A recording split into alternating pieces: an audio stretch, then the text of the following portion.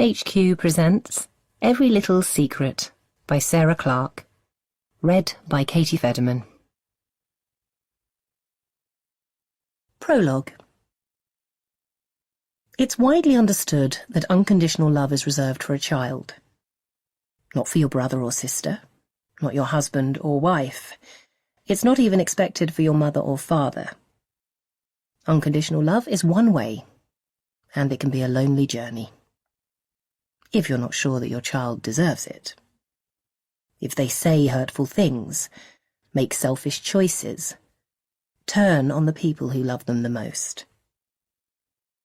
Can you push back against the forces of motherhood? Put your hand up and plead, "It's different for me. My child is not to be trusted anymore.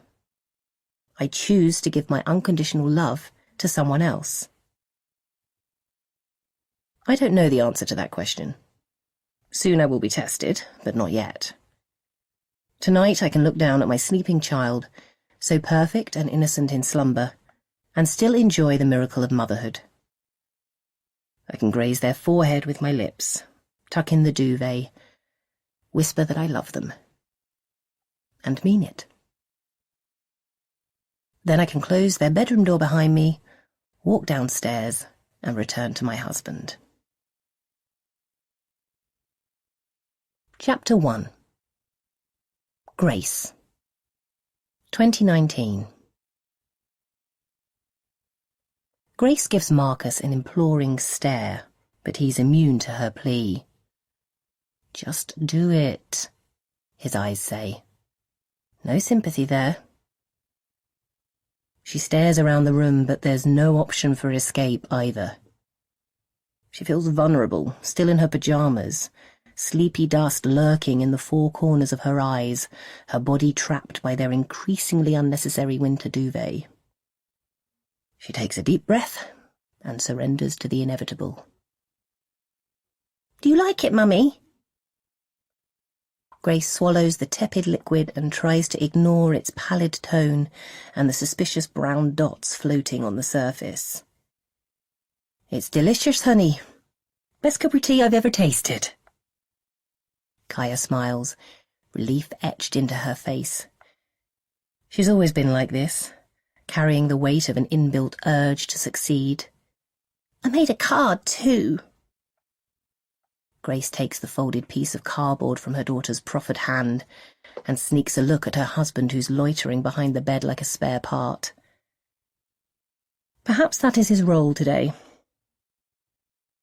This is the 8th Mother's Day that they've celebrated as a family, but even now, with Kaya's glittery "I love you, Mummy" sparkling from inside the card, it causes a lump to form in her throat. Theirs wasn't the smoothest route to parenthood, and Kaya still feels like a gift. "Kaya has offered to make breakfast too," Marcus offers, the tease in his voice apparent to everyone over the age of about 10. "Gosh, what a treat," Grace spars back. "Perhaps you could make breakfast for Daddy as well. I'm sure he'd love that."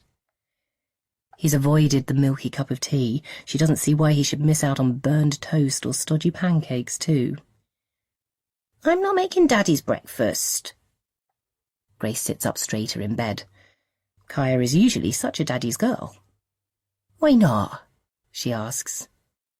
"It's Mother's Day," Kaya replies quickly, as though surprised Grace hasn't worked that out. "It's not his turn." Grace relaxes back against the headboard and smiles. "Yes, of course. Perhaps Daddy could help you make breakfast then." "I'm nearly 8, I can do it by myself," Kaya announces. "It appears that I'm redundant then," Marcus says, holding up his hands with mock offence. "In that case, I'll go for a shower instead." Grace watches her husband walk into their ensuite bathroom, the muscles in his back expanding and sliding over bone as he stretches out his shoulders. His professional career ended 7 years ago, but he still trains with the determination of an athlete. Then she turns back to Kaya, who's eyeing the bed with a longing expression. Grace smiles her approval, lifts up the duvet and lets Kaya wriggle inside until their heads are parallel. Kaya cups her small hand tightly over Grace's ear. "But, Mummy," she whispers, her warm breath crackling down the shadowy tunnel to Grace's brain. "Will you make my breakfast? Because you're the best at that." Marcus offers to buy croissants from the local deli in the end. They sit at the breakfast table together, ripping apart the soft dough and smothering it with Grace's mother's famous damson jam, and Grace allows herself a moment of reflection. Life hasn't always been easy, and at times she's found it hard to stay optimistic. But here she is, eating delicious food in a home she loves with her two favourite people in the world. "Hey, Kaya, help me clear the table." Marcus picks up the 3 plates dappled with crumbs and gestures for Kaya to collect the rest of the crockery. As Grace watches Kaya walk between the table and the kitchen, she wonders what her daughter is thinking about. Usually she'd be giggling at Marcus's atrocious dad jokes by now, or calling shotgun on the washing up and barging him out of the way. But she seems miles away today. Perhaps this is just a sign of her growing up, claiming her independence one clandestine thought at a time. Marcus looks at his watch. "Time for rugby, Kaya. Race upstairs and get your kit on." It was always Marcus's dream to have a child to share his biggest passion with, and he never allowed Kaya's gender to be a barrier. He signed her up with the local rugby club as soon as she was old enough, 2 years ago, and it's since become a Sunday morning ritual from September to April, the highlight of both their weeks. "I don't want to go." Marcus looks up in surprise. "Huh?" "I want to stay home with Mummy instead." But you're the best player in the squad," he reminds her, fatherly pride oozing out. "Faster than all the boys. Awesome ball skills." "You love it there. Why don't you want to go?" Kaya shrugs and leans into Grace. Marcus adds a bigger smile and tries a different tack. "How about I promise to get you a hot chocolate at the end?" He winks. "Marshmallows on top if you score a try." Grace watches her daughter weigh up his offer. Kaya has always loved rugby and comes home recounting stories of her achievements on the pitch. And she's a big fan of hot chocolate too. Perhaps Grace should give her one more push. "And Grandad will love to hear about it later," she cajoles. Kaya turns to look at her. "But what if someone kicks me in the eye?" Her expression is open and her tone innocent, but the question still causes Grace's croissant to rear up inside her stomach. She crouches down. "It's non-contact rugby, Kaya. It's not the same game as Daddy used to play." Kaya stares at her, as though she's searching Grace's face for further reassurance. Silence sits between them for a while, but finally Kaya's eyeline drops and she sighs. "Okay, Mummy."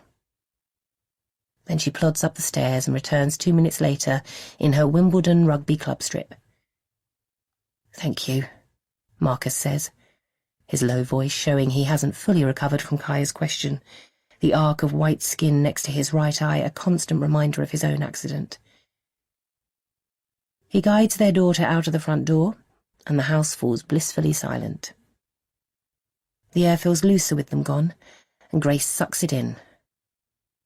She runs a bath, adds a generous dollop of bubble bath, and climbs in. As always, her hand drops to the scar on her belly. She runs her finger along the slight ridge and wonders what it would have been like to have more children, multiple Mother's Day cards and unappetizing cups of tea. But it wasn't to be. She sinks under the bubbles and listens to the gentle whoosh of water in her ears. Chapter 2. "Darling, come in. So lovely to see you all." "Happy Mother's Day, Mum." Grace pulls the older lady into a tight hug and enjoys the smell of her familiar perfume, a scent Faith has worn for as long as Grace can remember. It's one of the things she missed most during her time on the other side of the world. When they moved back from New Zealand, With a small baby and a shattered dream in tow, she knew she would need her mum's calm reassurance on standby, so they'd looked for a house as close to Wimbledon Village as they could afford. They'd ended up in Earlsfield, an area with a noisier, grimier vibe, but still only a 10-minute drive from this peaceful patch of faux countryside. "I've cooked your favourite, roast salmon with baby tomatoes and asparagus. The daffs have all popped up in the garden and your father has got the rosé on ice. It seems we're dragging spring here whether it's ready or not. Come through." Grace follows her mum down the grand hallway and into the wide kitchen and dining space at the back of the house. Her parents only moved to London when Grace and Josh left the family home. The big house in Devon with views of the sea wasn't so appealing without the energy of children to keep it alive. Henry was still working at the bank back then, so they'd decided to sell his 2-bedroom flat in Pimlico and set up a permanent home in the capital. Wimbledon Village, with its 1,000-acre common to explore, had been the perfect way to reacquaint themselves with city life gently. "Is Uncle Josh coming for lunch, Granny?" Faith's face clouds over for a moment before the smile returns. Grace can see that it's still not easy for her, the son she raised making a life for himself 5,000 miles away. "Not today, I'm afraid." Josh had left for Stanford University in California as a fresh-faced 18-year-old undergraduate. No one expected him to stay in America, but his undergraduate degree grew into a doctorate in psychology, which then turned into a PhD and a career in academia, and he'd recently been made a professor there. Save for a few trips to Europe during the long summers of his first degree, he's hardly left America's west coast. Now the only time he comes home is at Christmas, and he only stays for a few days, always impatient to resume whatever study he's working on at the time. "Oh." Kaya's features sink a little, the corners of her mouth drooping with the weight of disappointment. She has always had a soft spot for her only uncle, but those feelings grew stronger on his last visit. It had snowed on Boxing Day, and Josh had taken his niece sledging for the morning, with Faith joining them as official photographer. They'd returned, cheeks pink and mouths stained with hot chocolate residue, regaling her with stories of their near misses. "Maybe one day we can go to stay with Uncle Josh in California," Grace suggests. In truth, she knows that Marcus wouldn't approve, his dislike for her brother a rare cause of tension between them. But Kaya doesn't need to know that. "He already invited me, actually," Kaya says with a disdain she's too young for.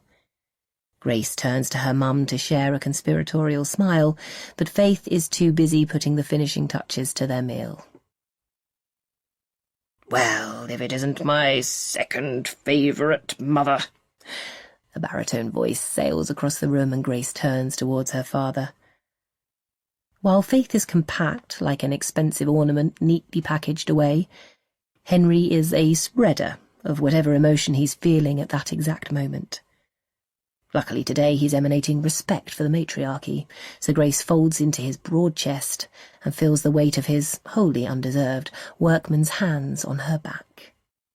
"Good to see you too, Marcus," he continues, initiating the usual ritual, vigorous handshake, elbow grab, semi-hug with hearty backslap. "And last but not least, my little Kaya." "Hello, Grandad." Grace watches her father ruffle Kaya's hair until her attention is pulled away by her mum. "Lunch is served."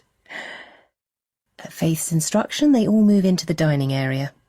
Weak sunlight is trying to edge its way through the large glass panels of the orangery and onto the long rustic oak table. As they eat, the conversation moves to Marcus's business and his upcoming pitch with Twickenham Stadium, the home of English rugby. Grace knows it would be the dream contract for his fledgling sports marketing agency, especially with his background, but it won't be an easy win. Ever since his snapped retina signalled the end of Marcus's rugby career, a mistimed kick that connected with his eye socket, as Kaya reminded him just that morning, he's struggled to find his place in the world. Grace hopes she won't have to pick up the pieces again when the results of this pitch are announced. "What do you think, Grace? Is he in with a chance?" "Well, if anyone can persuade Twickenham to try out a new agency, it's my husband." She catches eyes with Marcus, and when he winks back at her, her belly flips. It's ridiculous that she still feels like this. They've been together for nearly 14 years. Why does she still feel like the 16-year-old who happily accepted the bunch of flowers from him that hazy afternoon, along with his apology, and prayed he didn't notice her shaking hands? The generous lunch leads to calls for a walk, so they don coats and scarves against the cold wind — spring definitely hasn't arrived — and set out for the common. The main pathways are busy, small children and exuberant puppies vying for space with the local uniquely unflappable horses, but Henry and Faith have mapped every trail in their heads over the past decade, so quickly guide them to a quieter area with narrow tracks and more tree cover. Grace weaves her arm through her mother's and enjoys the sound of their footsteps in sync. "How's school?" Faith asks the routine question lightly. "Well, fine, I think. But there was an incident." "Oh?" "It was nothing really, but Kaya hit a girl in the face with a netball. Rebecca. It was an accident, of course, but it gave her a nosebleed." "A risk you take when you play, I suppose?" "Exactly, that's what I said. But Rebecca told her friends that Kaya had done it on purpose." "On purpose?" Faith's face twists in disapproval. "That's not very kind of her." "No, but unfortunately Kaya didn't deny it. Just walked away from the argument, and now none of her friends are talking to her." "Poor Kaya," Faith murmurs, and she purses her lips and falls silent again, her mind seemingly elsewhere. They carry on like that for a while, and Grace turns her attention to her daughter. Kaya's walking slightly separately from them all, eyeing the undergrowth, delving in when she spots a good throwing stick for the imaginary dog that she's determined to make real one day. Grace smiles as she remembers the petition Kaya made to her and Marcus last autumn.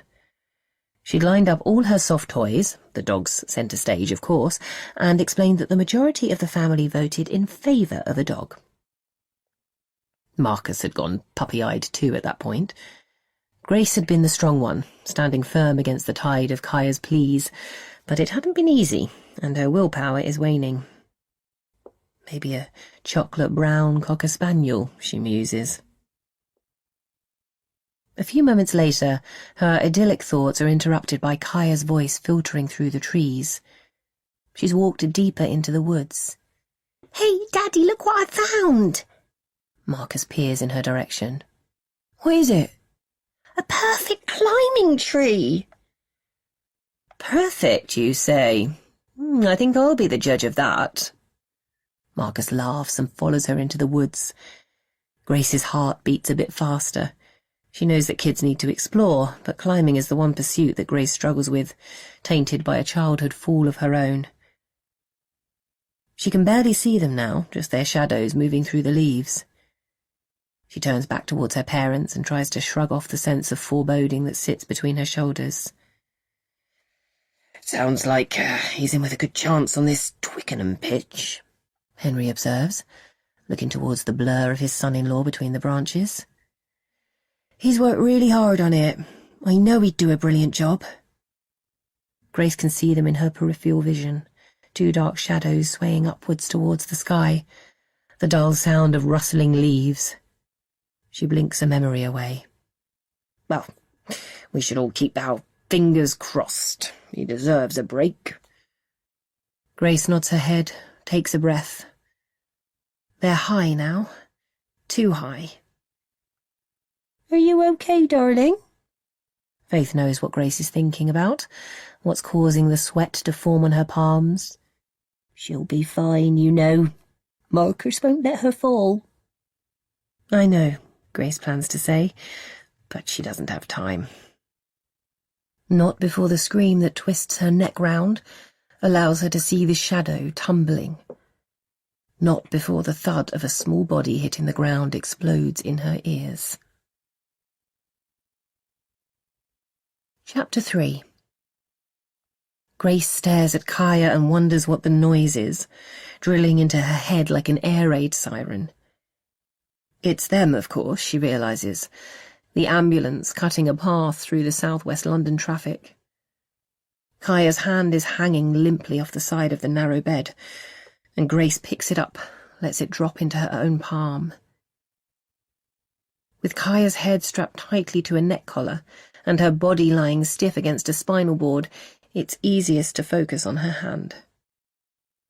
The tiny tremors of wheels racing over tarmac rise up through them both. "It's okay, baby. You're going to be fine," Grace promises, smiling through the lie, because she knows in her heart what the doctor at A&E will tell her, that Kaya has suffered a spinal fracture falling out of the tree, and that her life will never be the same again. "I'm scared, Mummy," Kaya murmurs. "Everything hurts." Grace hears the rustle of a stiff jacket, then feels the press of an arm nudging against her. She can't remember the paramedic's name. She should do, he told her more than once, but it's gone now. "Hey, Kaya," he says, tilting his face to meet her eyes. "You know, it's okay to be a bit scared. And I'm sure it feels weird being in that hard collar. But we're going to be at St. George's in a couple of minutes, and they have the best doctors in the world, so you're going to be very well looked after." "The best?" Kaya whispers, widening her eyes. Grace feels tears smart again, but this time out of relief, because this is the Kaya she knows, the child who values first place. Perhaps she's going to be fine, back on the rugby pitch next weekend.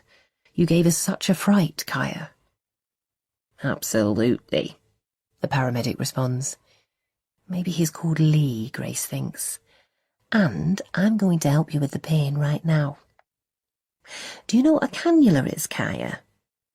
Kaya tries to shake her head but realises she can't. "No." "It's a tiny tube that goes into the back of your hand. And once it's there, I can give you some pain relief through the tube that will make you feel loads better."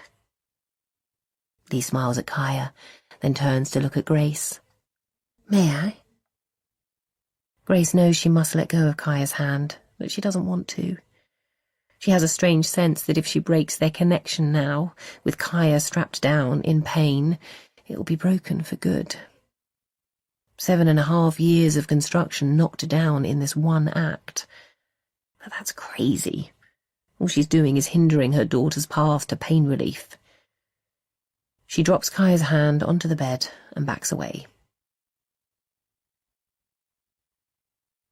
The metal wheels of the trolley clatter against the solid floor of the hospital corridor.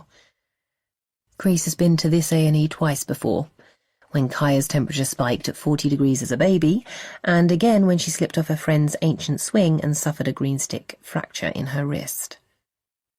But Grace doesn't recognise this entrance, or the triage nurse's swift instruction that rings in her ears. "Paediatric trauma resus, please." The nurse pushes against clear double doors with her back, and Kaya is wheeled into a large white room. Medical equipment hangs off every wall, gleaming under the severe strip lighting overhead. Grace blinks. 2 beds are hidden behind a flimsy curtain, low voices slipping underneath, but the other 6 are empty. Pure, starched sheets waiting patiently for carnage to arrive. "This is Kaya Windsor, 7 years old," Lee explains to the doctor who greets them, a slight woman in pale blue scrubs, with black curls piled on top of her head and a sliver of a nose ring. "Kaya fell approximately 2 meters from a tree," he continues. "Potential KO on impact, but conscious when we arrived. Complaining of head, neck and back pain. Temporary loss of sensation in upper limbs, but regained now. 360 milligrams of analgesia administered en route, on my count." Grace feels like the distant cousin at a wedding. Etiquette demands that you're invited, but nobody cares if you're there. The feeling that started in the ambulance, the severing of their invisible umbilical cord, is getting stronger, and she's almost overwhelmed by an urge to shove the medics out of the way and reclaim her daughter. She makes a fist with her hand and pushes it into her midriff. "Hi, Kaya, nice to meet you. I'm Dr. Gupta. Sorry about this. The doctor wafts her hand towards the neck brace. I'm going to do a few quick checks now. Then Seb here will take you for what's called a CT scan. It's basically a photo of your head and neck. Nothing scary. All being well, we'll have this off you within the hour. Does that sound good? Kaya smiles at the doctor and whispers, yes. As Grace watches the doctor at work, listening to Kaya's chest with a stethoscope, shining a penlight in her eyes, Grace can tell that Kaya already trusts her. But does she feel the same way? Is the doctor's gentle optimism enough to fend off bad news? Her reverie is broken by a familiar voice from outside the room. I'm looking for Kaya Windsor. She was brought in by ambulance. Grace can hear the panic in Marcus's tone, and she feels torn. Part of her wants to go and comfort him, guide him to Kaya's side, but she can't leave her daughter. And you're Mr. Windsor, Kaya's father? A female voice responds, a passing nurse or the receptionist at the desk. Yes, I'm Kaya's father, Marcus says irritably. Mrs. Windsor? Grace's attention snaps back to the room. I'm happy for Kaya to be moved, so my colleague will take her down to X-ray now. They'll do a CT scan first, and then X-ray her spine. As the doctor steps back, a space emerges by the bed and Grace quickly shifts into it, reaching for her daughter's hand again. Kaya's eyelids are heavy, perhaps a mix of pain relief and the adrenaline finally wearing off. But she smiles, and Grace can feel her heart physically swelling. She won't be long, and the scans will give us a much clearer picture of what's going on, Dr. Gupta coaxes. Grace sighs. Okay, she whispers, and feels Kaya's hand slip away for a second time. Grace leans back against the hard plastic chair and closes her eyes as Marcus's voice babbles like a brook after a rainstorm. I shouldn't have taken her so high. What the hell was I thinking? It seemed so sturdy. I just didn't think. What if there's permanent damage? I could never forgive myself. He leans forward and drops his forehead into the heels of his hands. She just kept telling me to go higher, he half whispers. Listen, Marcus, it's not your fault. Grace drops her hand onto his back and realises that she means it.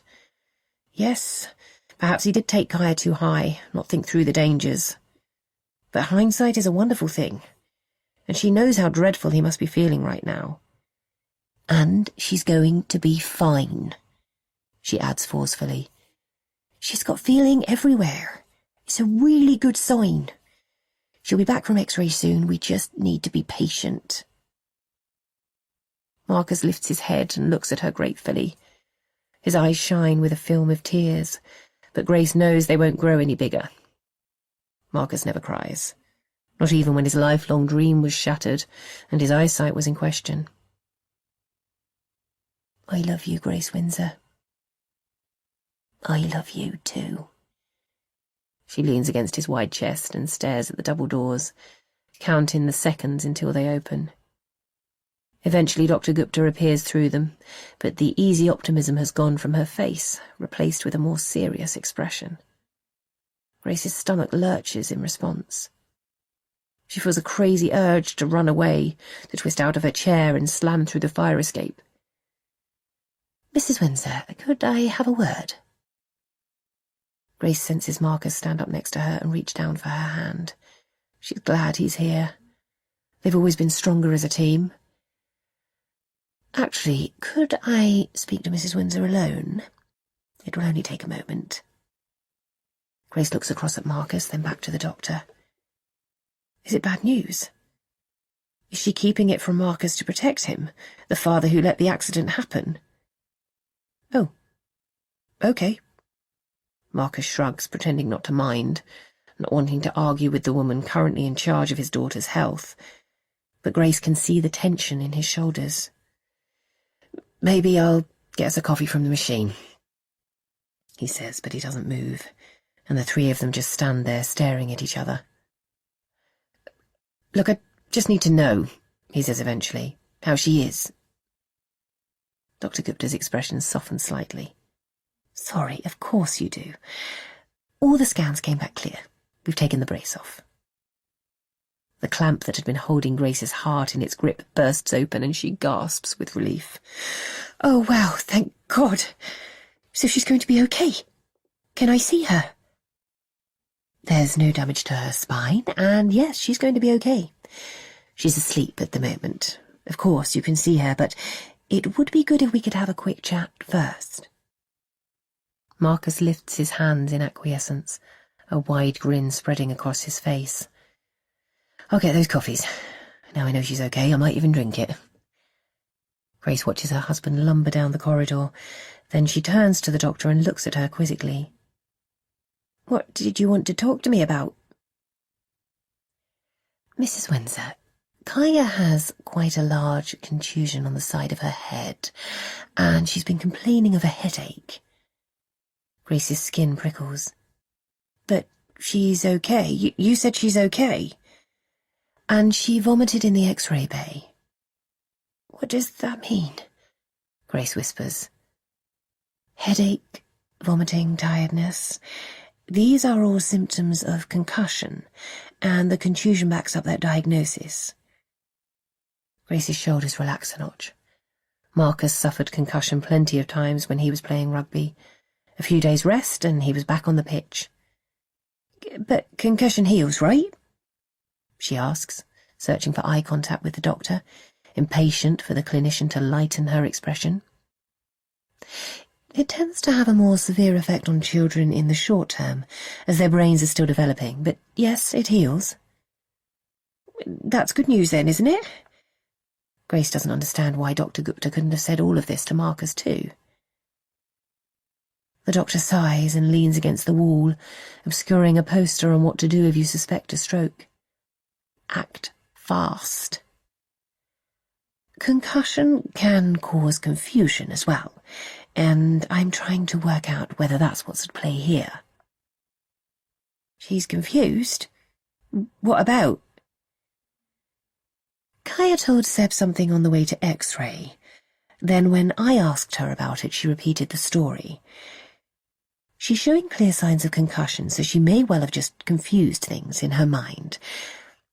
But her claim was very clear, and she sounded so sure. Her claim? Grace asks. What do you mean? Dr. Gupta shifts round and looks straight into Grace's eyes. Kaya claims that her falling out of the tree wasn't an accident. She said her father pushed her. Chapter 4. Marcus, 2005. Marcus picks at the curling egg and cress sandwich and wishes the whole event was over. It's not like he's embarrassed by his parents. In certain circumstances they can even be impressive. But they just don't fit in here, among the stiff collars and glittering jewels of his friends' parents. Mate, this place is amazing. It gets me every time. I can't believe it's almost over. I'm still struggling to work out how you got a spot here in the first place. His dad's voice is loud, the New Zealand twang rising above the general hum of conversation. But his eyes dance with pride, and Marcus can't remember the last time his grin stretched so wide. His mum isn't hiding her awe either, staring dumbstruck at the concert hall beyond the headmaster's lawn, the curved glass and brick structure where the awards ceremony will soon be taking place. He thinks back to when he felt like that, 2 years earlier, when he started in the sixth form at Chilford School on a part scholarship, part bursary. How hard it was to pretend this way of life felt normal to him.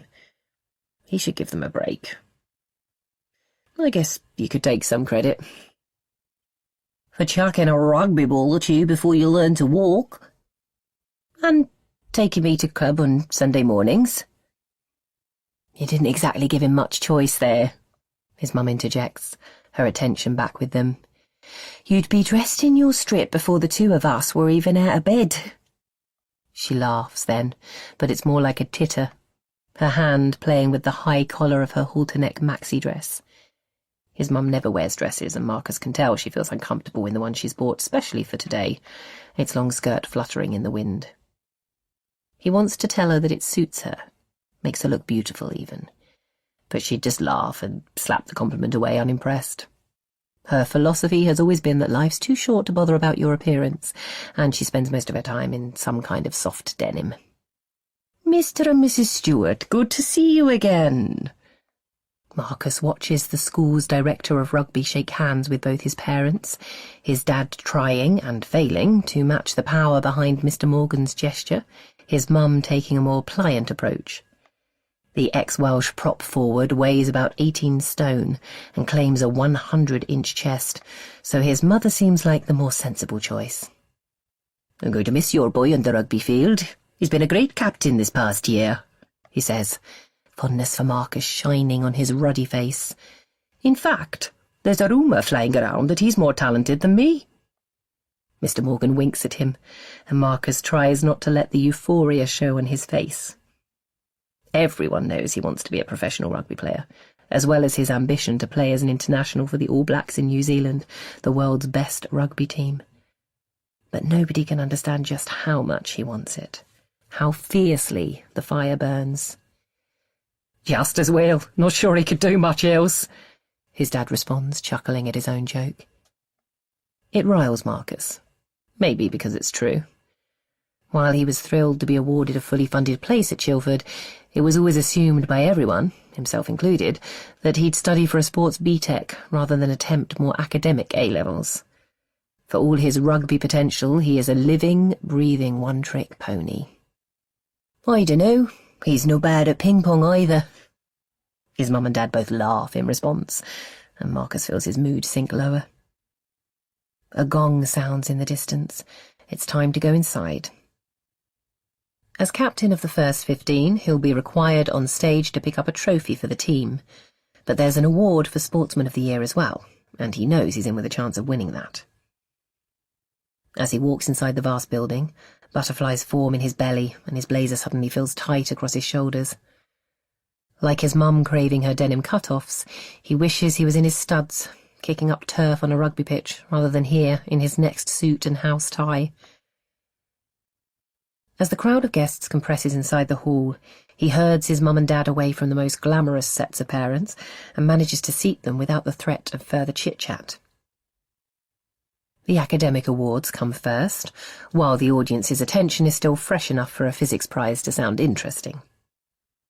Girls take the lion's share, of course, and Marcus enjoys watching them climb the stairs to the stage, the hot weather giving them the perfect excuse to inch their skirts higher. He's never had a problem attracting girls when he wants to, and he wants to fairly regularly, but he's yet to meet anyone exciting enough to draw him away from his first love, rugby. And the Morrisby Media Award for his compelling documentary film about teamwork in sport goes to Joshua Windsor. Marcus claps with a bit more enthusiasm as his lower sixth roommate and best friend walks onto the stage. Every sixth former is put in a shared room for their first year, and he'd arrived that first Sunday afternoon to find Josh already unpacked, lying on one of the beds in his allocated room.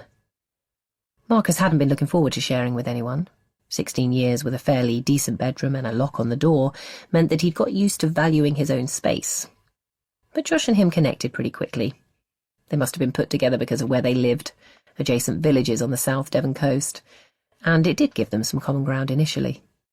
But they'd soon moved on to other subjects, including their mutual love of winning. When Josh suggested they challenge the other residents of their house to a table tennis tournament, and the pair of them came out on top, their friendship was sealed.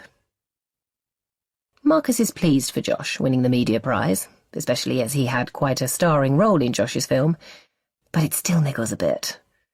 Because Josh could just as easily have won the French prize — he spent a summer in Montpellier and came back pretty much fluent — or the Racket Sports prize — he beats everyone at tennis, including the teachers — or the Science prize — he's predicted top grades in chemistry and biology A-levels. Josh is the very opposite of a one-trick pony. They catch eyes as Josh strolls back to his seat, and Marcus forces himself to mouth, "Congratulations." But his friend just laughs in response. like the award means nothing to him, and Marcus wants to kick himself. He's been living in this world for 2 years, but he's still making basic mistakes.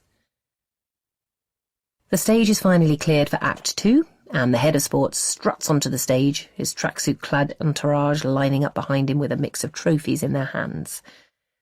Marcus sits through the cricket awards, the prizes for Chilford's best equestrians, and then the rugby awards where he collects the trophy for his team. And then the crescendo moment, when Mr. Morgan calls his name as Sportsman of the Year. His parents clap with unconstrained pride. Luckily he'd remembered to ban whooping, and on the inside he does the same. But Josh's flippant smile is still fresh in his mind. There's no way he's revealing what he actually feels. With all the restraint he can muster, he lopes coolly onto stage and accepts the award with a nonchalant wave. Chapter 5. Grace, 2019. Pushed her, Grace repeats, incredulous. Kaya fell. It was an accident, she blusters. Why does she feel guilty all of a sudden? Like she's covering for him. Marcus can't have caused Kaya's fall. She knows him. It's not possible. She said that she was asking to quit her rugby club, telling him that she doesn't like it anymore, and he got angry with her. A memory rears up unbidden, Marcus losing his temper. Grace runs a finger across her top lip, then blinks the image away. It was years ago, and only once. He wouldn't, she says. He doesn't. And it's true. Even when Kaya was a toddler and would scream because her toast was cut into squares, not triangles, or she was given milk in the wrong beaker, Marcus never got cross with her. He would pause for a moment to compose himself, and then that conciliatory smile always reappeared. Guaranteed. She forces herself to imagine them in the tree, Kaya losing her balance, her fingers sliding through the leaves. He would have reached for Kaya when she fell, Grace murmurs. The fear, the trauma, could that have distorted her memory? Yes, it could have done, Dr. Gupta acknowledges. As I said, Kaya is showing other signs of concussion, so she may be confused about how she fell too. But I hope you understand that I need to be sure. The argument that preceded it, does that sound plausible to you? Grace's chest constricts, and she wonders vaguely if she'll ever breathe again. Because of course it's plausible. She knows how excited Marcus was to introduce Kaya to rugby, and his pride every time she outperforms the other kids in her squad. He would be devastated if she wanted to give it up. But enough to push her? To risk her life? No. She thinks about how close they are, how upset he is, and shakes the idea out of her head. He wouldn't. Her chest releases, and she inhales. They might have had a conversation about rugby, but nothing more. Marcus wouldn't start an argument halfway up a tree. He's not that stupid. Silence hangs between them for a while, the white noise of hospital machinery providing an ominous backing track. But Dr. Gupta finally breaks it. Okay, fine. Her voice scratches, and Grace wonders if it's disapproval. I needed to check, but if you're certain that Kaya's mistaken, and that she's not at risk from her father, then I'm comfortable attributing it to confusion caused by her concussion. Something heavy drops onto Grace's shoulders, and she almost buckles under its weight. Is she certain? The doctor said herself that Kaya's concussion offers a credible explanation, and Grace knows Marcus wouldn't hurt her. So why is she feeling like she's failed her daughter? She peers inside the double doors. Can I see Kaya now? The doctor's tone lightens a notch. Yes, of course you can. I'll take you in. She pushes the right-hand door open and tilts her head towards the bed that Kaya was first transferred to, except it's now hidden behind a concertina curtain stretched around a metal frame. She was asleep a moment ago, which is good. Gives her body a chance to recover. But you're welcome to go in. Grace smiles her thanks, but before she has chance to walk over, a hand slips inside her own. Just in time, Marcus says, their matching clammy palms sliding over each other. Grace looks up at her husband and gets a mild waft of coffee from his breath. Kaya's asleep, apparently, she says stiffly. She spent the last few minutes defending her husband, but now that he's here, Grace feels a wave of animosity towards him, as though she suddenly could imagine him lashing out at Kaya for spoiling his dreams. I just want to see her without that horrible collar on, he murmurs, his voice heavy with emotion. Grace's shoulders drop and she squeezes his hand. Me too. The curtain grinds on its rail as Dr. Gupta pulls it round. Kaya is fast asleep, and Grace instantly feels tears well in her eyes. Because her daughter looks normal again. Almost. There's a lump to the left of her forehead, and the cannula is still plastered to her wrist, but otherwise Kaya could be in her bed at home. A tiny smile floats at the corners of her mouth. And you've checked everything? Marcus asks. She's definitely going to be okay. The CT scan and X-rays came back clear. There are signs of concussion. Dr. Gupta pauses, gives Grace a look that she tries to ignore. So Kaya will need to rest, mentally and physically, for the next few days. But otherwise, yes, she's going to be okay. Marcus runs his hand over his head, the short spikes of his dark hair separating between his fingers. Thank you, Doctor. Thank you so much. God, people like you, what you do, amazing. The relief in his voice is palpable, but a tiny voice in Grace's head wonders whether it's caused by love or guilt. When can we take her home? He continues. Well, I'd like to keep her in overnight, just for observation. Our bed manager is arranging for her to be moved to our children's neurology ward. Neurology? I thought you said she was fine. Marcus's voice quickens. Concussion has a number of side effects, Dr. Gupta starts. The ones Kaya is displaying suggests that her concussion might be quite significant.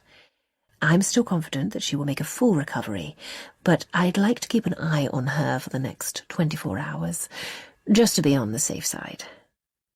She brushes her hand against Grace's arm. Anyway, I'll let you know when we're ready to move her. Then she turns away from them both and disappears behind the curtain. Marcus sighs, then leans against the bed and looks down at Kaya's sleeping form. So, what did the doctor want with just you? Grace knew Marcus would ask this as soon as he got the chance. Of course he'd want to know why Dr. Gupta asked to speak to her alone. But she still hasn't prepared an answer to his question. Does she tell him what Kaya has been saying? Should she ask him if there's any truth in it? She wanted to tell me about the concussion, she offers. Well, that's hardly a mother-only conversation. Marcus picks up Kaya's hand and strokes the curve of her fingers. Grace walks around to the other side of the bed to avoid eye contact with him. Careful not to disturb her daughter, she perches on the side of the mattress. Kaya was showing signs of confusion, saying some strange things. Dr. Gupta wanted to check whether they could be true. Oh? What strange things? Grace hesitates. She knows that Marcus will be devastated at the thought of Kaya blaming him for her injuries. He feels guilty enough about her fall happening on his watch as it is. But she doesn't want to lie to him, and she needs to see how he'll react. She deserves that reassurance. Listen, this will sound crazy, but... A rustling from the bed distracts them both, and Grace stops mid-sentence. Mummy? Kaya's eyes are only half open and still a little dazed. Grace shakes the sordid accusation out of her head and smiles at her daughter. Hi, baby. Look, Daddy's here too. Kaya's eyes shift across the bed, then back again. Her expression is hard to read. How are you feeling? Kaya lifts her hand, runs her fingers tentatively across the mound of bruising. My head hurts. It took quite a whack when you landed. But the doctor says you're going to be fine. My tough little warrior. Marcus sinks onto the bed, and Grace feels his weight pulling them all down. His eyes are dancing with happiness, but Kaya's remain still. Daddy, she says eventually. Yes, sweetheart. I told the doctor that you pushed me. Marcus tilts his head, creases his brow. Pushed you when? Out of the tree? Her voice is louder now, clearer. That you pushed me, and then I fell. Marcus lets out a small, nervous laugh. Why would you say that? Of course I didn't push you. He turns towards Grace, realization creeping onto his face. Hang on. Is this what the doctor wanted to talk to you about? Does she think I caused this? He stands up. Geez, Kaya, I'm very sorry that we didn't stop you from falling, but that's a pretty low thing to do, blaming me. Grace looks down at her daughter, sees genuine fear in Kaya's eyes. Horror punches her in the chest. Could it actually be true? She whips her head around. Marcus, don't be cross with Kaya. She tries to whisper, but it comes out as a hiss. She's the one in pain, for Christ's sake. She turns back to Kaya. Daddy loves you, baby. Do you think that maybe he was reaching for you as you fell and you got confused? Could that be it? No. Kaya crosses her arms. Come on, Kaya, please. Marcus's voice is softer now, conciliatory. I'm not confused, Mummy. Daddy pushed me, I promise. Grace's head spins. What the hell is happening? Surely Marcus wouldn't lash out at Kaya? But Kaya wouldn't lie about something like this either. It must be a symptom of her concussion. It's the only explanation that makes sense. But she sounds so certain. And you should believe me, Mummy, Kaya continues, her brow furrowing. Because I think he pushed you too? Chapter 6. Grace hangs her towel over the bright red wooden door of the changing cubicle and steels herself for what's coming. Brain freeze. Then she walks to the deep end, pulls on her swimming cap and goggles and dives in. As she resurfaces, her lungs scream at her, furious that she would expose them to such icy cold water. And so early in the morning, before the weak spring sunshine has had a chance to wake up. She sucks at the slightly warmer air, then dips her head back under, cutting a path through the 90-metre outdoor pool with her fingertips. Grace began swimming at Tootingbeck Lido during the summer after they'd moved to Earlsfield. She quickly fell in love with its generous size, stubbornly cold temperatures even when London sizzles in 30-degree heat, and the uniquely cheerful Art Deco changing cubicles that line each side of the pool. When the pool closed to the public that autumn, she joined the South London Swimming Club so that she could visit all year round, and she still loves starting her day here. Although she's not as brave as some of the members. When there's snow on the ground, she gives it a miss. By her third length, her brain has thawed, and her mind wanders to the terrifying accusation that Kaya made in her hospital bed just over a week ago. Grace has to admit that, for a moment, she did start to think that Marcus had pushed Kaya.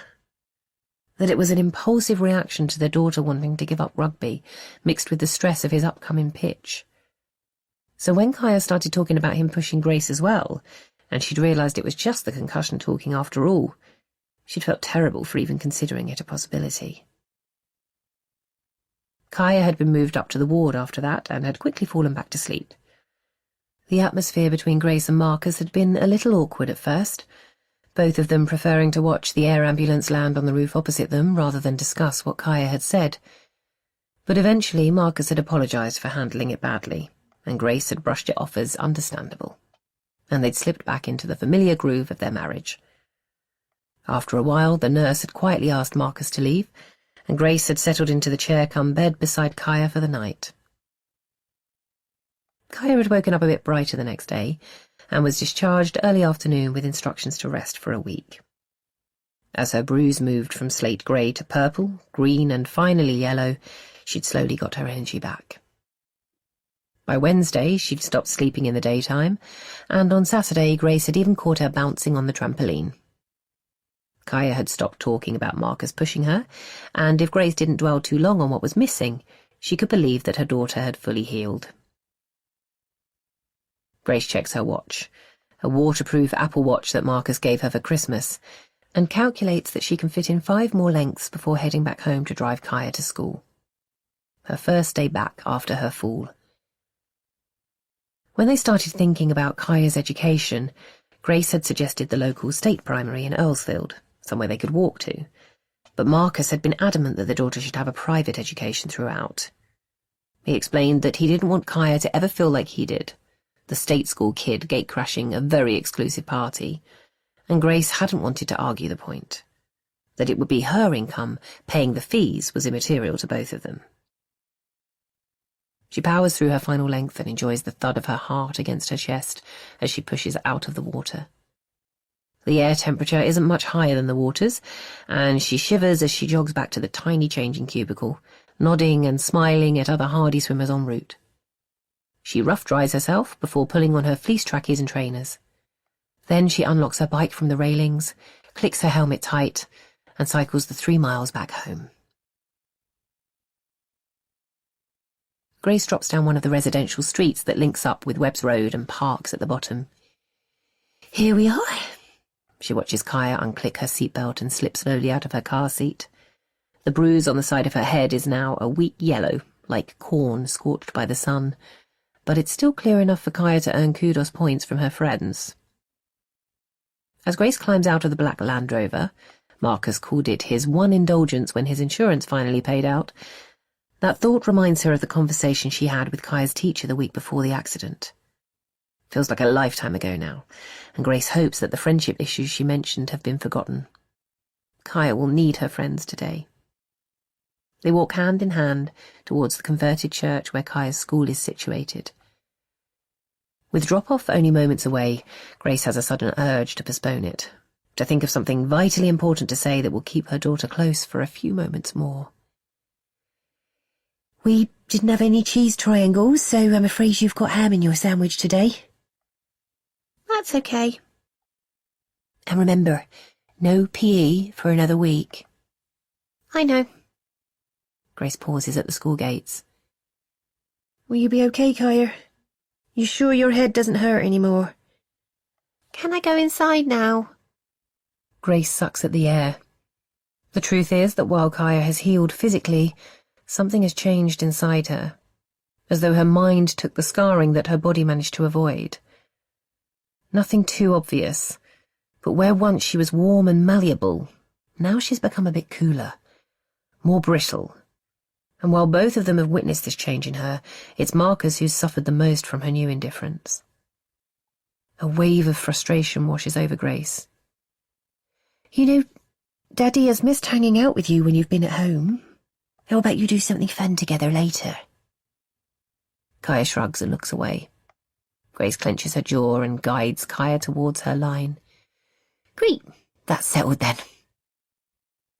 Year 3 is the youngest in the upper school, and the 2 classes queue up either side of the main entrance.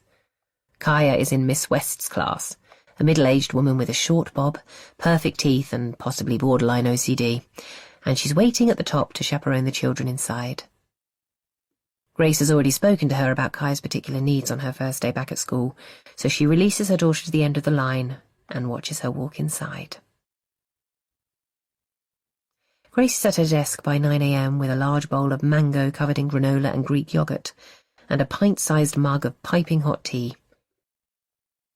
When she was studying for her degree in English literature, spending weeks dissecting medieval poetry and the Victorian classics, she didn't imagine that she'd end up writing children's phonics books for a living.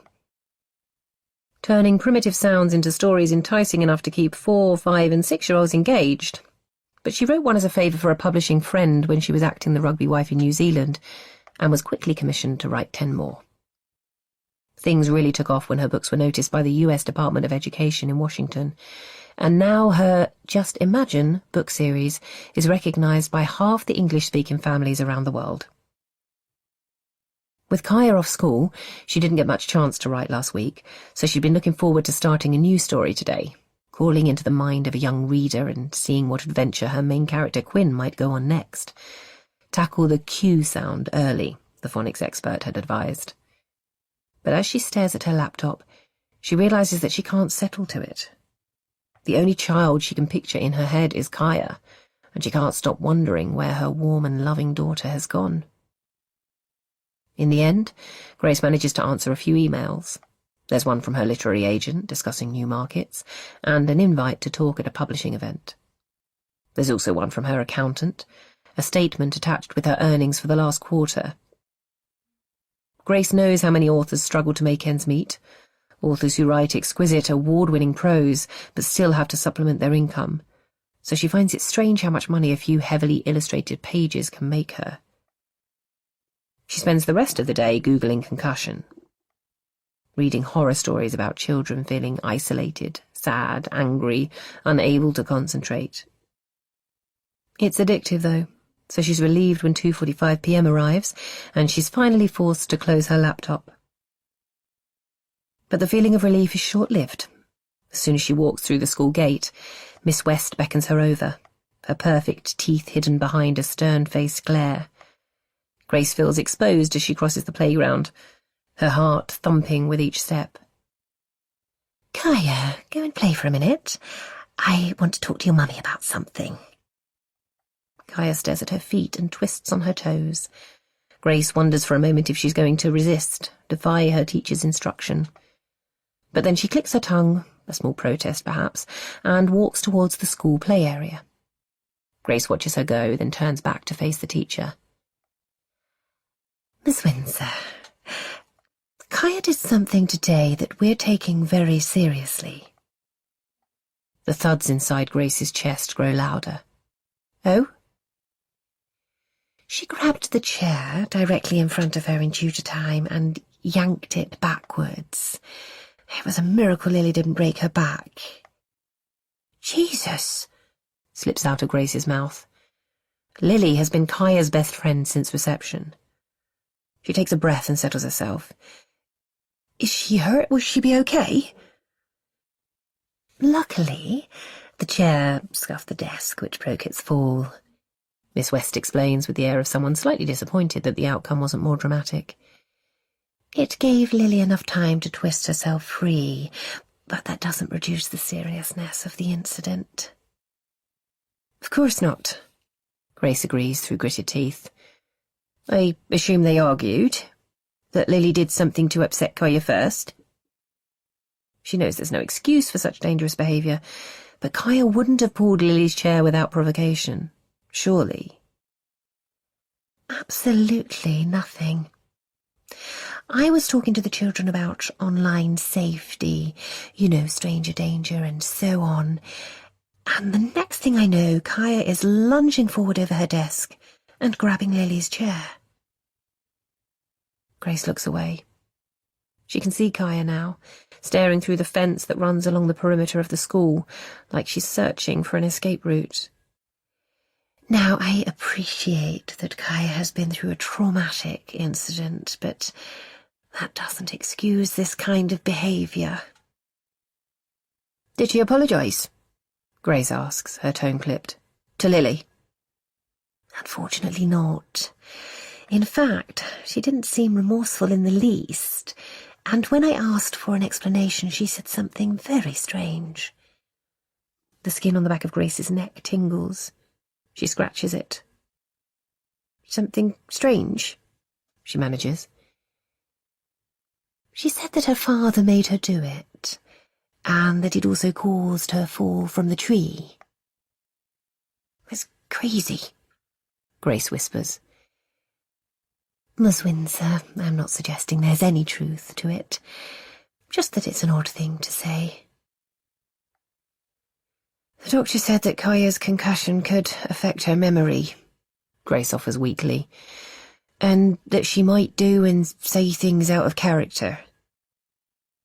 I understand that, I really do, Miss West soothes. But I'm afraid I have a duty of care towards all the children in my class, not just Kaya. I'll talk to her. And there was an incident before her fall when she hit Rebecca in the face with a netball. Grace draws in a breath. You said that was an accident. I thought so at the time, but after today's incident, well, I don't know. And Rebecca was always adamant that Kaya did it on purpose. Miss West pauses. Miss Windsor, I hope you don't mind me asking, but are there any issues at home? Of course she minds. Grace thinks about the rocky journey they've been on since Marcus's injury. Moving back to London, the jobs that didn't work out, the way he can't hold her gaze when the school invoice comes through, always addressed to her rather than him, and how her not taking his name when they got married still grates on him 5 years on, even though he says he understands why. But there is so much fun, too. Camping holidays with friends, the three of them heading off on cycling trips down the Thames, or visits to the Stoop to watch Kaya's favourite rugby team in action, which, much to Marcus's horror, is the local Harlequins and not his old team, the Exeter Chiefs. And the simple things. Pancakes on a Sunday. Hours spent in the park trying to throw an egg-shaped ball with some degree of accuracy. Flip competitions on the trampoline. No, everything's fine at home. But the reassurance doesn't penetrate. I spoke with Mrs. Armstrong this afternoon, Miss West says. Grace tenses. The school head teacher. She suggested that Kaya talk to someone, a professional. She just needs a bit more time to fully recover, Grace splutters. It might help her, Miss Windsor. The teacher's voice is softer now, sympathetic, and Grace half wishes the pious schoolmarm would come back. She looks across at Kaya, halfway up the fence now. Is therapy the answer? Grace imagines her daughter sat in a big armchair, feet dangling over the edge, a softly spoken woman asking questions designed to uncover her innermost anxieties. It feels dangerous for some reason, opening their family up to a stranger. But why? After all, what secrets could Kaya reveal? And if therapy could help Kaya recover from her trauma, perhaps it's a good idea. I'll think about it, she says weakly and turns to go. Then she retrieves Kaya from the playground and, feeling the sting of the teacher's stare on her back, walks out of the school gate. Chapter 7. Grace smells the sweet spice of gingerbread before she walks into the kitchen, and the sight of Marcus and Kaya, heads over the work surface, icing pens in hand, gives her a warm feeling in the pit of her stomach. She knows that she should have punished Kaya for the incident at school, stripped away her privileges and sent her to a room with a stern word. But she'd decided the last thing their family needed at the moment was more hostility. So she'd pushed her conversation with Kaya's teacher to the back of her mind and continued with her plans for the evening. When Grace first reminded Kaya about doing something fun with Marcus, she'd tried to back out, claiming that she was too tired. But Grace had persevered, and eventually Kaya had relented.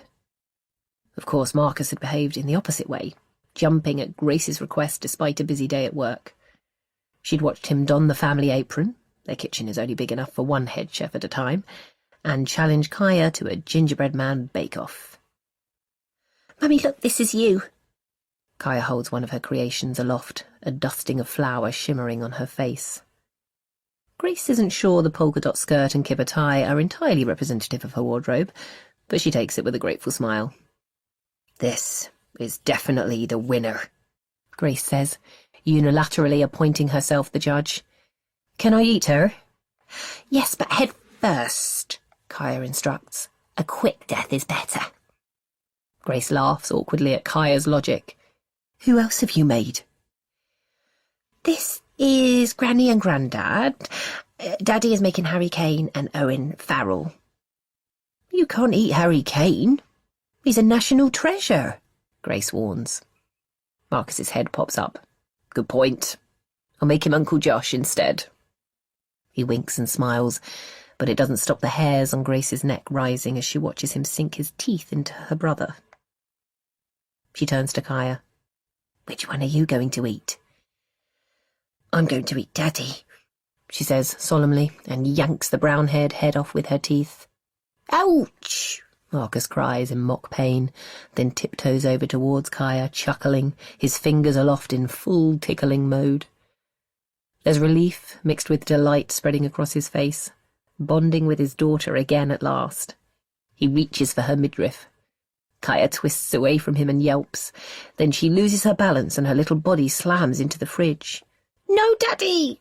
She screams. What? He calls in frustration. What do you think I'm going to do? Hurt me! Her eyes dart towards Grace. Again! Kaya, what is going on? Grace stutters with confusion. Daddy doesn't hurt you. He does, Mummy, I promise. Her voice is low now, almost spiteful. I got confused about the tree, you being there too, but he did push me. Grace shakes her head, whipping it left and right between the two people she loves most in the world. Kaya's eyes have narrowed and sizzle with anger, while Marcus looks shocked, as though he's the victim, wounded by her words. There's no way he can be abusing her. Kaya, I don't know where these crazy ideas have come from, but Daddy loves you. Kaya's eyes flicker around the room. Grace wonders whether she's avoiding their gaze or searching for an escape, and her silent question is answered when Kaya darts for the door. She runs past the tiny cloakroom under the stairs and disappears into the hallway. Suddenly a loud crash emanates from the front of the house. Grace rushes out, but Marcus is faster. Oh, shit, Kaya! He groans. Grace races into their front room and takes in the scene. Marcus's mood boards for his Twickenham pitch are strewn on the floor. A coffee cup lies next to them, its contents now sprayed out across two of the boards. It was an accident, Kaya says, kicking at a sofa leg and staring at the floor. The three of them stand in silence for a while. Grace wonders whether this will be one of those rare moments when Marcus loses his temper, the weight of his optimistic exterior proving just too heavy under the circumstances. It was your fault, Kaya continues, almost like she's goading him. You were going to hit me. Marcus still doesn't speak, and his silence starts to feel oppressive. What time is your pitch tomorrow? Will you be able to print some new boards? Grace asks, trying to provoke some kind of reaction. She waits. Then Marcus smiles and Grace sighs with relief. Accidents happen. I'll sort something out, he says. I spooked Kaya for some reason, my fault. He holds his hands up, widens his smile. I think it's bedtime now, he continues. Come on. Grace expects Kaya to bristle, to push him away and demand that Grace puts her to bed instead. But she seems almost pleased that he's taking her. Is she regretting her outburst now? Has she realised how misplaced her antagonism is? As Grace watches Marcus usher Kaya out of the room, no sign of the annoyance he must be feeling, a wave of love flows over her. Because he is a great dad, and it could have turned out differently. With his New Zealand roots, Marcus's dream from when he was 6 years old was to play rugby for the All Blacks, the country's national side. And when he was plucked from the Exeter Chiefs to join the Auckland Blues, and the local media began lauding his name as the country's future fly-half, he started to believe it might happen. But then he got kicked in the head, and his injury forced him into retirement at just 25 years old.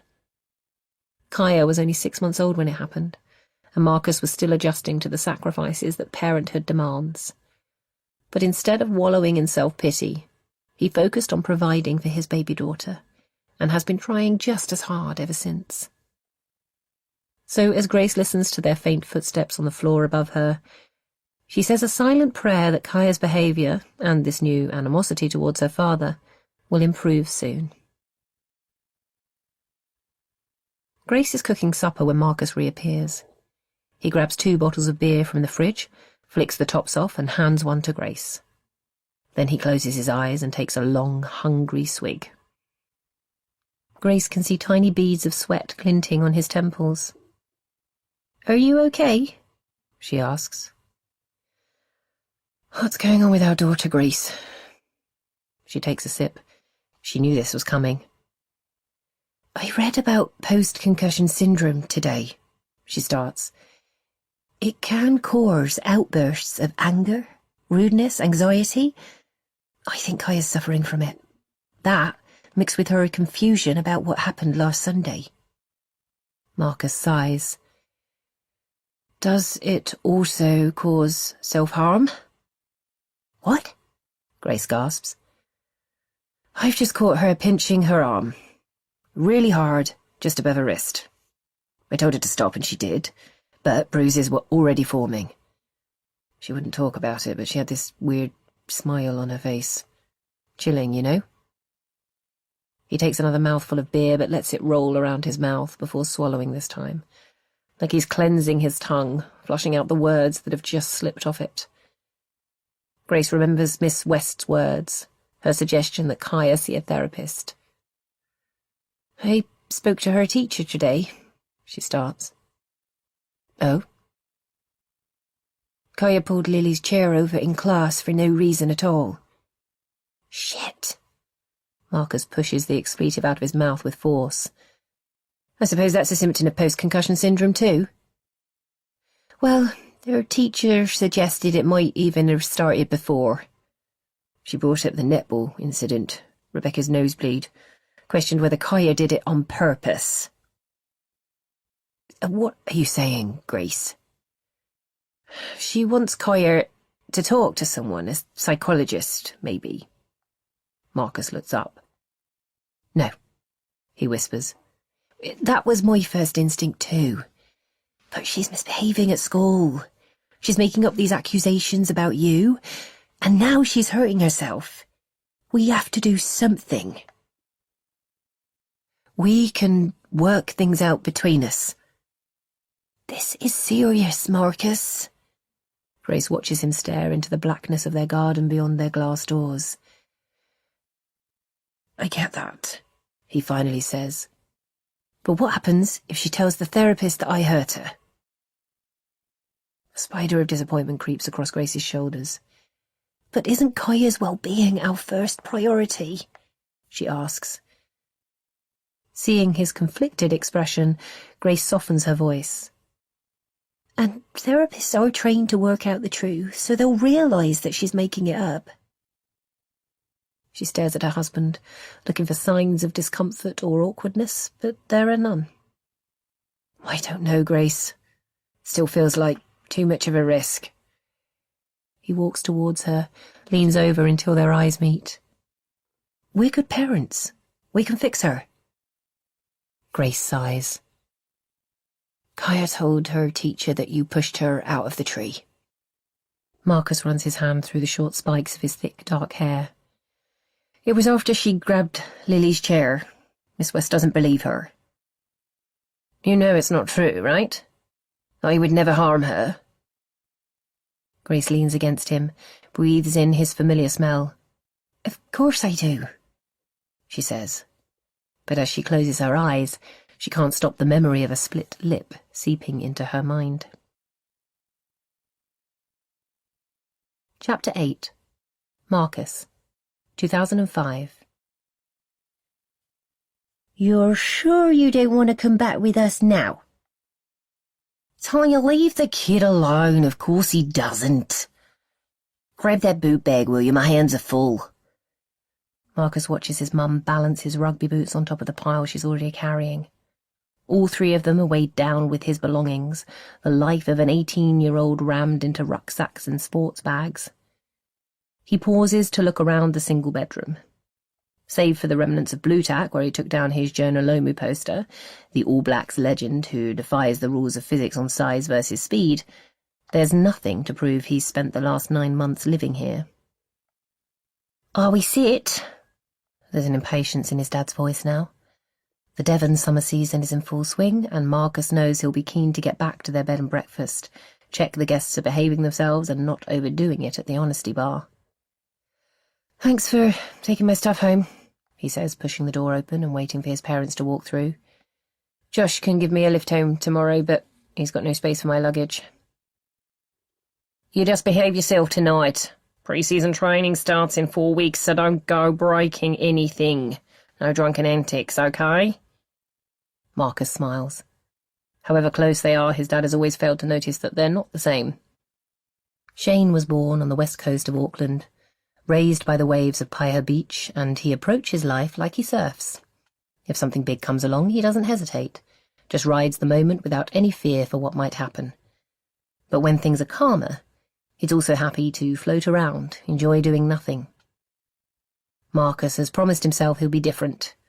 He's got big dreams, ones that require effort, and he's not going to let a night of drinking risk damaging that. "I'm not as stupid as you, Dad." "He's got a point, love." "Don't disrespect me, woman," Shane warns, putting on his best Terminator accent, which is terrible. But it still seems to work on Tanya because she giggles and drapes her arm around his shoulder. "Never mind rugby training, we need you fit for the B&B, she says, looking back towards Marcus. "The place is booked up right through summer. You'll need to help out." "I thought this was supposed to be my holiday." "Yeah, just a few hours in the morning. It's not a lot to ask." Tension grows in the space between them. This is more than an argument about chores. The unspoken question is written across both their faces. "Are you too good for our B&B now? Too good for us?" "Yeah, no problem, I can do that," he says. The tight air releases, but the resentment inside him doesn't quite go away. The three of them walk to the car, and Marcus hopes the ancient Land Rover looks cool rather than cheap as he tips his bags into the back seat. He gives each of them a quick hug goodbye and watches the 4x4 chug through the car park and, thankfully, out of the school gates. He lets out a long sigh and wonders if he's been holding his breath this whole time. As he walks back to his boarding house, he thinks about the prospect of working through the summer. His mates from his old school will be doing something similar, helping out on the family farm or picking up some kind of seasonal job. But his new friends won't be working. They'll be jetting off to second homes in Portugal or the south of France. A surge of jealousy rushes through him, but the emotion is quickly replaced by determination. He will build that lifestyle for himself. Instead of going back to his room, he swings a left by the staircase and heads towards Josh's. As house captain, it's Josh's job to make sure their last night is a memorable one, and he's invited everyone over for a few drinks before heading to the pub in the village, and then who knows? 4 weeks might not be long enough to fix a broken bone, but it's plenty of time to get over the mother of all hangovers, and he deserves one last night of rich kid don't give a fuckness before the sheet folding and bed making begins. He joined Chilford as the kid no one likes. Half the people dubious of his West Country accent, the other half jealous of his skills on the pitch. 2 years on, he's one of the boys. Yeah, he knows he'll never truly fit in, but playing the part is all that matters, and he's got that down to a fine art. "Vodka and Coke?" Josh holds out a tumbler of beige liquid, the rookie barman clearly more generous with the spirit than the mixer. "Thanks, mate," he says, and takes a long, satisfying gulp. The drinking games start about an hour later. He's fine at first, keeping up with the different rules as they're brought in, but then he picks up his glass with the wrong hand, swears at his mistake, and then calls Johnny by his actual name, and suddenly he's 6 fingers down, and none of the rules are making sense anymore. At some point, 6 of them, the hardcore group, head out into the village. The first pub, the one where the girls are, won't let them in, but they find a sympathetic landlord further down the high street and order pints of lager and shots of tequila. "What shall we drink to now?" Josh asks, lifting up his shot glass. "To me," Johnny pipes up, his mop of blonde hair now stuck against his sweaty forehead. "A sympathy toast." "What for?" Marcus asks, not sure why he should feel sorry for the son of a hedge fund manager with his own helicopter. "Tomorrow is going to be a hell day. Car's picking me up at 5. All that airport shit. Flight to Boston. I won't get to the vineyard till, well, I don't know, because fuck knows what time it will be there, but it'll be a long day. Don't they have vineyards in France? Marcus offers. He's trying to be funny, but still finds it weird that his mates laugh so hard at his joke. Martha's Vineyard, you fucking commoner. Johnny raises his glass in Marcus's direction, affection rather than antagonism shining in his eyes. But Marcus feels it. Hatred for these entitled cunts. Darts! Josh shouts out, breaking the silence, pulling Marcus away from his dark thoughts. Anyone up for a game of winner takes all? The two friends catch eyes, and Marcus wonders if his friend has read the situation, come to his aid. Josh comes from the same world as Johnny, with his big manor house on the top of the hill. His dad's some big banker dude in the city. But for some reason, Josh seems to get it, to see the world from Marcus's perspective. He'll miss him when he heads to the States. Let's do it, he says, and pushes back his chair. Like sheep, they all decide to play then, no one willing to miss out on what might become a story worth recounting at a later date. They assemble around the faded dartboard, and Josh explains the rules, the ones he's making up on the spot. It's quick fire, winner takes all. 3 darts, 30 seconds to throw them, and shout out your score. Disqualified if you get it wrong. All run out of time, okay? Josh, how do you work out your score? Harry looks confused. He's the most cultured in the group. Danish mother, Indian father, brought up in various expat communities around the world, but his cultural know-how clearly doesn't extend to the iconic British sport of darts. Josh rolls his eyes and strolls over to the dartboard. See these numbers? He circles his finger around the outer ring. That's your score if your dart lands in the main segment. If you hit this section, double it. He points to the outer edge, then moves to the midsection. Or this section, triple it. Easy, even for a linguist like you. He winks at Harry. Oh, and the middle is bullseye 50 points. Then turns his attention back to the group. Who's first? One by one, they pick up the set of darts and throw them at the board, some more recklessly than others. Matt and Dom both miss the rings completely with 2 of their darts, so score just 7 and 11 respectively. Johnny manages 24, and Harry benefits from beginner's luck with 56. I'm in the lead, he shouts with a mix of incredulity and glee. Ah, but the Marsters have yet to throw, Josh says, aiming his first dart with precision, his drunkenness paused. He waits a moment, then thrusts the feathered metal arrow towards the board. Bullseye. 50 points. He then turns his attention to the top sliver of the dartboard, the 20-point segment. He hits a double, and then just misses the triple section with his third dart. 110! He shouts, punching the air and following it up with a small whoop. Marcus smiles at his friend's antics, but silently commits to beating his score. He also takes his time to prepare, letting his heart rate slow and eyes focus. He imagines he's on the rugby pitch, needing to convert a try to win the game, to find the sweet spot between the goalposts and kick the ball with enough distance to clear the crossbar. He launches the dart at the board and watches it fly. Fucker's scored a triple 20! Johnny shouts out, not hiding his delight at Josh being knocked off his perch for once. Marcus grins and releases his next dart. Triple 18! The boy's on fire! Marcus's third dart misses his target, only scoring him a 5, but it doesn't matter. He's already won. Shout your number then, you idiot! What? Marcus pulls himself back to the present. What's his total? His brain won't fire. Shit. It's an easy sum. Why can't he work it out? Sorry, mate. Missed your time, Josh says, pointing at his watch, then flipping his hands up in apology. Math's not your strong point, Marcus. Johnny smirks. He looks around the room. The air is heavy. Cigarette smoke hovers under the gloomy shine of dusty wall lights, and the floral wallpaper wilts under the tobacco stains. He doesn't feel drunk anymore, not the way he did anyway. He curls his hands into fists, feels the rage rise up. Pretty sure it's not yours either, is it, Johnny? Josh says, a new edge to his voice. Scraped your C, didn't you? Johnny bursts out laughing. And that's with thousands of pounds in extra tutoring. I am truly shit at maths. The rest of them are up too, loud guffaws spiralling around Marcus's head. How can he ever understand these people who parade their failings as proudly as their wins? Are they just trying to trick him with their fucked-up behaviour? Out him as some kind of poverty case? He squeezes his fists tighter and feels his heart bang against his lungs. "Chill out, mate." Johnny nudges him, still laughing. Marcus can't stand it. The posh bastard needs to shut the fuck up. He surges forward, his arms swinging, his fists connecting with soft jowls and a hard jawline.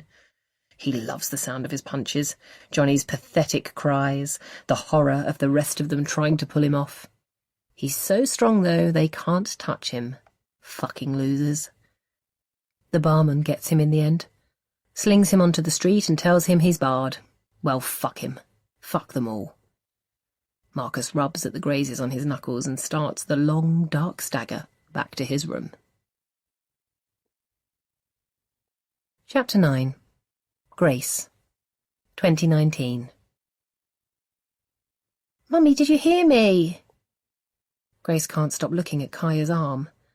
The swirl of dark grey above her wrist, like angry thunderclouds. When Marcus told her what he'd caught Kaya doing, she hadn't wanted to think of it as self-harm. Kids experiment with pain as well as pleasure. She remembers that from her own childhood, demanding friction burns from friends or being enticed by the farmer's electric fence. But now that she can see them, Grace knows that Kaya's bruises are more than that. "I'm not wearing that top. I hate long sleeves," she complains, flinging the blouse onto the bedroom floor. Grace looks up and sighs. She loves Kaya's eyes. They're dark brown, similar to her own, but they have a distinctive shape. Almonds with tails. And they help, those unusual curves, at difficult moments like this. She crouches down and retrieves the rejected school blouse. Then she perches on the edge of the single bed and tries to soak up the bright optimism of the bumblebee duvet beneath her. Kaya's favourite cuddly toy, an evergreen tree with big red lips called Stan, is sitting proudly on the pillow. "But you look so smart in your blouse," she tries, "and it will keep you nice and warm." "It's sunny today." Kaya peers out of the window. Her bedroom overlooks the garden and the blossom on their small cherry tree is sparkling in the sunshine. "I don't want long sleeves." She crosses her arms and narrows her eyes. Grace sighs. It is, frustratingly, a lovely day. And she doesn't blame Kaya for preferring her short-sleeved polo shirt, the soft cotton much more appealing to an active 7-year-old. But after Kaya's revelation to her teacher yesterday, she can't risk anyone seeing the bruises and reaching the wrong conclusion. Or the right one. A child harming herself isn't much better than an abusive father. "Your arm looks sore," she explains. "Wearing long sleeves will protect it." The lie sits heavy on her chest, but she takes a breath and it lifts. If Marcus believes they can sort this out as a family, then she should give him room to try. The school doesn't need to be involved. Kaya bites the edge of her bottom lip and looks down at her arm. The attitude has gone all of a sudden. "It is sore." She runs her finger along the wound. "I'm sorry it hurts, but hopefully the pain will help you remember not to do it again." Grace tries to sound encouraging, but Kaya just stares, her blank expression hard to make sense of. "And if you get the urge to do it again," Grace continues, "you can use that memory to stop and come find me instead." "I didn't do this to myself, Mummy." Quiet but resolute. "Daddy did it." Grace takes a deep breath. Was she expecting this? Is this why she lay awake for hours last night, both desperate for morning to come and dreading its inevitable appearance? Is this why the image of Kaya recoiling from Marcus's touch in the kitchen is still imprinted behind her eyelids? "Please, Kaya, not that again," she tries. "He was angry with me for ruining his stupid boards." "No, he wasn't. He was very understanding." "Only downstairs. In my bedroom he got really mad, grabbed my arm and told me I did it on purpose and that he wishes I wasn't his daughter." Grace's chest constricts and her eyes sting. How can Kaya say these things? She can't blame this on a confused memory.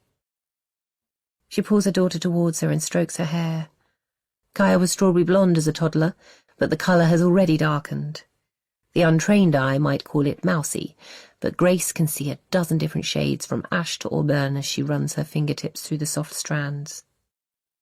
Daddy loves you. I hate him.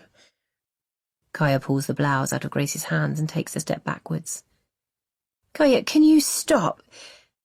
But the words trail off, because she's got nothing new to say. She's known Marcus since she was a teenager. He's never violent, not since that one night anyway. The reason for the bunch of flowers, the grovelling apology that turned into their first date. He's never lifted a finger against anyone since then, not even the man who finished his career with a misjudged kick. He would never hurt his daughter.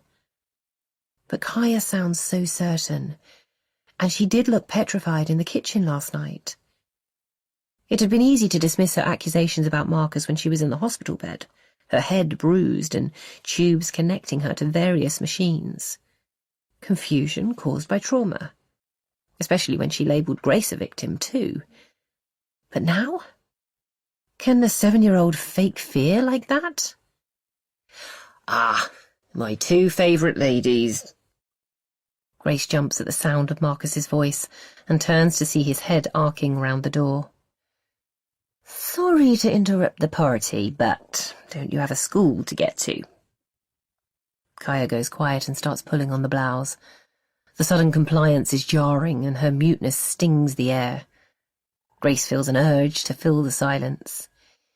Yes, we're almost done, although we're going to have to race through breakfast to make it to school on time. Shall I put some toast on for you? Peanut butter? Silence. Oh, come on, Kaya. Can we please be friends?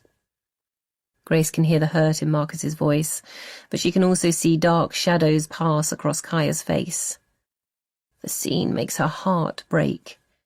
How is she supposed to choose between her husband and her daughter? She squeezes her eyes shut, then opens them. She can't deal with this now. She needs time to get things straight in her head. She smiles at Marcus. You got your Twickenham pitch today. You should focus on that. I'll sort Kaya out.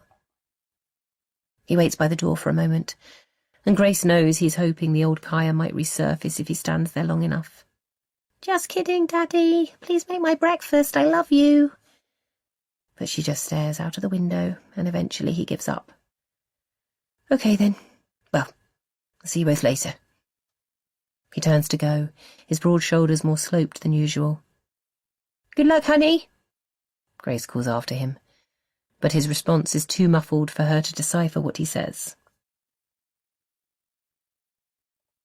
Chapter 10. She's saying what? Grace's shoulders relax. It's good to see her own sense of shock reflected on her mum's face. She reaches across the work surface and takes a slice of banana bread, freshly baked and smelling delicious. She hadn't been able to stomach anything for breakfast, but here, in her mum's welcoming kitchen with its warm arga and bright Le Creuset pans hanging on the wall, she suddenly feels ravenous. I just don't know what to think. Well, it can't be true. Marcus would never hurt her. I know. Grace takes a bite of the soft cake and chews slowly. It must be a fallout from her accident. She's misbehaving at school, too, her mum reminds her. Grace swallows, but a lump stays in her throat. There could be another explanation. That Marcus is being violent with her, and that's why she's acting up at school. Faith reaches for Grace's hands across the worktop. You need to trust your instincts. Do you think Marcus could abuse his own child? Grace looks directly into her mum's eyes, the only one in her family whose irises shimmer like the sea. No, she whispers. And it's true. She can't imagine it. Good. Because neither can I, Faith says firmly. Oh, Ma'am, I wish you'd been there when he tried to tickle her. seen how she reacted. They both fall quiet, and Grace pushes the plate away, her hunger gone again. She's been on an emotional roller coaster all morning, swerving between horror that Micahs might be hurting Kaya, to fear for what would happen if he was, and then confusion for why, if none of it is true, Kaya would make it up, and all on about 3 hours' sleep. She's exhausted. What did the teacher say? Her mum asks, drawing Grace back to where their conversation started, the reason Kaya gave for pulling Lily's chair. She doesn't know about the bruises from last night, but she doesn't believe Marcus pushed Kaya out of the tree. Oh, that's a relief. Grace nods. She wants Kaya to see a therapist. Faith is quiet for a moment, weighing up the possible consequences like ingredients for a cake. And how do you feel about that? She asks gently. Scared, I suppose, of what could unravel. I can't do nothing, Mum. I'm sure Kaya is making it up. The Marcus I know would never be violent. She shakes her head to stop the memory of her split lip resurfacing again. But why is she doing it? Lying on this scale can't be a symptom of post-concussion syndrome. If you do take Kaya to a psychologist, there is a chance they'll believe her, Faith warns. And involve social services. I thought you're certain that Marcus is innocent. Therapists are only human, Grace, and their focus is Kaya's well-being, not your family's. Grace pushes back the breakfast stool in frustration and walks towards the large glass panes overlooking the garden. The clouds have come over now, suffocating the earlier promise of summer with their bulging greyness. She watches 2 squirrels race across the neighbour's shed, their old tabby cat watching on, nonplussed by the interruption to her nap. Then Grace turns back to face her mum with a new resolve etched into her expression. She needs help. I have to do something. Faith picks up Grace's plate, then jumps slightly as the knife slips off and clatters to the floor. And what if you hear something you don't like? If Marcus is hurting her, well, She pauses. What would she do? Leave him, of course. Take Kaya to safety. But would she report him? Open that can of worms? I don't mean that, Faith interrupts. What if she tells you there's something wrong with Kaya? Grace looks at her mum quizzically. You think that's what a therapist would say? She asks. Faith has always been a devoted granny. Of course I don't. Faith opens the dishwasher and stacks the plate inside. I just mean that you don't know what conclusions a professional might draw. Grace sinks onto the small floral sofa and drops her head into her hands. When she feels Faith next to her, and then her cashmere-coated arms around her, the tears finally fall. It's always been this way. For all Grace's strength, her stubborn refusal to give up on a goal or wallow in self-pity if things don't go her way, she can never keep up that warrior demeanour in front of her mum. It was the same after her own accident, pretending to her friends that she was fine, then crawling into Faith's embrace after school and sobbing with the pain of it all. Josh was away at boarding school, so she had those warm, soft arms all to herself. She lifts her head up. Josh. How could she not have thought of her brainy older brother before now? Josh has spent the last 5 years teaching psychology at one of the best universities in the world. He must be better informed than most of the therapists in London. I should talk to Josh. Your brother?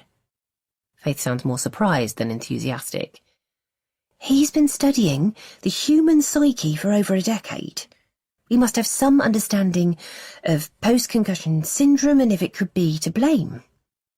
He's not a therapist, though. I'm not sure academic study is quite the same. The question sits on Faith's lips. And he's also very busy at the moment. She adds, a smile of pride now creeping across them. His book comes out next month, and apparently there's quite a buzz about it. In a few weeks' time, Grace will no longer be the only author in the Windsor family, and Josh's book, Inside Out, A Study on Private Personas, is currently getting rave reviews on both sides of the Atlantic. Perhaps you shouldn't bother him at the moment, she finishes. That niggles. For all their closeness, Grace has always suspected that Josh is Faith's favourite child.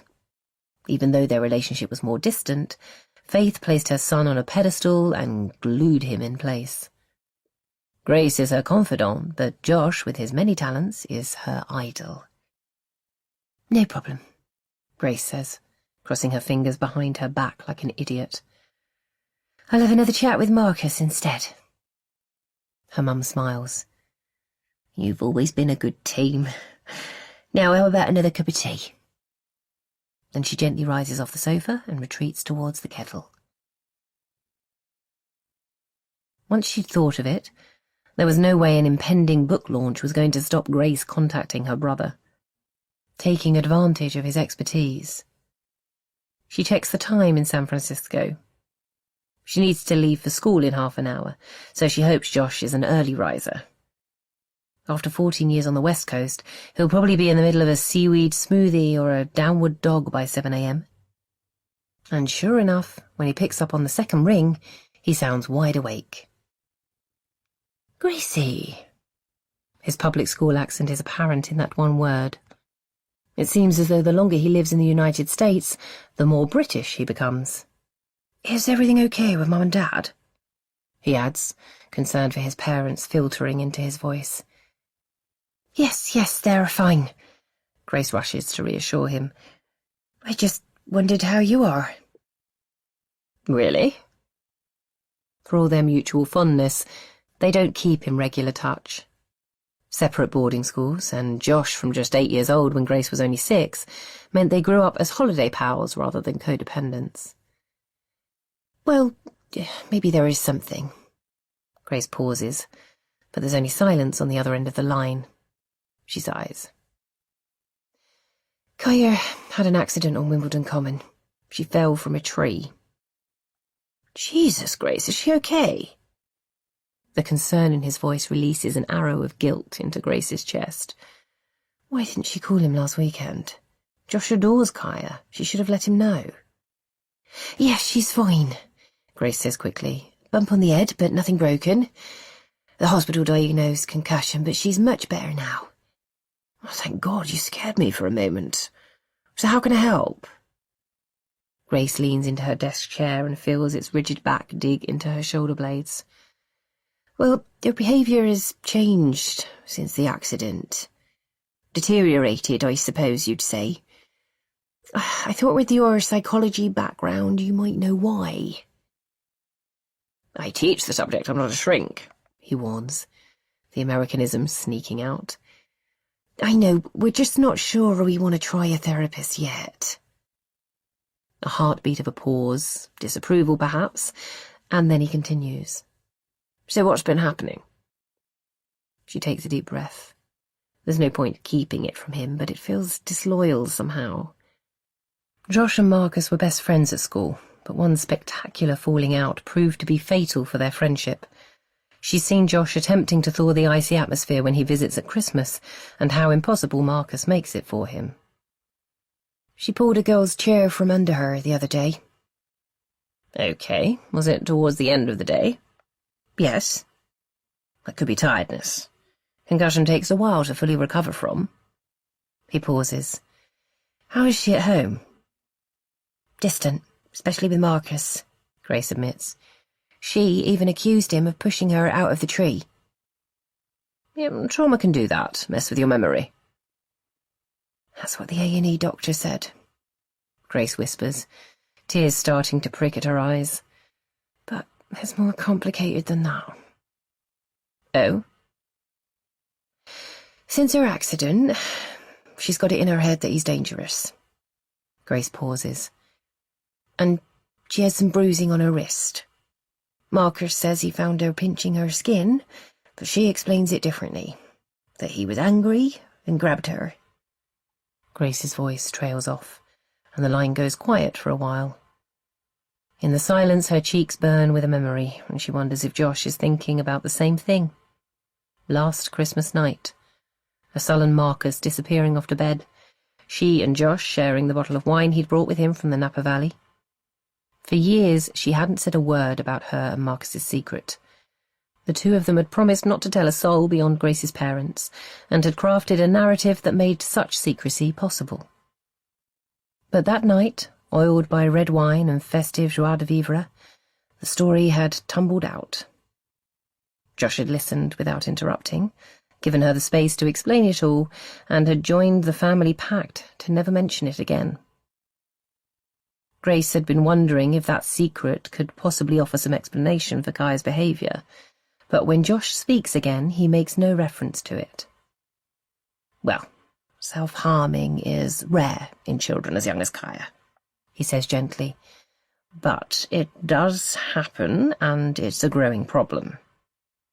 She sees an image of Kaya's face, her defiant expression when she blamed Marcus for the injuries. Could she be doing it for a different reason? So that she can make Marcus look guilty of something? The line goes quiet for a moment, save for Josh's gentle breathing as he processes her words. Well, it's quite a claim, he says eventually. But I've thought it through, Josh. Grace needles. She's finally come up with an answer that makes sense, and she needs his approval. Kaya believes that Marcus pushed her out of that tree, and the after effects of her concussion are making her feel angry. So perhaps she's mixing the two, creating an outlet for her anger and finding a way to punish him. She tries to smother the desperation in her voice, but it seeps out, floats down the phone line. Listen, Gracie, when we're born, our world is so small that we're the only person in it. Then it gradually expands. By the time we leave home, the world has become full-sized. I'm sorry, I don't understand. Well, for example, the teenager world is multifaceted, with influences coming from school, friends, partners, clubs, work, and so on. Parents are still important, but less so. However, at 7 years old, your world is still mainly your nuclear family. Mum, dad, siblings if you have any. Life beyond that is more obscure, like the reference section of a book rather than the story itself. And so, Grace coaxes. He sighs. Look, Kaya might be suffering with post-concussion syndrome, and she could be angry with Marcus about her fall. But setting her up as an abuser? Risking her nuclear family for no good reason? I'm sorry, Gracie, but from a child psychology point of view, that's very unlikely. But if she's not trying to punish Marcus, why is she saying these things? You've said that she's distant at home, and it sounds like she's attention-seeking at school. Gracie, have you considered the possibility that she's telling you the truth? Chapter 11. Marcus, 2005. Josh only dropped him at home 15 minutes ago, and Marcus is already feeling claustrophobic. He'd thought the atmosphere in the car would be tense after his falling out with Johnny, but the hour's drive south has proven to be the most relaxing part of the day. Marcus had started to apologise as soon as he got in the car, his head banging with alcohol and contrition. But Josh had just shrugged off the fight, even agreed the guy deserved it. Any atmosphere vanished, and they nicely bantered the rest of the way home. Shame it didn't last beyond the front door of his house. I'm going to kill them, he sighs to the empty space, then reverses out of his bedroom and clatters back down the narrow staircase. He's been lifting a lot of weights at school, and he feels too big for their half of the cottage now. The property has 8 bedrooms in total, but 5 of them are reserved for paying customers. The family has to make do with the smaller, dingier side of the house. His mum wasn't home when he got back, but he can hear her in the kitchen now, emptying bags of grocery shopping. She'll have been to the cash and carry, stocking up on trays of eggs and giant bottles of tomato ketchup. He storms inside. Where the hell are my pain-in-the-arse sisters? Tanya stops replenishing the fridge with packets of bacon and turns to face him. It's nice to see you too, Marcus. Welcome home. He huffs, then plants a kiss on his mum's cheek. My bedroom looks like a flipping Harry Potter shrine, he moans. The bed's pushed against the wall, there's posters up everywhere and loads of wizard shit all over the floor. Sorry, love. Izzy and Karen are a bit excited. The 6th book is due out in a couple of weeks. So, how does that explain my bedroom getting vandalised? Apparently, there's lots more dark magic, and there's a rumour that one of them is going to get killed off. But I can't see JK doing that, can you? Marcus raises, then drops his eyebrows to show just how little he cares either way. Why can't they keep their stuff in their own bedroom? His twin sisters came along when Marcus was 7 years old, bringing his only child's status to an abrupt halt. He still remembers how put out he felt, the pair of them hijacking his parents' attention lock, stock and barrel for at least a year.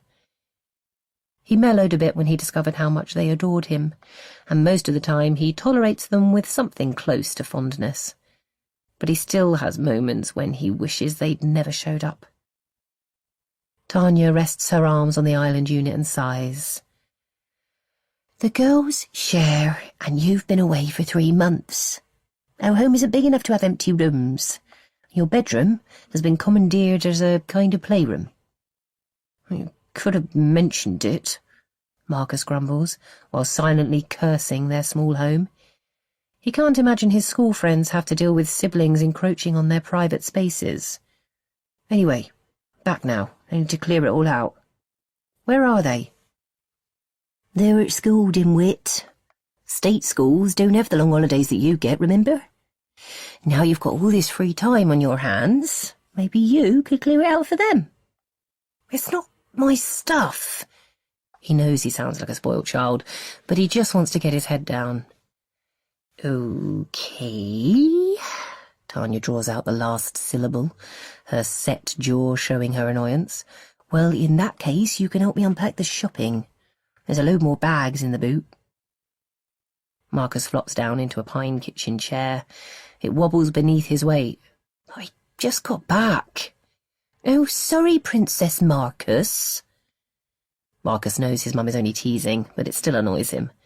He has to deal with his school friends treating him like trailer trash, and now his mum's accusing him of being a snob. He can't win. Fine. I'll clear my bloody bedroom. He pushes up to standing and plods out of the kitchen. It's good to have you back, love. His mum's voice trails after him. He tries to ignore the patches of threadbare carpet on the stairs and re-enters his bedroom. Harry Potter has taken over the whole place. There's a Lego display in one corner, with various structures lined up.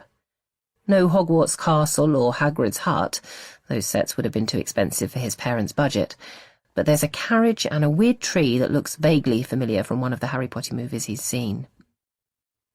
There are posters on 2 of the walls, Hermione clearly their favourite pin-up, and a dressing-up box overflowing with Harry Potter costumes. Marcus picks up a Gryffindor scarf and imagines strangling his sisters with it. He's carrying a box of Lego into his sister's room when he hears their footsteps on the stairs. He braces himself for what he knows comes next. Marcus, you're back! Izzy squeals, launching herself at him. She lands on his back and wraps her spider legs around his waist. Did you miss us? Are you excited to see us? Karen jumps on the spot, trying to reach the top of Marcus's head so she can ruffle his hair. Jesus, you two are so annoying, Marcus mutters, but despite his best efforts, a smile starts to form at the edges of his mouth. The relentless enthusiasm of his little sisters, identical in character as well as appearance, can be contagious. Mum says we're having fish and chips tonight to celebrate your return. Izzy rests her head against the crook of his neck, but kicks her legs in excitement, coming dangerously close to his groin with each back and forth. Oi, oi, Saveloy! Karen shouts in her deepest voice, pumping her fist into the air. With their long blonde hair and enormous blue eyes, his sisters look like twin porcelain dolls, making them conclusive proof that looks can be deceiving. Doesn't take much to get you too excited, does it? Ooh, Mr. Sportsman of the Year too good for fish and chips, is he? Only lobster for him, darling. Karen joins in, attempting her own posh accent. Or perhaps fillet steak, monsieur, Izzy suggests, adding a French twist. Hang on, is that posh?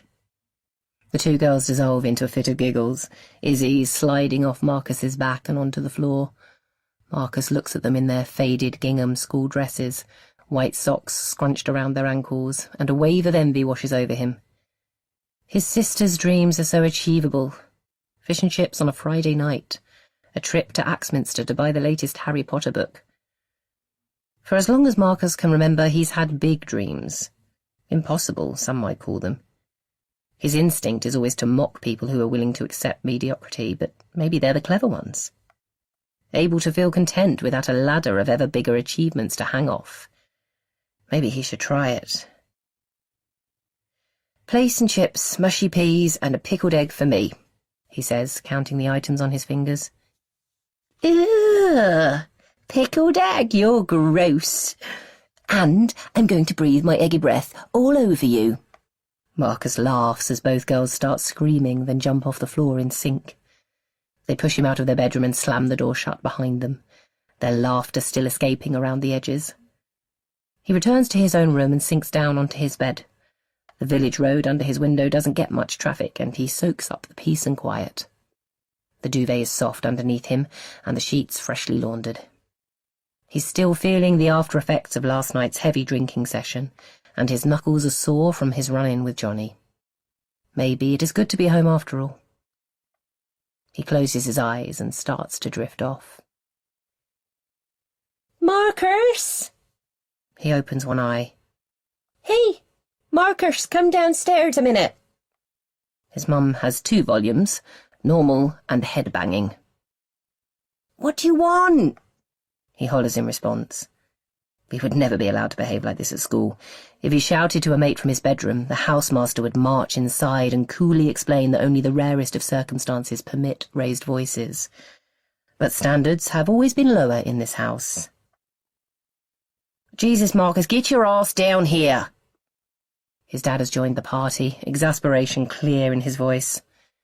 Marcus swears under his breath and stomps down the stairs. What do you want? Phone call, his mum says, holding out the receiver. Why didn't you just say that? Marcus hisses, taking it from her. Why didn't you just come when I called? Marcus rolls his eyes and then turns his back on her, the telephone lead stretching around his shoulders. Hello? Mate, it's Josh. Sounds like hell in your house. Marcus shifts between his feet. It is hell in his house, so why does his friend's comment annoy him? But don't worry, because I'm going to rescue you. Oh, yeah? Come over tomorrow. Bring your tennis racket. Marcus looks around the kitchen. Half the shopping is still lying on the work surface. His dad is leaning against the fridge, slurping at a bottle of beer, while his mum rummages through their odds and sods drawer, probably searching for the fish and chips takeaway menu. He pictures Josh's huge mansion, the garden rolling down to woodland, the tennis court nestled beyond. I'd love to, he answers. What time? Chapter 12. Grace, 2019. The babysitter is due any minute, and Grace is still reeling from her brother's words. If Josh thinks that Marcus could be harming Kaya, does that mean Grace has to believe it too? Josh said himself that he's not a therapist. He doesn't know Marcus like she does either, because he never gets to see what a brilliant dad he can be. On the rare occasions that Josh does visit, Marcus is always tense and distant, with him mainly, but it rubs off on everyone else too. It's easy to see why Josh could think he's not a good father, but it doesn't make it true. When Marcus called to tell her that the Twickenham pitch had gone well, and how he knew in his heart that they'd won the account, she responded on autopilot. That's great news. Well done. Yes, I'd love to celebrate with you. I'll book a babysitter and meet you in the Mudlark at London Bridge. Of course she's happy for him, and relieved that she won't have to pick up the pieces of another opportunity gone sour, but what difference does any of that make if Marcus is abusing their daughter? She flicks her newly straightened hair behind her shoulders and tries to settle the butterflies charging around her insides. Faith is certain Kaya's claims are false, and she's much closer to Kaya than Josh is. Grace leans in towards the mirror and paints her lips a deep red, the final touch to her carefully applied makeup. She always makes an effort when she's out with Marcus's work colleagues, not because she feels threatened by them. Yes, Marcus is good-looking and has one of those pin-up-style bodies, but he's never given her reason to question his fidelity. Not really. No, she makes the effort so that she can fit in.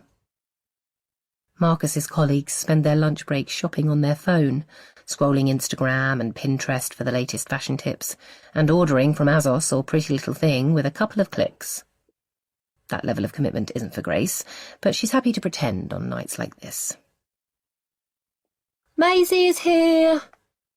Kaya shouts up the stairs, her newly acquired tone somewhere between bored and hostile, filtering along the hallway and into the bedroom. Grace swears under her breath. "I thought I told you not to open the front door," she calls back, picking her tan leather bomber jacket off the bed and pulling the door behind her. Kaya is standing at the bottom of the stairs. She shrugs at Grace. "It's only Maisie." "But you didn't know that," Grace continues, arriving next to her. "It could have been someone dangerous." Kaya stares at her with a belligerent expression.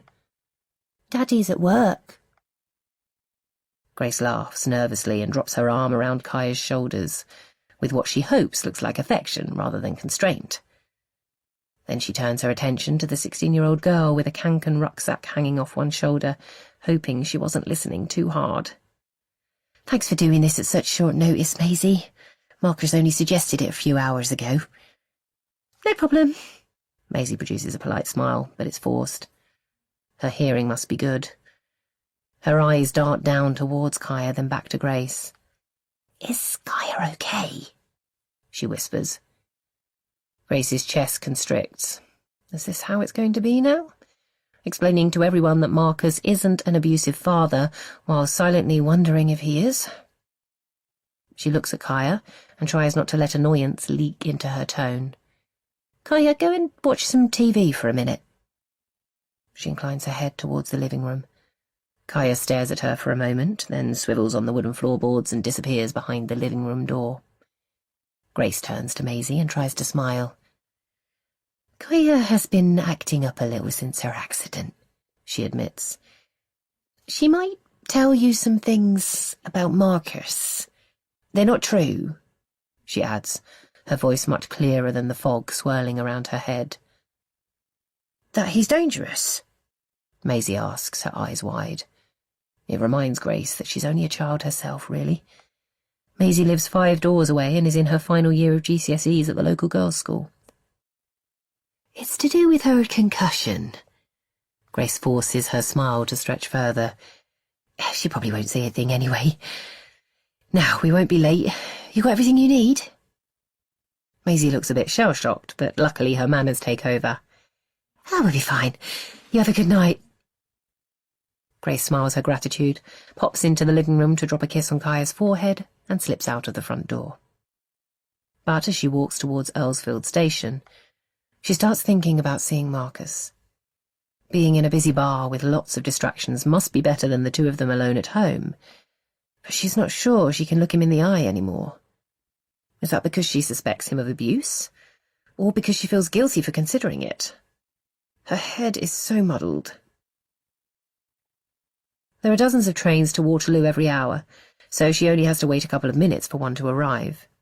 Grace was a newcomer to London when they moved there as a family 7 years ago, and so her knowledge of the city centre mainly revolves around children's entertainment. The museums and theatres, parks with playgrounds. Evening venues are less familiar for her. Apparently, the pub Marcus suggested they meet at is near Southwark Cathedral, which means the Jubilee line to London Bridge and a 5-minute walk from there. When she finished her degree and her friends were venturing to the capital to start their careers, Grace headed straight to Exeter so that she could move in with Marcus at long last. They'd been together for 5 years by then, but never lived in the same city. After their first summer together, Marcus went to Exeter to join the academy of the local rugby team. She returned to Cheltenham to do her A-levels, and then 2 years later moved to Oxford for her degree. 3 years on, she finally made it to Exeter, but as it turned out, they didn't spend long there either.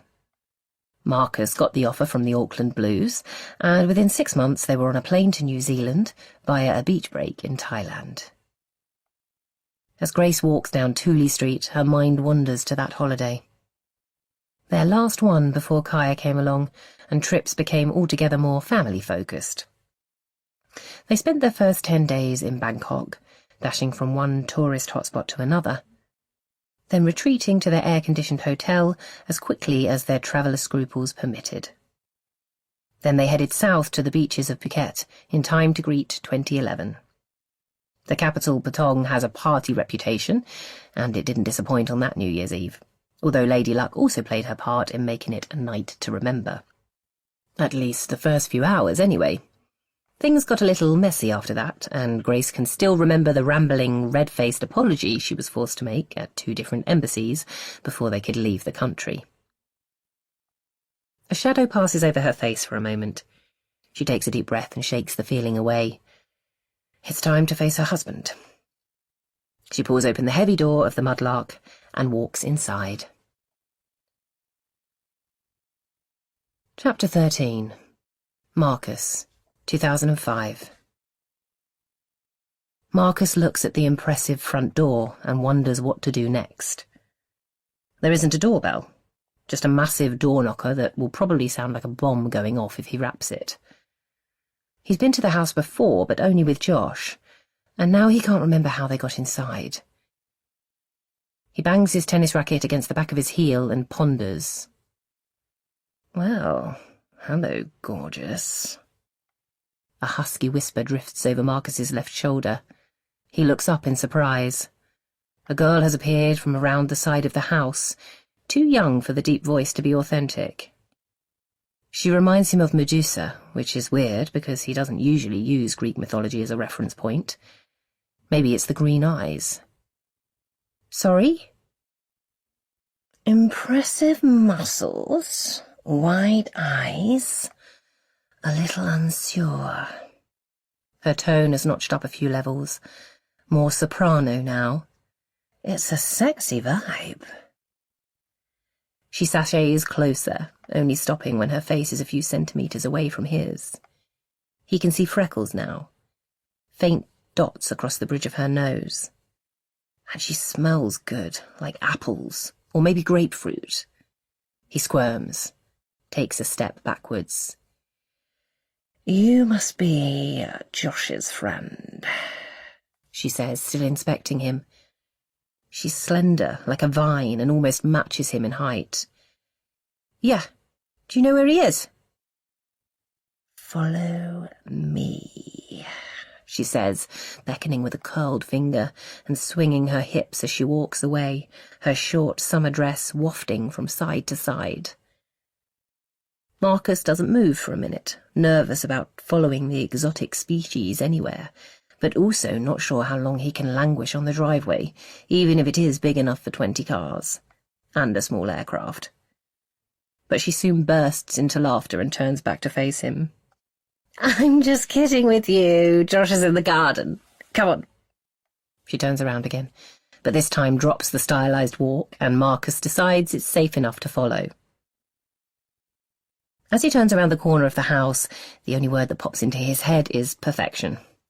It helps that the sky is an indigo blue, and the sun is spreading its warmth. But it takes more than weather to recreate heaven. Josh is lying on a chaise longue in the centre of a sprawling stone terrace. Someone is swimming in the small pool beyond, going nowhere against a constant current set by some built-in technology. Music is playing in stereo through a set of outdoor speakers, and that's before he takes in the view of green hills and the distant shimmer of the sea. Josh spots him, then swings his legs around and sits up. Mate, you brought your racket. Awesome. Josh looks at the Medusa girl for a moment, but then seems to change his mind and turns towards the swimming pool. Hey, Gracie, fancy a game of doubles? Grace is Josh's sister. He doesn't talk about her much. Like Marcus doesn't bring up Izzy or Karen if he can help it. But Marcus remembers that she goes to a girls' boarding school in Cheltenham and is a couple of years below them. He watches her stand up, jet streams of water now arcing around her tanned hips. Tennis? Now? With you and Marcus? They haven't met before, and he finds it quite flattering that she knows his name. No, with Roger and Rafa. They need a warm-up game before the Wimbledon finals tomorrow. Ha ha, very funny. She walks to the edge of the pool and hoists herself out, her triceps swelling with the effort. She's got a swimmer's physique, square shoulders and long, powerful thighs. Attractive, in an athletic kind of way. Tennis sounds fun, Medusa pipes up from behind him. I'm Coco, by the way, Grace's best friend. She holds out her hand in greeting and Marcus takes it. Sorry about the welcome. She grins and her eyes sparkle. Her skin is incredibly soft, and Marcus fights the urge to let his thumb slide down the back of her hand. Shall we be partners? She adds. Yeah, fine, he mumbles, avoiding full eye contact. There is something fascinating about her, and yet warning sirens are also blaring inside his head. Which is ridiculous. How dangerous can a 16-year-old girl be? Does that mean I need to play with my brother? Grace calls out in mock horror, while pulling on a pair of white shorts over her swimming costume and leaning down to pick up her trainers.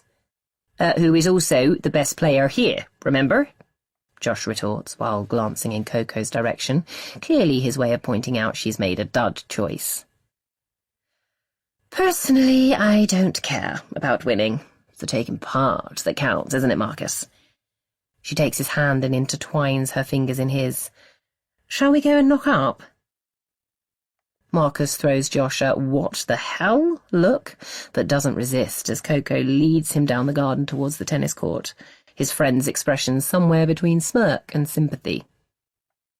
They pass a small lake, dragonflies hovering over the giant lily pads, and then Coco guides him into a summer house next to the tennis court. She opens one of the cupboards and picks out a selection of rackets. You know this place well, he observes as she picks up each racket in turn, carefully calculating its weight. Perhaps she's more proficient at tennis than she's letting on. I guess it's kind of my second home. She decides on a black and yellow Babola racket, then opens a drawer and pulls out 2 tubes of tennis balls, both seals still intact. My parents are away a lot, so I usually come here in the holidays.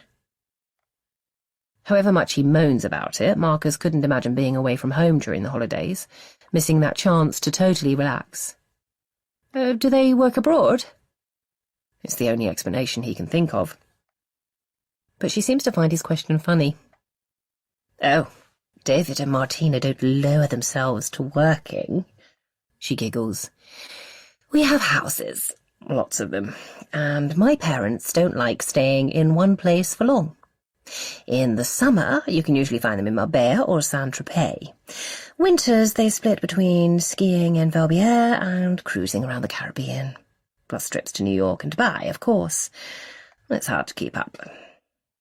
She turns to look out the window. And you don't go with them? I visit them most holidays, but it's awkward. I'm their only child, and I cramp their style.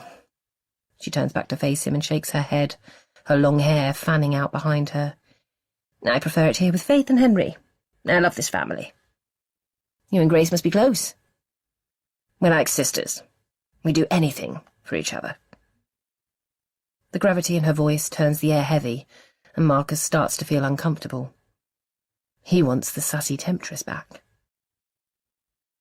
I hope that doesn't include throwing a tennis match, he says, leaning in and using his flirtatious voice. She giggles then, and Marcus enjoys the sensation of having lightened her mood. Oh, that's not going to happen. I've been having private lessons all term, just so that I can beat the masterful Josh Windsor. Impressive commitment, Marcus notes, although now I'm worried that I'm going to let you down. Rugby is more my sport. Well, It's good that I have a secret weapon. Oh, yeah? You may have brawn and beauty, but I think you're naive in the ways of the Windsor family. Watch and learn. She winks at him and strolls out of the summer house. The siblings are already on court, Josh measuring the net height and Grace flipping the scorecards to 0. Coco snaps open the balls, rolls 4 in their direction and hands 2 to Marcus. He walks to the back of the court, bouncing the balls as he goes, and tries to settle the nerves in his belly. He catches eyes with his best mate across the court and attempts a smile, but the look between them is already adversarial. It's just a friendly game of tennis, he tells himself. Why does winning always mean so much to him? To both of them, of course. Coco lives up to her promise of being excellent at tennis, but Grace isn't far behind, and they finish the set with 6 games apiece. Tie-break, Coco announces, grinning at Marcus. It's like she's been waiting for this moment all along. You serve first, Josh. Coco is receiving, so Marcus moves forward, ready to volley. He is aware of her swaying gently behind him, her eyes wide, focused on Josh. Marcus watches him throw the ball high, then thwack it hard. It whizzes past Marcus and drops onto the line. Out! Coco yells. Second serve. Bollocks, it hit the line. Grace, you saw it, didn't you? Josh scowls across the net. Take 2? Grace suggests. No way, I was closest, Coco declares. And the ball was definitely out. What do you think, Marcus? Marcus can hear the mischief in her voice. She's not lying about Josh's serve to win the point. She thinks it's funny, him feeling robbed, her knowing how it will affect the rest of his game. Marcus wonders if she understands how gutted Josh will be to lose, and whether he should right this wrong before it has a chance to do any permanent damage. I think it was out too, he says with as much conviction as he can muster, and smiles when Josh double faults on his second serve. Chapter 14. Grace, 2019. Hey, babe. Thanks for coming. I love you. Marcus's eyes aren't quite focused, and his grin is wider than usual, but for someone who's been in the pub for the last 3 hours, he's not in too bad shape. Hi, honey, Grace says, smiling back. This is easier than it should be. Isn't she supposed to hate him? Or at least be suspicious, unable to hold his gaze? The problem is now she's with him, she can only see the man she's loved for almost half her life. A man who would never harm Kaya, or risk their family happiness. Looking into his open face, his twinkling eyes, a sense of clarity descends. Kaya's accusations can't be true. She's clearly just struggling with her concussion. She needs help, and that's where Grace's focus should be, not turning her husband into a monster. Which means they need to find Kaya a therapist and stop fretting about the possible repercussions. They'll understand that Kaya's making the stories up, and it's crazy to worry about anything else. There's some Prosecco in a bucket somewhere. Let me get you a glass. Marcus looks towards the back section of the pub, where 5 or 6 of his MGK sports colleagues are chatting. Hey, Lauren, can you fill a glass for Grace? He calls out. Now that she's made the decision, Grace feels an urgency to talk to Marcus, to persuade him Kaya should see someone, and reassure him that nothing bad will come of it. But she knows this isn't the right moment, so she just nods her thanks and smiles. A tall woman with a white blonde pixie haircut and enormous blue eyes gives Marcus a thumbs up, finds a clean glass and fills it to the brim. Then she wanders over and hands it to Grace. Thank you. She takes a long gulp. Congratulations on the pitch. I hear it's in the bag. Lauren's title is Client Service Director, but a more accurate description of her role would be Fixer. While Marcus comes up with the ideas for helping sports venues improve their revenue streams, it's Lauren's job to make these things happen. Luckily, she enjoys a challenge. Well, nothing's certain until the ink is dry. It's in her nature to be cautious, but Grace thinks she can detect a deeper apprehension, and her skin starts to prickle. Have they said when they'll let you know? They said soon. Maybe even tonight. Lauren's long fingernails, shining with a bright blue marble effect, tap-tap against her gin and tonic. We were the last agency to pitch, and with the Rugby World Cup coming in September, they want to get on with things. Oh, I wish you'd been there, babe. Their head of events even asked me to sign his son's autograph book. They treated me like a celebrity. Marcus sounds so excited, and it reminds Grace of the 23-year-old flying across the world to join his favourite team. But wanting to meet a former rugby great is not the same as entrusting them with your marketing budget. Grace catches Lauren's eye. She's clearly not so convinced about their chances of winning. The urgency inside Grace steps up a gear. She needs to talk to Marcus about Kaya seeing a therapist before the decision comes from the client, while he's still in a good mood. Honey, can I talk to you about something? Lauren registers her tone instantly. You know, I think I can see Scott ordering shots. Now might be a good time for me to remove the company credit card from behind the bar. She backs away, and both Grace and Marcus throw her grateful smiles, albeit for different reasons. What's up? Marcus runs his hand along the small of her back. It's about Kaya. Oh. His hands drop down by his side, and his mood seems to sink with it. More trouble at school? No, nothing like that. It's about the bruises on her arm. Listen. I know it's worrying, her injuring herself like that, but kids do weird stuff sometimes. I remember thwacking an elastic band on my wrist for no good reason at all. Maybe we shouldn't read too much into it. She said that you did it. What? Marcus's eyes widen, on full alert now. Oh, not that again. Then he drops his gaze to the floor and shakes his head. Grace can't help wondering if he's shocked at being accused or just playing for time. Finally, he looks up. That's madness, he says, his voice low and gravelly. I would never hurt her, you know that. Grace nods. She does know that. So why does she keep questioning it? I want Kaya to see a therapist. Find out why she's saying these things. We talked about this last night, Grace.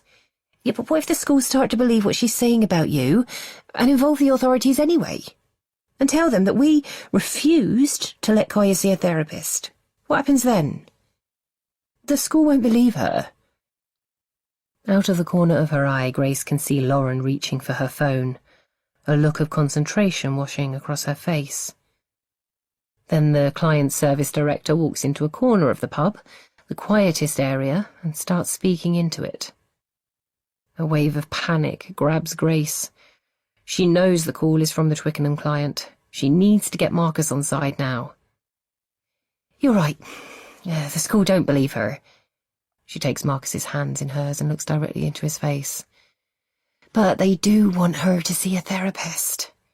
Someone who can help her get over whatever's making her behave like this. She just needs time, he says, but Grace can tell his resolve is slipping. She needs support. We owe her that. Marcus looks exhausted all of a sudden and leans back against one of the square wooden tables dotted around the pub. I can't believe I have to make this choice. Grace's temper flares. You mean a choice between getting your daughter help and protecting yourself? The bass from the pub's speakers thuds at her temples.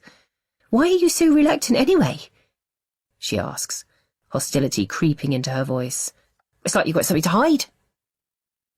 I have got something to hide, though, haven't I? We both have. That. The secret that sits between them like heavy-duty glue. Strong but constricting. We had no choice, Grace hisses under her breath. Lauren has finished her call and is looking in their direction, her expression downcast. Grace wills her to stay away, to leave Marcus in blissful ignorance for a while longer. The truth could unravel, he continues. What if the therapist gets hold of your medical records? Grace's hand drops to her belly and tears well in her eyes. She can't feel the scar beneath her black silk shirt, but she knows it's there. Marcus, you're either paranoid or being obstructive. Why would a therapist for Kaya want to know my medical history? I don't know. Marcus wipes his hand across his brow. There's just so much at stake. Lauren is moving towards them now. Look, Grace says, lightening her tone. It will be maybe 6 sessions. They'll talk, draw, play with toys, maybe.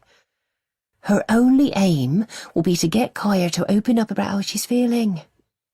The school will be happy, and Kaya will have the space to work out why she's behaving like she is. I still don't like it. I promise it will be okay. Marcus, could I have a word? Grace has run out of time. Lauren has arrived by their side. The phone is still in her hand, and the marble on her fingernails is wavering. Marcus starts to say no, but as he turns towards her, he realises what it's about. He seems to have lost his earlier confidence, and his eyes just look questioning now. Did they call? Lauren nods. They loved you and us as an agency. They said we'd definitely be on the pitch roster next time. Next time? I'm sorry, Marcus, we didn't get it. They said MGK is too small, not enough experience, you know the drill. Marcus pushes off the table and clenches both his fists, his face twisted into a scowl. How the fuck are we supposed to get experience if no one will give us a fucking chance? Arrogant fucking bastards. I know it's shit, but we'll get it next time. You reckon? They'll probably come up with some other pathetic excuse. Failed rugby player, failure at everything, that's what those arseholes see. He slams his glass on the table, too hard. The stem cracks and the rim shatters. Lauren looks down, then back up again, her calm demeanour unaffected. We'll sign a premiership club, and then they'll take notice. I promise, she soothes. Grace can't believe how easily Lauren accepts her husband's vitriol, how she can find a positive response without flinching at his behaviour. Is that because she's used to it? Is this foul-mouthed, angry person someone they're all familiar with in his office? Because this isn't the Marcus she sees at home, the generous dad who doesn't let things irritate him. Is that because he's happier with her and Kaya? Or is he just hiding his true self? A thought tries to force its way in, but she doesn't let it. Maybe we should go, she suggests, slipping her hand under his elbow. Whatever his colleagues are used to, she doesn't feel comfortable with them seeing him so incensed. Don't tell me what to do, he hisses, pulling his arm free. I need some air. He picks up his jacket from the table and stomps towards the front door. Even though the pub is still busy, a quiet descends between her and Lauren, as though Marcus has taken the energy with him. I'm sorry about that, Grace says eventually, even though she feels more rattled than Lauren looks. Married couples do that, apologise for each other, and she can still remember uttering those words, for better, for worse, as Kaya sat on the step behind them, her eyes tracking the spider crawling up the vicar's cassock. Don't be silly. I can handle Marcus. Lauren sounds so casual. Perhaps she is overreacting. He has just lost out on the most exciting piece of work since retiring from rugby. I'll book a cab. Pick him up on my way out, Grace says. She needs some space to work out what she's feeling. Good luck, Lauren says with a wry smile. Grace tries to match her flippancy, then lifts her hand in a wave goodbye. As she works her way through to the front of the pub, she opens her Uber app and clicks on the closest driver. She can see Marcus through the window, leaning against the red brick wall. He regularly tells her he doesn't smoke anymore, that he's given up for good this time. But she never believes him, so it's not a shock to see him sucking on a Marlboro Red. I've booked a cab. Sorry for shouting at you. The anger is gone and Grace feels her shoulders relax a little. It's 1 minute away. Paul, from the rugby club. His kids saw a psychologist. I can get the number. Grace's heart thuds faster. Does that mean... I remember the first time I saw Kaya, looking into her tiny face, smelling the fuzz on her head. I loved her straight away. I know. Me too, Grace whispers. But it was a shock. Everything happening so quickly. And you were distraught. Part of me didn't want her. Don't say that, please. The memories start flooding back, however hard Grace tries to shut them away. The warmth of Kaya's tiny body, coupled with the fear and confusion racing through her own. I trusted you. I know. Kaya can see a therapist if you promise me one thing. What's that? She whispers. That whatever happens, you'll always trust me, too. He stands up and leans towards her. As he wraps his muscular arms around Grace, she nods, and wonders if it's a promise she can keep. Chapter 15. Coco.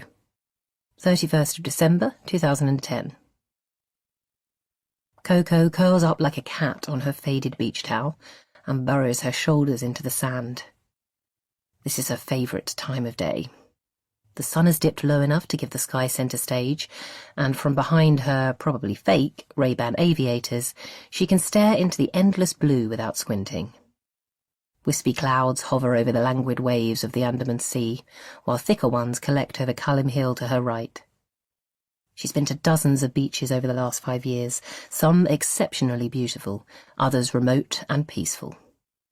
But despite the crowds and the thud of dance music seeping out from nearby Bangla Road, Patong Beach will always be her favourite. Perhaps because of that. She rolls over onto her back and stretches out her legs, lifting one to inspect it, her gold anklet glistening in the late afternoon sun. Her complexion used to be pale, remnants of her father's Irish heritage. But her limbs are bronzed now, and the tan runs so deep that she can't imagine ever going back to her old colouring. There are other ways that she's been stained forever too, which is why her parents' letter is such bad news. With an inward sigh, she reaches into her beach bag and retrieves the flimsy piece of light blue paper, its red and blue striped border signifying how it's travelled by air from their new manor house in Oxfordshire. They could have texted. Her parents know her phone has international coverage. They pay the bill after all. But of course they'd want some sort of written proof for summoning back their prodigal daughter. The paper rustles in her fingers as she unfolds the letter for the 100th time. She tips over onto her elbows, coils her back into cobra, and reads it again. Dear Coco, happy birthday, darling. 22 already. Where did the time go?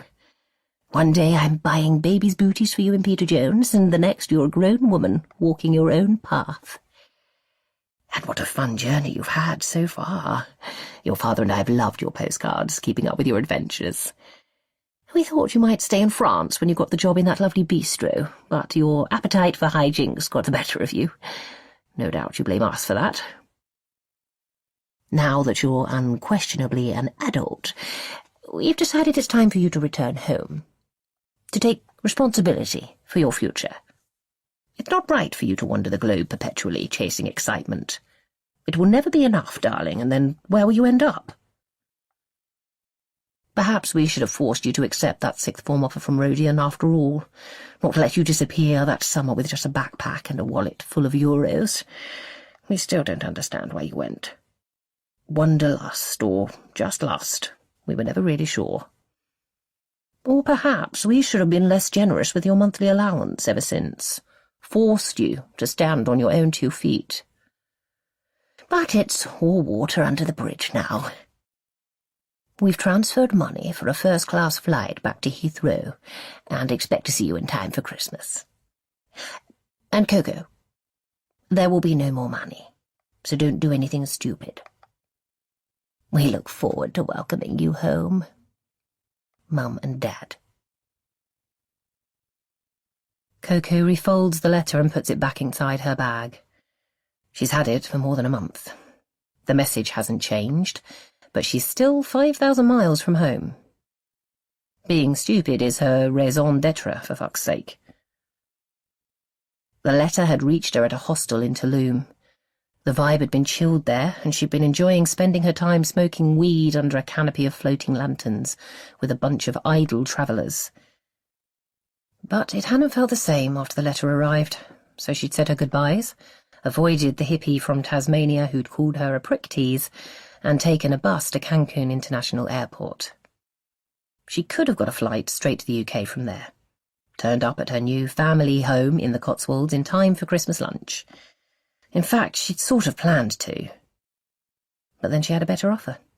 And now it's New Year's Eve, and she's in Phuket having a blast of fun on her favourite party island.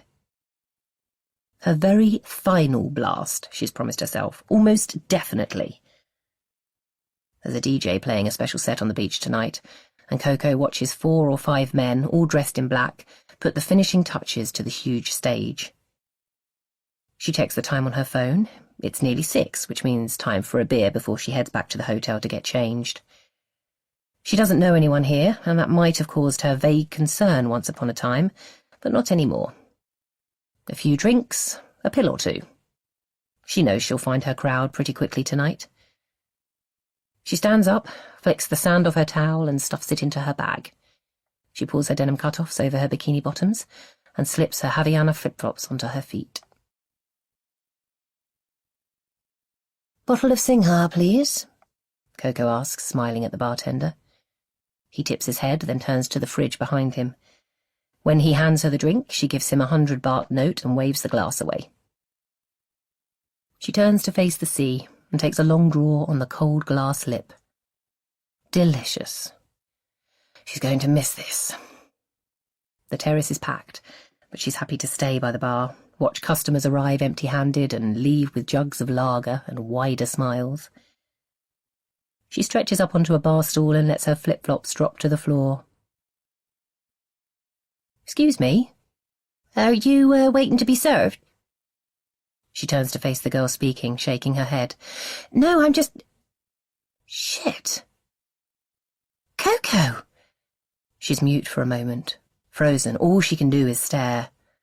"Oh my God, I've tried so hard to reach you, and now what? I just bump into you in Thailand. This is too crazy." Coco smiles weakly, nods her head. "Yeah, crazy. How can this be happening? Grace should be in Devon, ironing rugby shirts or whatever loved-up girlfriends do. Not on this party island, her fucking island. How have you been?" "Good, I guess." Grace walks closer.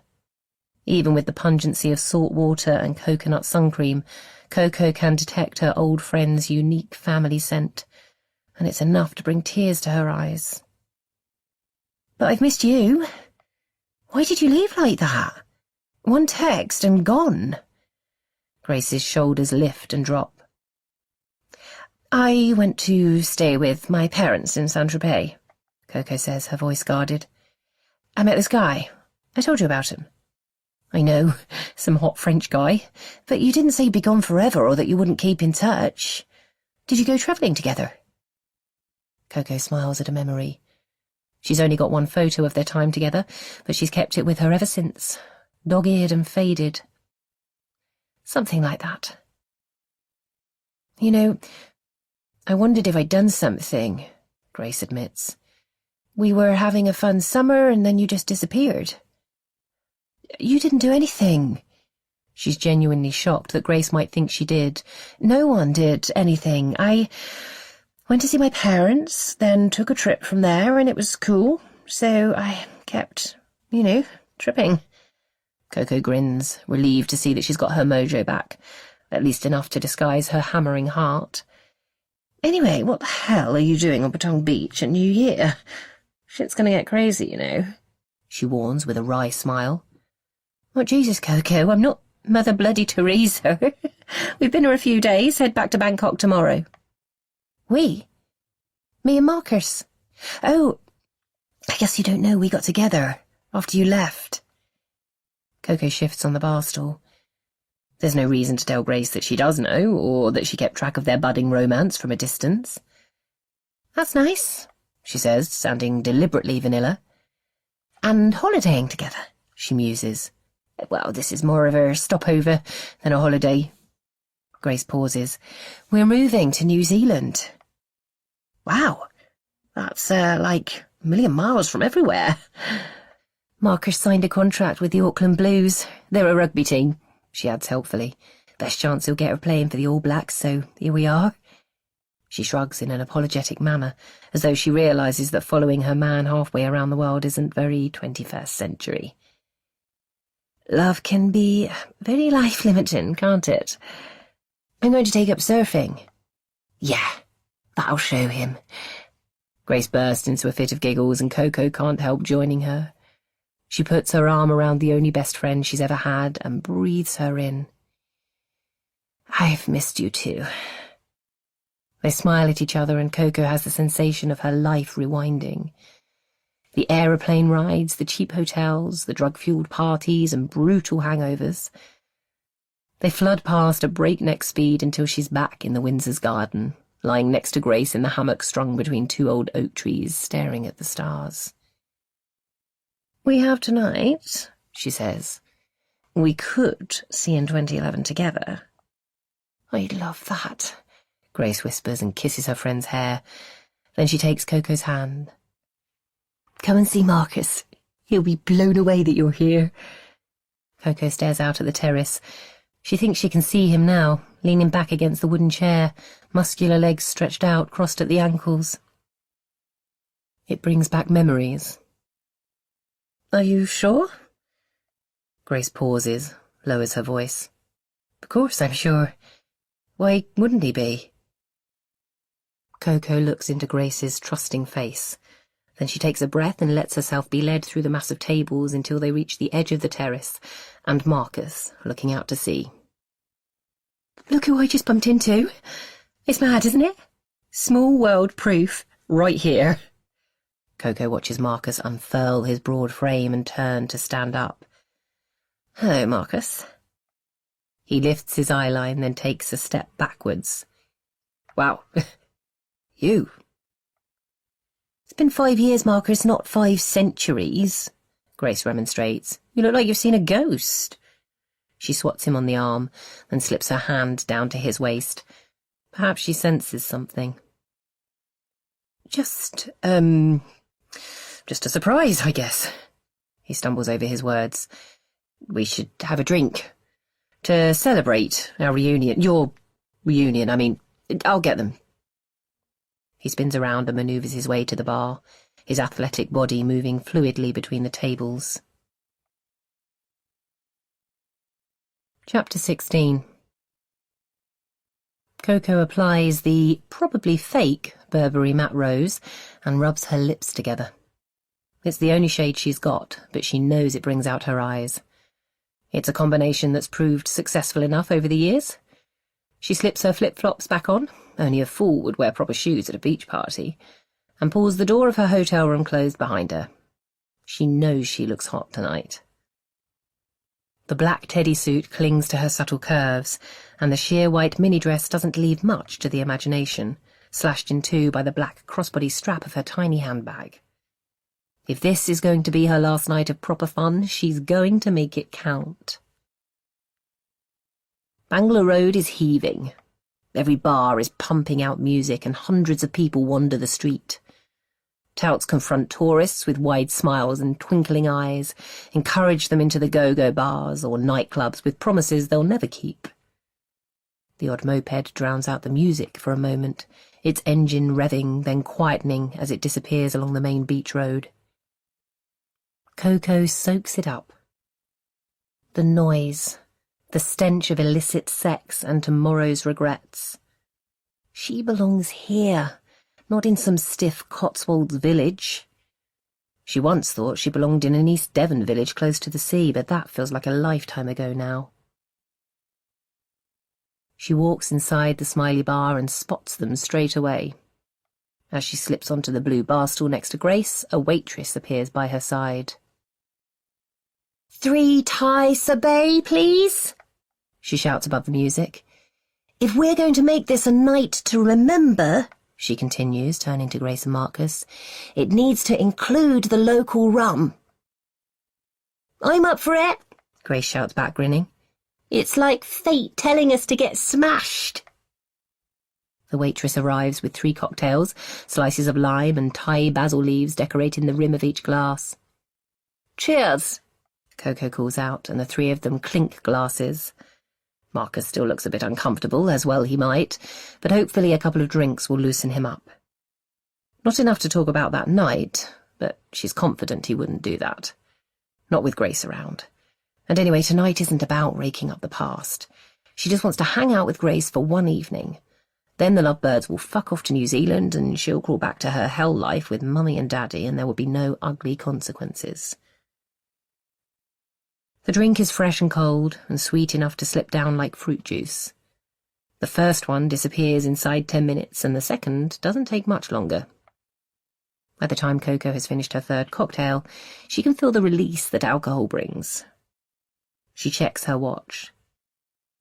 Guys, it's 10:30. We should go to the beach. She can hear the DJ ramping up the tunes now, Rihanna's voice flooding over the top of the buildings. She stands up and starts swaying with the music. Yeah, let's do it. There's a bar on the beach, I guess, Grace asks, her words already slurring. I can do better than that. Come on. Coco reaches for Grace's hand and the 3 of them leave the Smiley bar and walk down Bangla Road towards the beach. When they get to the edge, Coco pulls Grace under a palm tree and, in the relative darkness, pulls a tiny plastic packet from inside her handbag. I scored some ecstasy earlier. There's one for each of us. Grace stares at the 3 little pills inside the bag.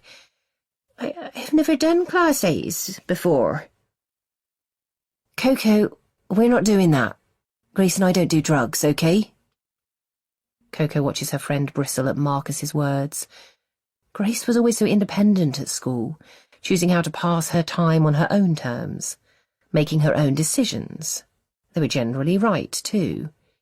While she didn't win a multitude of prizes like her brother, she quietly got on with things and made a success of every single one. I'm 21, Marcus. Just because I haven't done drugs doesn't mean I don't do drugs. Doesn't it? Coco can't tell whether he's threatening Grace, or her explanation has genuinely confused his rum-addled brain. But tonight...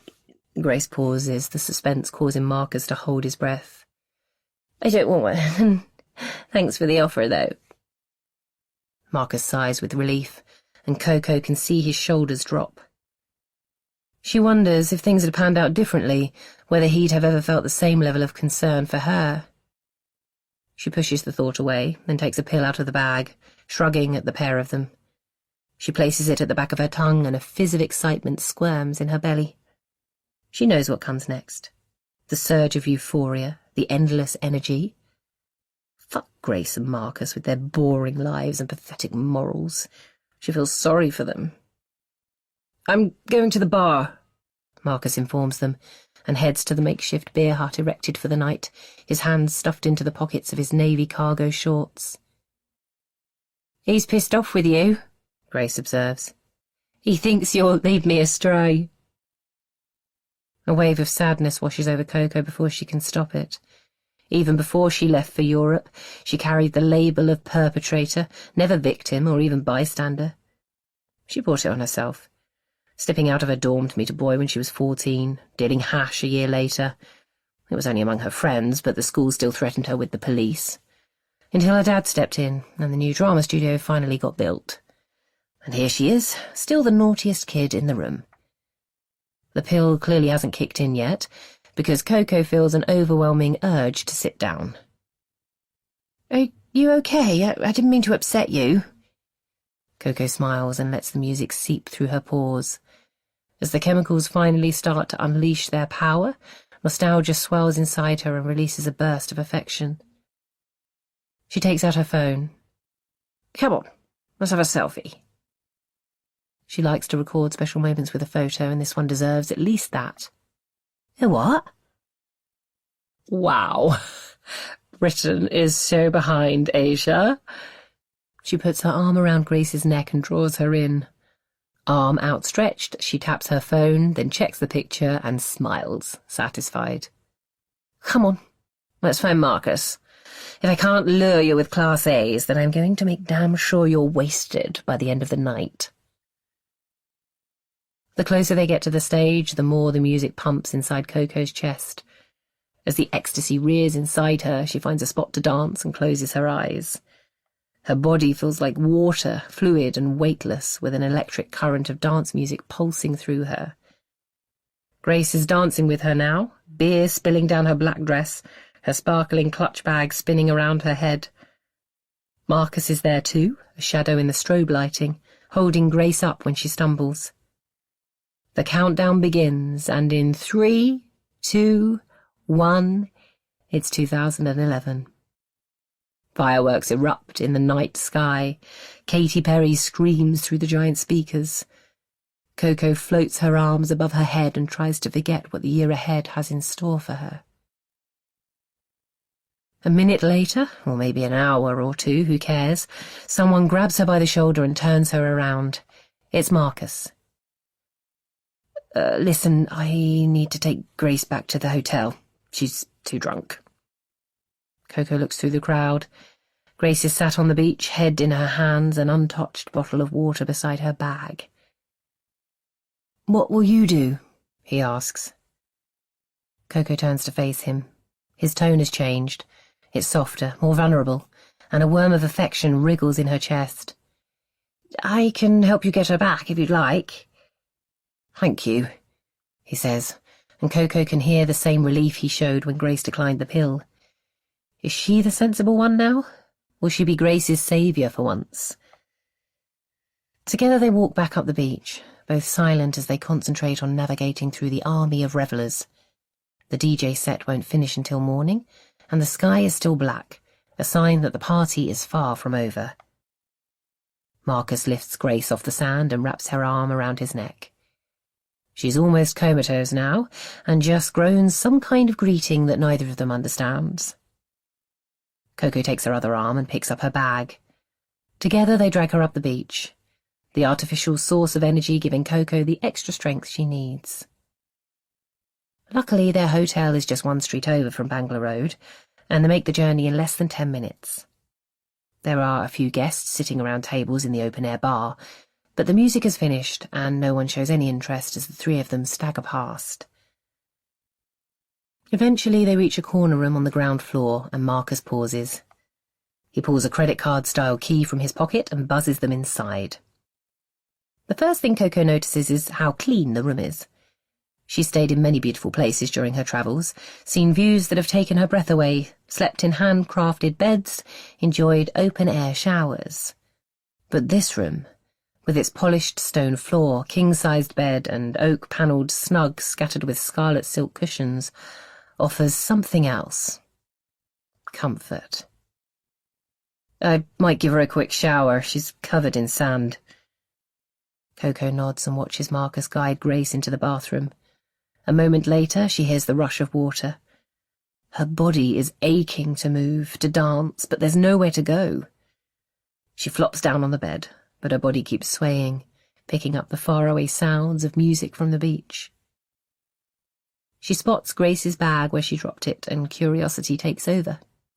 She clicks it open. Lipstick, biro, tie notes, and Grace's passport. Coco flicks to the photo and gently runs her fingers over the laminated image. She remembers Grace having that taken, sliding into the booth, pulling the cheap curtain across, trying to keep a straight face as Coco tickled her ankles. Those were good times. Eventually Marcus appears with Grace wrapped in a towel. He pulls back the covers and lays her onto the bed. She's fast asleep in seconds. Drink on the terrace? He offers, then smiles when Coco nods her head. Chapter 17. Grace. 2019. Grace looks at her watch. As soon as Marcus gave his blessing, she'd phoned Dr. Harriet Gray, the psychologist Marcus had mentioned.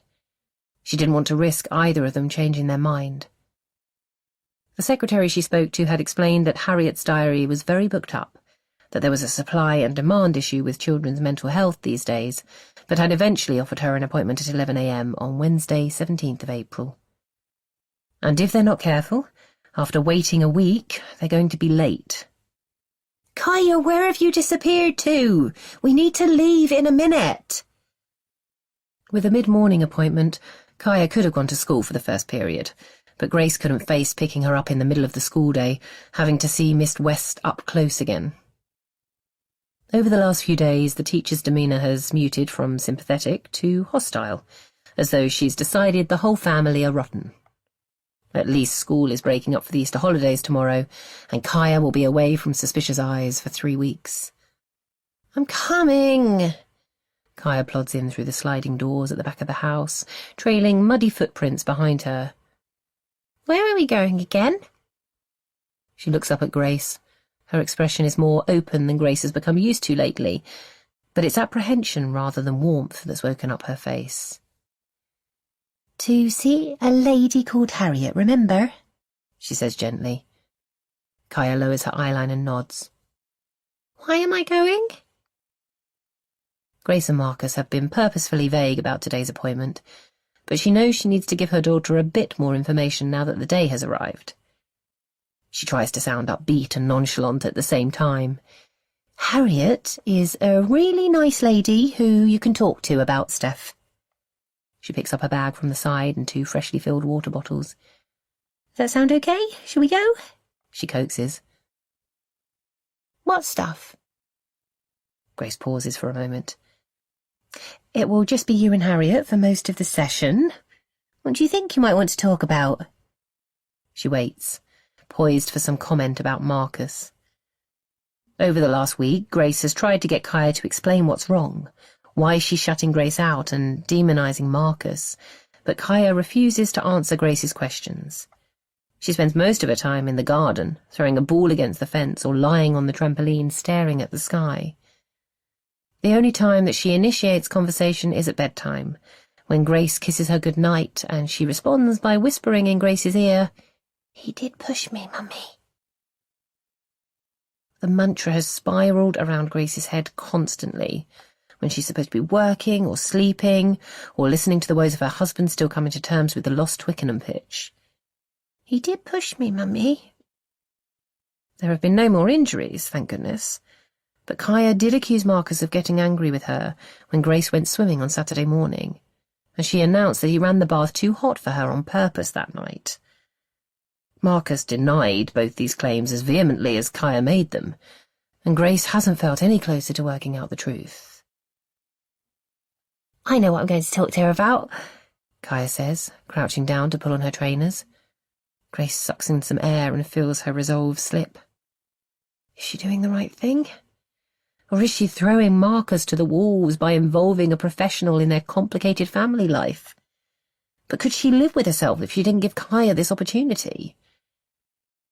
She purses her lips, reaches for Kaya's hand, and they walk out of the house together. The car is parked on the road just opposite the front door, which is a relief because the strong wind that brought sunshine half an hour ago has now dragged a rain cloud over their heads. Luckily, Kaya is protected from the heavy droplets by the Stanford Cardinals baseball cap that turned up in the post last week. Gifts have always been Josh's way of showing his affection, like the iPad he bestowed on Kaya at Christmas time. Grace can still remember the look of thunder on Marcus's face when their daughter opened that leaving gift. Luckily for them, Kaya mainly prefers staring at the sky to a screen, and the 20 minutes iPad time that she requests before bed feels reasonable enough. Of course, the burgundy cap with the distinct Stanford tree is much more restrained than an iPad, but it's also a constant reminder of her brother's warning, and Grace can't help wishing he hadn't been so thoughtful. Grace guides the Land Rover across the busy A3 and heads towards Putney. Harriet works in a therapy room above a yoga studio on the Upper Richmond Road, and Grace easily finds a parking space on a side street close by. She pays for 2 hours via the app, even though Kaya's session is only meant to last for 50 minutes. There's no point adding parking anxiety to her already stressful morning. As she opens the rear door to let Kaya out, she looks into her daughter's eyes. "What's most important," she says carefully, "is to be honest with Harriet." Kaya stares back. "I will be," she promises, but a crease appears in her forehead and she bites her lip, fear and determination sparring. Grace draws a breath. She knows she should leave this to Harriet, the professional, but the risks feel too high now and the words just tumble out. "Kaya, why are you saying these things about Daddy? It's really upsetting me." The corners of Kaya's mouth drop and she looks away. "I don't want to upset you. With these stories about Daddy hurting you, I don't think you understand where they might lead. And that's okay, because you're only 7. But now would be a really good time to stop." "Do you want it to be our secret?" she asks. "Because I can keep secrets." "No!" Grace checks her voice. "Of course not, Kaya. I want you to feel like you can tell Harriet anything. But she's really experienced at spotting the truth, so please think carefully about what's real and what, for whatever reason, you're making up." Kaya blinks and narrows her eyes. "I don't want to see Harriet anymore. Can we go home now?" Grace feels her chest constrict. This was exactly what she was trying to avoid. "Oh, I'm sorry, honey, I shouldn't have said that. I don't want to scare you. Harriet will be lovely, I'm sure of it." "But can she read my mind like a witch?" "No, Kaya, she's just a plain old human like me. Not magic at all." Grace gives Kaya the biggest smile she can muster. "It will be fine, I promise." Then she turns towards the door and presses the buzzer labelled Dr. Harriet Gray. Chapter 18. "Hello, Kaya." Kaya stares as though she's mapping out the psychologist in front of her. Straight brown hair, blunt fringe, long nose and big white teeth. Grace wonders if her daughter is seeing a horse too. "Hello," Kaya whispers back, polite but wary. "Why don't you jump on that chair? It's really comfy." Harriet uses just the right tone, encouraging but not patronising, and Grace watches Kaya's shoulders relax a little. Another pause, and then Kaya clambers onto the leather lounge chair opposite Harriet's small mahogany desk. The traditional furniture seems out of kilter with the white walls and laminate floorboards to Grace, but Kaya is oblivious to the decor. She shuffles backwards in the chair and stares at her feet bobbing in the air. "That's perfect, Kaya, well done. Are you happy for your mum to wait outside while we talk?" Kaya doesn't speak, but she grabs the brim of her cap and pulls it up and down, forcing her head into a reluctant nod. "I'll just show her where to sit. It won't be long." Then, for the first time since they were ushered into the room, Harriet turns towards Grace. "Shall we have a quick chat outside?" Grace nods and tries to smile as the psychologist guides her back to the reception area. Harriet gestures to a chair and they sit down in unison. "Thank you for seeing Kaya," Grace starts. "Well, thank you for letting me talk to her alone. Some parents are nervous about losing the control, but it means I can build a rapport much more quickly." Grace feels a sudden urge to change the rules. She didn't realise that she could sit in on Kaya's session, help mitigate any disasters. But now Harriet's praising her trust, she feels hemmed into a corner. She sighs. "Kaya had a fall from a tree on the common and got concussion. That was a few weeks ago now, but she's not been herself since. Misbehaving at school, struggling with friends." "Thanks for explaining that, Grace. I've had some experience with concussion in children. It can take its toll on their behaviour. And at home? Grace thinks about the hours Kaya spends by herself in the garden, her closed expression, the whispered words at bedtime. Quiet, distant and angry, especially with her father, she admits. Oh, how does that present itself? Grace scratches nervously at her neck. She and Marcus had agreed not to mention Kaya's accusations unless she brought them up with Harriet herself. But they're banging at her temples now. She's not sure she can talk to Harriet without them slipping out. She won't do anything with him anymore. Or let him get close to her, Grace offers. Has she explained why not? Has he done something to upset her? Grace suddenly feels defeated by this woman, with her long face and soulful eyes. Perhaps it's better to forewarn her, provide some context. Kaya is bound to tell her anyway.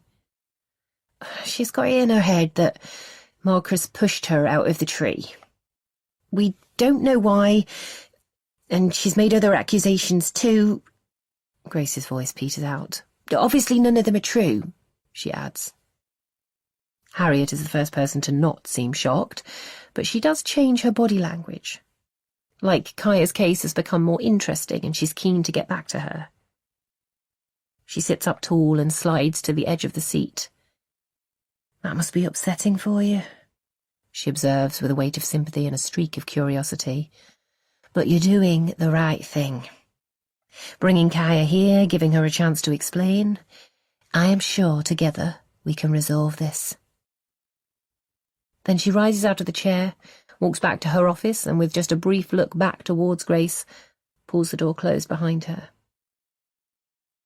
The rest of the session crawls past, minute by minute, and Grace tries to distract herself by scrolling through Instagram. As usual, she wishes she followed more interesting people. As well as the requisite clothes adverts, it's a constant stream of toddlers feeding ducks, groups of women in bars with big sunglasses and flushed cheeks, and grinning, sweaty faces next to red squiggles on Strava maps. Finally, the clock hits the 50-minute mark and the door to Harriet's office opens. The psychologist guides Kaya into the waiting room. Kaya, now it's your turn to hang out here while I talk to Mummy. Is that okay? Kaya doesn't say anything, but she nods and drops onto the chair Grace has just vacated.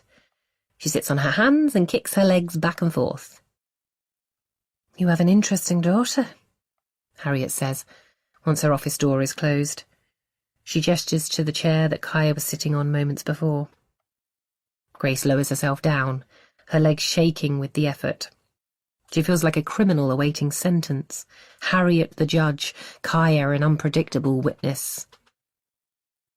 Kaya was happy to open up about certain subjects, Harriet continues, sinking into the chocolate-brown office chair on the other side of the desk. Her grandparents, the rugby team she supports. Grace nods, unsure where this is heading. But she was wary too, and she paused after each one of my questions, like she was assessing whether it was safe to answer. Grace crosses one knee over the other, interlocks her fingers. And does that mean anything? She asks. It could suggest Kaya struggles to trust people, Harriet muses. Because someone is letting her down, Grace whispers, more to herself than the psychologist. Or it could be a sign that she's hiding something. Perhaps the fact that she's making up these stories about her father. Deception requires more thinking time than truth.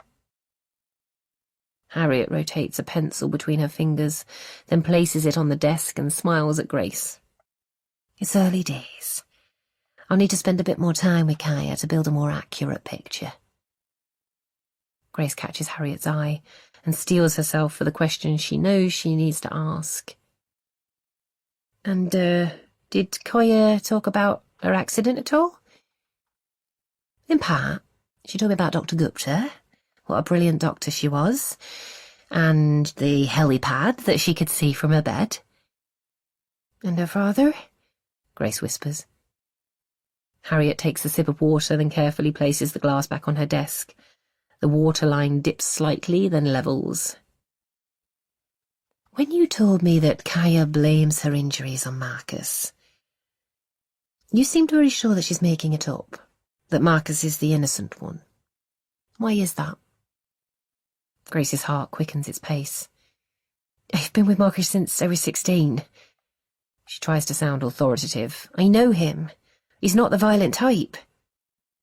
And you're absolutely certain you've never seen him act aggressively? Not once. The lie sits heavy in the air between them, but Grace forces herself to keep eye contact. She waits for the psychologist to say something, but she doesn't.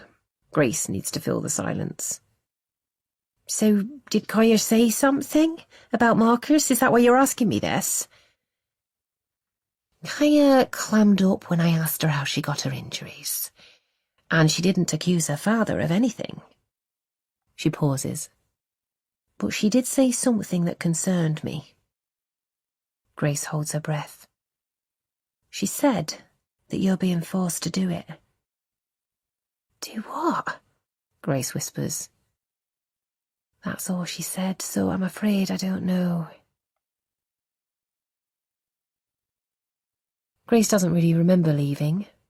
She managed to shuffle backwards without her smile disintegrating, and move through the doorway of Harriet's office without yanking it open or slamming it closed. But that's as much as her numb brain could achieve. There's a vague recollection of reaching for Kaya's hand in the waiting room, roughly, she thinks, and booking another session with the receptionist. But nothing more. Forced to do what? Does Kaya think Marcus is forcing Grace to deny his abuse? Is that how her 7-year-old brain is reconciling Grace's unwillingness to accept her claims? A wave of nausea rises through her chest, and she stops walking to let it pass. Because, of course, she did deny a truth, telling Harriet that she's never seen Marcus act aggressively. It was only once, but how much proof does she need? How many times does someone need to display raw violence to be considered capable of it? Are you okay, Mummy? Grace looks down at her daughter. She can see the old Kaya now, the warmth of concern shimmering on her face. She squeezes her hand and smiles. Don't worry, I kept your secret, Kaya whispers. Grace stifles a gasp. Is this what she's doing? Coercing her child into staying silent? Siding with a violent husband over an innocent child? She takes a deep breath and forces herself to think about that night, 14 years ago, when Marcus hit her. He apologized a few days later, desperately, and she forgave him. And that was that. Was she wrong to let him off so lightly? Should she have walked away, or at least pushed harder to find out what drove him to it? There were other people in the room too. Josh, Coco. They witnessed what ignited Marcus's fury. Josh has never been willing to explain it to Grace either, and Coco isn't there to ask. Tears sting in Grace's eyes as she thinks about Coco. How much she still misses her childhood friend. She hasn't seen her for years, but Coco was by her side through all the big moments, the many milestones of growing up. That summer when she first met Marcus, including the night when his rage flared. Then fate brought them together again on that crazy New Year's Eve in Phuket, when she got so drunk that Coco and Marcus had to carry her to bed. And Coco also knows the truth about Kaya's start in life. With a wave of desperation, Grace wishes her friend was with her now. She unlocks the car with a click and pulls open the heavy door. She helps Kaya climb into her seat and lets it fall closed again. Released from her daughter's watchful stare, Grace leans against the shiny black metal and lets the freshness of the wind wash across her skin. But the tears are too heavy now, and they start to weave a path down her face anyway. Either Marcus is hurting Kaya, or Kaya is turning her father into a monster inside her head. Neither explanation seems possible to Grace, and Grace's mother and brother are giving her conflicting advice. How can she solve this by herself? She thinks again about Coco, and the fragility that hides behind her party girl image. She's been to places that Grace can only guess at, physically and mentally. Is that what Grace needs? A damaged mind to see things she can't? But that's not the only reason she wants Coco by her side. She knows there are other insights that her best friend could provide. With that thought, a sense of certainty settles on her shoulders. Coco will know what to do. Now Grace just needs to find her. Chapter 19. Marcus, 2005. Marcus tries to concentrate on the task. He flicks the white sheet and it hangs in the air for a second before floating down onto the double bed. He tucks in the corners, swears with the effort required for the final one, and starts on the seashell-dotted duvet cover. But it's not working. He can't get her out of his mind. He picks up the can of Pledge and sprays it haphazardly along the various surfaces in the room. 2 bedside tables, a chest of drawers, windowsill. Then he finds a clean corner of the duster and flings it from left to right, smearing the white splodges along the woodwork until they finally disappear, replaced with a shine just about good enough for his mum to sign off. He's never felt like this before. He's had a couple of girlfriends since he started at Chilford. There was Bex in the summer term of Year 12, after the rugby season finished and he'd got some spare time on his hands. But out of sight, out of mind ruled that relationship, and they broke up early into the summer holidays. Then there'd been Bronwyn, a girl he'd met on a Christmas rugby tour to Wales. She shared his passion for the sport, but that didn't help much in the long run, and their fling had fizzled out by New Year. So he doesn't understand why he spent the last 6 days obsessing over Coco. When Josh phoned last night to suggest a day out to the beach, he hadn't dared ask whether the girls were part of the plan, but he'd found himself making a silent wish that they were. And that's what forced him to admit that he's fallen for a sassy 16-year-old with more family issues than the Osborns. He throws the hoover around the bits of carpet he can see, then packs up the cleaning stuff and takes it downstairs, shoving it back inside the utility room. He's due at Josh's house at 11 a.m., which means he's got just enough time to shower off the smell of bleach and transform back from a domestic skivvy into a desirable future rugby star. Have you finished all 3 rooms already? Tanya looks at her watch, then eyes him suspiciously. It's true that he doesn't normally start his list of chores until at least midday, but he hasn't had much reason to get on with it before today.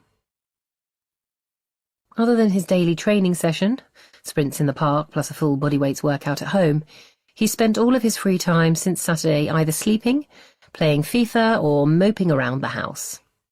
He'd thought about catching up with mates from his old school, but had decided he couldn't face it, the piss-taking he knew they'd subject him to. So he'd stuck his headphones on, played Arctic Monkeys on loop, and tried to get the image of Coco out of his mind. I'm going out today, so started early. Somewhere nice? She peers at him. Just out with Josh. Lime Regis, probably. You're spending a lot of time with him, she observes. Don't you want to catch up with mates from your old school now you're back? They miss you. Marcus looks at the doorway and wonders how soon he'll be able to escape. Yeah, maybe. Don't forget your roots, love. A spark of anger sizzles on his skin.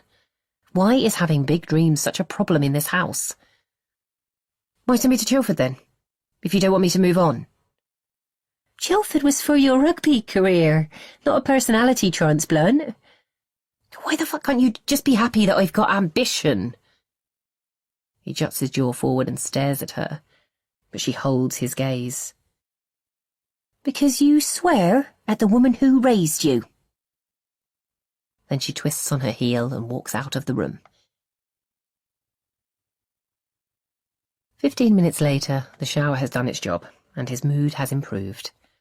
He packs a few essentials in his Canterbury rucksack and kisses his mum goodbye, an apology of sorts. Then he pulls his mountain bike out from the shed. Josh's house is 3 miles away as the crow flies, and Marcus takes the direct route through wheat fields where combine harvesters have already started the annual cull. He listens to the gentle hum of machines and lets his mind wander to Coco again. He can't work out whether the attraction is mutual. Yeah, she flirted like a flamingo on heat, but he gets the impression that's standard behaviour for her. His instinct tells him it was more than that, but is that just wishful thinking? He arrives at the corner gate of the field and turns onto the main road that runs through Josh's village. It's more country lane than highway, and he only passes a couple of cars on the final leg of his journey up the hill. When he reaches Northcross House, he's once again awed by the statue of his best friend's home, but at least this time he knows how to get in. Except he doesn't need to. The garage door opens and a silver BMW Z4 backs out, its roof down and exhaust rumbling. Josh is at the wheel with Coco in the passenger seat. Grace is sitting in the back, a long tanned arm draped over the side of the car. So the girls are coming. A frisson of excitement flames in Marcus's belly, and he takes a deep breath to calm it down. "Jump in," Josh calls, eyes hidden by Oakley sunglasses, mouth grinning like he's won the lottery. As it turns out, that's not far off. "I won a bet with my dad, and now we've got this badass beauty for the day." He revs the engine to make his point. Marcus leans his bike against the outer fence and leapfrogs into the back seat. "What would have happened if you lost?" "A month of mowing the lawn." "Ouch. Thought you had a gardener."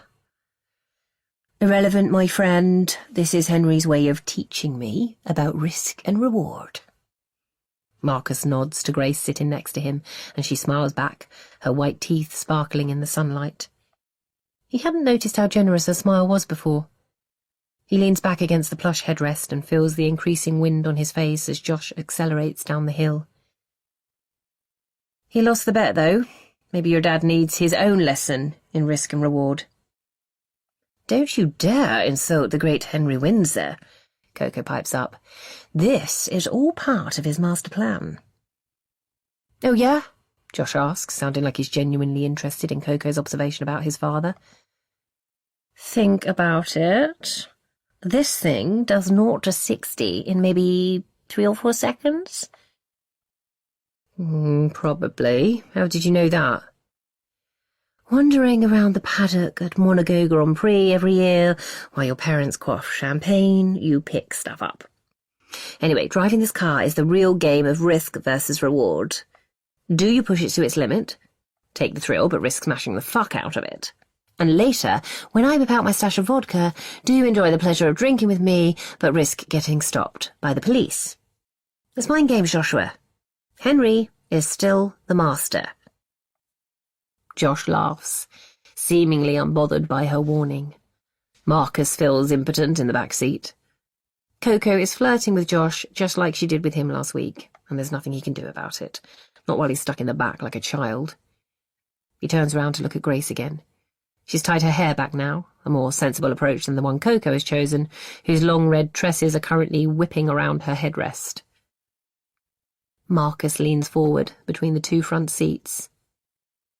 "Have you had any thoughts about what we should do in Lyme Regis?" They've reached the main road and Marcus has to shout to drown out the roar from the wind. "Yes, mate. I booked water skiing for us all. It's 30 quid each, okay?" Marcus grits his teeth, nods and forces a smile. A bloody fortune for a sport he's never managed to conquer. While his parents have never approved of motorised water sports, why pollute the planet when you can harness the energy of a wave? He has tried it a few times with friends and never managed to even get out of the water. It's his stature, he's always claimed. Too heavy for those stupid skinny planks. "Ooh, I love water skiing. Great idea, Josh." Marcus watches Coco rest her hand on Josh's arm, then let it slowly slip away, stroking his triceps with her fingertips as they fall. Jesus, what a prick tease she is. She was all over him on Saturday. Now it seems to be Josh's turn. He can't believe he's wasted a week thinking about her. He turns to Grace. You a fan of water skiing too?" She gives him a small smile and shrugs. "Swimming is more my thing, but I guess hanging out in the water is always fun." Marcus likes that she says it as a question, not willing to make it fact until he concurs. He returns her smile and leans back again. The sun is warm on his face and the wind flooding past him feels good. Grace is right. Taking a speedboat far out into the sea will be fun. And who knows? He may even get out of the water this time. Chapter 20. Come on, man. Think PME, and you got this. Marcus bobs in the water, trying to ignore the welts already forming on the underside of his knuckles. Fuck your positive mental attitude, he mumbles under his breath.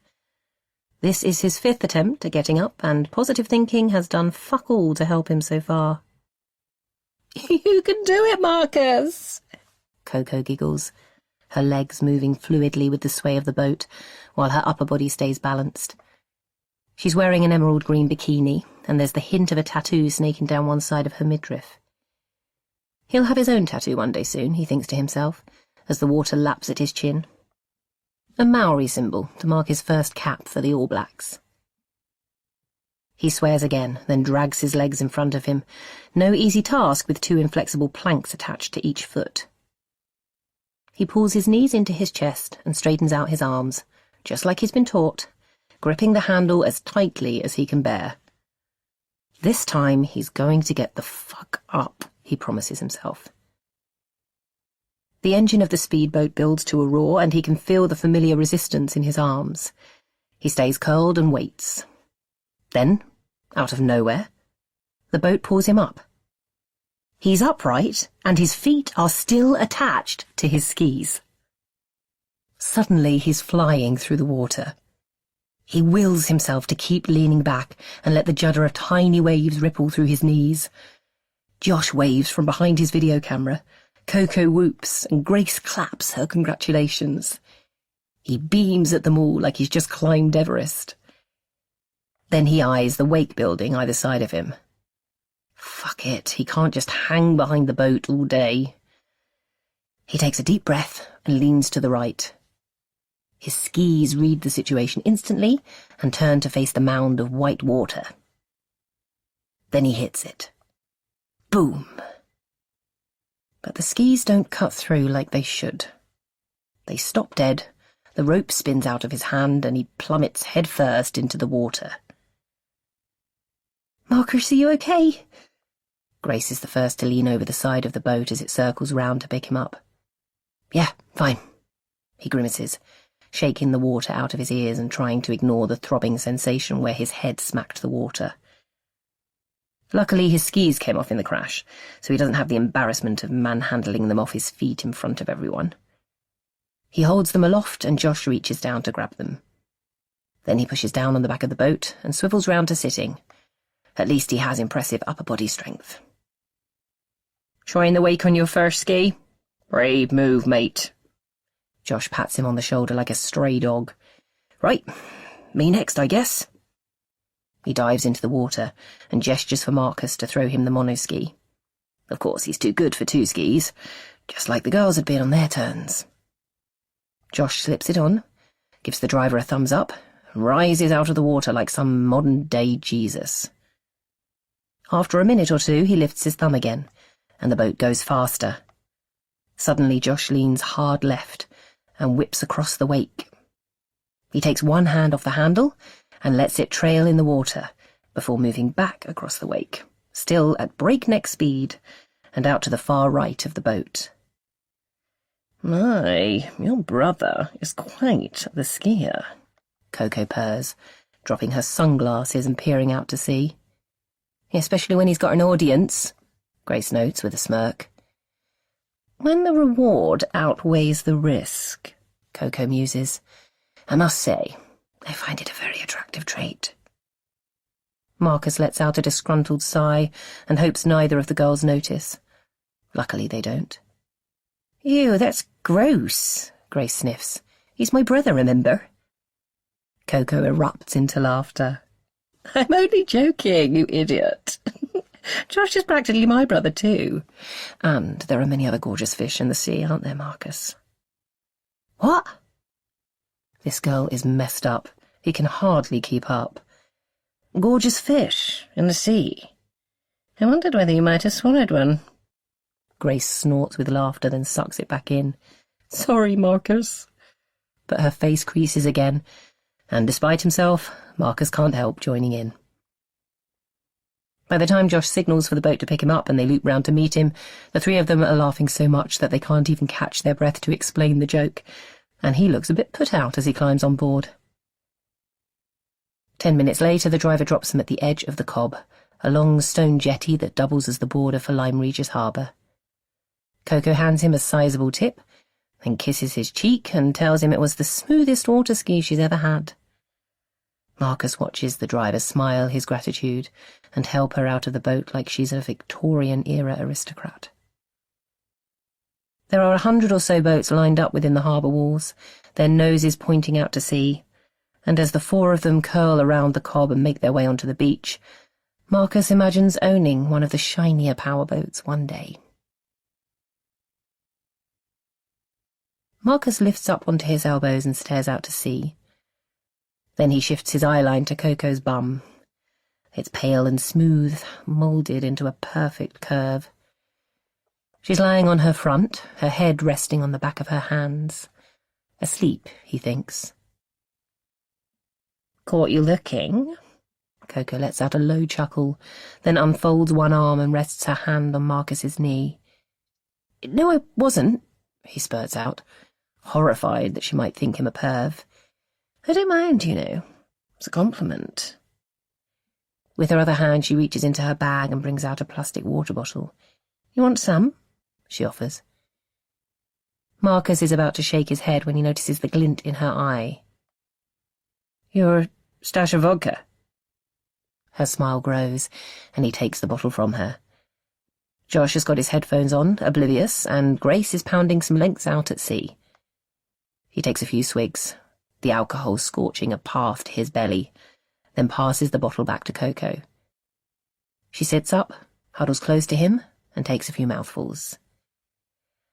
"This rugby thing," she starts. "Yeah?" "Are all your muscles as big as your biceps?" She flutters her eyelids and her cat's eyes twinkle in the fading sun. Slowly one corner of her mouth curls upwards. "Can I ask you something?" Marcus isn't immune, of course. He can already feel himself hardening, but he's not giving in so easily this time. "Anything," she offers, and makes it sound like a promise. "Why do you flirt all the time? With everyone?" She doesn't answer straight away, and he wonders if it's sadness that washes over her face. But it's gone in an instant, and quickly followed by a smile more suggestive than the last. "Because it's fun, and I love to have fun, Marcus." She shuffles a bit closer until their lips are almost touching. He can smell that scent again, the freshness of fruit, but this time mixed with salt and sun cream. He pushes a few strands of red hair away from her face and feels his heart rate slow. Should he do this? Lean in for a kiss and pray he doesn't make an idiot of himself? Or is that a stupid idea? Coco was all over Josh on the way here, then giving that ski boat driver the eye. Is the whole thing just one big game to her? Fuck it. "Do you want to have fun with me?" His voice is lower than he planned and gravelly, like he thinks he's a Hollywood movie star. He steels himself for the inevitable smirk, the chime of her laugh. But she stays silent, just looking at him, as though for the first time. And then eventually she speaks. "Maybe I do." She sounds surprised, like she's only just realised it, and it makes him smile. He slowly leans forward. "Jesus, it's freezing in there. Coco, hand me a towel, will you?" Marcus's head whips round. Grace has stood over them, water droplets trickling down her arms. Coco jerks back too and gives him a hard, "don't say anything" stare. Then she smiles at Grace. "Darling, you need something stronger to warm you up, you crazy ice water maiden." Coco holds up the illicit water bottle. The old Coco is back now, giggling like a toddler with a bag full of sweets. Grace rolls her eyes, but takes the bottle anyway, the plastic rim banging against her chattering teeth. Marcus takes pity on her and throws her a towel. He watches her dry off, then pull her long hair free of its ponytail. What's going on? Josh sits up on his elbows and pulls the headphones off. We're having a vodka party, and you're not invited, Mr. Designated Driver. Coco wiggles her finger at him. Well, in that case... Josh stands up, flicks sand off his towel. I think it's time to go. And as Marcus tries to shove his towel into his bag, he can't help wondering whether that moment with Coco, that fleeting moment, actually happened at all. Chapter 21. Grace. 2019. A grey light washes over the kitchen as Grace steps inside and nudges the door closed behind her. The heating hasn't come on yet, and she wishes she'd thought to grab a jumper before coming downstairs. She's rusty at this now, getting up in the dark when her body is still craving rest. Kaya was quick to sleep through the night as a baby. Other new mums put it down to her being bottle-fed. They'd say it in a tone that implied disapproval, but Grace knew they were just trying to hide their envy. It wasn't Kaya who had woken Grace at 3 a.m. last night, though. At least, not directly. Grace had tried to get back to sleep, forced her body to stay motionless in the hope that it would stem the flood of thoughts racing around her mind. But it hadn't worked. And when her phone reached 5 a.m., she finally gave up trying and slipped out of bed, careful not to wake Marcus quietly snoring beside her. She flips down the kettle switch and drops a tea bag into her favourite mug, hand-painted by Kaya at a local pottery studio when she was 2. While Grace waits for the water to boil, she traces the rose-pink shapes with her fingertips, Kaya's tiny handprints laid out both sides of the ceramic surface. It had been a special afternoon. The two of them with their heads together, creating unique pieces of crockery, a handful for their kitchen and then Christmas gifts for the family. They'd gone to Devon that year to spend Christmas with Tanya and Shane, who'd been delighted with their Granny and Grandpa's cereal bowls. The twins were 19 by then, and had been brilliant with Kaya, crawling in and out of her new jungle gym, narrating their favourite Santa stories. Marcus hadn't been able to relax, though. The secret that created an invisible wall between him and his family made that impossible. She catches the kettle before it rumbles to a crescendo, then pours water over her tea bag and squeezes it hard against the side. She needs builder's tea this morning. She slides onto a stool and takes a long sip. That's better. Her laptop is sat on the breakfast bar, and she thinks about leaning over, dragging it towards her. But what would be the point? She's already searched online for Coco every way she can think of. Once she'd realised how much she needed to see her best friend again, she hadn't been able to let it rest. She'd started looking as soon as she got back from Harriet's office on Wednesday, and then again yesterday when she was supposed to be using Kaya's final day of school before the Easter holidays to catch up on work. She tried the obvious websites first, Google, then Facebook, Instagram, and Twitter. While she searched frantically for her best friend in the aftermath of their last reunion, she hadn't tried for over 7 years, so it made sense to start at the beginning. But she found nothing. There were a few name matches, but the profiles had quickly shown those accounts belonged to different Coco Burns. Then she'd ventured a bit further, tried YouTube and TikTok. She'd even checked out LinkedIn in case Coco had defied her teacher's predictions and built some sort of career. But no luck there either. She knew Coco could be married by now and have a new surname. That thought had taken her down a few winding rabbit holes on Thursday morning, but after checking hundreds of profiles where Coco was the first name, she'd still come up blank. Grace steeples her fingers and drops her chin on top. It doesn't really make sense. The Coco she knows, new surname or not, would be super active on these sites, even trending on her good days. It was like Coco was practicing for social media before it even became a thing. She loved to dance in front of the mirror in the bedroom they shared at school, pretend to be Christina Aguilera or Britney Spears and copy their famous moves. She'd get Grace to film the performance with her video camera, and another girl in their house would put the footage to music and somehow link it to the TV in their common room. Coco could probably have invented TikTok if she'd put her mind to it. Except applying herself wasn't really Coco's style. Grace doesn't want to think of the one glaring reason why Coco might not be online. The possible ending for a girl who spends her life wandering the globe alone, finding drugs and parties wherever she can. Someone who puts herself in risky situations without caring about her safety. And Coco can't have been thinking straight after their last time together. She just upped and left one morning before Grace woke up. She'd left a note. "Thank you, don't worry. I'm sorry." But nothing helpful, like a forwarding address. Grace loads up Google and types Coco Byrne again, but this time, after a pause, she adds death. A British woman killed overseas would always get at least a mention in the press, so if nothing comes up, there's a high chance she's still alive. She scans the page, then lets out a long sigh of relief. Nothing. But what next? Believing Coco's alive doesn't bring Grace any closer to finding her. "You're up early." Grace jumps, sucks in some air. "What are you doing?" Marcus peers over her shoulder. "Nothing." She taps the lid closed and turns back towards him, plastering on a smile. "Cup of tea?" she asks. "I'll make it." He wanders over to the kettle, unaware of her quickening heartbeat. He wouldn't approve of her looking for Coco now. Marcus made her promise to put the events of those few weeks after Kaya was born behind them, to scrub them out of their past and pretend life was normal. "Why couldn't you sleep?" he adds, not looking up. "Things on my mind, I guess," she improvises. "Work stuff. School holidays." "Not Kaya, then?" "You still haven't told me what the psychologist said on Wednesday." Grace pauses, unsure how much to tell him.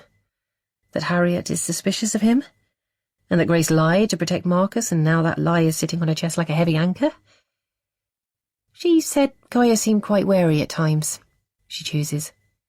Hesitated before answering each of her questions. "Well, that's understandable.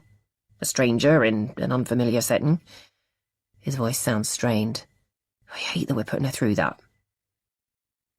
Grace looks at the man she's loved for 14 years. His shoulders are broader than most, and his biceps swell beneath his t-shirt. The traditional Maori tattoo that runs the length of one arm could appear intimidating to some, but she knows it's a symbol of his loyalty and commitment. The same attributes that he's always shown towards Kaya. He can't be hurting her. It's impossible. "Harriet's lovely," she says, trying to pacify him. "And Kaya likes her." "I suppose she blames me," he says, bitterness creeping in. "I assume Kaya told Harriet that I pushed her out of the tree." Grace looks at her hands. "No, she didn't mention it," she mumbles, not willing to admit the part she played in that revelation. "Really? Well, I suppose that's something." He sounds so surprised that distrust starts to bubble again. Grace doesn't want to catch his gaze, so she hides behind her cup of tea and pours the cold dregs down her throat. She senses him place his mug on the breakfast bar and move behind her. His hands land on her shoulders. She tenses at his touch, but he takes that as his cue to rub them. "Whoa, you're tight." His thumbs push against her neck, and suddenly she can't bear it. There are so many questions swirling around her head that she needs space. Time to find the answers. She squirms away from him, and Marcus drops his hands, a dark look flitting across his face. "Anyway, thought I would take Kaya to the aquarium today," he says. "Just the two of us. Special Good Friday treat."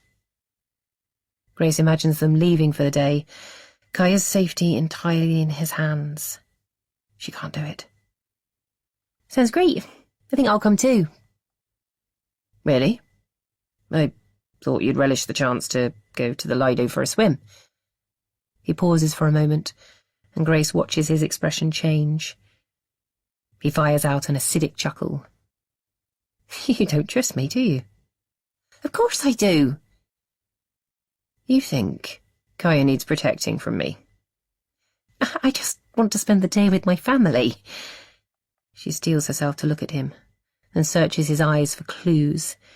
Guilt, discomfort, annoyance at her ruining his plans to have Kaya to himself. but there's only sadness and disappointment there. "Whatever, Grace," he says, and disappears out of the room.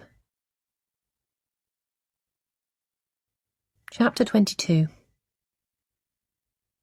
Kaya dips underneath the glass display unit, and her head disappears into the pop-up viewing area. So Grace focuses on her daughter's feet instead. Kaya is pivoting on the toes of her Nike trainers, her purple-edged heels swaying left and right. It's something she's done since she could walk. A sign that she's either excited or nervous. And it's such a relief to know that today, finally, it's excitement that's fueling her endearing little tick. "What can you see up there?" she calls out. "A huge, hairy spider," Kaya exclaims with awe, "and his legs are bright blue. I want to stroke him." A grin spreads across Grace's face as she absorbs Kaya's enthusiasm. It's been too long. But she's read the plaque next to the display, and the blue baboon tarantula doesn't sound like the most endearing companion. "I'm not sure that's a good idea." "Shall we go and see the fish now?" Marcus suggests. "They've added a new section to Coral Kingdom, apparently. Sounds really cool, Kaya." He's trying to appear upbeat too, but Grace can hear the growing impatience rumbling under the surface.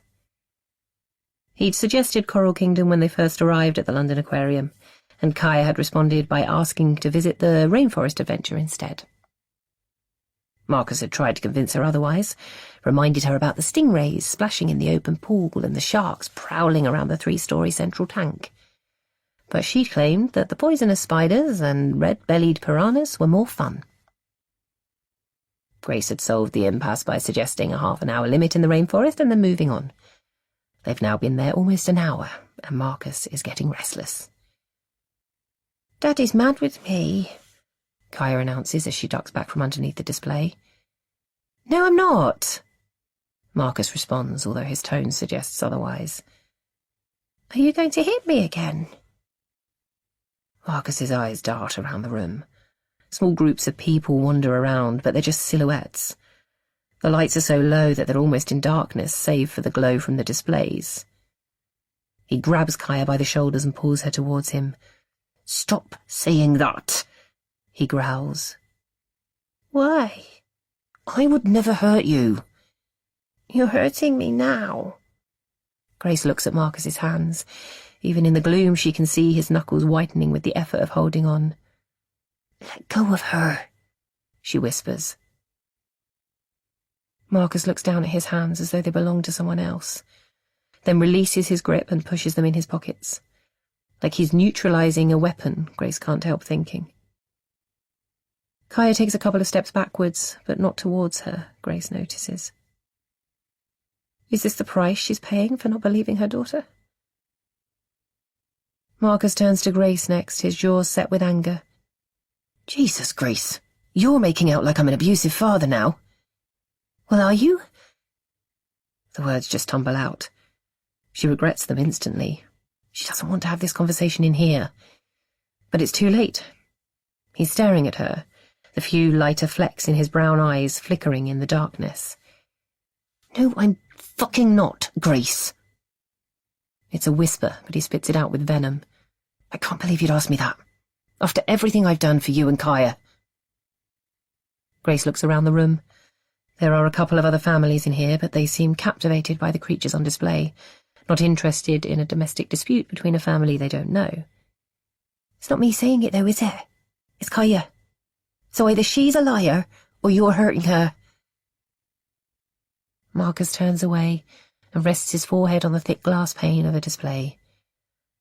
A colony of ants scurry along the mock rainforest floor, each carrying a tiny section of leaf, seemingly oblivious to its enormous weight on their shoulders. Grace thinks about the weight she and Marcus have carried for so long, and wonders if its enormity has proven too much for her husband. "I don't know why she's saying it," he admits, his voice muffled against the glass. "Why her concussion has translated into hating me. I can't lose your trust. You promised me." He pulls away from the display and turns to face her. "Think of everything I've done for you and Kaya. We can't let her behaviour come between us.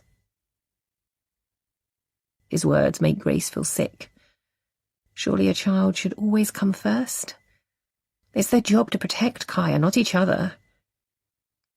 She turns to look at their daughter, now staring intently at the dwarf crocodile display, searching for their bulging eyes in the murky water. She's our daughter, she growls, a warning shot. Marcus looks angry for a moment, but then his face drops, a hint of shame spreading across it. He turns back towards the display. I know you're looking for Coco again. What? His accusation has knocked her off guard. I saw it in your search history. I wasn't spying on you, he adds. I borrowed your laptop to look at the opening times for the aquarium, and came across it. Grace doesn't know what to say. She takes a hairband off her wrist and twists her hair inside it. Maybe she would have told Marcus about her search eventually, explained it calmly, why she needs Coco by her side, why they both do. But not now. Not here. Why are you looking for her, Grace? It's stuffy in the dark, windowless room, and it makes Grace feel claustrophobic. She wants to walk away. From him, from everything. But that's not what Grace Windsor does. She toughs it out. So instead, she flicks her head and turns to face him. I know Coco is a stranger to us now, she starts, and Kaya is a stranger to her. Exactly. I don't think it's a good idea to try and find her after all this time. But she was my best friend, Marcus. More like a sister, really. I've never been that close to anyone since Coco except you. And you trust her more than me now? There are so many people giving me their opinion. You, Kaya's teacher, my mum, Harriet. Grace pauses.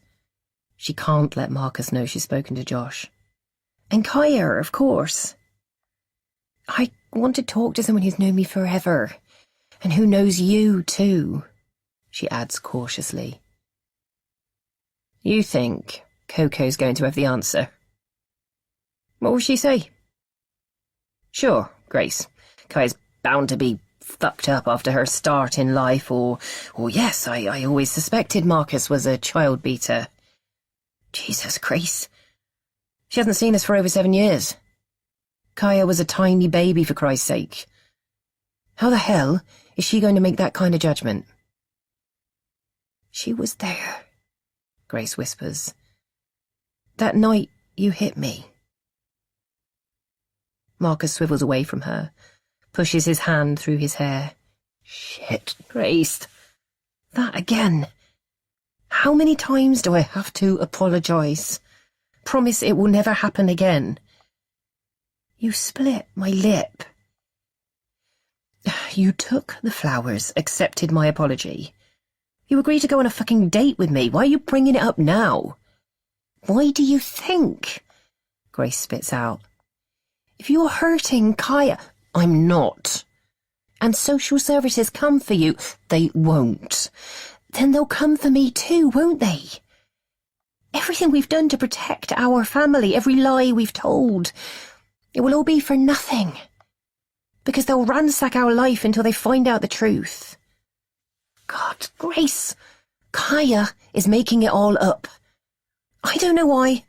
Maybe it's just her concussion, talking. You have to trust me. How can I, though, when I know firsthand how good a liar you are? He freezes, stares at her like she's betraying him. Perhaps she is. She bites her lip and looks away. You think finding Coco will help? I need her, Marcus. You'll be opening a can of worms, he whispers. I don't care. Marcus turns to look at Kaya, then back at Grace. Don't let Coco come between us, Grace. Grace manages a tiny smile, then walks over to Kaya, wondering who Marcus means by us. Chapter 23. Coco, 2011. Coco wonders whether it would be appropriate to have a cigarette. Not here, obviously, but out there on the balcony. Make her little contribution to the pollution party. She's just not sure if she can walk. She sighs, stretches out her arms, then wriggles down the bed. Time for a status check. Toes work. Calves and thighs clench and relax well enough. There's a whole load of pain burning between her legs, but that's to be expected under the circumstances. Satisfied that she can make it to standing, she pushes back the cover and drops her legs over one side. Hospital beds always sit a bit higher than regular ones, saving nurses' backs probably, but she finds solid ground eventually.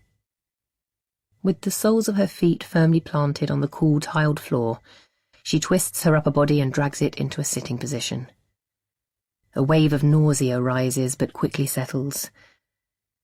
This is going better than expected. She takes a deep breath and pushes off. She staggers more than walks, but manages to retrieve the packet of Marlboro Lights she stashed in her overnight bag en route and slides open the door. She breathes in the warm, stagnant air. The balcony is tiny, less than 2 meters square, but there's just enough room for a small table and one chair. She lowers her battered body until it reaches hard plastic and stares out across the body of water cantering along in the breeze. The Chao Phraya River is a deep chasm that runs from the centre of the country through Bangkok and out into the Gulf of Thailand. It's not a peaceful view. Ferries, river buses and long-tail boats chug up and down. Motors drone, tourists snap pictures, drivers shout out to one another. But at least it takes her mind off things. Like what the fuck she's going to do next. She pulls a cigarette out of the packet, flicks down the lighter, and takes a long, satisfying draw. She's been in Bangkok for over 4 months now, and has gradually discovered that the only way to find tranquility in the city is inside one of the Buddhist temples. Not the well-known ones, like the Temple of the Emerald Buddha at the Grand Palace, where tourists congregate and guides try to herd them around with interesting facts and warnings not to touch, take photos of, or turn your back on Buddha's image too soon. But there are others tucked away, still glorious in gold and marble, but without the crowds. Coco has spent more time wandering temples over the last few months than she would ever have imagined at the start of the year, hoping some higher power would have the solution that she, a mere human, couldn't figure out. Although in the end, it had been her who'd crafted a plan. A not too gentle knock at the balcony door startles her, and she whips her head round to see who the culprit is. She sighs. Chai lies standing on the other side of the glass, hands on her narrow hips, a look of surprise laced with disapproval on her beautiful face. Yes, I'm coming," Coco mumbles, leaning forward. There's a glass ashtray on the table, helpfully provided for fallen women like her, and she twists the remnants of her cigarette into it. Then she pushes off the chair, wonders how her 22-year-old body can feel like it's packing up already, and smiles at her maternity nurse. Then she takes one last look at the busy river, tries to suck some energy from it, and steps back inside her room. "Sorry to disturb you, miss, but I think your baby needs feeding." Coco looks towards the bed and the rectangular cot attached to its side. She shifts her gaze to the creature inside, eyes closed, snuffling and gnawing on one minuscule fist. Like some mad biological sorcery, her bloated breasts tense and pull at the sight. She's both appalled and intrigued by the primitive behaviour her body has demonstrated over the last 2 days. To Coco, womanhood is about relentless hair removal and finding a bra that gives you cleavage, not staring at a tiny baby and feeling like its mother. Shyla must sense her reluctance, because she glides over to the cot. That's how she moves, like a ballerina performing adagio, and lifts the baby out. "You can sit in the chair, miss. I can pass her to you." She could refuse. Shyla wouldn't question her decision. That's not what happens when you tip someone a month's salary. The nurse would make up a bottle with one of those powdered milks, a blend of nutrients scientifically proven to keep your baby healthy, or so the adverts say. Coco suspects her own provision isn't as impressive. A diet of pad thai, bananas and Singha beer, just one night, she's not completely irresponsible, isn't likely to produce gold standard breast milk. But weirdly, even with the pain of her nipples being sucked by a Dyson in disguise, she's quite enjoying feeding her daughter. Coco sinks into the armchair and reaches her hands up. Chilai has wrapped the infant in a soft yellow blanket, and Coco feels her warmth as she positions the baby in the crook of one arm. Then she leans back against the plump cushions and lets her child forage for what she needs. Out of the two of them, it's the little one who seems to know what she's doing the most. "So, today you go home?" Chilai asks, smoothing down the ruffled sheets, then perching on the side of the bed. "This afternoon." Coco turns towards the balcony again. She'll be glad to be out of here. However many pictures of flowers you hang up, you can't mask the smell of a hospital room. But going back to her guest house means she'll be on her own with a baby, and not a clue what to do, either now or later. Except that's not true, of course. She knows exactly what she's going to do, what she needs to do to make everything all right again. It's a plan she came up with in one of the temples, under the watchful eye of a golden Buddha statue. A plan she set in motion when she booked her all-inclusive childbirth package at Thonburi Hospital. It's a good plan. "Well, I'm going to miss you. You have made me smile a lot these past days. You know, I don't think it matters that this baby doesn't have a daddy when she has a mummy like you, Miss Grace." Then Chilai beams her widest smile and slips out of the room. Chapter 24. Coco peels another banana and shifts her position on the bed. The sun is blazing outside, but she's got the aircon just right, and the half-pulled curtains are keeping the glare off the TV screen. The baby is fed, changed, and now asleep beside her. Harry Potter is doing his bit to fight dark magic on the screen in front of her, even if the Deathly Hallows Part 2 DVD that she picked up at the Cowson Road Market the day before is proving to be dodgy, the swaying heads of cinema-goers along the bottom of the picture giving a clue to its circumspect provenance. Coco isn't drunk, high, or sizzling with excitement about how her night might unfold. And yet, quite incredibly, she feels content. As the soft fruit melts in her mouth, she watches Harry head towards the Forbidden Forest for his showdown with Voldemort. He'll come out on top, though, Coco decides, unsure why that matters. Except he doesn't. The ugly bald guy casts some killing curse, and Harry is out for the count. As Coco watches Harry's still body, tears well in her eyes. She shakes her head and blinks. Why is she crying over a movie? Why does she care about a fictional character? The baby lets out a whimper, as though reminding her why. You're a mother now. You're not sane anymore. Coco smiles and strokes her daughter's belly, smoothing away any dream monsters or, more likely, rumbling wind. Then she rests her head back against the pillow and, with a sense of satisfaction, watches Harry leap out of Hagrid's arms, very much alive. Coco always assumed she'd be a shit mother. She's read enough women's magazines to know about that cycle.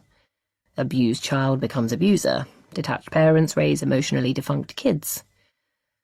On that score, Coco was destined to be a reluctant mother at best. So it's been a surprise, really. Perhaps David and Martina did Coco a favour by dumping her on another family, lining up a much better role model in parenting skills. Maybe it's Faith's influence that has made Coco fall head over heels in love with her daughter. Which is why she's been putting off the next stage of her plan.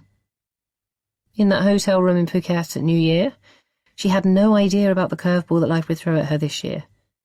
So she's not quite sure why she stole Grace's passport, while Marcus was still in the bathroom washing sand off her rum-addled best friend. Perhaps Coco's parents' letter had spooked her enough to want the comfort blanket of a second identity, the powerful currency that a British passport brings in a fledgling economy like Thailand's. Or maybe, after 5.5 years apart, Coco just wanted a memento of her best friend to carry with her for a while. She hadn't thought for a moment that Grace's passport would be the solution to her pregnancy problem, but that's how things turned out. With an extra 20,000 Thai baht in her pocket, Chilai had been happy to overlook the clumsy overlay of Coco's headshot into the passport, doctored by a Canadian drug dealer Coco had charmed. Chilai had faxed it through to the local Tesaban for them to issue the baby's birth certificate, with the logo of Bangkok's finest hospital adding much-needed cachet. Coco knew that Grace would have reported her passport stolen, so she spent the next couple of hours worrying that the cancelled passport number would set off some alert. But luckily, that detail hadn't made its way to the local Thai authorities, and Coco was presented with her Jangat later that day. Mother's name?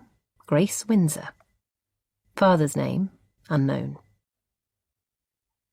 She called the baby Kaya, the most popular girl's name in New Zealand, according to Google. It was all part of her well-thought-through plan. The problem is she's not sure it's such a good plan anymore. The movie is reaching its crescendo, Harry's final showdown with his nemesis, but it's making her tired now. All that surviving against the odds. She wants to survive without the hardship, to live in a warm cocoon with everything she needs to keep her and Kaya happy. She closes her eyes and lets her mind wander to him. Kaya's father. Imagines him crawling inside their cocoon too. Does she want that? Could they be together again after everything that's happened? Not that her opinion matters. She's only ever been good enough for a secret fuck, and he's got his own life now, and dreams much bigger than hers. There's no way he'd want any part of it. Of course, she could just continue floating around the world with Kaya by her side, the two of them hanging out, having fun. It sounds perfect. Except for one thing. There's no money left. After her eventful New Year's Eve on Patong Beach, Coco decided to stay in Phuket for a while longer to get her head around what had happened. She emailed her parents, made up a story about having a few weeks modelling work lined up, and promised to be home by March. The idea was to party every night until all of her airfare money was spent. When she was broke and ready to go home, she would plead for some more. Even if her parents refused to give her any cash, she knew they'd buy her a plane ticket. They wouldn't leave her stranded. But in the end she found that she wasn't interested in partying. After a day on the beach, all she wanted was banana pancakes in her bed. So the money lasted longer, and the weeks rolled away. When her period didn't come and then she was sick 3 mornings in a row, she bought a pregnancy test. The positive result wasn't a total surprise by then. It's not like she doesn't understand how important contraception is, but things can get a bit sketchy when the drugs are in charge, and they were most definitely in charge that night. Telling her parents that she needed money for medical help was a stroke of genius, especially when she added that her illness was an infectious disease, just to make sure they didn't do something wildly out of character, like visit her. They'd transferred more money to cover her medical bills, and even sent a get-well-soon card in the post. It had been waiting for her when she waddled into the hospital on that humid afternoon in late September. But then, in some weird fit of efficiency, her parents had remembered that they'd taken out medical insurance for Coco. All she needed to do, her mother enthused over one crackly phone call, was email over the invoices, and she could claim all the money back. So now Coco is stuck with a few £100, no medical invoices, excluding her childbirth package, and she's not showing them that, and no air ticket out of Bangkok. And a 3-week-old baby, of course. Kaya begins to stir again, and Coco knows that this time she will wail. She quickly picks her up, hoping to preempt the high-volume cry. Hathai, the owner of the guest house, has been kinder than she needs to have been since Coco got back from the hospital, but she has gently reminded her that most guests are young couples on holiday, and high-pitched newborns down the hallway aren't exactly ideal. As Coco lies back against the headboard, she catches sight of the 2 photos she's stuck to the mirror on the wall opposite. One taken 9 months ago, of her and Grace on Patong Beach. The other when she was 16. The older photo has got an extra shine on one side where she's held it over the years, stared at it, willed it to mean something more than it does. She rises off the bed, peels it off the mirror and slips it inside her bag. Then she turns her attention to the newer photo. Her own pupils are dilated in the picture, her green eyes almost totally obscured by black holes, and Grace's stare is fuzzy and off-centre. But their smiles are beautiful. Wide, eager, excited to see in the new year together. With their arms wrapped around each other, their closeness looks easy, and it reminds Coco of school when they shared a room. The 2 of them would lie in the darkness and whisper to each other, reveal their most secret of secrets.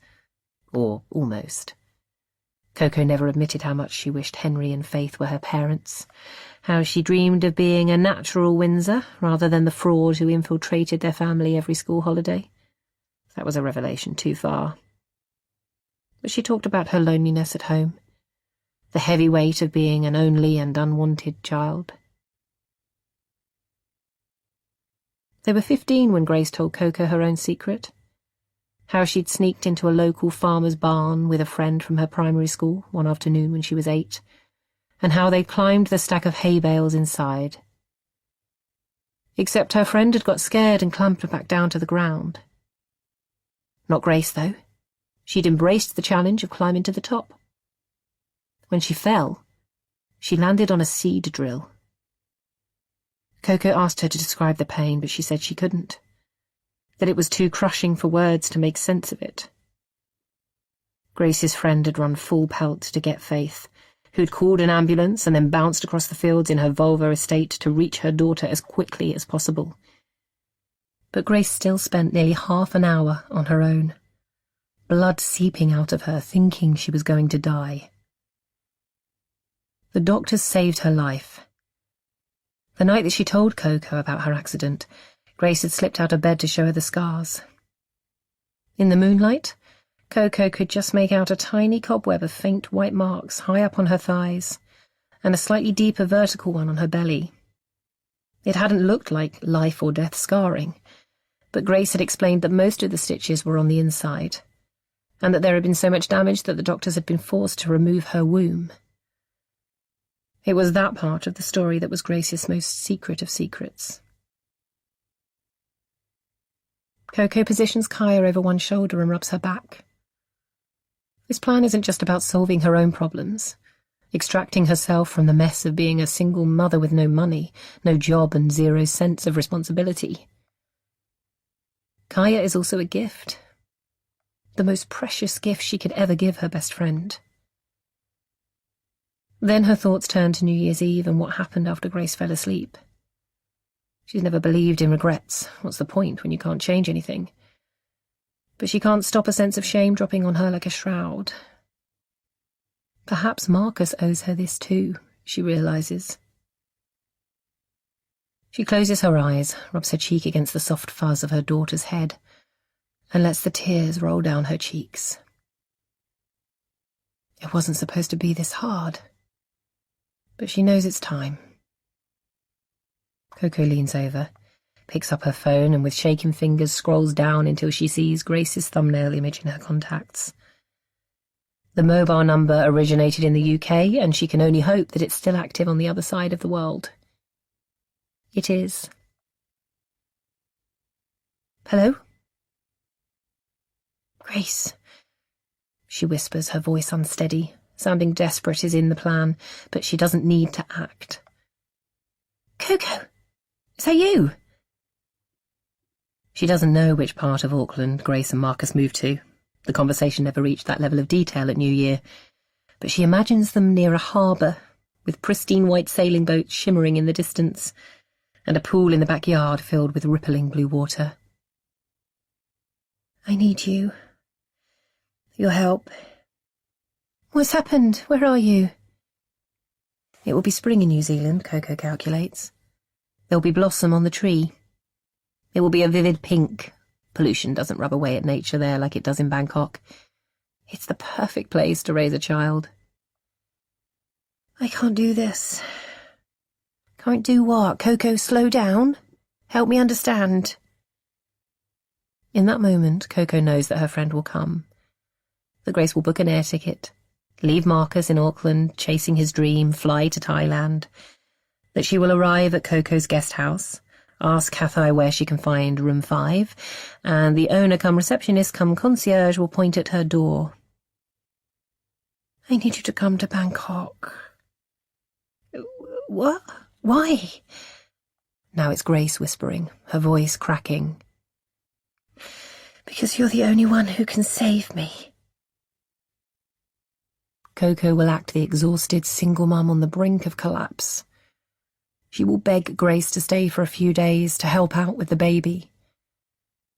Then that first night, when Grace is knocked out by jet lag, she'll just slip away. The rest will happen naturally. The woman who can't have children of her own will fall in love with Kaya, take her 5,000 miles east to New Zealand, and won't try too hard to find her birth mother. Coco will remember why life is more fun without children.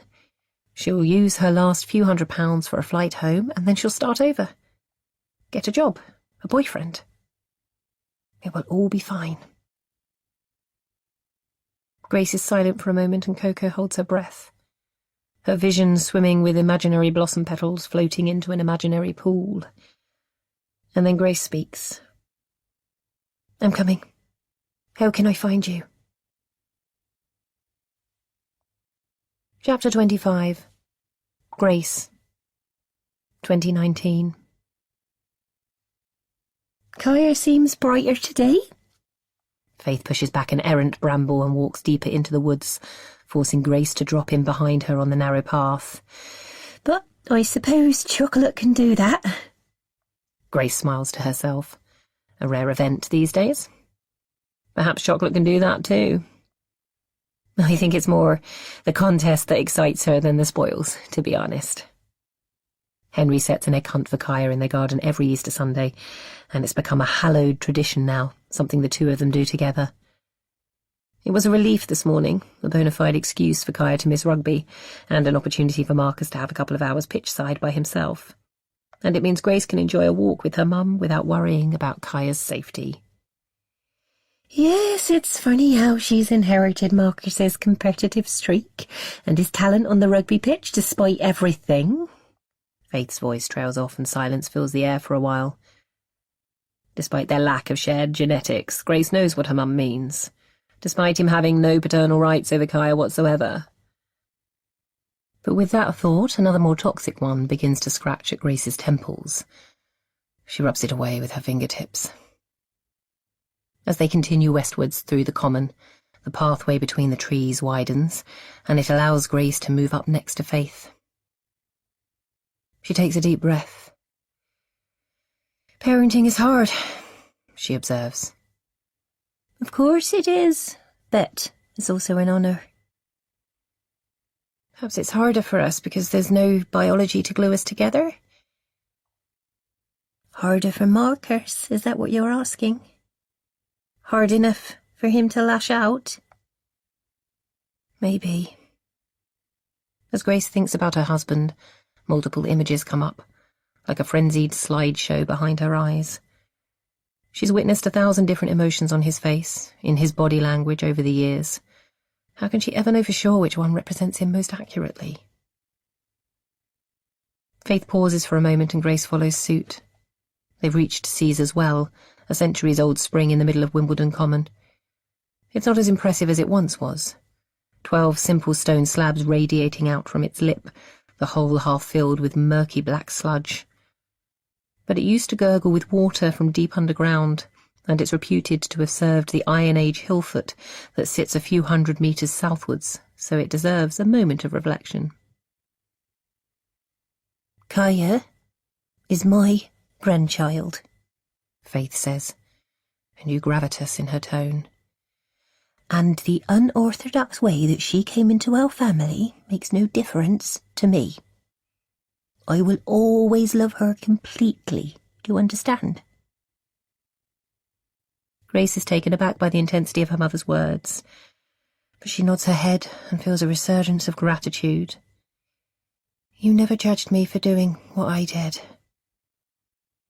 Grace remembers that morning like it was yesterday, being dragged out of her deep jet-lagged sleep by a crying baby, finding Coco's note on the pillow next to her along with Kaya's Thai birth certificate, its English translation and Grace's old passport. The two friends slept in the same king-sized bed, but she still hadn't heard Coco get up, get dressed, pack her bag, and disappear out of that guest house in Bangkok.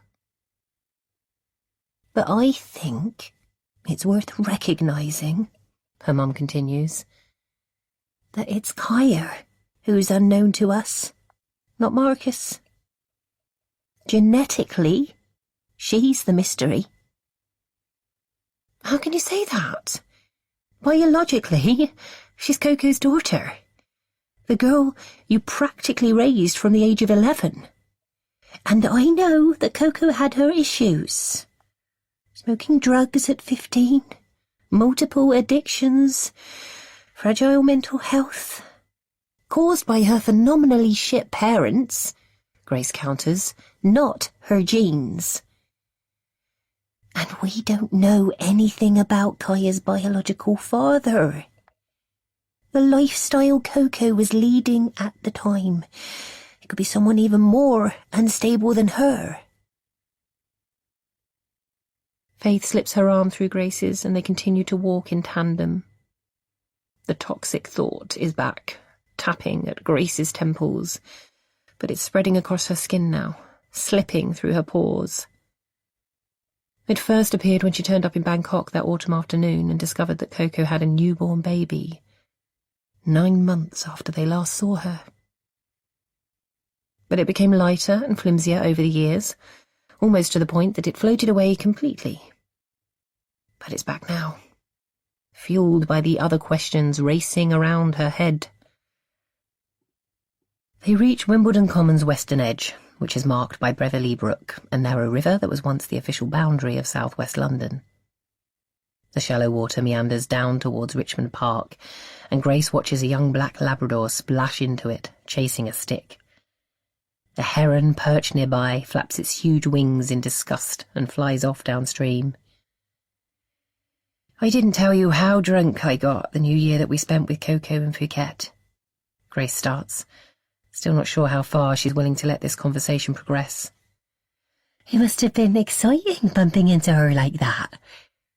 It was. It made me realise how much I missed her. Your friendship was special. You were always thick as thieves. Grace lets the familiar expression roll over her. Who is the biggest thief out of the two of them? Coco for stealing Grace's identity, or Grace for stealing Coco's baby? And where does Marcus fit in? Is he part of this illicit exchange? Marcus and Coco had to carry me back to the hotel room. I was out of it. It was a good job they were there. I sometimes wonder— Well, don't. Faith interrupts, her voice sharp. Marcus is a decent man who loves you. And you were the one good thing in Coco's life. She would never betray you. But the dates fit so perfectly. Kaya was born in late September. They could have done anything that night. I would never have woken up. Just because they could doesn't mean they did. And I've been thinking about it, Grace continues.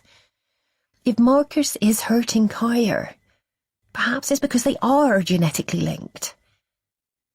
All the guilt he must feel, seeing the consequence of his cheating every day. He's not hurting her. Kaya is recovering from concussion and, for some reason, is taking her frustration out on Marcus. The psychologist is fixing her. Don't do this to yourself, Grace. Marcus isn't her biological father. Then why did Coco put my name on the birth certificate? Maybe it was her way of making Marcus shoulder his responsibilities. Don't be silly, Grace, Coco used your name because she wanted to give Kaya the best mum possible. A pause. And because she knew that you wouldn't refuse her. Grace finds an old tissue in her coat pocket and wipes her eyes. The scar on her lower abdomen is so faint now that it's hardly visible, but the damaged tissue is still tight, and it pulls at her at moments like this. She's only ever told 2 people that she can't have children naturally. Coco when they were at school, and Marcus when he asked her to go to New Zealand with him. He had looked crestfallen when she confessed her body's limitations. The man who isn't satisfied until he's summited every life challenge, thwarted at base camp by the infertility of the woman he loves. But he bounced back, like he always does. Talked about adopting an army of children like Brad and Angelina when the time was right. And they'd left for Auckland. A little bruised, perhaps, but still strong. At least, she thought so at the time. Chapter 26. Here, this will cheer you up. Faith pulls 2 small lint bunny rabbits out of her pocket and hands one to Grace. We pilfered them from Henry's stash. Grace smiles as she unwraps the gold foil and takes a bite of smooth chocolate. They've reached the end of the wooded area, and to avoid the playing fields where a football game is in full swing, they cut away from the brook and back up towards the old well and home. As they get closer to her parents' house, Grace imagines Kaya avidly searching for eggs. Henry and Faith's garden isn't vast, but it's generous for London, and full of hiding places in the many herbaceous borders. Her thoughts wander to last Easter, a memory of how Kaya had claimed not to have eaten a single egg, even though her face was smeared with chocolate. They'd all happily accepted that she was lying then. I wonder if Coco would regret her choice now, if she knew what Kaya was saying. Of course she wouldn't. Faith takes Grace's hand in hers. Kaya just needs some help working out what's real, and she's getting that now. Life will be back to normal soon, I promise. Grace sighs. Over the last few days, having to lie to Harriet, seeing Marcus's temper flare at the aquarium, she'd been almost sure that Marcus was the one telling lies, the abuser that Kaya needed protecting from. She's watched him like a hawk since Friday, and not let him get close to Kaya. But her mum's words make sense too. Does she owe him more loyalty? She rolls the foil into a tiny gold jewel and drops it into her pocket. Except our whole life stems from a lie, Mum. The one I told, over and over, to different officials in Thailand. Grace wouldn't have been able to tell that lie without Marcus by her side. As soon as she'd read her own name on Kaya's birth certificate that morning, and realised, with her heart thumping so hard she thought it might explode, that Coco had no intention of coming back, she'd phoned him. Hysterical. Her panicky explanation hadn't made any sense, but he still dropped everything, squared some time off with his coach, and flew to Bangkok to be with her. She was calmer by the time he arrived, and they sat on the bed, Kaya between them, and talked about what to do next. They knew they couldn't stay in Thailand for long, not with Marcus's commitments, so they decided to take Kaya back to New Zealand and search for Coco from there. Except it wasn't that simple. Kaya needed a passport to travel, and that meant registering her with the British Embassy in Bangkok. But they couldn't do that with Grace's old passport number on the birth certificate. They knew a red light would flash on some computer and the whole act would be over.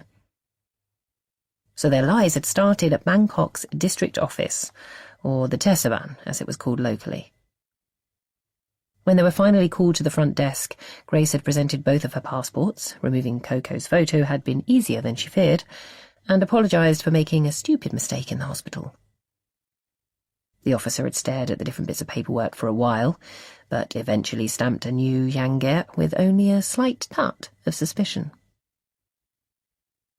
The British Embassy had been their next stop. Grace hadn't been able to disguise her shaking limbs when she walked inside the white colonial-style building. No language barrier to protect her this time. But luckily, Kaya had chosen that moment to bring up some milk on Grace's shoulder. It had created enough distraction, and soon Grace was sat by a small desk opposite a tanned blonde woman with crow's feet that deepened and softened as she talked. Grace filled in the application form, handed over the documents that had been listed on the website, and paid the £50 fee to turn her new daughter into a British citizen. Once she had that paperwork, getting a passport was easy enough. They reached the small car park and picked up the narrow road back towards Wimbledon Village. A group of golfers in bright red jerseys and white gloves nod and smile as they walk past, their bags rumbling along the tarmac behind them. I should have tried harder to find Coco at the time. You did what you could. She didn't want to be found. I'm not sure I did. Grace wonders if she could turn back the clock, put more effort into searching for Coco back in 2011, would she do it? At the start, she emailed and phoned her friend every day, left long messages telling Coco that she wasn't angry, that they could work it out together, but that she must come back, that Kaya was her child, not Grace's. But Coco didn't respond. And with every day that passed, every night pacifying the tiny baby with her own warmth and love, things gradually changed. Kaya became Grace's baby, not Coco's. The emails became weekly, the phone calls stopped altogether.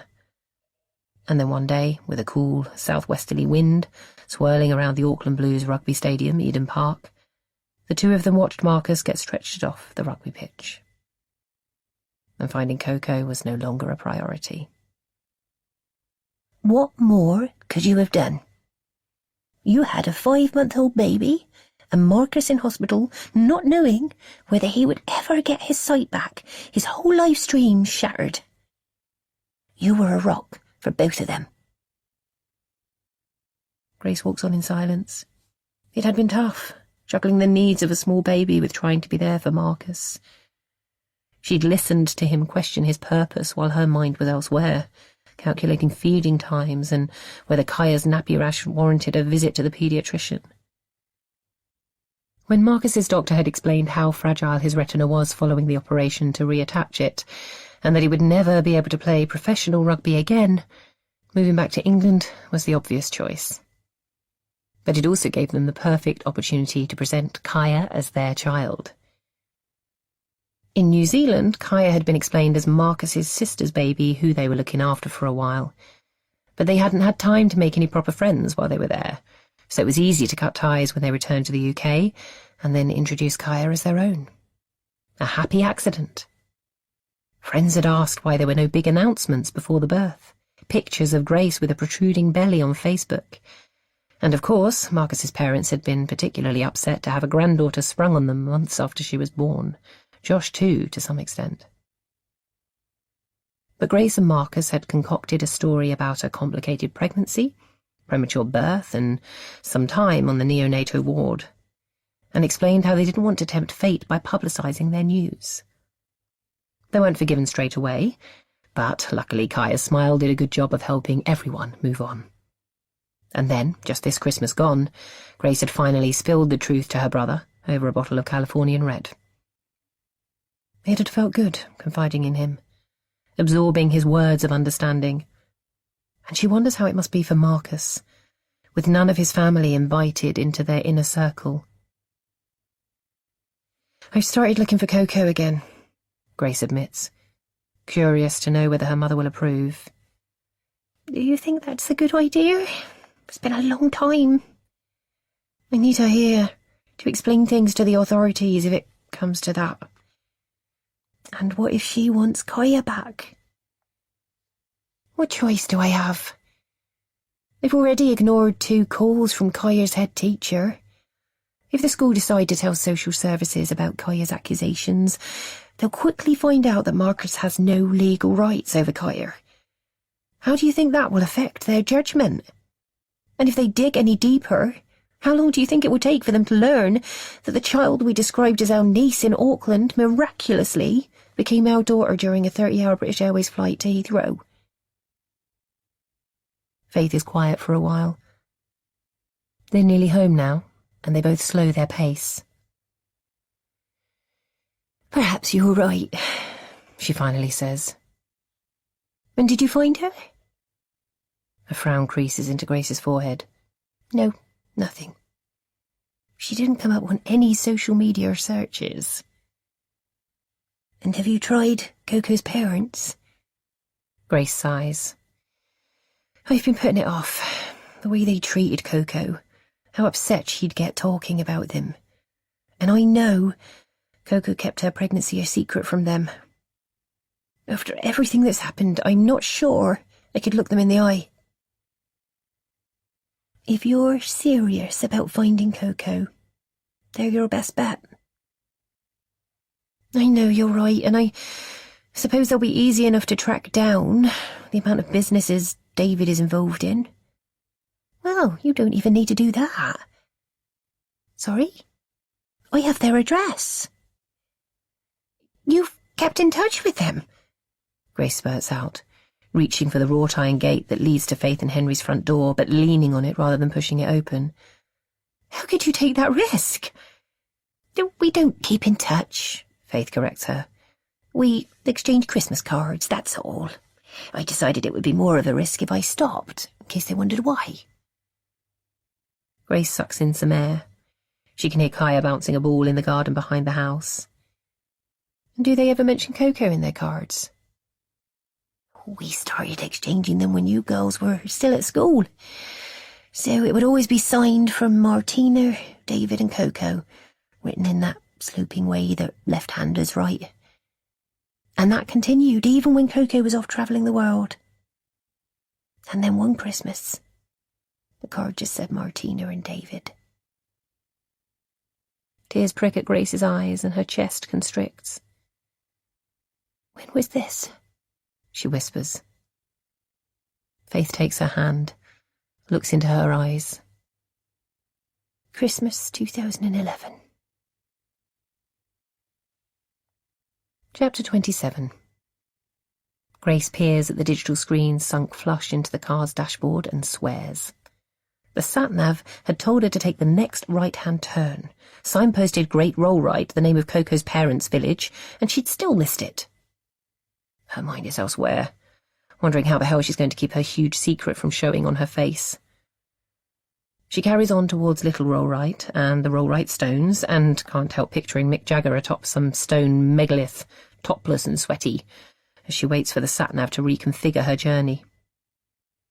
Luckily, the inbuilt map reader finds an alternative route and guides her down the next right-hand turn. The road cuts across a gentle hill, and a series of fields sinks away to Grace's left. Against the spring blue sky, they look like a patchwork quilt of green and cream squares, stitched together by hedgerows. She'd felt frustrated when Coco's father insisted they talk in person when they spoke on the phone yesterday, but now she's here, amidst this genteel landscape, she's grateful for an excuse to escape London. With the Burns' address written on a slip of paper in Faith's neat handwriting, all it had taken was a basic Google search to track down their number. Martina had answered the phone, her voice quiet and raspy. On the few occasions when she'd visited Grace and Coco's school, she wouldn't say much, just stand next to David looking beautiful and bored. And she'd been the same on the phone. Grace quickly gave up trying to make small talk and just asked if they were in touch with their daughter. The older woman had become even more aloof then, just passing the phone to her husband, and then David had asked if they could talk face to face. As she slows down for the final leg of her journey, Grace hopes that Kaya is behaving herself for Faith. She'd wondered whether her mother might refuse to look after her after the way Kaya acted on Easter Sunday. Her behaviour had nosedived as soon as Marcus arrived, refusing to sit next to him, pushing Faith's roast lamb around the plate with a scowl. But when Grace called her mum last night to ask the favour, Faith had played down Kaya's behaviour and, as London had suddenly hit 25 degrees, offered to take her to Tooting Lido for the day. That had been a relief for Grace because there was no way she could leave Kaya in Marcus's care.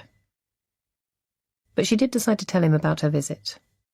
Partly because she couldn't bear the thought of any more secrets, but she was also interested to see how he would react. Would he look guilty? Fearful of her getting one step closer to finding Coco? She watched his expression carefully, but couldn't decipher what was going through his mind. He just looked conflicted, like he couldn't decide whether finding Coco was a good idea or not. But he hadn't asked her not to go. She passes a sprawling garden centre with its own farm shop and homemade ice cream. The car park is busy, plenty of customers eager to add some colour to their gardens now that winter has finally disappeared. Then she turns into Great Rollright. It's officially a village, but it's not much more than a collection of houses built in Cotswold stone, some close to the road, others set back behind iron gates and winding driveways. She's not surprised when she arrives at the entrance to Onslow House and finds heavy timber gates guarding the property and a shiny chrome intercom system attached to the newel post. She feels a sudden urge to turn around, to drive back to London and dive into the pool alongside Kaya. But the video camera on the gate has picked up her image, and she knows there's no turning back when the sturdy gates silently fold inwards. The Burnses' home is a typical Cotswold manor house. The window and door frames are painted in sage green, complementing the clotted cream local stone, and the garden sweeps around the whole property. But the entranceway is surprisingly unimpressive, a simple farmhouse-style front door with a latch. Just as she's about to knock, the door edges open, and David is standing there. He's still tall and lean, but his red hair has receded and the freckles on his face have spread and merged. "Good morning, Grace. Do come in. Thank you for driving all this way." He looks beyond her to the Range Rover parked on the wide driveway, and a wave of sadness, gilded with envy, crosses his face. The hallway is wide and high, and the sitting room next door is even more dramatic, exposed brickwork on one wall, oak rafters zigzagged across the steepled ceiling. David gestures to a dusty pink sofa dressed with duck-egg blue cushions, then sinks into a tan-leather armchair opposite. "Martina is making tea. We only drink green these days. I hope that's okay." Grace smiles and nods, even though she hates green tea. "It was quite a shock for her, you calling out of the blue." "I'm sorry, I didn't mean to upset you. I've just been thinking about Coco lately," Grace says, trying to sound casual. "I thought you might know where she is." David smiles, but it's not warm. He opens his arms, stretches them out across the top of the armchair. "I didn't realize you were still friends. You at Oxford, Coco pissing about in Asia or South America or wherever the hell she ended up." Grace pauses. Should she tell him about bumping into Coco in Phuket? Or is that a risk she doesn't need to take? Before she has a chance to decide, there's a rustling sound in the doorway and she turns to look. Martina is wearing tight white jeans and an asymmetric fawn-coloured jumper. Her skin is tanned and oiled, but her shoulder bone juts out and the sinews in her neck strain as she smiles. "Grace, darling, you look so grown up." It's a strange thing to say to a 30-year-old woman, Grace thinks. It's been a long time, I guess. Thank you for inviting me here. "It feels like yesterday." Martina sighs, then lowers a drink tray onto the low wooden coffee table and perches next to Grace on the sofa. The centrepiece of the tray is a deep blue cast-iron teapot with a large handle that arcs over the top. Martina pours steaming liquid into 3 glass cups and passes one to Grace. "I sometimes think that Coco is still travelling, that she'll turn up one day with a new tattoo and a bag full of washing." Martina's tone is sombre, wistful, and tension prickles on Grace's neck. "You don't know where she is, then?" David takes his arms off the back of the chair, leans forward on his knees. "Grace, we haven't heard from Coco for a long time. It'll be 8 years this autumn." Grace's smile freezes, her heart slows. That was the last time she saw Coco. "So no, we've no idea where she is now." David's eyes flit over to Martina, their unspoken fears obvious in their shared look. "She was supposed to come home ages ago. We sent her a letter soon after she turned 22. Grace knows about the letter. Coco showed it to her on that beach in Phuket, her summons back home. But then she caught some horrible disease, David continues, and was stuck in Thailand for months. At least that's what she said, Martina adds. We sent her thousands of pounds, but when we asked her for the medical bills so that we could claim on insurance, she went quiet on us. Grace's heart hammers against her chest. It wasn't a disease. It was giving birth to Kaya. No wonder Coco went quiet. You haven't heard from her since then, she manages. They exchange another look. There was a letter, David finally says, leaning back once more and turning to face the window, saying that she was coming home for definite this time, that she was at the airport waiting for her flight. In the autumn of 2011, Grace asks. October. But she didn't get the aeroplane out of Bangkok. We checked when she didn't show up here. She hadn't taken the flight. David, for God's sake, she wasn't booked on the flight, Grace. We checked that too. Coco told us countless times that she was on her way home over the years. She never was. I don't know why David believed her that time. The letter, it seemed different, authentic. Usually she just sent postcards, something with nothing more than her name scrawled across it, or the odd text. To go to the effort of writing to us, opening up to us. I think she genuinely wanted to come home. She was just drunk. That's why the letter sounded so heartfelt. She admitted as much, rambling on about Mother Teresa and the devil, how much she hated the love of her life. It didn't make any sense. Grace tries to keep the emotion off her face, but it rears and bucks inside her. Do you still have it, the letter? Martina gives her a disparaging stare. Of course we do. What kind of parents wouldn't keep the last thing their only child ever gave them? Chapter 28. I suppose you can read it, Martina says with a sigh. It's in a box upstairs with her postcards. We kept them all, she adds pointedly. Then she pushes off the sofa, her head hung low, and slips out of the room. Grace wants to scream after her. How dare she act the heartbroken mother? For years the two of them treated Coco like an accessory, not bothering to see her in the school holidays, happy to let her be loved by another family. And now that she's not here, they pretend to care? You think we're terrible parents, David observes. Every family is different. It's not for me to judge. You'll have children one day, and you'll understand that parenting is... He pauses. Complicated. You have this perfect ideal, but they rarely turn out the way you want. Grace sets her jaw and tries to give nothing away as she smiles at him. This is no longer just about protecting her secret. She doesn't want to share Kaya with this man and his vile expectations. We did try to find her, you know. We even hired a private investigator for a time. But there wasn't any record of her in the Bangkok hospitals, or on any flights to the UK. And where do you stop? It's a big world out there. If someone doesn't want to be found, it's easy enough to stay hidden. Grace thinks about her own name on Kaya's birth certificate, and wonders how often Coco used her passport over those 9 months. We thought she'd turn up eventually, Martina says as she walks back into the room carrying a shoebox. Christian Louboutin scrawled on the outside. For years, we gave her a monthly allowance.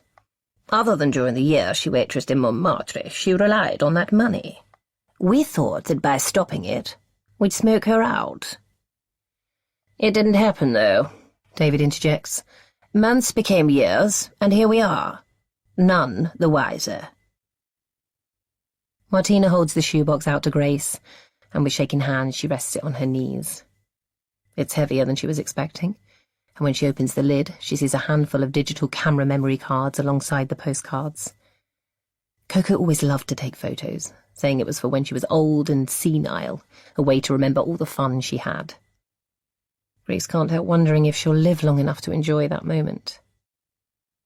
The solitary letter lies on top. Grace picks it up and slides the flimsy piece of paper out of the envelope. the then King of Thailand staring back at her through the pink and green hues of Thai postage stamps. She looks up for a moment, feeling David and Martina's eyes on her, but they immediately avert their gaze, and with a deep breath, she starts to read.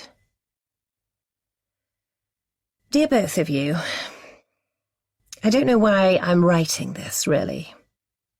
My flight leaves soon, so I could just tell you when I see you. We can put on hunter wellies and barbers and romp through the Cotswold countryside, catching up on all our news. There's a pub in your village, right? I couldn't do a walk without a pub at the end, but I imagine neither could you. I probably won't send this letter anyway. I bought an envelope and stamps in the airport shop, and there's a postbox somewhere here, so there's nothing to stop me. I'll just lose interest, though. That's what I do, isn't it? Except when I should lose interest, then I don't. I've just done something big, and I can't decide if I'm Mother Teresa or fucking Lucifer. A selfish bitch or the best friend ever. Who knows? I would say who cares, but it turns out I do. I do care. Anyway, it's done now, so I'm coming home. And do you know what? I actually want to come home this time. I'm going to get a job, earn some decent money for once. I'm going to make you proud of me. Oh shit, ignore that. We're not Modern fucking Family. Sorry for all the swearing, I'm drunk. There's not much else to do in an airport lounge, is there? Go shopping, I suppose. But I only had enough money left for my air ticket. A Dutch guy bought me some drinks. I forget his name. Luke or Lucas or Liam or something. He was fucking dull, to be honest. If you're worried that they won't let me on the plane, don't be. I can hide my drunkenness. I'm good at hiding things.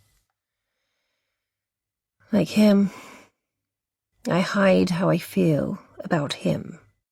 But I fucking hate myself for being under his spell, even now after everything. I thought we were just two teenagers in love, and that was pure fantasy. It was his dirty little secret, and then he became mine. And now I'm here, drinking myself to oblivion, destroying myself because of him. And still I'd probably go running back if he asked. I won't, though. You'll help me, won't you? Invite young suitors round for champagne and canapes. We can quaff and laugh and get married in a field full of primroses. See? It's all going to be fine. Okay, so my flight has just flashed up as boarding. Still 50-50 whether I'll post this letter, to be honest. But you'll see me in the flesh really soon.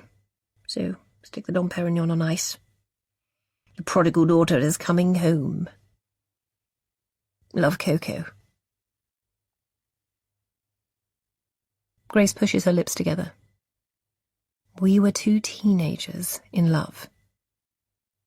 The sentence reverberates around her head. The man Coco was in love with is someone she knew as a teenager. Destroying myself because of him. Is leaving her 3-week-old baby the destruction she's referring to? Is this man she's in love with Kaya's real father, not just a random guy she picked up in Phuket? Coco left England when she was 16, so she had 3 years of teenage life as a traveller to meet and fall in love with someone. There was the boy she met in Saint-Tropez, the one who convinced her to go travelling in the first place. Grace remembers how excited Coco sounded when she texted about him. How long did they stay together? Could he be Kaya's real father? Grace looks up from the letter.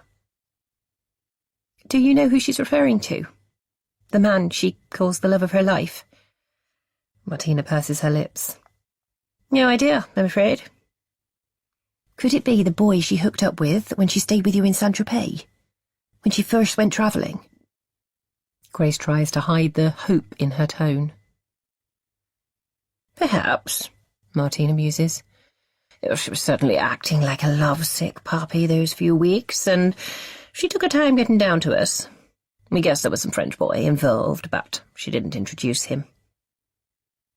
Grace tries not to let the frustration show on her face. She wants conclusive proof that Marcus isn't Kaya's father, that Coco fell in love with someone else that summer, and he's the man who's haunted her ever since. But she's not surprised that her best friend kept her new boyfriend from her parents. They always had a way of ruining things for her. David is right about one thing, though. The letter does suggest Coco was serious about returning home. So what happened between Bangkok Airport and Lethe, Middle England, that changed her mind? Grace's thoughts wandered to Marcus and him arriving in Bangkok the day after Coco walked out on her and Kaya. But it's ridiculous, of course. The chances of them bumping into each other in that busy airport must have been close to zero. She shakes the thought away. When did it arrive, the letter? On the 31st of October, Martina says. It was Halloween. We were hosting a little party that evening. I remember putting an extra bottle of champagne on ice. Her voice cracks at the memory and tears form in her eyes. I was never a good mother. The truth is I didn't like children, still don't. But I was looking forward to having an adult daughter. Going for spa days together, shopping trips. But I never got that chance. Martina is still thinking about herself, Grace notices, not Coco's happiness or safety. It sounds like you've written her off. She could still come back. David stands up, rubs his palms together.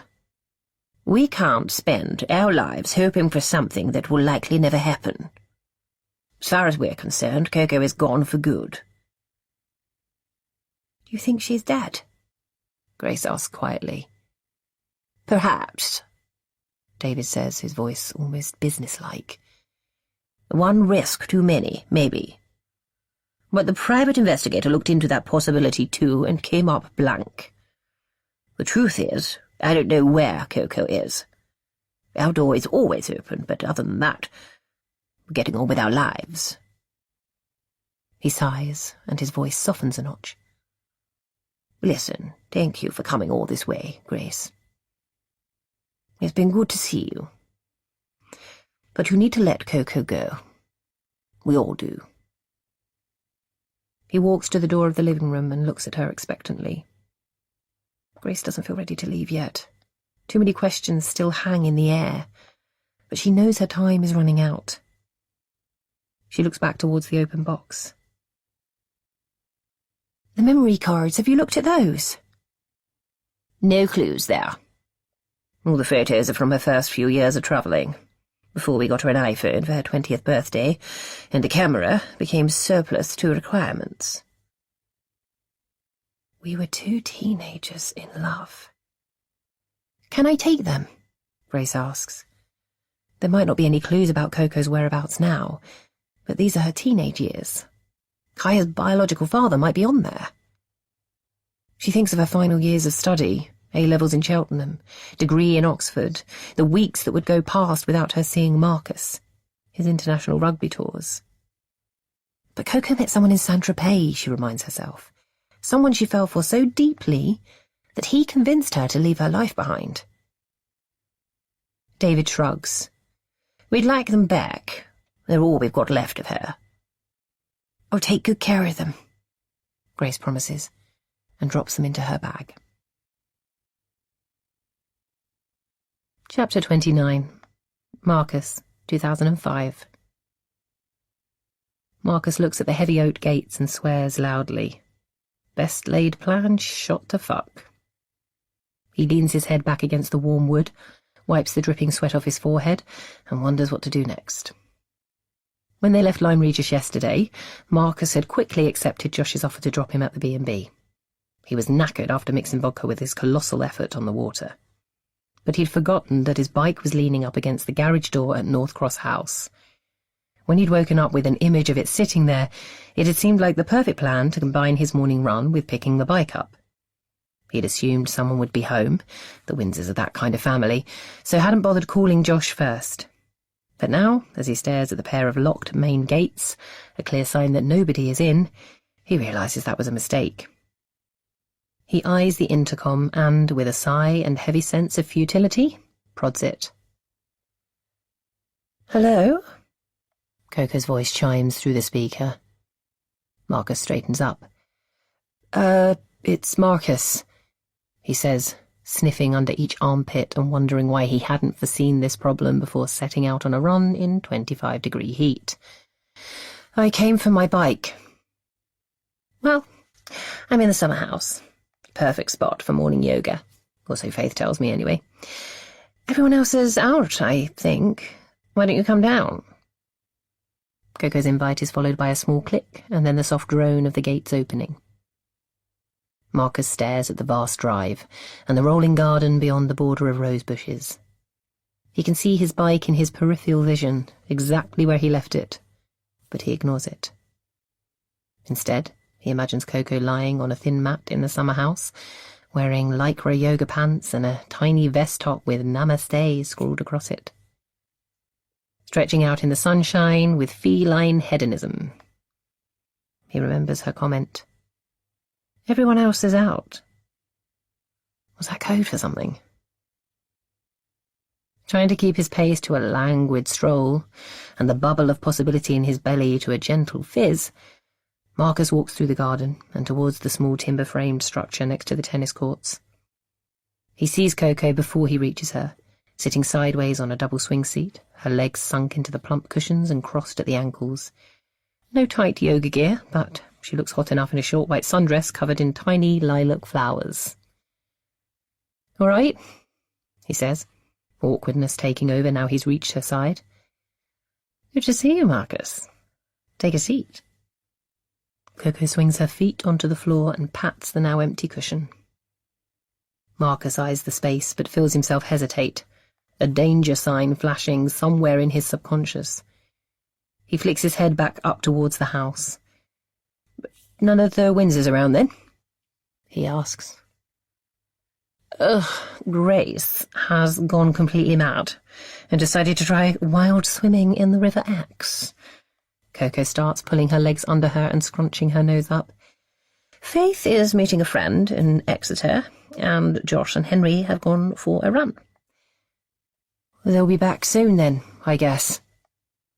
Despite his efforts, Marcus's comment sounds loaded. Josh and Henry? No way. They won't be satisfied unless they're crawling back with at least half a marathon under their belt. Henry red-faced and wondering if this is the day he meets his maker. She pats the cushion again. Come on, we've got the place to ourselves for at least a couple of hours. Marcus grins and feels his shoulders relax. But as he drops down beside her, his weight causes the seat to lurch backwards. Coco squeals and tips forward. Marcus acts on instinct, thrusting his arm out to block her from falling, but his hand connects with her chest, the curve of her breast. Shit, sorry. He whips it back, but Coco doesn't look offended. Her eyes dance, somewhere between a jive and an Argentine tango. What for? She giggles. Maybe I liked it. Then she flashes a suggestive smile and laughs again, but it sounds false to Marcus. He leans back against the soft cushion and tilts his head towards her. You don't have to do this, you know. Do what? She scrapes her bottom lip with her teeth. Put on a performance for me. Who says it's a performance? She starts to raise her eyebrows, but then looks away. With her red hair and green eyes, it's easy to see Coco as a chameleon, but it's more than her colouring that creates that image. Sometimes she looks sassy and intimidating, other times playful and fun, and right now she looks unsure of herself. He feels a sudden urge to reassure her. I just recognise it, I guess, because I spent 2 years doing something similar at school. What? Flirting with rugby players? She asks, but the tease sounds strained now. Pretending to be confident when I felt the opposite, he explains. I was the state school kid when I arrived at Chilford. My rugby helped a bit, but I was a niche crowd. To most people, I was the poverty case on a scholarship, he shrugs. So I acted. Did a pretty good job, to be honest. Very good job, I'd say, if Josh is a measure of your reputation. He talks about you like you're some kind of man-god. He does? Marcus asks, surprise overriding any sense of pride. Josh has always been so confident in his own extensive abilities, it's hard to imagine him revering anyone else, especially someone like Marcus. Totally looks up to you. I doubt it. Marcus scoffs, kicking his worn-torn trainers against the cedarwood decking. But you're right that the Windsors are perfect, Coco continues. Grace, too. What do you think makes them that way? Marcus has never considered the why behind Josh's brilliance before. Money, I guess. Good genes. Brains. Athleticism, looks. They did pretty well out of the man upstairs. And a stable family. No insecurities to fuck them up. Marcus thinks about his own mum and dad, his twin sisters. What a tight unit they've always been over the years. Everyone has insecurities if you dig deep enough. Oh, not the Windsors. They're in a league of their own. And you? How deep are your insecurities? She laughs, a deep, dirty cackle. Oh, mine are pretty unruly. Turn up whenever the fuck they like, usually when they can do the most damage. They are high-achieving that way. Marcus smiles at the image, but he feels sad for her too. She's only 16, but already talks like she finds life exhausting. And does anything make them go away? He wants to know what he can do to make her feel more secure, but her answer is way off romantic. Of course. She smiles and starts counting her fingers. Vodka, skunk, speed, wine, if I drink enough. Shag with a stranger can sometimes do it. I have plenty of options. A wave of repulsion sweeps over him suddenly. Is he really contemplating getting close to this girl? Him, a future rugby international, and her, a messed-up 16-year-old tramp? What the fuck is he thinking? Maybe he should just grab his bike and get the hell away from her. I'm joking about shagging strangers, by the way. It's hard to work out the lies from the truth, he says, his voice hard. I'm sorry, I do that, I think. Try to shock people. Push them away. Marcus turns to look at her. She's blinking back tears, trying to look brave. He softens a bit. As a rule, I don't get close to people, she continues. Just Grace. And Faith, I suppose. Why not? Marcus stares at the dense trees beyond the tennis court. Even in the sunshine, there's something ominous about them. Too much of a risk. What about the risk-reward continuum? You sounded like a fan when it was about Henry's parenting strategy yesterday. Lending Josh the car to test his sense of responsibility. Coco's hand is resting on the cushion between them, and he picks it up. Lets her fingers run loosely through his. The voice telling him to get away is still there, nagging at him inside his head. But it's just noise now. The truth is, he loves the enigma of Coco. She's not driven like he is, but she's also not horizontal like his family. She's a free spirit, but one flying at breakneck speed. I am a fan, she says, her forehead creasing slightly in thought. But it's easier with a sports car that's been proven to make your belly flip. It's different with people. No guarantee the reward will be worth it. He looks at her hand entwined in his. Fuck it. If he's going to do this, it may as well be now. Maybe you just need to do your research well. He leans towards her and brushes her hair away from her face. She looks unguarded now, more genuine, and he feels a new surge of desire. But it's too open out on the deck. The grand house and sparkling lake in the distance, the dark woodland muttering in the breeze. He takes her hand in his and gently pulls her up. Then he leads her inside the summer house. He pulls her down next to him on the sofa and leans in. At first, he just brushes her lips with his, testing the water. But she doesn't resist, and millimetre by millimetre he pushes further, deeper, lingering but insistent. Gently he guides her onto her back. As he hovers over her, she smiles. But there's a childlike apprehension spreading across her face. He kisses her to reassure her. Then he runs his hand down her body until he reaches a hem, Should he do it? Push her dress up, snap open her bra? He's done it before. Both his ex-girlfriends wanted sex as much as he did, and Coco is bound to be at least as experienced as them. He pushes her dress up a little, runs his hand along her thighs. She doesn't protest, so he keeps going, cupping the mound of her bottom and fighting the urge to squeeze it. A little further, and now he can explore the curve of her hip bone, the silky skin of her flat stomach. Marcus? His breathing is getting heavier. She's beautiful and he's hard now. He nudges her dress a little higher and slips his hand underneath. She's not wearing a bra. He closes his eyes and squeezes her nipple between his finger and thumb. It hardens and rises, and oh my God, this is fucking amazing. Marcus, I'm not sure. It's okay, he rasps, not opening his eyes. Just relax and enjoy it. He finds the edge of her knickers, just a tiny triangle of lilac silk. I just feel a bit... Stop fucking talking, you're ruining the mood. That's what he wants to scream at her. You flirted like a minx, and now you owe me. Her flesh down there is soft and warm. It's so tempting. But then a talk at school starts rubbing at his memory, and his dad's voice reminding him about consent, respect. An image of his feminist mum pops up, then his two little sisters, their blue eyes staring at him in horror. He pulls back. What is it? He asks. I don't think I'm quite ready for this yet. He removes his hand from her knickers. His heart is battering his chest so hard that he's struggling to breathe. He came so close to ignoring her. Of course, he manages. Coco smooths down the soft cotton of her dress and smiles at him.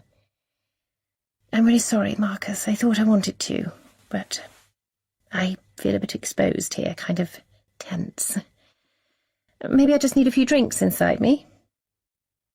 Maybe, he agrees, and a new fantasy starts forming in his mind.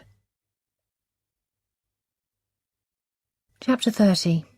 Grace, 2019. Grace slips her key in the door and enjoys the silence that follows.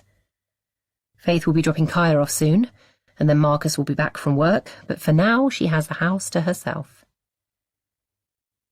After leaving Coco's parents' house, she stopped at the garden centre just outside the village and ordered a pot of tea in their cafe. There were so many thoughts swirling around her head that she didn't feel safe to drive any distance without having some time to process them all. Who was Coco referring to in her letter, and was he Kaya's biological father? Was it the guy she met in Saint-Tropez, or someone else? Could that person be Marcus? Coco did flirt with him that summer they all met, but Coco flirts with everyone. Did Marcus reciprocate? There were moments, maybe, when he seemed drawn to her, but nothing tangible that Grace can remember. And why would he have asked her on a date if he was interested in Coco? And she'd have known. If her best friend and boyfriend had a thing all that time, she'd have known. After a second pot of tea and a chicken salad, Grace had left Great Rollright feeling better. During those 5 years when she and Marcus lived apart, he was focused on his rugby career, on winning matches when he was in Europe, not sneaking away to feed some illicit passion. And if he wasn't Coco's secret lover, then her letter implies he isn't Kaya's biological father either.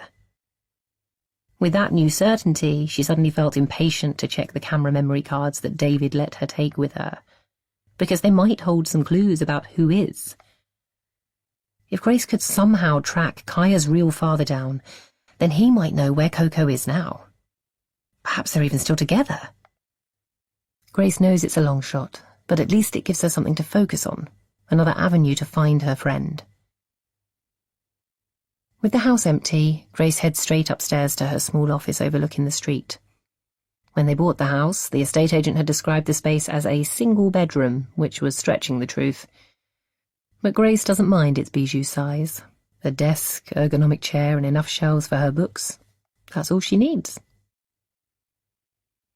The room feels stuffy after the one-day heat wave, and Grace turns on the fan to create a breeze. Then she picks one of the memory cards out of her bag at random. There are no dates written on any of them. Sinks into her chair and slips it into the card reader on the side of her laptop. As she waits for the pictures to load, her phone rings from inside her bag. She assumes it will be Marcus or her mum, but there's a phone number rather than a name on the display, and it's one she doesn't recognise. Hello? I'm so glad I've finally caught you, Miss Windsor. I thought I would try after working hours, see if I had more success. Grace grips the phone a bit tighter. Kaya's head teacher. Mrs. Armstrong, I'm sorry I haven't returned your calls. Her voice trails off. She can't think of a good excuse. I imagine you're very busy with your book writing, but I wanted to talk to you about Kaya. We took your advice, Grace says quickly, trying to keep the panic out of her voice. Kaya saw a psychologist last week. She opened up a little. I think with time it will resolve things. The line goes quiet for a moment. Kaya's head teacher assessing this new information. That is good to hear, she starts carefully. But we've had a meeting at school to discuss things. An image appears. Knitted cardigans and chipped china cups, an open packet of custard creams, plastic wrapping spiralling outwards. Grace sucks in some air and keeps talking. She's worked with children suffering from post-concussion syndrome before. Apparently, changes in behaviour aren't uncommon. I'm glad Kaya's getting professional help, Mrs. Armstrong interrupts. But my problem is that I have a duty of care towards Kaya. Her suggesting that her father, Mr. Stewart, pushed her from the tree wasn't cause for concern on its own, especially as we knew she'd been seen at the hospital. But Miss Reynolds, the PE teacher, noticed bruises on her wrist, too. And when she asked about them, Kaya attributed those to Mr. Stewart as well. It's an unusual injury to sustain by accident, Miss Windsor. Grace closes her eyes, imagines the older lady in her own home office, a cat purring beside her, worry marks creased across her forehead. I can't ignore the possibility that Kaya's telling the truth about her father. It would be a dereliction of my duty if I did nothing, do you see? What are you going to do? Grace asks, her voice a whisper now. I want to give social services a call, ideally with your blessing. No. Grace coughs, adjusts her voice. I mean, I don't think that's necessary. Psychologist is helping her, and Marcus would never hurt Kaya, she adds. From what Kaya says, you weren't there on either of the occasions in question. How can you be so sure? This again. People demanding proof from her. Grace stands up out of her chair and leans against the bookcase, its wooden shelves digging into her back. Adrenaline races through her, but she's got nowhere to run. She has to make a choice, take a side. I've considered the possibility, but I know Marcus. He's not capable of it. Mrs. Armstrong sighs. Well, I commend your loyalty, Miss Windsor, and I hope you're right. But unfortunately I don't know him like you do or what he's capable of, so I'm afraid I will have to call social services tomorrow. Let them get to the bottom of things, and try not to worry. If what you say is true, it's got nothing to hide. Grace taps her phone to end the call and tries not to cry. Of course they've got something to hide. A lie so big that exposing it will destroy them all. But not abuse. What they did for Kaya, for Coco, came from love, sacrifice, duty, and now they're being punished for it. Because Marcus is not hurting Kaya. She's almost sure of that. Grace sinks down into the chair and sees that the pictures on Coco's memory card have loaded on her screen. She stares at a huge mountain, regal against a deep blue sky. It looks familiar. Coco is stood in the foreground, arms making a V-shape in the air, red hair flowing out from a black beanie. How simple life can be if you have zero responsibilities. The next photo is a panoramic shot. The same mountain sits tallest in a long range of white peaks, and Grace realizes why she recognizes it. It's Mount Everest. Coco must have been to Nepal. She clicks through a few more photos, all of them equally eye-catching, and they soothe her. Beautiful vistas, many of them with groups of young hikers in the foreground, small backpacks flung over their shoulders. And there are photos taken at night. The inside of Nepalese tea houses, red faces and blurry smiles, traditional blankets draped over wooden furniture.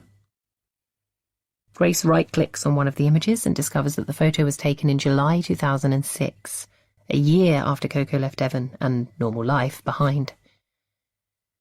As she skims through dozens more photos, she begins to realize one boy is in more of the shots than anyone else. Dark hair, one ear pierced, brown eyes that crinkle when he smiles, and then she clicks onto the next photo and it's them together. Coco sat on his knee, arms wrapped around him, lips connected. Grace stares for a moment. Is this the man Coco fell in love with in the south of France? She peers at the screen, trying to work out if his eyes are almonds with tails like Kaya's, but it's impossible to tell. And even if he is Kaya's father, how could she track him down from a picture taken over 10 years ago? Chapter 31. Grace stares at Kaya across the living room as she watches horrible histories on TV. Her long wet hair, freshly washed after a day spent in chlorinated water, hangs down each side of her pale face, and her dark eyes track the medieval characters bobbing across the screen. They were lucky that Kaya didn't inherit Coco's green eyes or red hair. With both her and Marcus a similar shade of dark auburn, that would have been hard to explain. She did get Coco's Irish skin, porcelain white, but that can be attributed to Faith or Tanya's fair colouring easily enough. She peers harder. Can she see a hint of Marcus in Kaya's eyes? Ironically, those look more like her own. There are other things, though, like her sports skills and competitive nature. But is that down to her genes, or, as her mum claims, just Marcus's relentless encouragement? "Why are you staring at me like that?" Kaya asks without looking away from the television. Grace shakes herself back to the present. "Sorry, I was just wondering if you had fun at the pool with Granny." "Not really." Grace sighs. Where has her easygoing daughter gone? "Sorry to hear that," she manages. She's too tired for a fight. Kaya shrugs. "Used to it now? No one believing me?" Her words sting. "What did you tell Granny?" "That Daddy pretends to be nice, but he's not. That he hurts you as well as me. But she just shushed me and bought me an ice cream." Kaya pulls away from the historical images on the TV. Her eyes look black and empty.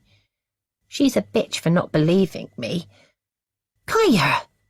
Grace leaps up. It's been a long day and she's had enough. "How dare you talk about Granny like that?" "I hate her," she spits out. Anger rises up in Grace. It's all rubbish. Marcus doesn't hurt her, so he can't be hurting Kaya either. She's not letting Kaya criticize her mum, disrupt her marriage any longer. She pushes up and grabs her around the wrist. Let the bruises form, she thinks. Let Kaya make her wild accusations of abuse. Let social services investigate and see what she's really like. Faith is right. Coco was fucked up, and now she's passed those 40 genes onto her child, the baby she gave away, the daughter she forced on Grace. She pulls Kaya out of the living room and up the stairs, Kaya's little feet stumbling step by step behind her. They reach Kaya's room and Grace shoves her inside. "Get to bed, I've had enough of you today." "I want my iPad," she growls. "You lost your privileges when you swore." Kaya's eyes drill into her own, but Grace won't be intimidated by her daughter. But as she holds Kaya's stare, she becomes aware of the rise and fall of her daughter's narrow chest. Short and shallow under her purple pyjama top, like the peck, peck, peck of a garden bird. Is fear powering Kaya's racing heart? Grace thinks about her words. "I'm used to it now. No one believing me." She reaches out and gently pulls Kaya towards her, The moment floats between reality and nostalgia. I'm sorry, Mummy. Me too. Granny isn't a bitch. Kaya, where did you learn that word? Grace listens to the silence and counts Kaya's heartbeat against her chest. 1, 2, 3, 4. It's what Daddy calls me, she finally answers. Grace closes her eyes and feels her face twist inwards. Is that true? Or is Kaya's long pause proof that she's making up a response to fit her story? We're going to Harriet's again tomorrow. She can't think what else to say. She'll help us work things out. Do you promise? I do, Grace whispers. They stay wrapped together for a few more moments, both their heartbeats getting lazier. Then Grace hears Marcus's key in the door. Mummy, can I play Wizard Street just for a bit? Grace hesitates. Marcus's sister Izzy introduced Kaya to Wizard Street when they went to Devon last summer, but it's only over the last few months that she's fallen in love with the computer game. It's like Minecraft with magic. Kaya makes potions and flies around on dragons or witches' broomsticks. She chats with other kids on there too, little Harry Potter fans who want to build their own magic school. With everything that's going on, Grace has been grateful that Kaya's had a virtual world to hang out in, but she has already refused to let her play tonight. Please, Mummy. It feels so long since Grace has seen Kaya like this. She knows she should be resolute, but perhaps Kaya needs this journey into fantasy. So she nods and watches her daughter unplug her tablet from the socket in the corner of the room. Grace leans back against the sofa and rubs her eyes. It's been a long day. Top up? Marcus asks, holding out a half-full bottle of red wine, his arm swaying slightly. No thanks. Grace watches Marcus fill his own glass almost to the rim. He was always careful about how much he drank when he was playing rugby, worried about how it might affect his performance on the pitch. But gradually those standards have slipped to non-existent. Social fucking services. This is a fucking nightmare. His drunken swearing reminds Grace of Coco's letter, written in an airport bar in Bangkok, perhaps on the same day Marcus arrived in the city. She has told him most of what David and Martina revealed, that Coco was due to return to the UK in the autumn of 2011, but didn't show up, and that they hadn't seen her since, despite hiring a private detective. But she didn't tell him about the letter, or the stack of camera memory cards now stowed away in her desk drawer. She didn't tell him about Kaya's outburst either. We can do this without Coco, she says. We just need to stick to our story. It's my name on Kaya's birth certificate. Written in some illegible Thai scrawl, Marcus moans, and no mention of me. He takes a long gulp and drops his head into his hands. Oh, why didn't I adopt her? You know why, Grace reminds him. We agreed that the adoption assessment was too intrusive, that a social worker tasked with finding Kaya's biological father was a risk we didn't need to take. And what about the risk now? The people accuse us of kidnapping her in Thailand. No one would ever claim that. Really?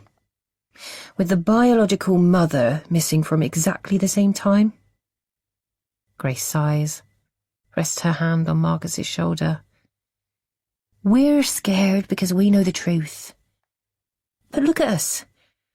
We're a middle-class family with good jobs and structured lives. Why would anyone suspect that Kaya's not legally ours? Grace gently pulls Marcus back against the sofa cushions, focuses on his expression. She even looks like you. No, she doesn't. His eyes dart away. Only on a superficial level, anyway. Brown eyes, auburn hair, same as you. His tone sounds defensive, and a new tension prickles on Grace's skin. The most important thing is understanding why Kaya is saying these things about you. She pauses. Marcus is drunk and angry. This is not the right time to question him. But Kaya's bedtime whispers are still there in her mind. You did push me, Mummy. Are you sure you haven't hurt her?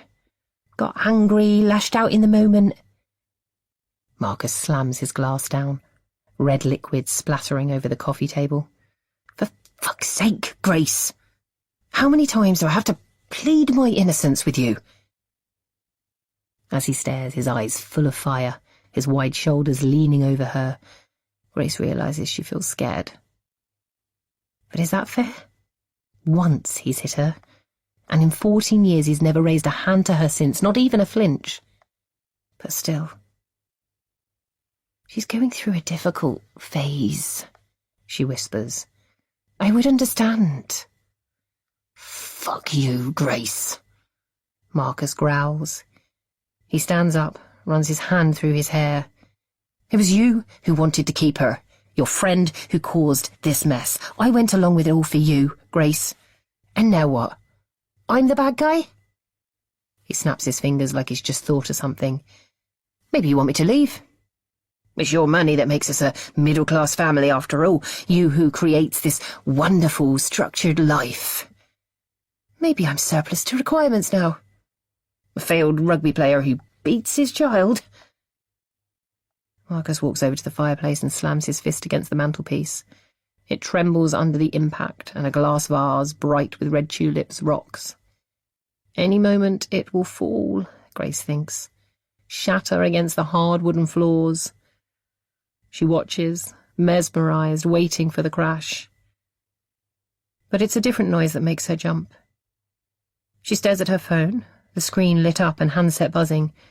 Who could be phoning her this late at night? She reaches for it, and the answer is provided by the US dialing code lit up on her screen. Josh. Hi, sis, how's things? His voice is relaxed, cheerful. It sounds so out of place. Okay, she whispers, looking over to Marcus, who is now slumped in the armchair opposite her. It's late, though. Can I call you back tomorrow? Shit, yes, of course. The time difference. Listen, I won't keep you. I just wondered if I could come and stay for a few nights. Pre-orders on my book have gone wild, apparently. Seems it's not just academics who love a good nose in people's private lives. My publisher has organised a launch event in London, last minute. Grace's heart thuds against her ribcage. She knows how much Marcus hates having Josh to stay. She can't do it to him now, not with everything that's going on. What about staying at Mum and Dad's? They're much better hosts than me, and Mum would love the chance to spoil you. Yeah, I'm sure you're right, Gracie. He pauses, and Grace imagines his thoughts ricocheting west to east off Atlantic waves. The thing is, it's not just about having a roof over my head. I haven't been able to stop thinking about our last call, about Kaya. I suppose I'd like to help you work out what's going on. It's not your problem to solve, she whispers, her cheek burning against the cool glass of her phone. She doesn't want Marcus to hear this conversation, but equally she can't walk out, show him that she shares secrets with her brother. I know that, but perhaps if I spent some time with Kaya, she'd open up. I know I don't see her often, but we're close, in a way. And I've got all these letters after my bloody name. If I can't use them to help my niece, my sister, then well, what's the point of them? Grace closes her eyes. Perhaps this is what she needs. Help from someone who knows Kaya, knows the truth of her birth, but also understands how the mind works, and what might make a girl tell lies about her father. Or a father hurt a child he's raising as his own, who might be his own. Fuck, this is a mess. Of course you can stay. Thanks, Gracie. My flight gets in Friday lunchtime, so I'll be with you mid-afternoon. And maybe don't mention it to Mum and Dad just yet. The last thing I need is them feeling offended, especially if I don't get time to see them. He pauses. We'll get it sorted. I promise. The line goes dead and Grace lifts her eyeline to face Marcus. Your brother's coming to stay. He wants to help. You told him what Kaya's saying about me. He's a professor of psychology. He's a fucking cunt. Marcus spits out, his features gnarled with bitterness. Grace gasps. They used to be best friends. Josh idolised Marcus, the rugby hero, when they were at school together. One mystery falling out, a fight that split Grace's lip. Of course their friendship was finished after that. How dare Marcus be so rude? "He's my brother, and he's staying," she hisses. "And as it's my money that pays the mortgage, you better get used to it." And she walks out of the living room, slamming the door behind her. Chapter 32. Coco, 2011. Coco stumbles down the pavement until she reaches the place she's been heading since arriving at Charles de Gaulle Airport. The reason why she took a train and then walked all the way from Gare du Nord station. Then she closes her eyes, thrusts her arm above her head in a V shape, and lets the red light wash over her. She's home. Not actual home, of course. That would be a twee country house in the middle of a damp field. But somewhere that feels like home.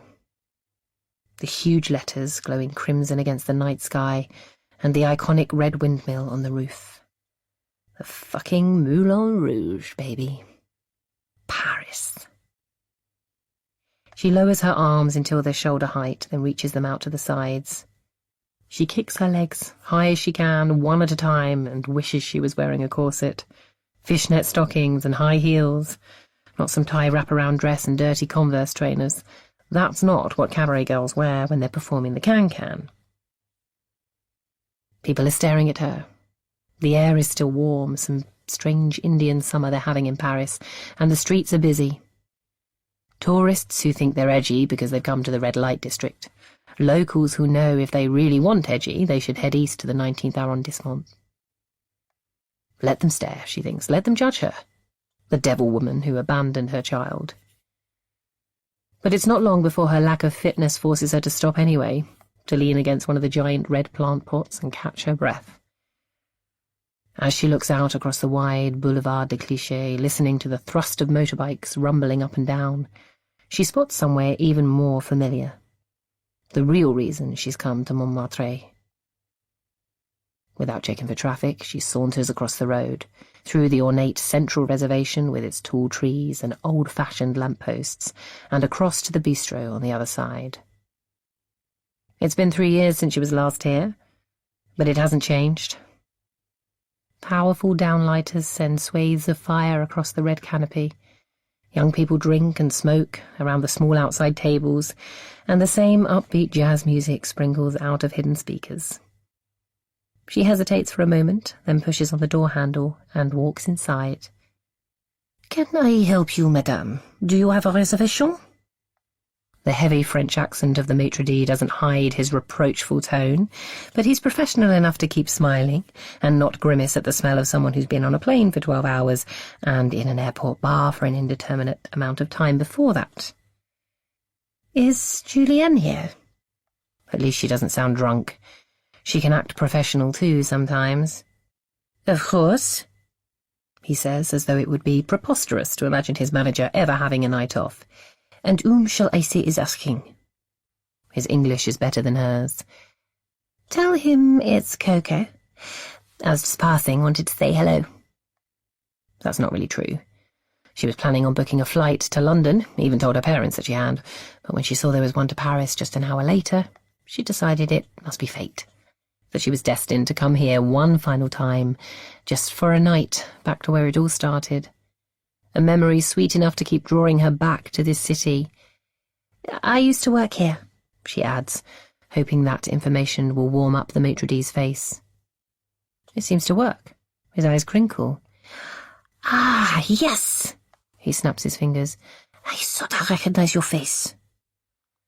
Coco squints slightly and stares at him.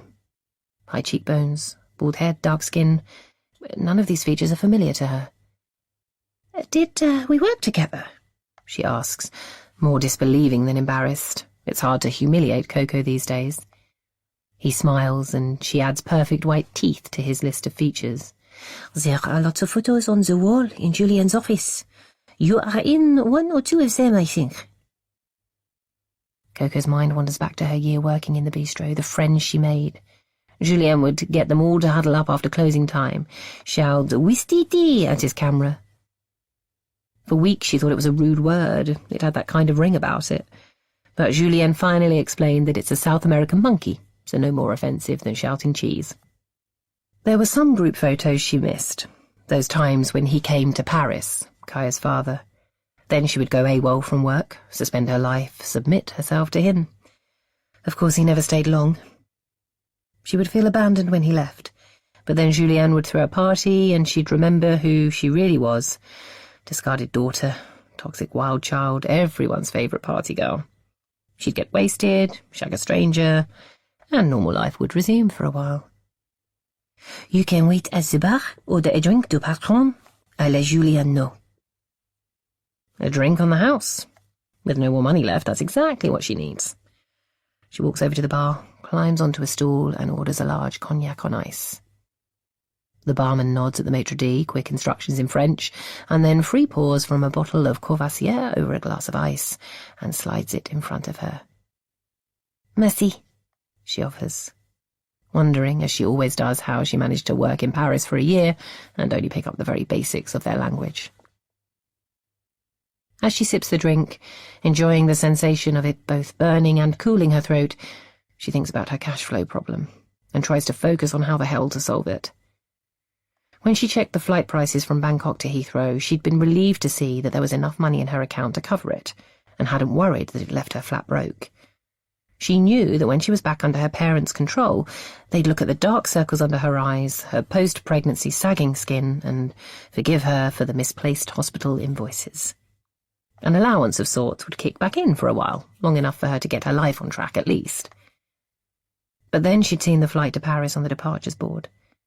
A few drinks in by then, and with 14 missed calls from Grace flashing on her phone, and it had felt so right that she hadn't stopped to think about how she was going to pay for her Eurostar ticket back to England, or any accommodation in Paris. She drains her glass, and when the barman asks her if she would like another, she just nods. Julien won't mind stretching his hospitality. "Coco, I cannot believe it. Why didn't you tell me you were coming?" A man with thick black hair, slicked back off his forehead, kisses her cheek once, twice, 3 times. "I could have arranged for some of the elves to be here. Sandrine is working in a restaurant on the Champs-Élysées now. Very posh. But, you know, the shirt she has to wear is so stiff. And Christophe has become a tour guide, can you believe it? Dealing with dumb questions every day. Ugh. They will be so sad to miss you." Coco laughs at Julienne's enthusiasm and raises her glass. "Enchanté," she says, but the words merge as they slide out her mouth. "So that's not your first drink, then," he observes with a grin. "I'm commiserating." "Well, in that case, I'm offended." She laughs again, but it's louder, and then she snorts, which makes her giggle even more. Julien was always funny. "It's over," she explains when she calms down enough to speak. "I've been summoned back to England, and this time I'm going." Then I shall not disapprove of you getting wildly drunk." "I knew I could count on you, Julien." Coco raises her glass to the barman, and after a glance towards his manager, he pours another double measure into her glass. "But I need someone to drink with," she pleads. "When do you finish here? You always know where the parties are." "Not anymore, I'm afraid."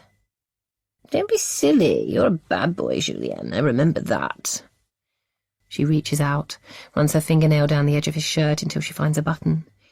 She tries to twirl it in her fingers, but he pulls away. "A lot can change in 3 years." Coco wants to cry suddenly, to fucking drown in her own salty tears. "Amir is expecting a baby. Any day now, the doctor said.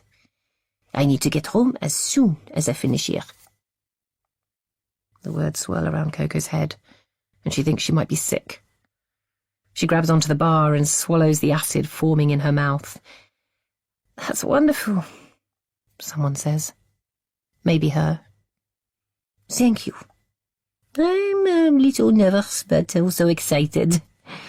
It's time, I think, for me to grow up and take responsibility for someone else.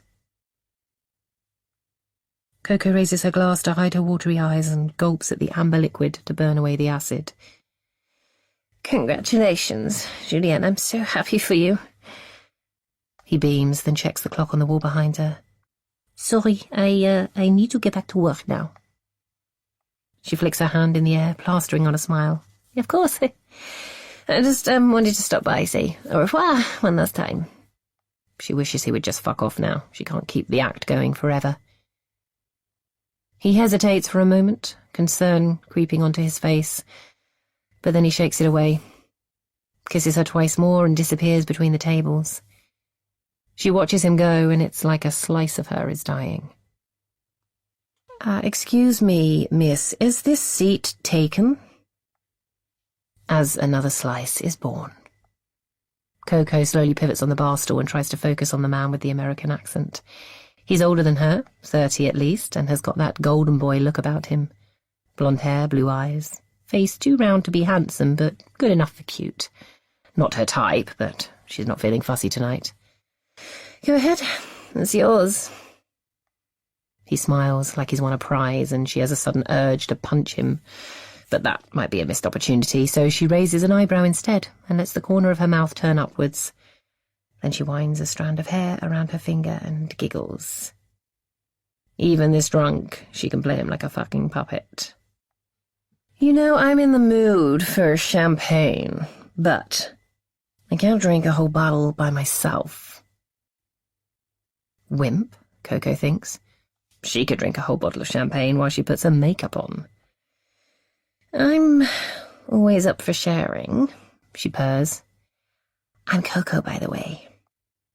Todd, he says, holding his hand out. She takes it in her own and gently squeezes.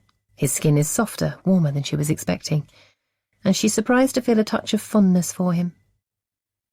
As she watches him get the barman's attention, then order a bottle of Veuve Clicquot and 2 glasses, a quiver of excitement trembles in her belly after all. Chapter 33. Coco loves Todd. The idea is so crazy that she adores him even more for making it true. She leans back against the soft leather of the taxi's back seat and looks out of the window. Cars and bikes rush past, lights flash and glare. Le Marais, she thinks he said. That new trendy part of Paris where the expats live, following each other like sheep to eat falafel in the Jewish district, or kale crisps in one of the new vegan cafes. She turns to look at the man sitting next to her, his hand on her knee. He smiles suggestively, and she laughs. She really does love Todd now. After they finished the champagne, he'd whispered in her ear, his hot breath both disgusting and enthralling. Then they'd disappeared into the ladies' toilets, and he'd got to work, pulling a small wallet from inside his jacket, shaking a baby mound of powder from a plastic bag onto a pocket-sized mirror, then cut in 4 white lines with an Amex card. It was all so fucking cliched. He'd even produced a rolled-up $50 note. Coco had still snorted 2 lines, though, and then decided the scene was perfect.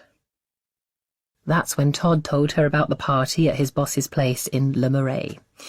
He works for some American bank, and his manager has an amazing apartment overlooking Place des Vosges. It's his wife's birthday today, and he's throwing her a party. They're wild, Todd had promised. Free champagne till dawn. It was just what she needed.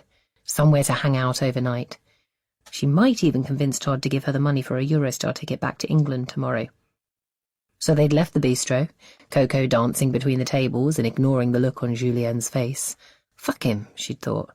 If he really cared, it would be him taking her dancing, not some yank from New Jersey. As soon as they were outside, Todd had hailed a taxi, a black Mercedes estate that was too good for a coked-up tramp like her, really, although the driver hadn't seemed to care.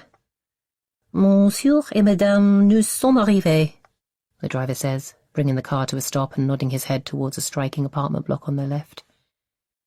At ground level, stone archways, obscure cafes and boutiques, and above them are tall glass doors with Juliet balconies. One set of doors is open. As Coco slides out of the taxi, she can hear Lady Gaga spilling out into the night. Laughter, too, and the clink of glasses. An American party. She hasn't been to one of those for a while. She thinks for a moment, scrunches up her face. Actually, she's never been to an American party before. "Shall we go up?" Todd appears behind her and slips his arms around her waist. He's hard, and she can feel him against the small of her back. She doesn't love him anymore. She twists away, looks at him for a moment, then runs towards the entranceway. "Come on, quick. I need to dance." He runs to catch up, then presses the intercom. A female voice crackles a greeting through the box, then buzzes them up before Todd has a chance to speak. Coco pushes open the door and takes the stairs 2 at a time. "Todd, man. Nice of you to show up." A tall man with dark blonde hair and a lazy smile saunters over. "Sorry, Jack, I got a bit distracted, you know?" Todd's face breaks into a cheesy grin and he tries to look conspiratorial, but his boss doesn't play ball, and suddenly Coco loves Jack way more than Todd. "Nice to meet you." He holds out his right hand. The Americans love a handshake. "Coco," she says, taking his hand and then pulling him in for a kiss on the cheek, then 2 more. They're in France now. "Thank you for inviting me to your party, Jack."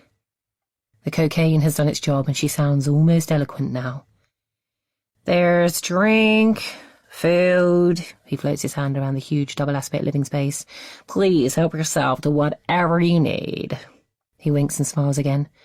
"Todd, man, could I borrow you a minute?" Todd throws her an apologetic smile, then follows his boss further into the room. Coco sighs with relief. She hadn't realized quite how claustrophobic Todd was making her feel, and prowls around the edges of the room. She finds a stretch of wall that isn't bejeweled with expressionistic paintings or objects teetering on slim shelves, and leans back. The party isn't as exciting as she'd hoped. Yes, there are ice buckets perched in every corner, bottles of champagne slouching in each one. Guests chat in 2s or 3s, and some sway to the beat thudding out of the speakers. But it's too fucking calm. No hunger for the unplanned, unusual, unspeakable. She picks a canapé off an abandoned silver tray and shoves it into her mouth, bits of pastry flaking on her lips. She can't remember the last time she ate, but she doesn't feel hungry. It sticks in her throat, so she gulps at a glass of champagne discarded on the side table. It's flat now, but she's past caring about that. She closes her eyes and feels the music vibrate against her skin. "So Todd seems to have abandoned you." Her eyelids fling open, her vision blurs, then settles. It's the host, Jack. He smells of expensive aftershave. She edges closer and breathes it in. "I'm good," she promises. "I like people watching, especially beautiful Americans like your guests." He smiles. "That is a compliment, especially coming from an English princess." He's handsome. Not cute or cliched like Todd, but fucking gorgeous like Leonardo DiCaprio. She imagines kissing him, running her fingers over his stubble, wrapping her legs around his taut body. Well, this particular princess is looking for a prince, she says, her voice low and deep. "I guess it's your lucky night, then." This party is getting exciting after all. Their shoulders are touching, but she wants more. She twists on her rubber soles, and suddenly he's leaning against the wall and she's pushing up against him. This is exactly what she needs. She takes his face in her hand and rams her lips against his, burrowing her tongue inside his mouth. But something's wrong. He's shaking his head, shoving her off him. She stumbles and reaches out. Her hand connects with something solid. The sound of glass crashing against the hard floor stings her ears. "Jesus, I meant Todd, not me. And now look what you've done." Jack pushes his hands through his hair, staring at the shards of glass sparkling in the semi-light. "It was an accident," Coco says lamely, still smarting from his rejection. He'd been flirting with her, definitely. "That cost thousands of dollars." "Jack!" Jack, what the hell are you doing? A skinny woman in a tight black cocktail dress shimmies over. I just watched you kiss that girl. Honey, she kissed me. It's not what it looks like. Jack reaches for the woman, but she slaps him away. Then her face darkens even more. Oh, no, not the little leak. Please tell me she didn't smash the little leak. Her voice rises in volume an octave. Slowly she turns to face Coco. Who the fuck are you, anyway? This is my birthday, and I sure as hell didn't invite you.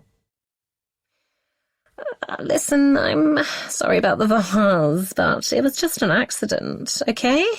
You need to chill out. Coco looks at the floor and twists on her toes, a tic she's picked up on those few occasions when Martina bothered to tell her off. Chill out? The woman roars. Strands of bottle-blonde hair stick into her cheeks with sweat and foundation. A stranger walks into my party, kisses my husband, and then destroys my $10,000 ornament, and I'm supposed to be okay with that? Someone has turned the music off and the room is silent, except for Jack's heavy breathing and the squeak of Coco's toes against the floorboard. She looks over for Todd, but he's disappeared. Maybe he's hiding in the toilet or managed to escape somehow. She knows Jack is his boss, but still, fucking wimp. I should go, she declares with as much dignity as she can dredge up. Lady, you're not going anywhere. Jack, phone the police. Do you really think? Phone the fucking police, Jack. The woman growls. Coco sighs and slides to the floor. She's the only guest left when 2 police officers turn up 20 minutes later, looking surprisingly casual in navy bomber jackets zipped up to their chins.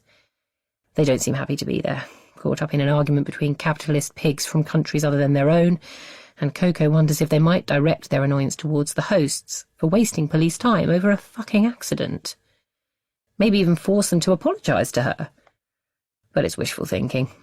They stick her in handcuffs, tell Jack someone will be back in the morning to take a statement, and escort her out to their Peugeot 308.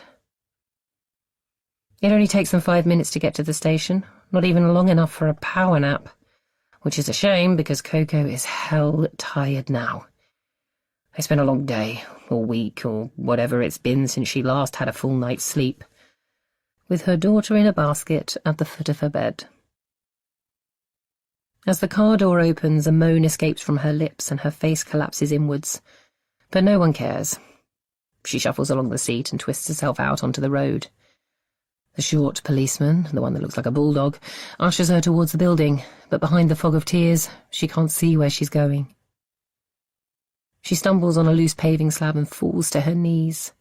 Pain shoots through her thigh bone, then nausea rises up from her gut. She spews champagne and brandy all over the pavement. The policeman shouts at her in French, then drags her up and pulls her into the station. Strip lighting glares at her, and she thinks she might be sick again. She sways from foot to foot, staring at the floor and listening to the bulldog bark French to the man behind the desk. At some point, a woman helps her to a seat. Then later she's led into another room, a cell, maybe. Thankfully it's darker, and she slips into some space between awake and asleep. There's talking in the distance, and a few familiar words waft into her consciousness. Elle n'a rien. She has nothing, or maybe she is nothing. Pas de sac, pas de passeport. But that's not true. She does have a bag, at least she did. Where the fuck is her bag? Elle n'a personne. She has no one. And with that, Coco finally slips into oblivion. She's woken by the cell door opening, sunlight streaming through the narrow window. Her head screams at the brightness and she squeezes her eyes closed. Her brain feels swollen and her heart hammers against her chest. Acid bubbles in her belly. You have an avocat, a lawyer? An older man with salt and pepper hair leans on the door handle and stares at her, his eyes questioning. What? She slowly lifts her aching body until she's upright on the bench. No, I don't have a lawyer. Someone you can call then? Why? Can't you just let me go? She rubs her eyes and tries to focus on his face, the bridge of his hooked nose. He shrugs in that dramatic French way and puffs air through his lips. You go to the court soon, for drunk behavior. If you pay the fine, you can go. If you cannot pay the fine, he shrugs again, you come back here. I haven't got any money. I know. That's why you need to call someone. He walks further into the room and gives her a phone. Not a mobile phone, but a fat cordless one that feels heavy in her hand.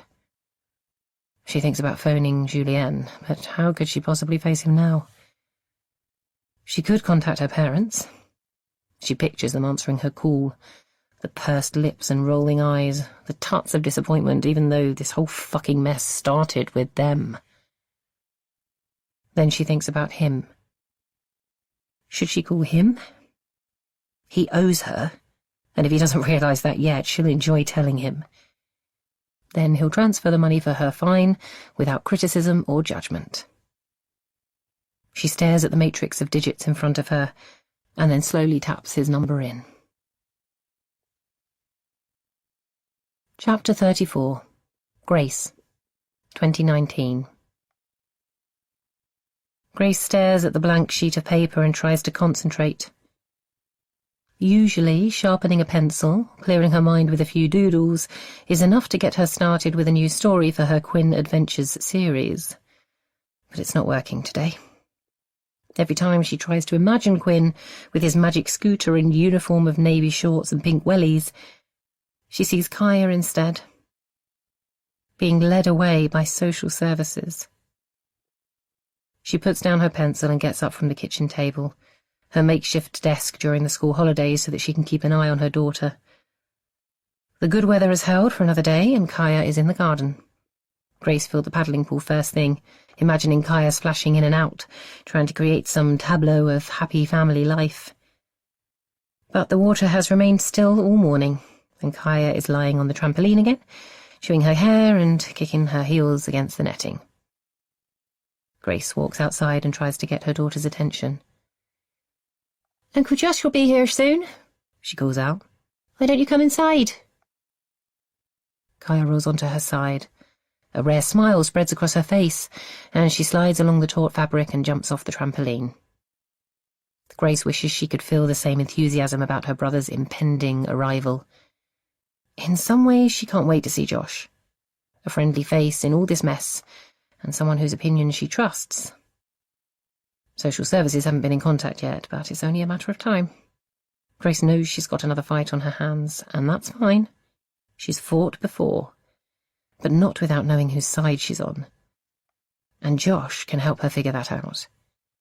All the same, there's a knot sitting in her stomach at the thought of him coming. Marcus is still furious about his visit, and she's nervous what conclusions her brother might draw about her angry, inhospitable husband. As Grace watches Kaya slip inside, she wonders again what happened behind the psychologist's closed door yesterday, as she sat in the clinic's reception area staring at it. Harriet had asked whether there'd been any developments, by which she meant further accusations, and Grace had said no, nothing, choosing to keep Kaya's outburst the previous night to herself. The therapist had nodded, with a look that suggested she didn't quite believe Grace, and then gestured for Kaya to go with her, and the two of them had walked inside her room. After 50 minutes of staring at the traffic breezing past the window on the Upper Richmond Road, she couldn't face checking her Instagram feed, the door to Harriet's room had finally opened. But while Kaya emerged, her expression blank, Harriet had stayed in her office. The receptionist explained that there'd been an urgent phone call, but that Harriet would contact Grace as soon as possible with an update on Kaya's session. That was over 24 hours ago, and she hasn't heard from her yet. Grace walks back into the kitchen and sinks into a chair. The notepad is still there, next to her laptop, and one of Coco's camera memory cards sits beside it. It was a spontaneous decision that she made when she was collecting some paperwork from her office earlier. Just in case the itch to continue looking at Coco's photos gets too strong. And it's an itch she feels intensely now. She looks over to Kaya, who has taken up position by the front door, and then slides the slim plastic square into her laptop. There are so many amazing pictures that Grace almost gets carried away by the culture fix. Coco riding an elephant in Chiang Mai while water rafting on the River Kwai. She must have travelled to Malaysia and Vietnam too, because there are buildings Grace recognises from Kuala Lumpur and Ho Chi Minh City. Unfamiliar places that take her breath away too, like a patchwork of multicoloured stairs and beaches with white sand and sparkling aquamarine sea. While Grace was travelling between cold lecture halls and stuffy seminar rooms at university, Coco was exploring the most exciting places in the world. How ridiculous to feel jealous, though, knowing the loss that Coco has suffered since. There are plenty of other people in the photos, fellow travellers looking suitably excited, nervous or drunk, depending on the occasion. Some locals, too, full of smiles for Coco. She has that effect on people. But the boy who starred in her Nepal photos doesn't make an appearance, and no other men feature heavily enough to be a candidate for Kaya's father. She thinks about the periods when she didn't see Marcus during the early years of their relationship, the weeks he spent away with his rugby team.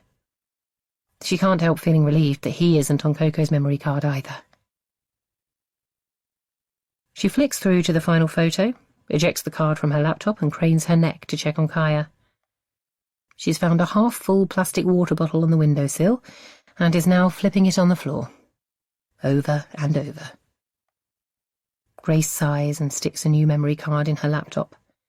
The photos are immediately different, like a filter has washed away the Asian spice and replaced it with a blander European civility. Paris. Like a virtual tourist, she scrolls through pictures of the Eiffel Tower, Arc de Triomphe and Notre Dame Cathedral. She pauses at that one. It was less than 2 weeks ago that a fire ripped through the iconic French church, and Grace finds it poignant to see it looking so beautiful in the photo. How things that seem eternal can be destroyed without warning. Then the photos become less touristy. A few friends sat in roadside cafes, tables busy with espresso coffee cups and ashtrays spilling with cigarette butts. There are also photos inside a traditional Parisian bistro, most taken next to a polished walnut bar. Young people dressed in black and white, the accepted uniform of restaurant staff the world over. Coco is among them in some photos, her long red hair tied neatly behind her shoulders. She must have worked there, Grace realises. She scans the other faces with interest, checks to see if any of the photos imply something more than friendship. The man Coco met in Saint-Tropez was French. Was he Parisian? Did she follow him back home? Is that why she lived there for a while? She clicks through a few more photos, but her concentration is broken by the sound of the doorbell. Josh has arrived. She flips down the lid of her laptop, blows out a breath, and walks into the hallway. Kaya has already flung the door open. She watches her daughter melt into her uncle's arms, and tears well in Grace's eyes. Eventually he disentangles himself and looks up at his sister.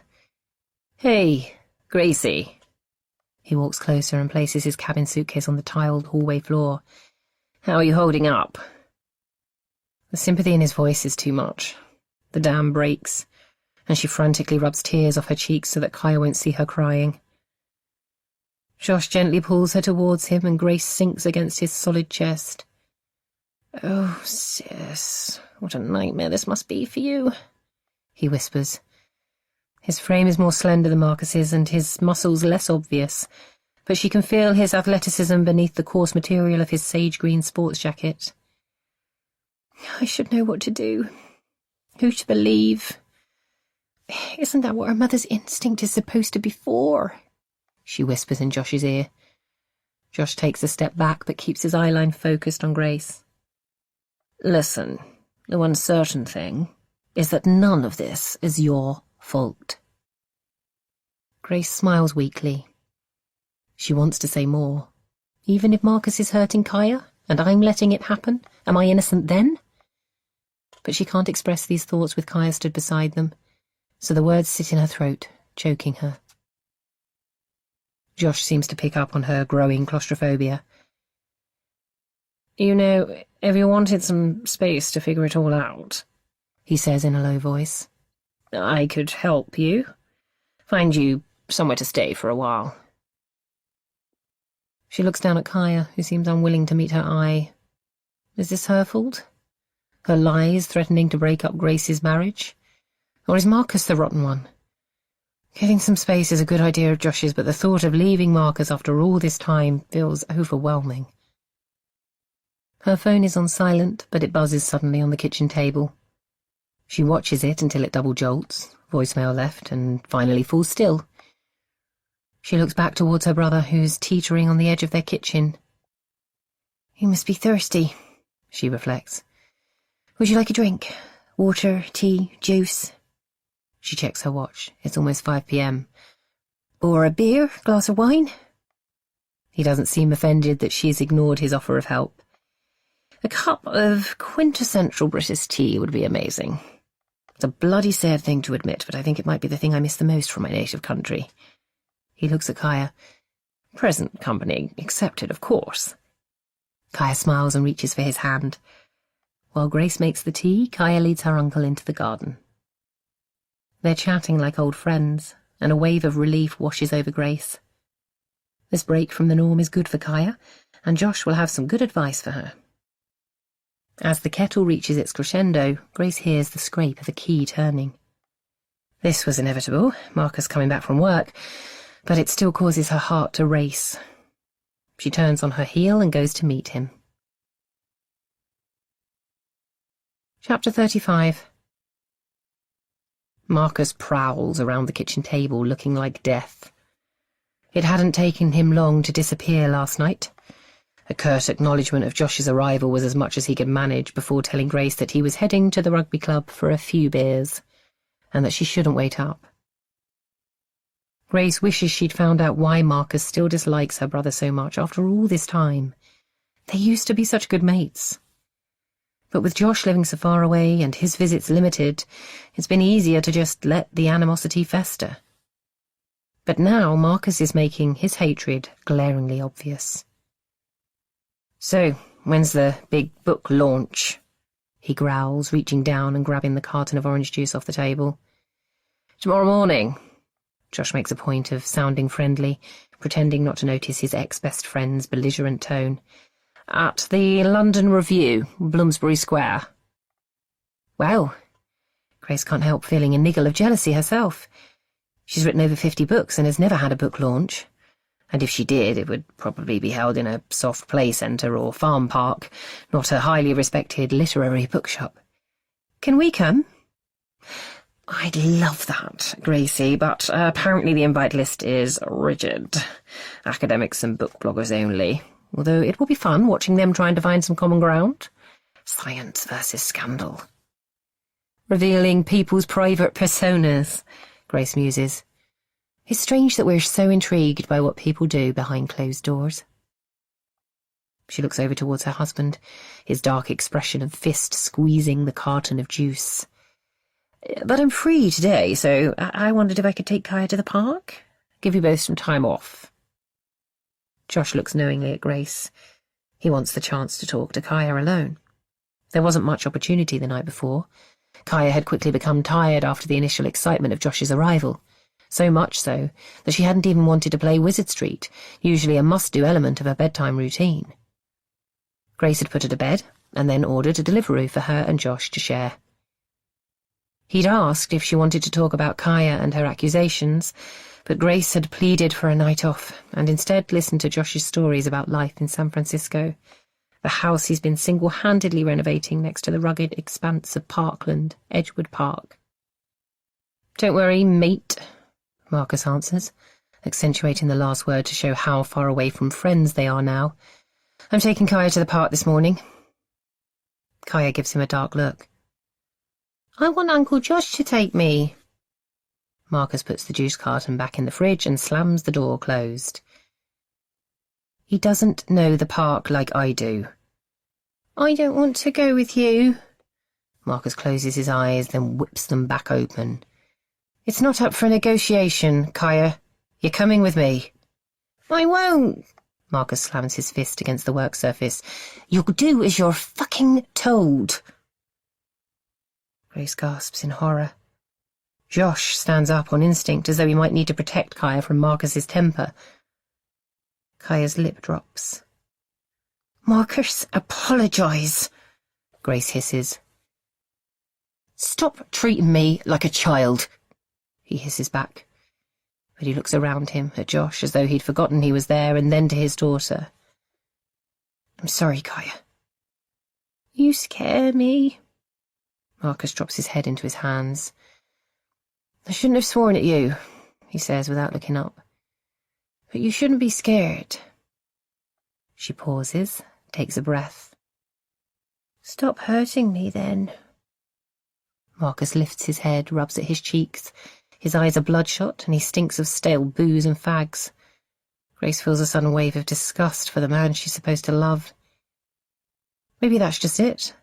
The person she fell in love with doesn't exist anymore. But when did he disappear?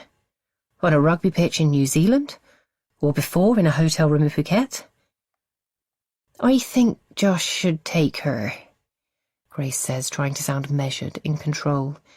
But Marcus keeps going. "She's my daughter." "My daughter too."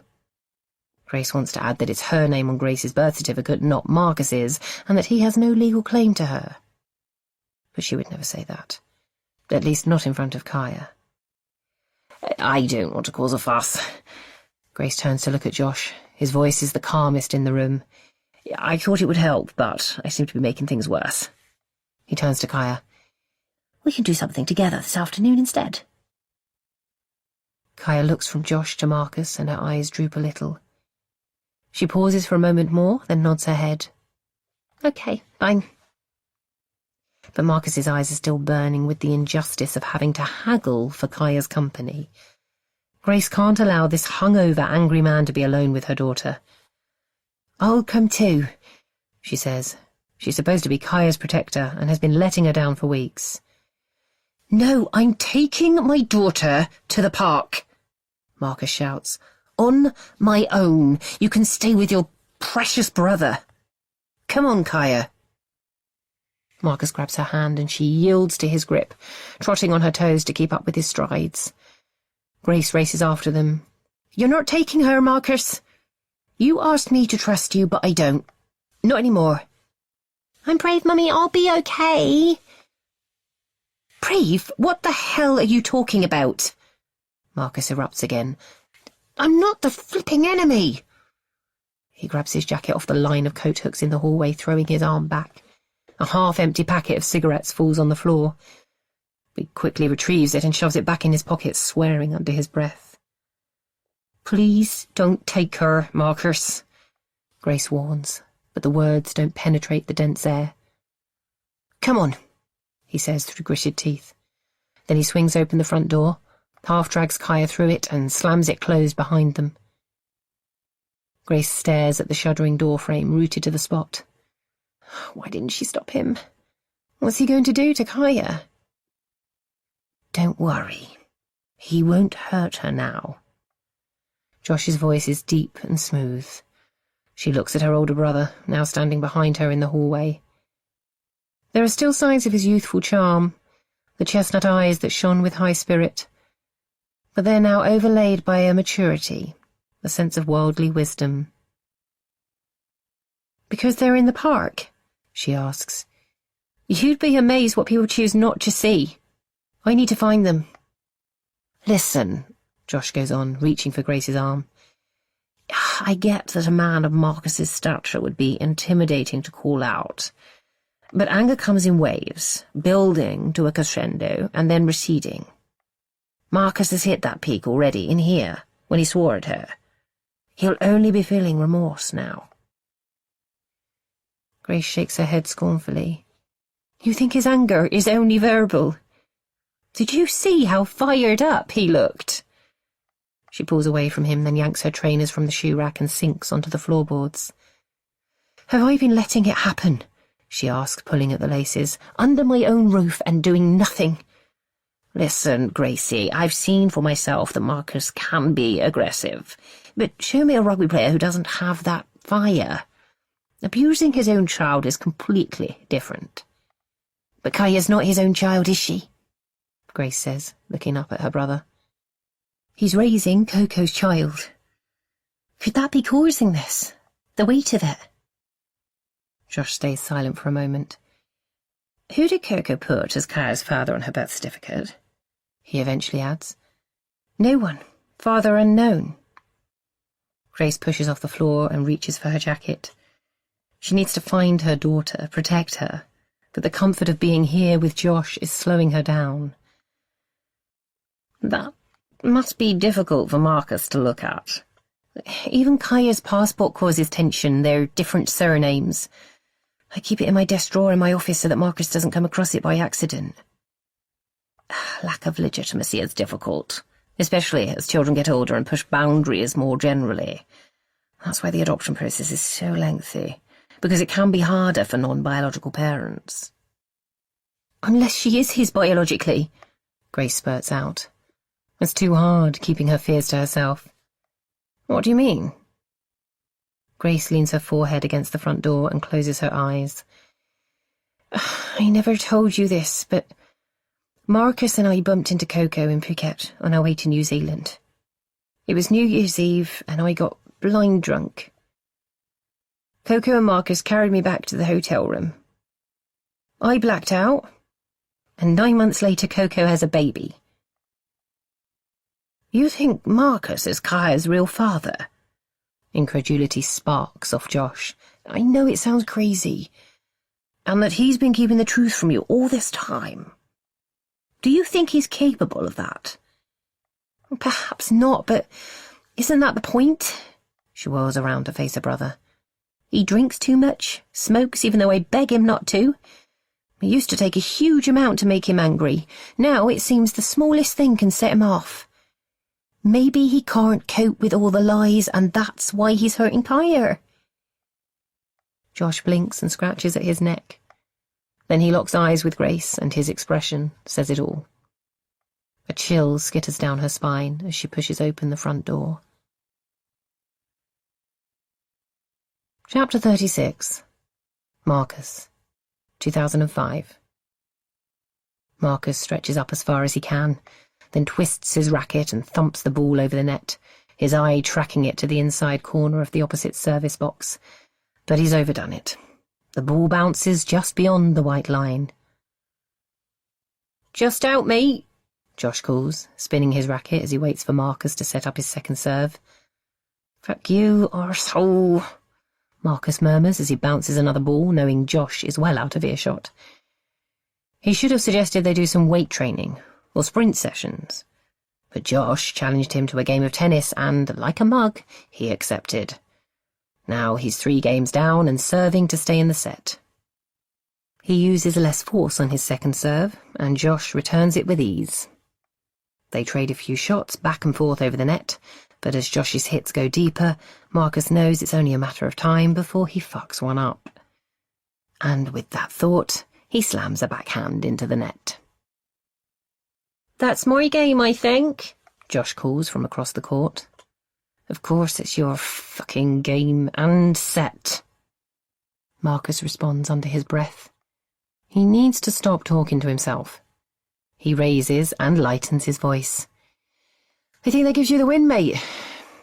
He watches Josh walk towards the net and steels himself for the inevitable handshake. This happens in rugby too, congratulating the other side at the end of the match, and Marcus still struggles to stomach the fake sportsmanship. At least when he loses. Man, it's hot. Josh wipes his Wimbledon wristbands across his forehead. Shall we get a drink? Marcus takes in his friend's open expression. Josh has moved on already, not bragging about his win, so why the hell can't he? He closes his eyes for a second, brings up the image of his glory try that sealed Chilford's place at the top of the school's rugby league last season, and smiles. Yeah, a drink would be good. Faith is in the kitchen when they walk inside. Hi, Marcus. Good game? Oh, you know, got annihilated by your son. Faith laughs nervously but looks at Josh. That's not the way to make friends. Oh, Marcus doesn't mind, do you? Josh jostles him playfully, then hands over a cold can of Coke. Marcus forces another smile as he takes the drink, and the two of them wander into the adjacent sitting room. What are the girls up to today? Marcus asks, trying to sound casual. The truth is, he's been dying to see Coco again and is going nuts about their lack of contact. After their time together in the summer house, their unfinished business, he'd hoped she'd want to see him again, like he did her. But as he'd said goodbye, she'd asked him to keep their liaison a secret. She didn't want Grace to know, which meant keeping it from Josh, too. Marcus had gone into defensive mode, shrugging like he wasn't bothered either way. But on his cycle home, he'd realised that they hadn't even agreed a time to meet up again in secret.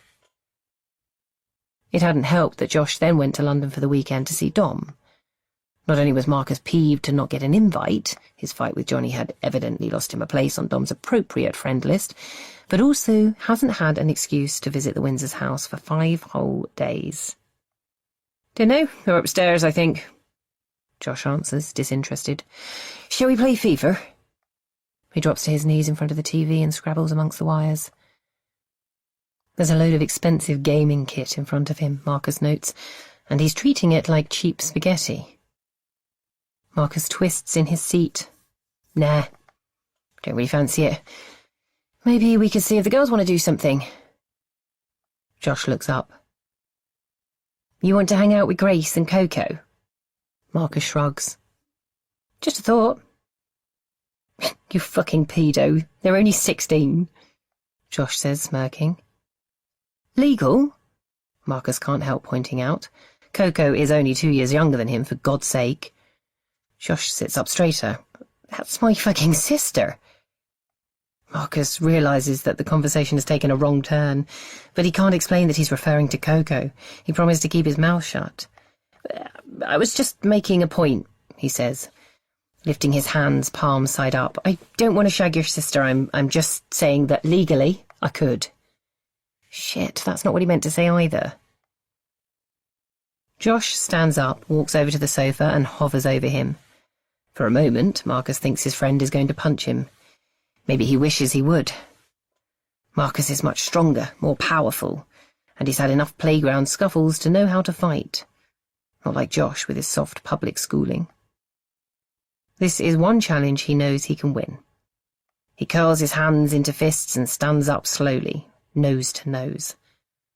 Marcus struggles not to land the first punch, to wipe the smug smile off Josh's face. Josh takes a step backwards. "I've just remembered. The girls went into Exeter, shopping." Marcus shakes his head in confusion. Weren't they supposed to be brawling by now? "They told me to invite you over later. Mum and Dad are going out, so we'll have the place to ourselves." "I thought you didn't want us mixing with them," Marcus grumbles. He should be over the moon to be seeing Coco again, but Josh has messed with his head. Maybe she is too young for him. Perhaps he is taking advantage of an unstable little kid. Josh shrugs. "No, I don't think you'd want to, but clearly I'm wrong." "I'm not a whatever, Marcus. I'm not going to judge you. Come back around 8 tonight." Marcus is clearly being dismissed, and anyway, he's keen to leave himself. Fucking Josh. It's exactly what he's doing, judging him. For what? Falling in love? Not that he's in love. He just wants to have sex with Coco. And she wants it too. She just needs a couple of drinks to loosen her up. He brushes his shoulder against Josh, gives him a slight nudge to remind him who would have won if they had ended up fighting. Then he ambles back through the kitchen, gives Faith a wide smile — Josh isn't the only one who can turn on the charm when he wants — and leaves through the back door. His bike is leaning against the garage, and he wheels it across the gravel driveway, the ground cracking and crunching under its weight. Of course he's excited at the prospect of seeing Coco later, touching her luscious body again, but he's also vaguely disgusted with himself for being caught under her spell. How can it be that he feels both disappointed with himself for taking advantage of someone so young, and worried that he's falling for a slut? As he climbs onto the bike, his mind moves to Josh, and how close they came to fighting. How much he wanted it to happen. They're supposed to be best mates. What was he thinking? Have his feelings for Coco warped his view of his best friend? Josh's house is on a hill, and Marcus freewheels most of the way home. When he gets back to the B&B, he can hear his sisters giggling in the front room, the pussycat dolls playing at high volume. He's not in the mood for their buoyancy today, so he heads for the stairs. But it's too late. They've spotted him. Marcus! Izzy squeals. Come on. Oh, we've got a cameo role for you in our dance. She grabs one arm and Karen clutches the other. Together they drag him towards the front room. I'm not being in your dance, Marcus warns. You know that, right? Please, Marcus, you just need to do a couple of press-ups with Izzy sitting on your back, Karen explains. Yeah, show off your big muscles. Izzy squeezes Marcus's arm, but she catches a nerve or something because a jolt of pain fizzes through his bicep. Jesus, Izzy, lay off, will you? I'm not your bloody dance prop. Ooh, someone's in a bad mood. Karen giggles, and then her sister joins in. Marcus usually likes the sound of their laughter, but today it grates on him. He's fed up with people thinking they can push his buttons without any fear of reprisal. Just let go of me, he whispers angrily. The two of them are still holding an arm each. Make me, Izzy says, her eyes twinkling, daring him. That's when Marcus sees red. He circles his right arm, and the sudden movement knocks Karen to the floor. Then he grabs Izzy around the neck with his free hand and wrenches her off him. It's not hard. She's got no strength against his, but he doesn't let go straight away. He wants her to feel scared. Then she starts crying, and he drops his hand and walks out of the room, feeling better. Chapter 37. Grace, 2019. At first, Grace just walks fast. It's Saturday morning. The park will be busy. What harm could Marcus do to Kaya there? But her feet don't trust that logic.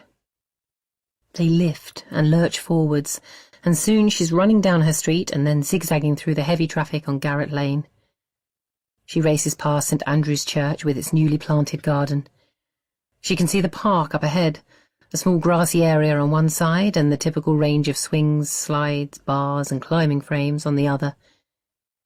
But it's not as busy as she'd hoped. Just one family in the toddler area and a couple of kids kicking a football on the grass, and she can't see Kaya.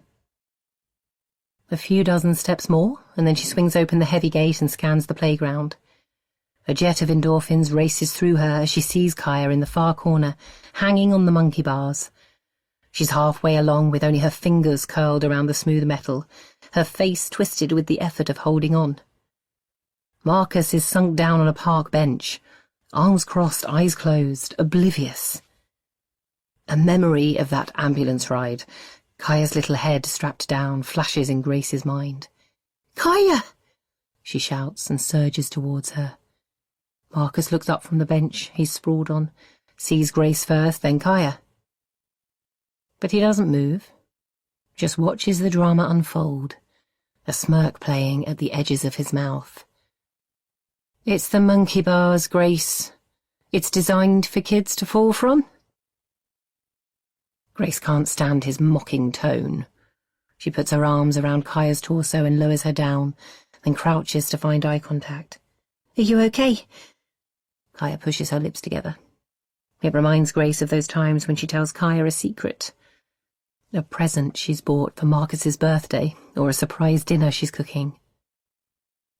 "Can we go home now?" Kaya finally asks. "Of course we can. Go wait by the gate." She watches Kaya traipse over to the entrance, one hand disappearing up her opposite sleeve and rubbing at her forearm. Then Grace straightens up and looks at Marcus. "You shouldn't have left without me." Marcus stares back, lets out a deep sigh. "What? In case I pushed her off the climbing frame? Kicked her down the slide, maybe." "She was about to fall when I got here, and you were ignoring her." Marcus pushes off the bench and walks towards her, his acidic breath polluting the air. "Do you know what, Grace? I'm getting a bit bored of having to justify myself to you." She wants to be mad with him for turning this on her, but as his wide frame looms over her, it's fear she feels, not fury, and she stays mute. "You and your smarmy brother, making out like I'm some sort of thug. I suppose I've always been a bit of rough, haven't I?" Posh Oxbridge graduate dates thick rugby player. So I'm bound to be hitting my daughter, aren't I? Someone like me could never control their temper. You don't seem to be controlling it now. But it's a whisper, not an accusation with any strength. Kaya is my daughter, Grace, and I have no regrets about the way I bring her up. So let the social worker come snooping. Let the school pass their judgment, and that psychotherapist look down her nose at me. Kaya is mine. I'm not giving her up. He pauses. And you're not taking her from me. Grace is only half listening to Marcus's words. She's staring at his clenched fists, the tendons in his neck straining as he speaks, his eyes still bloodshot and his mouth gnarled as he spits out his warning. Was it his strength that she fell in love with? She remembers how much his physical power enthralled her 16-year-old self, even when he turned it on her. But there was a vulnerability too, a chink of fragility that she wanted to fill in and smooth over. Did the way Kaya came into their life dig away at that crevice, crack him open and let the poison seep out? She's not legally yours, though, is she? Grace hisses, her heart thudding with such ferocity that she grabs hold of the metal frame to steady herself. But Marcus doesn't react as she expected. He just copies Kaya's expression from a few minutes before, pushing his lips together. In that moment, Grace sees Kaya so profoundly in his features that she gasps and takes a step backwards. It's all so fucking obvious, and she's been refusing to see it. I'm fighting for her, Grace, and you're not going to stop me. Marcus snarls, then he drops back onto the bench. He pulls his cigarettes out from his jacket pocket and leans forward, lighting one up and inhaling slowly. Grace stares at him and blinks away her tears. She's certain now. Doesn't need any photos to prove it or to find Coco so that she'll admit the truth. Marcus is Kaya's biological father. Whether she's the product of one drunken fuck or a secret tryst that's been going on for years, she doesn't know. Doesn't care. But she knows one thing. It's Kaya, not Marcus, who she trusts now. She walks away from her husband and reaches for her daughter's hand. Grace walks into her bedroom and looks down onto the street below. A group of kids wander past carrying a basketball, heading for the nets in Garrett Park probably, and the laughter floats through the open window. She can hear Josh and Kaya in her bedroom too, his low voice murmuring, her higher one interrupting from time to time the odd peal of laughter. Normal, everyday sounds, and she tries to let them soothe her. But she can also hear Marcus beneath her, shouting angrily at the TV. He arrived back half an hour after her and Kaya, with a carrier bag full of lager and dark fury etched into his features, and now he's watching some rugby game behind the closed door. As Grace turns back towards the bed, she spots her phone on her bedside table. A memory from the day before jerks into her head. The missed call and voicemail. It will be from Harriet. How could she have forgotten something so important? She grabs the phone and checks the number. She's right. It's the clinic in Putney. She clicks play on the voicemail and pushes the phone against her ear. Hi, Grace. I was hoping to catch you in person, but I still think it's best if I explain how Kaya's session went yesterday. I think it's important you know as soon as possible. There's a gravity in Harriet's tone, and Grace perches on the bed to ready herself for what's coming next. I decided to do a little assessment on Kaya. Nothing intrusive, but something that might explain why she's being dishonest, if that is what's going on. I asked her to look at pictures of different expressions to ascertain her ability to empathise. For a child as young as Kaya to lie in a premeditated way, I would expect to see a low score, a lack of awareness about how her actions could affect others. But the opposite happened. Kaya scored very highly. Grace squeezes her eyes shut, but the tears still seep out. All this time, Kaya's been telling the truth, and Grace hasn't believed her. Based on these results, I think it would be very unlikely that Kaya's making false accusations about her father. Not impossible, but unlikely. A pause. I'm sure you understand the ramifications of that. Grace nods her head to no one, then hangs it in shame. Harriet's voice drops an octave and becomes lighter, less certain. But Kaya said one other thing that I think you should be aware of. She still refused to talk about her father's involvement in her injuries, but she seemed convinced that Marcus was going to attack you. She told me that it was her job to save you. Another pause. There's lots of help out there, Grace, some excellent charities. Call me, please.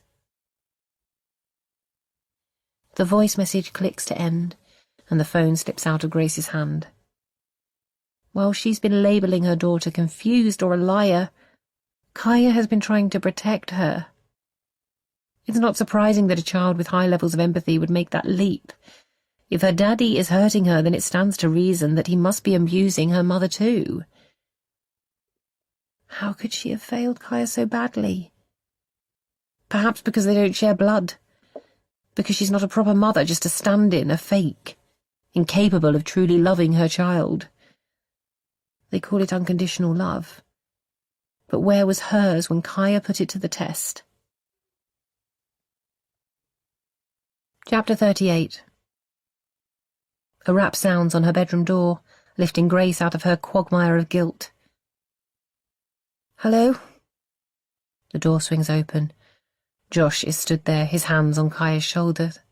He gently pushes her inside. Gracie, there's something you need to see. He's not smiling, and Grace swallows down the lump of vomit that's collected in her throat. She can't speak, so she just watches him guide Kaya to sit on her bed and roll up the sleeve of her sweatshirt. Grace doesn't understand at first. The slow release of Kaya's naked arm, Josh's downcast expression, the silence that hangs heavy in the air. But then she sees it. The perfect red circle on Kaya's forearm, a needle point of fire. Rage boils in Grace's gut and she gasps. Kaya's arm retracts back inside her sweater like a startled tortoise. I'm sorry, Mummy. Did Daddy burn you with his cigarette? Grace demands, her tone harsher than Kaya deserves. She remembers seeing Kaya nursing her arm earlier. Before I found you in the park. Kaya's eyes flick between her and Josh, and then she drops her head. Yes, she whispers to the floor. Why didn't you tell me? Grace pleads in a strangled voice. When I found you. Kaya looks at her like the answer is obvious. You never believe me. Grace just stares. Because what can she possibly say to make things better? She wants to wail, perform some act of self-flagellation, but how would that help her daughter? And she owes her so much. Josh breaks the silence. We need to get her out of here, Gracie. Both of you. It's sick, burning a child like that. We need to go to the police. A vision careers into Grace's head. Marcus being led away in handcuffs, the slam of a cell door, the special treatment reserved for child abusers. The man she's loved since she was 16. She can't think about that now. She just needs to get Kaya to safety. I'm so sorry I didn't believe you, honey. I should have listened better. But I believe you now, I promise. I'm scared of him. Grace's chest constricts and her heart feels like it's crushing under the weight of her guilt. She needs to get out of here. Come with me.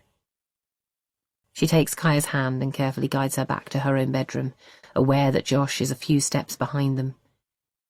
She doesn't know why she's bothering to be quiet. Marcus is engrossed in the rugby match on TV, swerving with risen drunkenness between cheering and swearing. He won't have a clue what's going on upstairs. but she still feels an urge to hide from him. Josh disappears into the guest room, and then Grace closes the door of Kaya's bedroom behind them. She opens the wardrobe and pulls out Kaya's overnight bag. We'll go to Granny and Grandpa's for a few nights. Can you put a couple of your favourite toys in here? She's too rattled to pack her own bag, but Kaya needs as much comfort as she can carry. But Granny's on his side. She'll let him in. No, Kaya, Grace shakes her head. Granny got it wrong too, like me. But I promise she won't let Daddy hurt you any more. You're safe now. Kaya still looks uncertain. What have they done to her? She and her mum discussing Kaya's accusations like some soap opera plot twist. After a pause, Kaya takes the bag out of Grace's hands and starts filling it with the toys from her bed. Her favourite green tree, the unofficial Stanford University mascot, goes in first. Grace stares at the mop of mahogany waves framing Kaya's face for a moment. Then she kisses the top of her head, says another silent apology, and heads out of the room. The guest room door is closed now, so she knocks quietly. "Come in," Josh's low voice seeps out. She pushes on the door and walks inside. They were never close growing up. Their lives too separate for that. But Grace always looked up to him, the older brother for whom life seemed so easy. He was a good role model. Even when he was given awards, achieved top grades, won tennis trophies, he never lauded his superiority over her. And in turn, she never felt jealous of him, only proud. Even her mother's obvious awe for Josh doesn't rankle Grace for long. She smiles at him. "Ready?" he asks. She nods. "We can stay with Mum and Dad for a few days. Kaya will be safe, and it'll give me some time to figure out what to do next." "Mum adores Marcus," Josh warns, echoing Kaya's words. "She'll convince you to forgive him." "Not this time," Grace promises, her voice gravelly. It's true that Faith has a soft spot for her husband. Defending him is her default position, excusing his hangovers, wafting away the money he's wasted on risky investments over the years. But even Faith can't defend a cigarette burn. "Remember, we must stay really quiet," Grace whispers as she tiptoes down the stairs. She can sense Kaya behind her and then Josh at the back. Her soft-soled trainers hardly make a sound against the thick carpet, and even on the wooden floorboards her footsteps are muted. Grace carefully removes the car key from its home on the windowsill, a Japanese-inspired ceramic bowl picked up in a gift store in Auckland's Ponsonby district. As she feels the cold plastic against her fingers, she sighs with relief. The TV is still blaring, and the living room door is firmly shut. Marcus won't know a thing until they're safely out of his reach. She takes Kaya's hand, then turns towards the front door. Bang! Thud, thud, thud! Grace gasps and whips her head around. Josh is lying at the bottom of the stairs. "Shit! I tripped," he half whispers, half hisses, his eyes wide with apology. "Come on, we need to go," she pleads as quietly as her thumping heart will allow. But it's too late. The TV goes silent. The living room door flies open. "What the hell is going on?" Marcus's eyes are bloodshot and his speech slurred. Grace didn't want this conversation if he was sober, and she definitely doesn't want to have it now. "We're just going out for a bit," she says lamely. Marcus looks at the bags on the floor, then at Josh, who is gingerly pulling himself up. Without speaking, he grabs Grace's arm and yanks her into the living room, slamming the door shut behind them. She stares at the closed door, then at the rage on Marcus's face, and feels her bladder loosen. "Going out, bullshit. Tell me the truth," he snarls. His face is so close that Grace can smell alcohol fumes on his breath. Instinctively, she wants to take a step back, to run away, but why should she? How dare he intimidate her? She's not 16 anymore, frozen under his furious glare, willing to accept his closed fist in her face because she loves him. She takes a deep breath and curls her lips into a scowl. "How dare you pull me in here like I'm your property?" She pushes at his chest, not hard, but he stumbles backwards and grabs the sofa. "He's poison, your brother, and now he's poisoning you against me." His words slip into each other and spittle flies out of his mouth. "You're pathetic, you know that. This is about Kaya, not Josh. You can't take her away from me." Grace laughs, more like a cackle, and takes a step closer to him. "That's why I'm leaving. To protect her from you. I saw her arm, what you did. You're a monster, Marcus, not a father." "How fucking dare you?" he screams back at her. "Do you think I wanted a kid at 24? You made me do it." He jabs at Grace's shoulder with his open fist, but she stands her ground. "And when she pisses you off, you burn her," she hisses back. "For fuck's sake, she's lying." Marcus's arms flail up towards the ceiling, then crash down, whipping against Grace's cheeks on their descent. It's like a switch has clicked to red in his eyes. Danger. He lunges for her, anger carved into every crevice of his screwed-up face. Grace screams and ducks, loses her balance and falls to the floor. "Get your hands off me!" She tries to scream, but as she stares up at his looming torso, his knuckle-white fists curled and ready, her voice splinters and breaks. She closes her eyes and waits for the punch to land. The door flies open. "What the hell are you doing to her?" Josh grabs Grace's arm, pulls her to her feet, puts a protective arm around her shoulders. "You're a fucking liability, mate," he shouts at Marcus. "Come on, Gracie."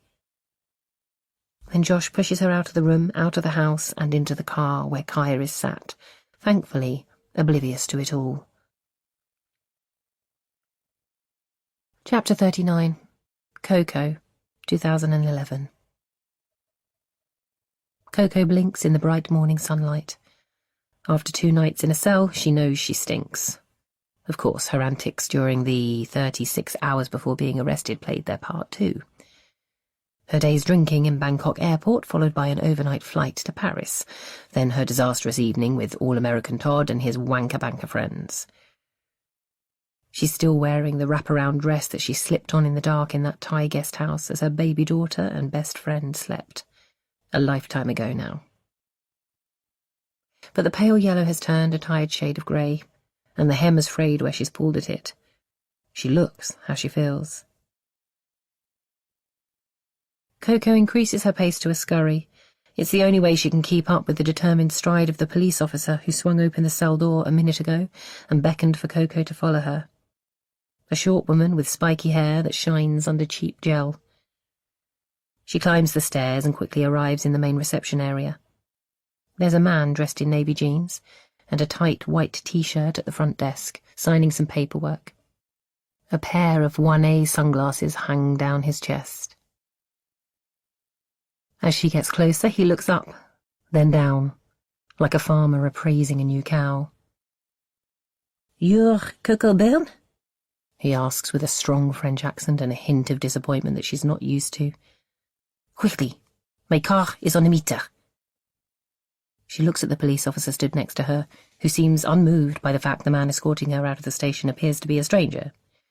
Should she point this out? That the man with flash sunglasses and an obvious god complex could be a serial killer searching for vulnerable prey under her nose? However, the woman in uniform clearly mistakes Coco's hesitation for confusion, because she gestures to the front door and gives her a reassuring smile. "You have your liberty back, mademoiselle." The French accent makes her English sound more eloquent, not less. "You can go now."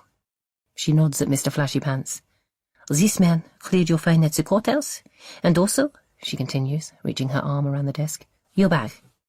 The American woman from the apartment you entered illegally dropped it off for you." Jesus, I thought she'd burn it just with her fucking eyes. Coco is pleased to hear the man laugh, but the police officer's expression hardens. "She said that on reflection, she felt sorry for you. that your life was clearly very sad. Coco blinks and pushes her lips together, her swagger gone. Thank you, she manages, and takes her bag from the police officer's outstretched hand. It's sticky and smells like sweet vinegar, but she doesn't allow her face to grimace. Then she twists on her rubber toes and lets herself be guided out of the sliding glass exit. I'm Matteo, by the way, he says, pointing at a white Renault Megane parked across the street. My knight in shining armour, Coco murmurs. What? Oh, yes, I see. But Coco isn't sure he really understands the English idiom. He clicks his key fob, and the car responds with a low clunk. Coco pulls open the passenger door and climbs inside. I'm just helping out a friend. He called me. He explained what happened where you were. Asked if I would help. Of course, I agreed. He's a good friend. Oh? Coco asks. Kaya's father doesn't have many proper friends. He's too driven for that. It's one of the things that excited her in the beginning. But Matteo doesn't seem to want to elaborate much. I've known him a long time. I've only ever left France once, so his life is, more interesting than mine. He pauses. I knew about you right from the start when you first met. He told me you were special. Coco leans back against the headrest and closes her eyes. It had all seemed so simple back then. The beautiful French love story. Well, maybe more 50 Shades than Mills and Boone, but it was perfect for them. Long days in bed, nights spent in bars drinking cognac and smoking gitans.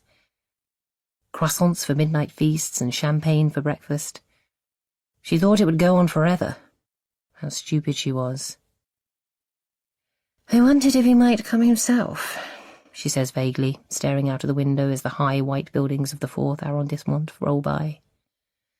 Rescue me like a superhero, put me on his back and fly me through space to some tropical island.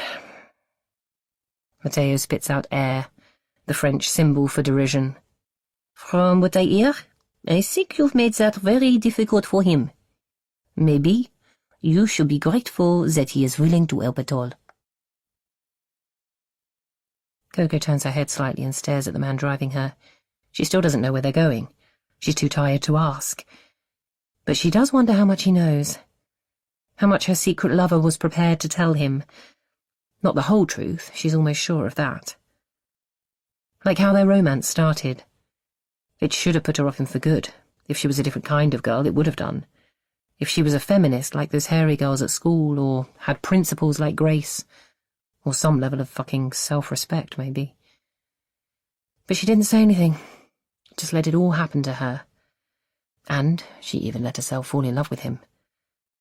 Because she liked his strong arms around her. The feeling of surrendering to him. She liked being his property.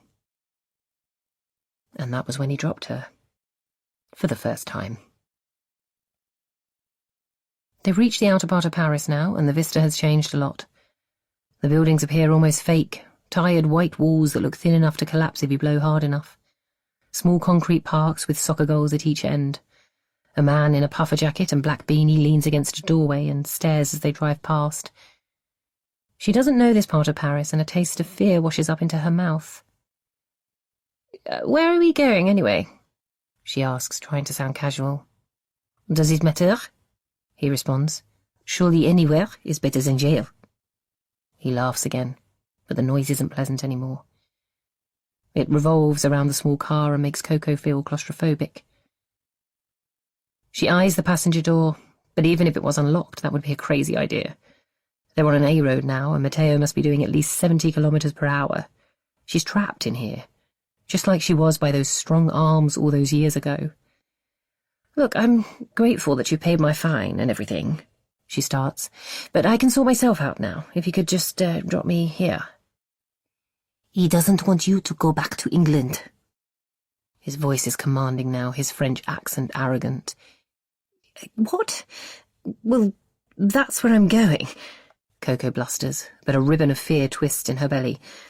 Listen, just stop the car, okay? That mocking snort again. You owe him. For the fine. The mess that he's cleared up for you, for telling lies. You don't get to make demands. Coco's heart is racing. Her earlier exhaustion has disappeared and she feels a desperate urge to throw the car door open anyway, take her chances against the oncoming traffic. She wraps her hand around the door handle. This is kidnapping. You can't just take me wherever the fuck you want. He laughs again and she wants to rip the ugly Varnays off his face and stab his eyes with the arm. I'm not kidnapping you, you stupid girl. What would I do with a slut like you? She can't stop the tears then. She can't even be bothered to try. They roll down her face and she stares at the grey tarmac and wonders where the hell she'll end up. Chapter 40. Grace, 2019. Grace looks out of the car window but doesn't see any of the familiar landmarks rolling past her in the Saturday evening traffic. Her head is too full, wondering how the hell she's managed to screw up her life so much. She was given the huge head start that privilege brings, and yet here she is, running away from an abusive husband, soon to be a single mother. She turns to look at Kaya in the back seat and is relieved to see that her daughter's eyes are closed. Grace hopes that she's asleep dreaming about flying around the magical wizard street, not the pain her dad has inflicted on her. You okay? Grace turns to look at Josh. He seems so at ease behind the wheel of her car. He's always been like this, she realises, able to adapt to unforeseen situations with the coolness of someone who predicted them all along. What would have happened if he wasn't there? Would Marcus have hit her, or pulled back just in time? She's glad that she didn't need to find out. Yeah, I'm fine, she mutters in response and turns back to the window. As her mind settles, she starts to take in the view. Opulent homeware stores and darkly lit restaurants edge the road as it snakes right, then left. This is the King's Road, she says matter-of-factly. I'm just following sat-nav. Josh gestures to the small screen set into the dashboard. I've no clue where I am. Shit, Josh. The sat-nav can't be working. This isn't the way to Mum and Dad's. I mean, surely you know not to cross the Thames. Grace doesn't want to sound ungrateful, but it's only a 10-minute drive to Wimbledon Village from her house, and Josh has taken them 15 minutes in the opposite direction. I'm not driving to Mum and Dad's, he says quietly. Why not? I told you. Mum adores Marcus. She'll either try to change your mind about him or be devastated herself. You don't need either of those scenarios right now. Grace continues looking out of the window as she processes Josh's explanation. He takes a left just past Bluebird Restaurant with its glass awning and neat hedgerow. The sky is still cloudy and Grace watches people huddle and shiver around the outside tables, al fresco dinner plans made earlier in the week when the sun shone and the temperature reached 25 degrees. It's amazing how quickly promise can turn into disappointment. Maybe, she finally says, but you don't want to stay in a hotel. It's not fair on Kaya. Or herself, Grace doesn't add. She loves her daughter, and she knows she needs to make things up to her, but she's also desperate for some space, a chance to work out what to do next, and a hotel room isn't going to give her that. A friend from Stamford has a muse house in Chelsea. He only uses it when he comes over, said I could borrow it while I was here. Josh takes his left hand off the steering wheel for a moment, squeezes Grace's arm, then drops it down by his side, as if he needs to keep it ready to comfort her again at a moment's notice. I told him that I wanted to stay with you, but he gave me the key anyway, just in case. Seems like too good an option to ignore. Perhaps a night away from everyone is a good idea, Grace thinks. A chance to get her head straight before she tells her parents. Leaving Marcus solves one problem, taking Kaya out of immediate danger. But what happens next? When social services find out that she's left him, they'll ramp up their investigation, discover that Marcus isn't Kaya's legal father. And who knows where that road will lead? All the way to Thailand, perhaps, and Kaya's fake birth certificate. You're right, she says. I'm not sure I could face Mum and Dad at the moment. Josh smiles and crosses over the Fulham Road, heading northwards. It's just up here, I think, he says, peering at the sat-nav. A minute later, he pulls onto a narrow, cobbled street. Grace's shiny Land Rover should feel incongruous here, among the modest row of houses built originally as stable blocks for the grander homes close by. But nowadays, London mews houses are worth millions, and the cobbles are lined with a mix of Chelsea tractors and flashy sports cars. "You have rich friends at Stamford," Grace observes, unclicking her seatbelt and opening the car door. Despite the situation, she's quite curious about staying here. Living in Devon and schooling in Gloucestershire meant that London was always a distant, exotic place, full of celebrities and beautiful people. While her dad's ex-council flat in Pimlico never appealed, a few of her school friends' families had more glamorous London pads, and they would discuss how they were going to spend weekends there when they were old enough. It never happened, though. Coco left, and Grace fell in love, and all their plans just faded away. Of course, Grace has been living in London for almost 7 years now, but the identical red brick terraces of SW18 aren't exactly the London she'd pictured as a teenager. With Kaya still fast asleep in her arms, Grace follows Josh into the flat-fronted 2-story building.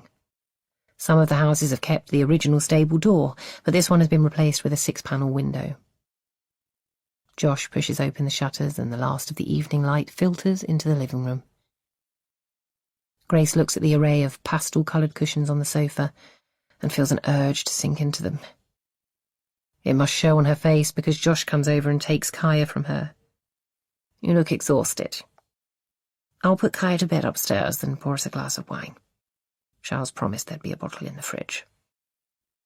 "Thank you," she mumbles, lowering herself onto the sofa. The cushions are as soft as pillows, and she loves how they collapse and reform around her shoulders. As she waits in the silence for Josh to return, she takes in her surroundings. She can tell the house isn't lived in much. There's no mess, none of the home stuff that builds up over time. But it still looks loved. Thoughtfully chosen ornaments on the mantelpiece. 4 beautiful landscape paintings on the back wall. In fact, it's hard to imagine that it's owned by an American academic, although Grace realises how prejudiced that sounds. "She didn't even wake up," Josh says proudly, walking into the room and handing Grace a glass of white wine. He sits in the armchair opposite and raises his glass. The wine is very chilled, perhaps a hint of its American owner after all, and she loves the feel of it trickling down her throat. "That tastes good," she says with feeling, letting her head fall back against the sofa. "Don't let me drink too much of it, though." "Oh, you deserve a drink, Gracie, after what you've been through today." Perhaps he's right. Grace takes another large sip and snuggles down further. This does feel good. Although she doesn't know why she considers alcohol a friend. She sees how bad it is for Marcus, how it strips him of self-control, blinds him to the cares of those around him. It's made her life harder too, she thinks. Like that New Year's Eve in Phuket, being too drunk to know whether Marcus and Coco slept together, too out of it to stop them making a baby together. If that is what happened, of course. She still has no proof. Maybe she isn't thinking straight. Coco met someone in Saint-Tropez. Perhaps he's got auburn hair and brown eyes. He could be a natural sportsman too. As she drains the last drops from her glass, she allows her mind to wander to the first time she suspected there might be something between Marcus and Coco. During the summer of 2005. A fleeting moment, quickly pushed away but never quite forgotten.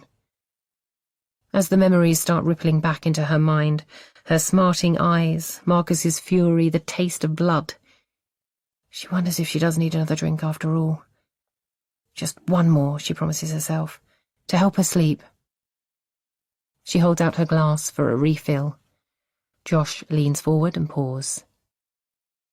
Grace runs her finger around the rim of the glass. "Do you think I'm a terrible mother, Josh?" "Of course not," he answers quickly. "How could you possibly have known that Marcus would turn into such a monster?" "There were clues, though, weren't there? His temper." "Everyone has a temper, Gracie. His violence." Josh sighs and looks into his own glass, the wine refracting in the artificial light. "You mean the night we had a scuffle, I suppose? That summer in Devon." "He beat you up, Josh. How can you be so cool about it?" "Not just me," Josh reminds her. And I didn't forgive him as quickly as you did. Grace closes her eyes. Why did she forgive him so easily? Where was her self-respect? She'd been frightened that night, angry the next day. But by the time he came by a week later, hiding his shame behind a huge bunch of flowers and a newly tanned face, she'd been ready to forgive him. Coco was in Saint-Tropez by then, and Grace was feeling lonely, so when he suggested a date, it had been all too easy to accept. Why was he so angry, Josh? I've thought about it over the years. He was jealous of our lifestyle, for sure, and I'd beaten him at tennis earlier that day, so maybe it was a competitive thing. But honestly, I don't know. He just attacked me, out of the blue. And you promise you're not hiding anything from me, she whispers. I know I wasn't away for long, but when I got back, Coco looked, I don't know, guilty, I suppose. And she never told me why. Looking back, Grace knows that she suspected something happened between Coco and Marcus that night. She'd asked Coco the next day, and her friend had denied it so vehemently that she'd managed to push it out of her mind for a while. It had come back later that summer, when she realised she'd fallen in love with Marcus. It nagged at her until she eventually broached the subject with him. He'd looked into her eyes and promised that nothing had happened between them. She believed him too, and had buried her suspicion in the graveyard of her mind. But were they both lying to her? She never got to ask Josh at the time, the third person in the room. He left for Ile-de-Rue soon after that night, a holiday with his county tennis partner's family, and was only back in Devon for a few nights before he headed to the United States and Stanford University. She looks over at him, sitting on the opposite sofa, gently rotating the glass in his hand. Perhaps she should ask him now. That night when I wasn't there, did anything happen between Marcus and Coco? What? No, he says quickly. And you're absolutely sure? He drops his head, then lifts it, and looks directly into her eyes.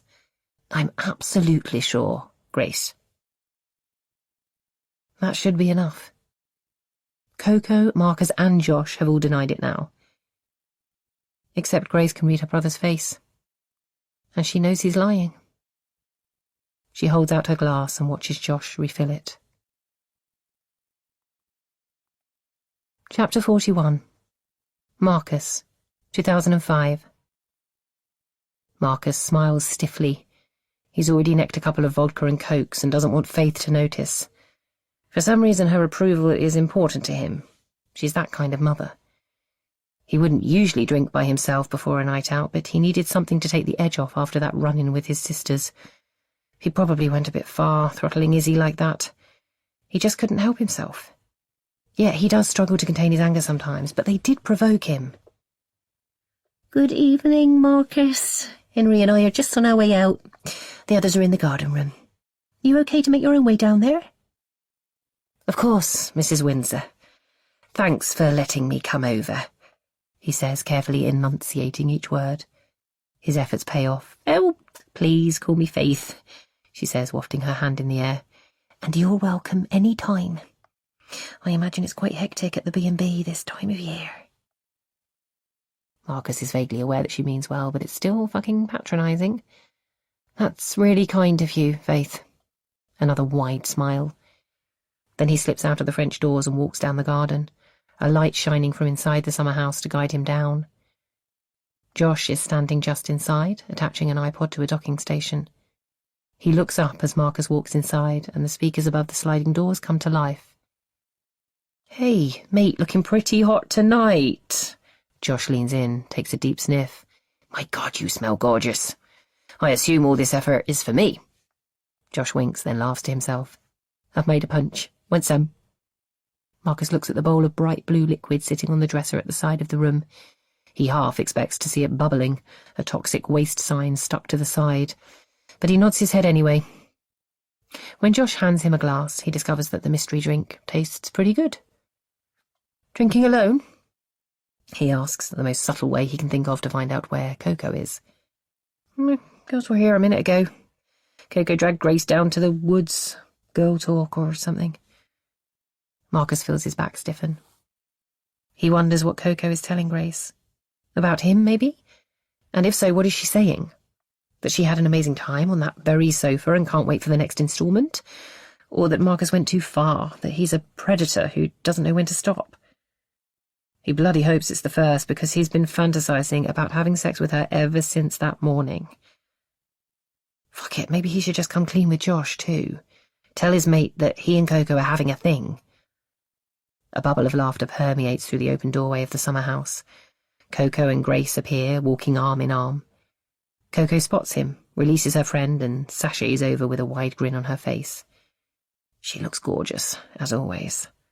Her red hair meanders down her back, and she's wearing a strappy sea-blue dress, the material thin enough to reveal the contours of her body. "Well, hello, lover boy." She reaches up and kisses his cheek. He smiles back. Maybe this is the moment to announce it. She clearly doesn't mind making it public. "And hello to you too, gorgeous," she adds with a giggle before planting a kiss on Josh's cheek as well. "You're such a minx, Coco," Josh breezes, raising his eyebrows and shaking his head in a fake fatherly way. "Anyone for punch?" Marcus grinds his teeth and holds out his empty glass. Jesus, she's such a tease. And why is Josh immune to her tricks when Marcus falls for every one? "Me too." Grace picks a glass off the table and holds it out. Her smile is wide and her eyes dance with a mischief Marcus hasn't seen before. He feels another wave of attraction for the more sensible, more predictable Grace Windsor. "I'll only consume that poison if I can drink it through a straw," Coco declares. "A pink one."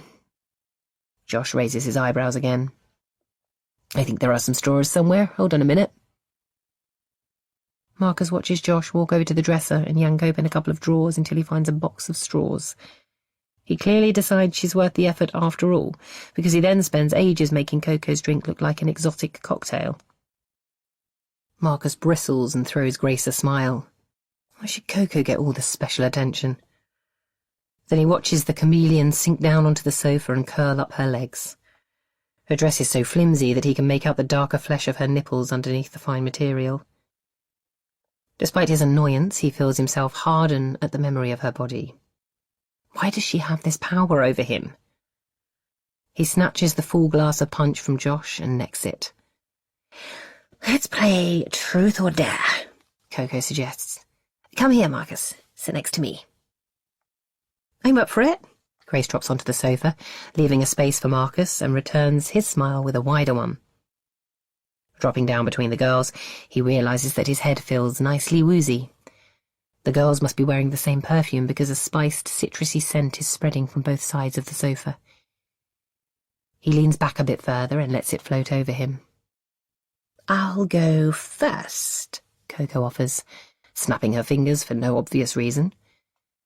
"So, Coco," Josh says in an interviewer-style voice, designating himself the playmaker, "you have to either answer my question truthfully or accept the dare I give you." "I can't guarantee I won't do both." Coco unfolds her legs and stretches them out in front of her. Her flip-flops drop onto the floor, and red-painted toes flicker in the dimmed spotlights as she points and flexes her feet. "Would you sleep with a man for a dare?" "Wait." Coco's brow furrows. "Is that my question or my dare?" "Well, that depends on whether you're willing to tell the truth." Coco drops her head to one side. "I might sleep with a man for a dare," she says eventually, "but only if I want to sleep with them." "So your answer is no," Grace says. "You would be sleeping with them because you fancied them, not to fulfill a dare." "I might fancy them because of the dare, though. The thrill of it, you know?" Coco picks at the hem of her dress and Marcus watches it ride up her thighs. "That's not a proper answer," Josh decides. "Too confusing, which means you have to do a dare." Coco fake sighs, like a balloon deflating. "Fine. What's my dare, then?" Josh slides her glass of punch to the edge of the table in front of her. "Down it." She scrunches her nose up. "All of it? Come on, Coco. I thought you were the ultimate party girl." Coco raises her eyebrows and lifts the glass to her lips, the challenge clearly more important than her palate. As Marcus watches her gulp it down, he makes a silent wish that she's not throwing up before he gets a chance to rekindle their romance. "Who's next?" Josh asks, his eyes moving between Grace and Marcus. "I think it's your turn, big brother." Grace slams her empty glass on the table, and Marcus notices that the mischief in her eyes is now spiralling. "Truth or dare?" "Oh, it's dare for me every time." Josh knits his fingers behind his head and stretches back. A lazy grin spreads across his face, and Marcus fights the urge to slap it off him. Josh doesn't do insecurity. Fear of failure is a language he will never understand. Of course he would choose dare, just another chance for him to show how fucking good he is at something. "You have to kiss Coco," Grace announces with a giggle. "Tongues included." "Ew!" Coco squeals, but Marcus can tell she doesn't mean it. He can almost see the excitement fizzing on her skin. "Is that legal?" She giggles. "You're not actually related, you idiot. Anyway, it's just a bit of fun." Marcus turns to Josh. He looks blindsided, and Marcus feels a moment of joy. There's finally a situation that Josh doesn't know how to handle. But then realization hits him again. His best friend kissing his girl. No, sorry, that will not fucking do. "That's a shit dare, Grace." "Huh?" She sounds hurt, which isn't his intention, but he can't let the kiss go ahead. He keeps going. Well, clearly neither of them want to kiss each other. To be honest, it's a bit weird that you even suggested it. He's on a roll now, like sexual harassment or something. "Like, it was just a dare, a bit of fun," she repeats. She looks down at her hands, her fingers knotted together in her lap. Marcus fidgets on the sofa. She looks so dejected. "I'm sure you could think of something else. 100 press-ups, maybe," he suggests, trying to sound conciliatory, but it doesn't work. He watches her push off the sofa, her eye line directed firmly away from him. "Yeah, whatever, you decide." She takes a few steps towards the door. Shit, she looks like she's going to cry.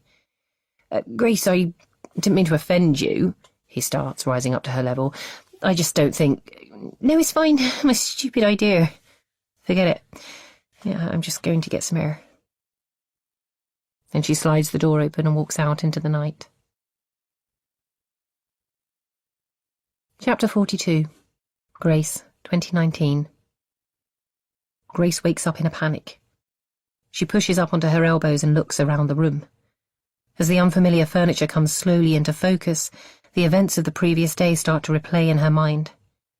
The cigarette burn on Kaya's arm, Marcus's clenched fists, Josh walking into the living room before anything worse happened, then driving them to his friend's Muse house in Chelsea. And last night, how awkward Josh looked when she asked him about Marcus and Coco. Grace lies back against the silk-covered pillow and stares at the ceiling. Her head is like a cement mixer starved of water, heavy and unyielding, and her mouth tastes sour. This is not the state she wanted to be in this morning. Surely she didn't drink enough wine to feel this bad. She sighs and reaches for her phone. The room has a large window overlooking the cobblestones. Heavy curtains block out most of the light, but sunshine is leaking around the edges, and its brightness tells her that it's later than she normally wakes up. In fact, she's surprised Kaya hasn't sneaked in next to her already. Grace prods her phone a few times, but the screen stays blank. Shit. She didn't plug it in when she went to bed, and it must have run out of battery overnight. Still feeling groggy, she pushes herself up to sitting, then twists her legs over the side of the king-size bed and yawns. She's wearing the t-shirt she had on yesterday, but luckily she managed to get her jeans off. At least she assumes it was her doing. She can't actually remember going upstairs. She wrestles inside her bag until she finds her charger, then pushes it into a socket by the side of the bed.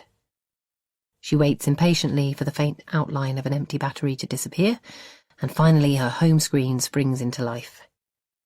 As she smiles at the photo of Kaya taken last summer before any of this mess started, messages start ding-ding-dinging through the tiny speaker. Voicemails, texts, WhatsApp messages. But all from Marcus, and she's not ready to engage with him yet. Belatedly, she checks the time. Jesus! She pulls on her jeans, shoves her phone in her back pocket and whips open the door. Kaya! She calls out. It's 10:05 a.m. She never sleeps this long and neither does her daughter. With panic resurfacing, she trots down the landing to the next door along and pushes it open. A bathroom. She tries the next one. This room is empty, but the duvet on the bed is ruffled and Kaya's bag is on the floor, a mix of her clothes and toys spilling out. Grace feels her heart rate settle. Kaya's already up, she realises. She'll be in the garden, probably. She might even have found a ball. Smiling at the thought, Grace uses the bathroom and then heads downstairs. The living room at the front of the house is empty. There's an eerie quiet about the place, too, and Grace feels an irrational sense of being abandoned. Usually she loves it when the house is quiet, Kaya immersed in a task, Marcus at work or the rugby club. He's never managed to master the art of being quiet at home. But this morning she feels like she's floating in uncertainty and needs the familiarity of Kaya's voice to anchor her back down. She opens the door to the kitchen, hoping to find Life. Josh at the coffee machine showing off his Californian-learned barista skills, Kaya throwing an old tennis ball against the glass door from the garden. But the room is empty too, and the crystal doors across the back, with their individual panes of glass shining between heavy charcoal bars, show that no one's in the garden either. Where are they? Grace's mind starts whirring. The sun is shining and it's past 10 o'clock. The garden is small and Josh is a great uncle. He would have taken Kaya to the park, of course, or perhaps for a milkshake in one of the many cafes around here. She pulls her phone out of her back pocket and taps on his number. She could have a quick shower and then join them. It would be good to do something fun. Forget about all the mess and just enjoy their company for a while. But after 8 or so rings, the phone clicks into voicemail. She leaves a message, then sends a text. Her phone still has less than 10% battery life, so she plugs it into the Apple charger, snaking out of the wall. The throbbing in her head is subsiding, but her mouth is still parched. She takes a glass from the cupboard and runs the tap until it's icy cold. As she gulps at the water, she looks back at her phone. There are 21 WhatsApp messages from Marcus. She sighs, then clicks on his name. She can track his gradual sobering up from the tone of his messages. They start angry. "How dare you take Kaya from me? I love her. I'm innocent." Then they get maudlin. "You and Kaya are the only good things in my life. Please come back. I need you." And finally remorseful. "I'm sorry, Grace. I acted like a complete dick. Can we talk?" Grace lifts her head and rubs her eyes. Marcus has been her soulmate, her best friend for 14 years. How is she going to be able to do it all without him by her side?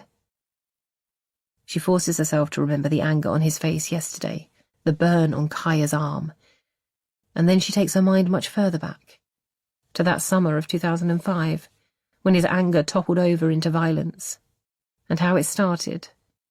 Her suggesting that Coco and Josh share a stupid, innocent kiss. Is that what he couldn't handle?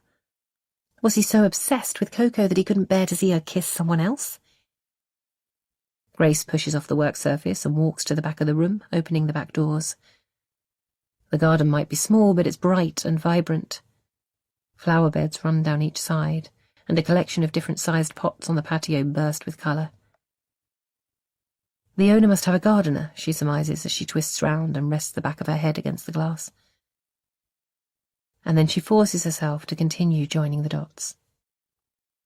If something happened between Marcus and Coco on their last night together in 2005, it makes sense that they would rekindle that romance when fate brought them together 6 years later. And of course dates don't lie.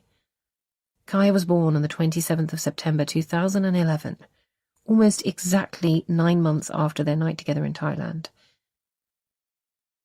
But in her letter to her parents, Coco had suggested that Kaya's father was a man she'd been in love with for many years. An ongoing affair, albeit secret, not a faraway memory reenacted when the opportunity presented itself. Coco and Marcus's lives ran so separately in the intervening years that it's hard to believe it's him. And she still remembers how excited Coco sounded when she texted Grace that summer about the man she'd met in France. a romance powerful enough to lift her off her feet so high that she never really came back down to earth. Grace had hoped that the fresh morning air would clear her head, but the more she tries to work things out, the foggier it gets. She knows there's an obvious way to find the answer, a simple DNA test. But is she ready for the truth? Perhaps it's time. But right now she has a more urgent question that needs answering. Where the hell has Josh taken Kaya? Grace walks back to her phone and tries her brother again. When the call clicks into voicemail, she swears under her breath. His lack of contact is starting to irritate her. Surely he knows that she'll be wondering where they both are. He could have left a note or texted her explaining his plans. Perhaps this is normal behaviour for him. A bachelor, living alone, only ever answering to himself. But still, he should have been more thoughtful. Suddenly, a thought pops into her head. It's Josh's book launch today. He was due at the London Review at 10 a.m, in preparation for the mid-morning event. Kaya wasn't on the invite list, but he must have decided to take her. Let Grace sleep off the wine she drank last night. Well, no wonder he's not answering his phone. He'll be busy signing books and nodding politely at a long line of psychology enthusiasts. She feels bad for forgetting and for her earlier annoyance, but she's still desperate to hear Kaya's voice. Oh, at least she knows where her daughter is now. She clicks into her Google app to find the phone number she needs. Good morning, London Review Bookshop. An efficient female voice answers. Good morning, I'm Josh Windsor's sister. That's nice, the voice continues, and Grace thinks she can detect a slight impatience. I think my daughter is with him in the store. Are you hoping to speak with your daughter, Miss Windsor? A wave of relief washes over Grace. She hadn't realised quite how desperate she was to track Kaya down until the prospect became imminent. Yes, please. Well, I'm awfully sorry, but we're very busy this morning and we don't have one of those loudspeaker things. I can't really ask every male customer with a child if their name is Josh Windsor. No, you don't understand. Grace tries to explain, but her head is feeling woolly again and her mouth has dried up. He's not a customer, he's an author. He's doing a book launch event in your store this morning. Surely you know that. I'm sorry, madam, there's no book launch here today. You're wrong. Grace shakes her head, pushing away the woman's statement that makes no sense. There must be. I'm sorry, madam. The voice is softer now, slower. But your brother and daughter aren't here. Chapter 43. Grace. 2019. Grace stares at her phone. There must be some mistake. Did she get the wrong venue? But no, it can't be that. She remembers how envious she felt, Josh launching his book at one of London's most prestigious bookshops. She drums her fingernails against the work surface and then tries his number again. As his voicemail clicks in for a third time, she slams the phone down and listens to it slide across the granite until the cable pulls tight. There's an energy racing through her now and she needs to release it. So she starts pacing the room, trying to work out what to do next. Why would Josh lie about his book launch? And where has he taken Kaya? A thought jumps into her mind and she lunges for her phone again. She's not certain of anything anymore, but maybe he took her to their parents' house. And if not, Faith might have some idea where he is. She clicks on her mother's number and thankfully Faith picks up on the second ring. Morning, darling, how are you? It's Josh with you. Josh? No. I presume he's in San Francisco. Grace's skin starts to tingle and the muscles in her neck tighten as she remembers Josh's request not to tell their parents about his visit. She grinds her teeth and blinks back tears. Josh is here in London, Mum. He stayed with us. He said he had a book launch at the London Review, but I called them and she didn't know anything about it. And now we've no idea where Kaya is. The words spurt out, stinging her throat like a whiskey chaser. What has Kaya got to do with this? Alarm is building in Faith's voice too. Grace forces herself to take a deep breath. I found out yesterday that Marcus has definitely been hurting Kaya, no question. And he almost hit me when I confronted him about it. Josh pulled me away. God knows what Marcus would have done if he didn't. Then Josh took us to his friend's house in Chelsea. I thought he was saving us, but he's gone, and so is Kaya, and now I don't know what to think. Grace's voice cracks and she bites her lip. Oh, no. It's a whisper, but slow and ominous. Please, no. Mum, what is it? Why didn't you tell me Josh was coming, Grace? Faith spits the words into the phone. He only ever comes at Christmas. Grace's heart hammers and her ears ring with the effort. Why is her mum so angry about her firstborn coming to stay?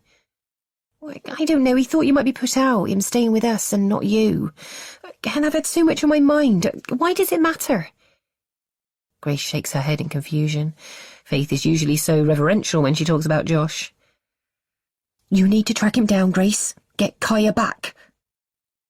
Her tone has changed to urgent. I know. But why are you being so weird? You're scaring me. Faith stays silent for a while, and Grace listens to her shallow breaths propel down the phone like tiny helicopter seeds. She imagines her mother pacing the hallway where the phone lives, her fingernails scratching her neck as she thinks. I've always kept you safe from him, Faith says eventually, her voice just a wisp of a sound. Made sure there was a distance between you. Different schools, different countries, as soon as we could. What are you saying? Grace asks, tension rising in her voice. I suspected something. When Josh started nursery school, your father wouldn't listen. Faith sounds plaintive now. He said all young boys are like that, selfish, immune to how other people feel. But Josh got older and nothing changed. I watched him once at sports day, tripping up another child so that he could win the race. Kids do that, I know. But Grace, he didn't care. Not a speck of remorse when the child was wheeled into the ambulance with a broken wrist. I wanted to tell the teacher, but how could I? He was my son. Grace listens to the words but struggles to comprehend their meaning. The older brother she always looked up to, the boy with so many friends, accolades, academic achievements, and now her mother is describing him as a sadist. Not Marcus, Josh. A sadist who has Kaya. Grace looks at her feet, but they won't move. We took him to a therapist. Your father didn't want him to go at first, but I convinced him that it was our duty as parents. When we took Kaya to see a therapist, Grace whispers, remembering a conversation from a different lifetime, you warned me that I might hear things I didn't like. I heard things I didn't like, Faith murmurs, lost in her memories. But I had no choice but to face the truth. I had to know you were safe. And was I? Grace whispers, pleading that the answer is yes, and that Kaya is safe with him too. The therapist did an empathy assessment with Josh. Grace thinks back to Harriet's voicemail. Kaya took the same test, she whispers. She has very high empathy. The words sting, because how will that depth of feeling be affecting her now? High empathy, Faith repeats. That's wonderful, darling. The relief in her voice is palpable. Then she sighs. Well, Josh got the opposite result. More than that, his therapist agreed that Josh displayed all the classic symptoms associated with psychopathy. But he still refused to diagnose Josh a psychopath. Said a child should never be labelled. You think Josh is a psychopath? Grace cries out, shaking her head in disbelief. It can't be true. He's a professor of psychology, for God's sake. So what did you do? Faith scoffs, bitterness creeping in. It became my responsibility, didn't it? To protect you from him. It's always the mother's job. It worked, Grace offers. You kept me safe. Maybe. Then Faith starts crying and the telephone line crackles with her sobs. "They're hay bales," she starts. "Josh had an exeat from boarding school the weekend before, and he'd been playing in that barn. When I came to get him for dinner, he got crass, told me he was going to punish me. I ignored his threats, but 2 days later you were lying in the exact same place, in a pool of blood." Grace can't bear it. She closes her eyes to push the thought away. But then the images come. The memory of that excruciating pain, believing she was going to die. She thinks about the uneven hay bales, not stacked with the farmer's usual care. Could Josh have sabotaged it? He knew she liked to play in the barn. Was he trying to hurt her? And if he was capable of that, what might he do to Kaya? "Mum, we need to find him," she spits out. Her feet have come back to life and she's pacing the room again. "Grace, you need Marcus. Does he know Kaya's missing?" Do you think I would contact him after what he's done? "You still don't know." Yes, I do, Grace interrupts. He stubbed a cigarette out on her arm, for Christ's sake. When? Yesterday. You should see the burn mark, Mum. Grace's voice cracks. Was this after Josh arrived? It's a rhetorical question, and her meaning is clear. Grace pulls a sharp breath in. None of this makes sense. Josh has taken Kaya without any note or explanation, and he did spend lots of time alone with her yesterday. He would have had plenty of opportunity to harm her. But why would Kaya blame the injury on her own father if it was Josh who burned her? And this problem has been going on for weeks. How could Josh be to blame when he was in San Francisco until Friday? You need to tell Marcus, Grace. He's her father. He might not be perfect, but he loves her, and you. Do you think he's innocent, Mem? Have I got this all wrong? Grace isn't sure what she wants the answer to be. Her legs feel weak suddenly, and she drops to the floor, resting her back against the cool wood of the bespoke kitchen units. Do you remember that summer, before Josh left for America? Faith asks. Of course, it's when Marcus and I got together. Marcus came over a lot, didn't he? To hang out with you all? But Josh hated him. I could see it in his eyes. I watched him play with Marcus like a cat with a mouse, lifting him up, swatting him back down. I hated it happening in my house, but all I could do was prop Marcus up with a smile and a compliment. I was worried for him. Even when he gave you that split lip, I was sure it was somehow Josh's doing. She pauses. That's partly why I sent Josh to France early, to stop him causing even more damage. And you think he's taking Kaya to get at Marcus? Why would he do that? Faith lets out a deep sigh. Because he's jealous of Marcus, I suppose. His rugby talent first and foremost. When Marcus joined Chilford, all the sports coaches adored him. Josh got sidelined and lost his place in the first 15 rugby team. He never got over that, being the camera boy making a film instead of performing the starring role. And then, because Marcus has you, and Kaya too, I imagine. Josh isn't capable of loving anyone except himself, but that doesn't stop him wanting what other people have. Have you always known he feels this way? I suppose I have, Faith says with a sigh. And for the last 7 years, all of Kaya's life, I've never let Josh spend time alone with her. But I have. Why didn't you warn me? You haven't, Grace. Not until this weekend. I've made sure of it. Grace thinks of Josh's annual visits, his trips to Wimbledon Common with Kaya. It's true that either Faith or Henry have always tagged along. Until now, when they didn't know he was in the country. Do you think he would hurt her? Grace listens to her mum breathing down the phone, the weight of her confession compressing her lungs. I hope not. But Perhaps, Faith finally admits.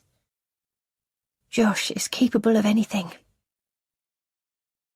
Nausea rises in Grace. She's going to be sick. She grabs hold of the sink, retches as she pulls herself up, and vomits a pathetic stream of toxic liquid into the basin. She ends the call with her mum. Then, with her eyes half closed and sick still dribbling down her chin, she presses on Marcus's number. She needs him. Chapter 44. Grace, 2019. Marcus picks up midway through the first ring. Grace? Oh, thank God you called. I'm so sorry for yesterday. I acted like such a prick. But I promise I didn't give Kaya a cigarette burn. I don't know what the hell is going on, but I love her. I would never... He's taken her. Grace interrupts, not willing to let Marcus finish. Finding Kaya is all that matters now. Stopped mid-flow, Marcus takes a moment to process her words. What? Josh, he's taken Kaya somewhere and he's not answering my calls. Marcus doesn't sound as surprised as Grace wishes he would, as surprised as she was when Faith opened up about her son. How long ago? He asks in a businesslike tone that doesn't disguise his unease. I don't know. Grace starts crying again as she realizes how bad that sounds. What a failed mother she's turned out to be. I drank too much wine last night. I overslept. Marcus's voice hardens. Did Josh pour the wine? Yes, Grace whispers. Out of sight? Grace nods, forgetting that Marcus can't see her, but her silence tells him all he needs to know. It's not your fault you overslept, Grace, he says grimly. I bet the bastard planned it. Put sleeping pills in your wine. Grace thinks about how groggy she felt this morning, and how she doesn't remember going to bed. She only drank 2 or 3 glasses of wine last night, not enough to have such an extreme effect on her. But what does he want with her? Grace whispers, finally admitting to herself that she doesn't know her brother at all, that the person she has looked up to all her life is a dangerous liar. She wishes that she was at home, with Marcus's strong frame to hold her up.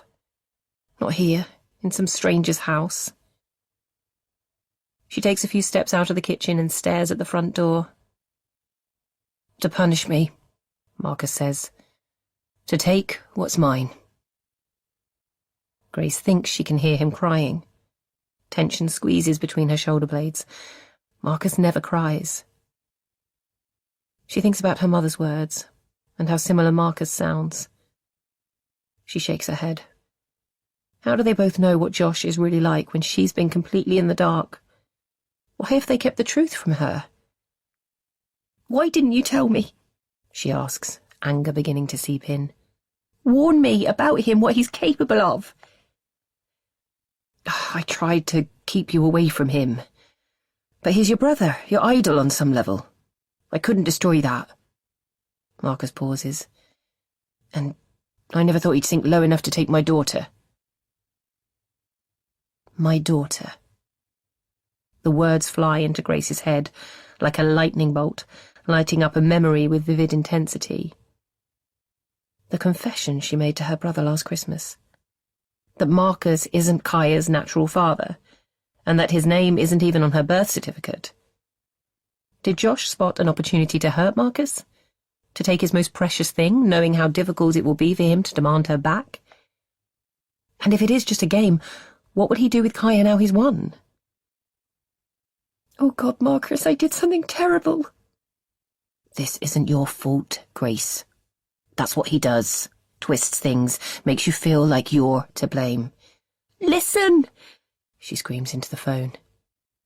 It works. The line goes silent. She takes a breath. He knows. I told him about Kaya. At Christmas.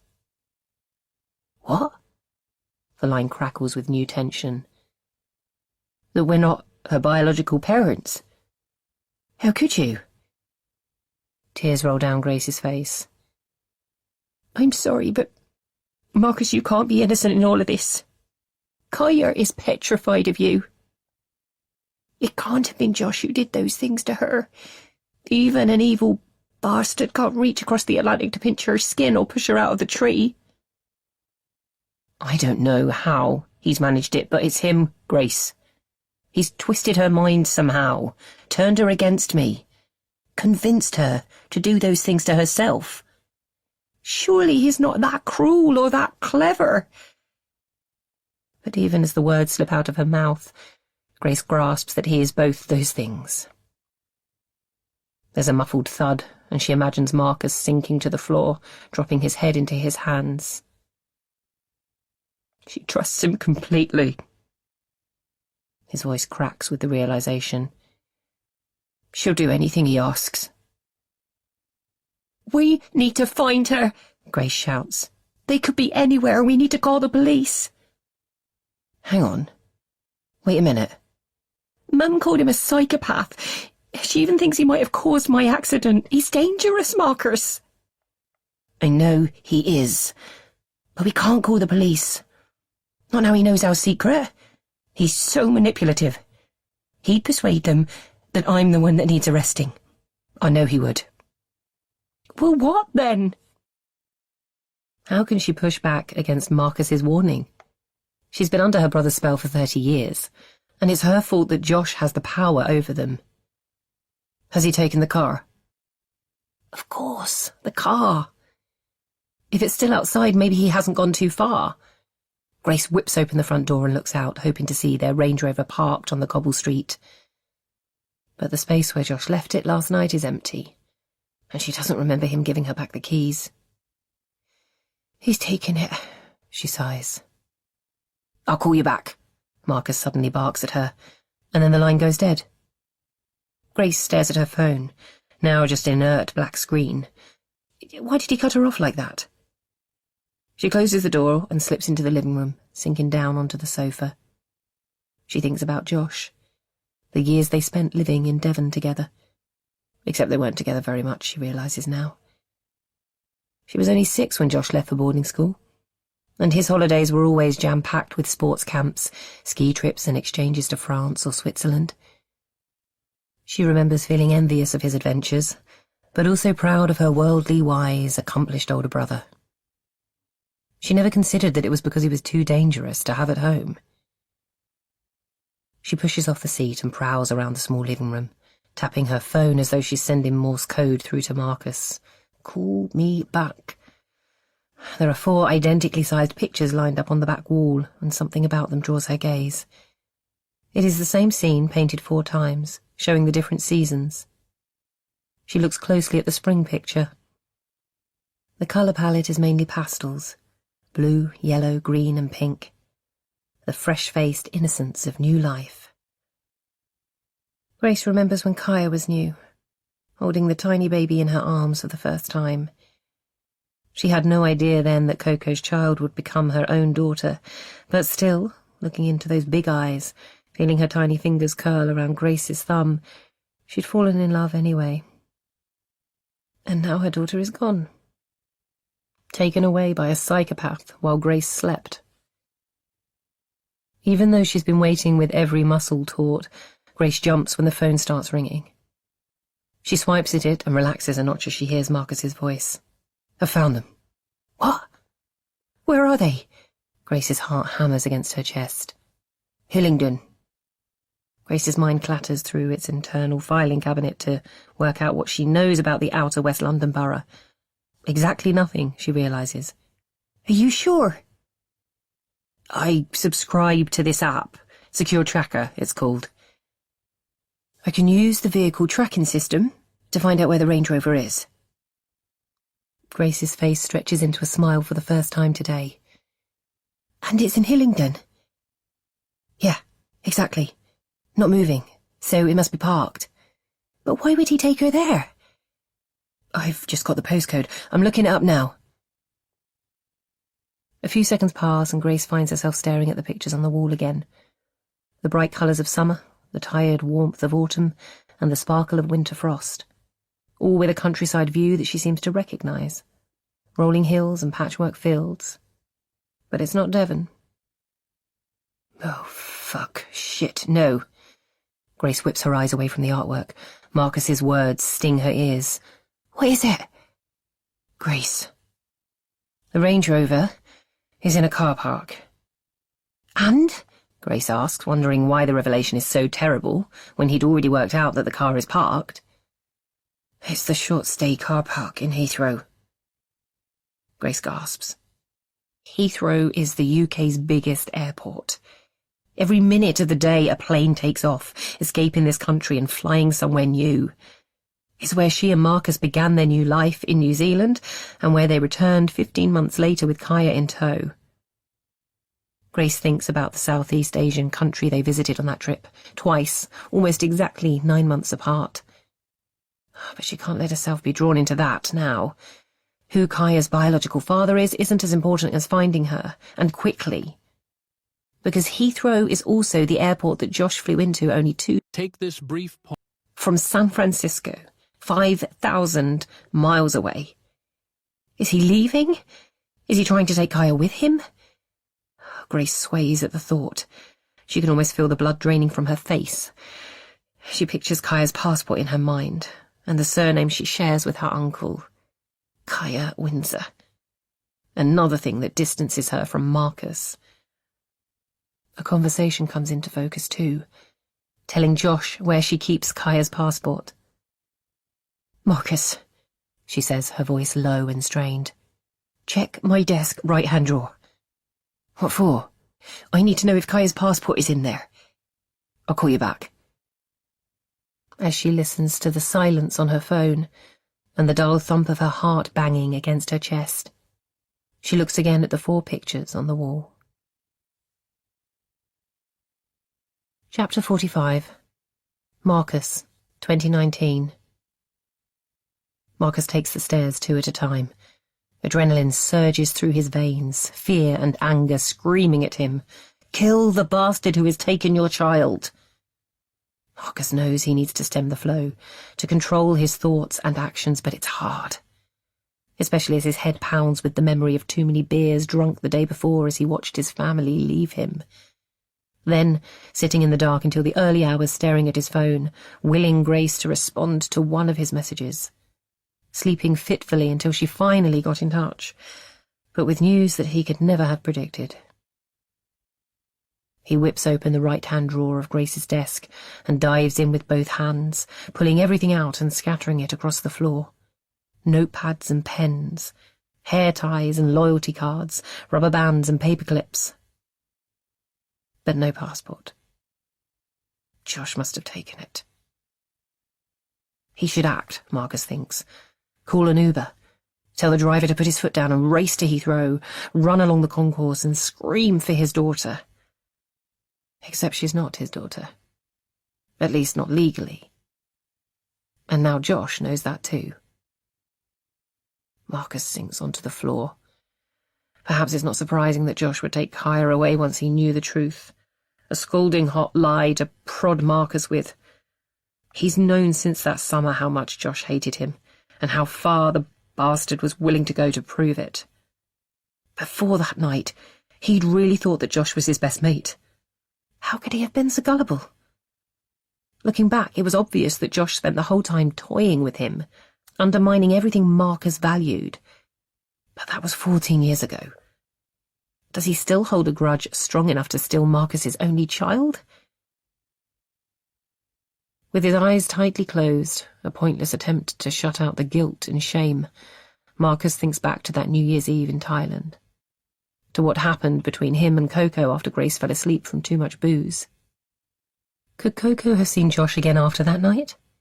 And told him what passed between the two of them? Did that resurrect his anger?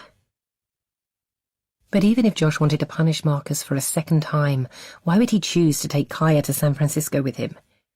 It's one thing to want to scare Marcus, to teach him a lesson, but to be lumbered with a 7-year-old? That's not Josh's style. And there's the practical stuff, too. Wouldn't Kaya need a visa to get into America? Or is it only adults that need the extra paperwork? Marcus rubs his temples, as though it will release the answer, but nothing happens. He shakes his head in frustration. How can he not know these things? He takes a deep breath and tries to make sense of the thoughts whirling around inside his head. Kaya loves her uncle. The smarmy bastard has made sure of that with his flashy gifts and fake interest in her life. But she wouldn't get on a plane to San Francisco with him. Not without Grace or Marcus there. Would she? Marcus forces himself to think about the last few weeks. The stories Kaya has made up about him. The terrible lies she's told Grace and her teacher about him hurting her. Perhaps that psychotherapist too. Why would she do that? What has he done to provoke such hate in the child he loves? He thinks about the timing, how they noticed her starting to become distant in the winter, only a few weeks after Josh's Christmas visit. Then things getting much worse after her fall on Mother's Day. It must be Josh's doing, but how? Did he tell her that Marcus isn't her real father? Would that inflame enough hate for her to try and ruin his life? Marcus crawls back 4 dark months in his head to Josh's last visit, an annual tradition that he barely copes with. Josh always heads back to the States on the 27th of December, so if Grace told Josh the truth about Kaya on Christmas night, he only had Boxing Day to blab to Kaya. Marcus thinks back to that day. It had snowed overnight, and Josh took Kaya up to the common to go sledging. But they weren't alone. Faith went with them, and Marcus knows she would have watched her son like a hawk. Faith has never confided in Marcus about Josh, not directly. But over the years he's seen how tense she gets when her son visits. The fear and mistrust in her eyes.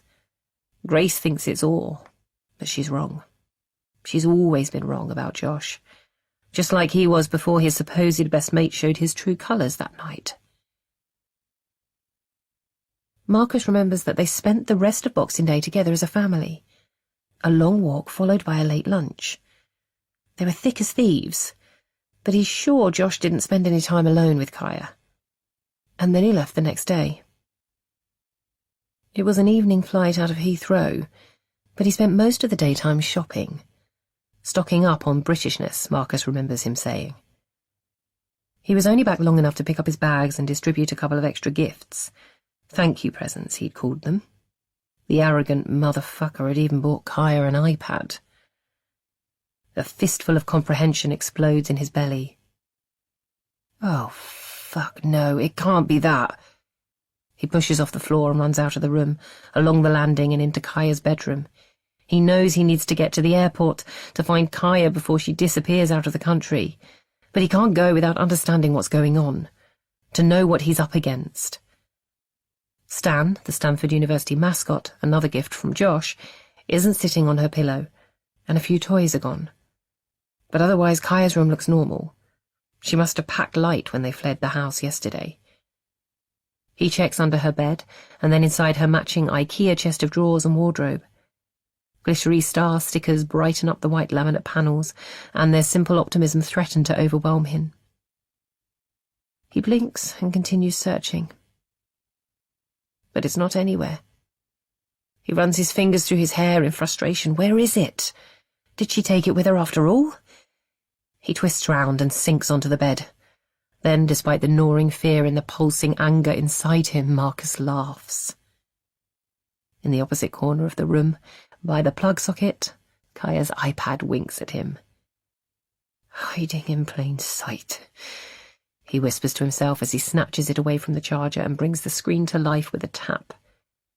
There's no password, so he's straight onto Kaya's home screen. But what is he looking for? She doesn't have an email address or a phone number, or any of the messaging apps that kids use. She's 7 years old. She reads stories and plays games. Her favourite game is Wizard Street, a fantasy world full of magic. Marcus has always liked her playing in such an innocent space, but it doesn't help him now. Kaya can only interact with other kids on there, and he or Grace must approve any new connection she makes. Colour drains from Marcus's face as he realises how stupid he's being. Of course Grace would agree to Kaya connecting with Josh. He's the generous uncle who gave her the tablet in the first place, and Kaya plays on that game every evening. Marcus and Grace treat those precious 20 minutes of guaranteed peace as a godsend after a long day of childcare. But what has it done to their daughter? Or more accurately, what has Josh done to her? Marcus taps on the game, and an enticing world opens up. Stars sparkle in the sky as different creatures fly by. There are fireworks in the distance too, or perhaps a spell gone wrong. It's hard to believe that a child could be groomed in a place like this. Except that's what happens, of course. Perverted old men pretending to be little girls, luring in their prey with fake interests and innocence. You read about these stories all the time. Except Josh wouldn't have to pretend to be someone else. He's Kaya's favourite uncle. She would love to chat with him. Every night if he wanted to. With a swell of impatience, Marcus clicks on every link he can find until the tab he's looking for opens up. The message history. And sure enough, there they are. Hundreds of messages from Josh Wiz279 from February to April. He stares at the handle and lets the wave of nausea engulf him for a moment. 27th September. Kaya's birthday. He clicks into one, then another, then another. Sweat beads on his forehead and tears roll down his cheeks. Message after message, wheedling and manipulative, turning Kaya against the man who has loved her most in the world from the first day he held her. And then something even worse. On Saturday 30th of March, the evening before Mother's Day, instructions to visit a website with an account name and password. Nothing dark or dangerous, a wholesome website address, familyphotos.com. But Marcus knows about Josh's skills with a camera, his ability to turn a picture from telling 1,000 words to 1,000 lies, and he knows what content Josh has to work with. 10 minutes later, Marcus has seen enough. He knows why Kaya hates him, why she went to the lengths she did to banish him. He needs to get to Heathrow before Josh takes her away. He needs the chance to explain, to give her some context, to tell her he's sorry. He prods frantically at the Uber app on his phone until it opens, then books the first car available. It's just around the corner. He flies out of Kaya's bedroom, runs into his own, rips open his bedside drawer and grabs his passport. Then he clatters down the stairs, picks up his coat and wallet, and slams the front door behind him as the Toyota Prius pulls up outside the house. Chapter 46. Marcus, 2005. Bit harsh, mate? Josh looks at him with disapproval. Grace was only suggesting the kiss for a laugh. You didn't need to put her down like that. Yeah, Marcus, you fucking prude. Coco adds, her words slurring, the effects of her own dare to down a drink coming out. God knows what Josh put in that punch. He turns to face her. I thought I was helping you out. He counters, his voice needling. It's you that keeps going on about Josh being like a brother. I thought snogging him would make you feel awkward. He tries to add some hidden meaning to his last sentence, but she's too drunk for that to register. He's Grace's brother, not mine, stupid, she says, giggling. And look, he's gorgeous. Then she leans over towards Josh and runs the back of her fingers down his face. He flinches slightly but doesn't stop her. He clearly enjoys her proving his point.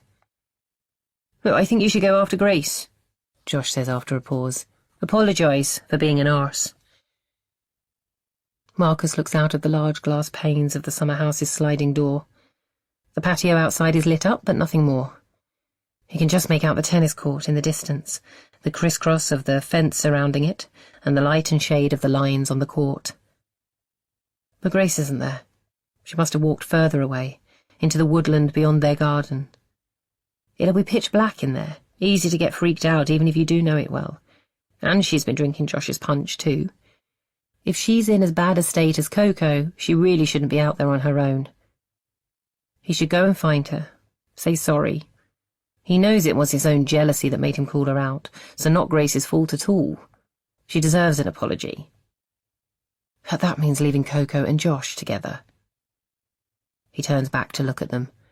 Josh's playlist has moved from some chilled-out Usher song to a full-on Missy Elliott dance track, and Coco is flinging herself around. He remembers that it's called Lose Control. It seems that Coco is doing a pretty good job of that. Josh is still on the sofa, staring back at him, waiting for Marcus to follow his advice. Instruction, maybe. Marcus sighs and stands up. "You're right. I'll go and find her." The temperature has dropped and Marcus enjoys the fresh air against his skin as he walks past the tennis court and through the little gate at the end of the garden. He assumes the Windsors own this bit of land too, but it looks like public woodland. A load of trees and uneven ground. The clear night means there's some moonlight to walk by, but it's still bloody dark. He wishes he'd thought to bring a torch. "Grace?" he calls out into the blackness. "Are you there?" He hears a rustle in the trees, and a shiver of fear runs through him. What is he scared of? A killer squirrel, maybe? A pissed-off girl? "Yeah, I'm here," the voice responds, luckily sounding more despondent than angry. Marcus walks towards the sound and finds Grace leaning against a huge oak tree. "You okay, all alone out here?" "Why, you think this is weird too, then?" she asks, the whites of her eyes sparkling in the darkness. "Deviant dares and a strange tree fetish." "No, of course not. I just mean it's quite scary, isn't it? On your own, in the dark." Grace laughs. "If you told me to climb this thing, then yes, I'd be freaking out. What's there to be scared of in here? It's just a wood." Marcus leans next to her. "You're braver than me, then," he admits with a smile. "I'm not sure you'd say that if you saw me on a rugby pitch." "You've got other talents." "Oh?" Grace pushes off the tree and turns to face him. "Like ruining drinking games?" "Oh, listen, I'm sorry about that. I was an idiot. It was a good dare. Awkward snogging is the very backbone of truth or dare." She giggles again and Marcus feels his shoulders relax. "Am I forgiven?" he asks, dropping his head to one side with a look that's supposed to say sad but lovable puppy. She gives him a gentle shoulder barge, knocking his features back into place, then smiles. "I suppose so." He grins properly and gestures towards the gate. "Shall we go back inside, then?" "Oh, you go. I'm just going to hang here for a few more minutes." She leans back against the tree again. He wonders if he should try once more to convince her to go with him, but she seems so sure of herself. He remembers Coco's description of her best friend, how comfortable Grace is in her own skin. He can sense that now, and it calms him. He gives her a simple nod and walks away. He follows the light emanating from the summer house. The music is still loud, and he can feel the beat thudding inside his chest by the time he reaches the tennis court. He thinks about Coco dancing, how drunk she was. It's strange that Grace seemed so much more sober. Hadn't they drunk about the same amount? Perhaps Coco had been tucking into her private vodka stash before he arrived.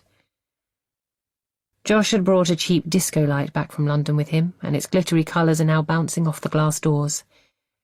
It creates a sense of chaos, something dangerous and unappealing after the subdued tranquillity of the woods. Well, that's what he wants, isn't it? Marcus reminds himself. Thrills and excitement. So why does he feel a sudden urge to stop?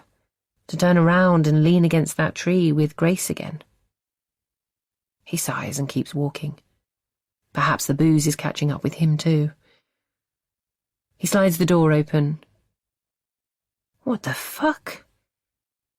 He freezes on the spot. The music's deafening. It pulses through his veins, wraps around his heart like a vine and squeezes it. Josh is leaning against the wall opposite. His eyes stare at Marcus, shining with arrogance. The conqueror, the master, the winner. They laugh, too, and taunt him. "You fucking loser," they say. Coco's got her back to him. The pale cheeks of her naked bottom dimple and stretch in Josh's hands.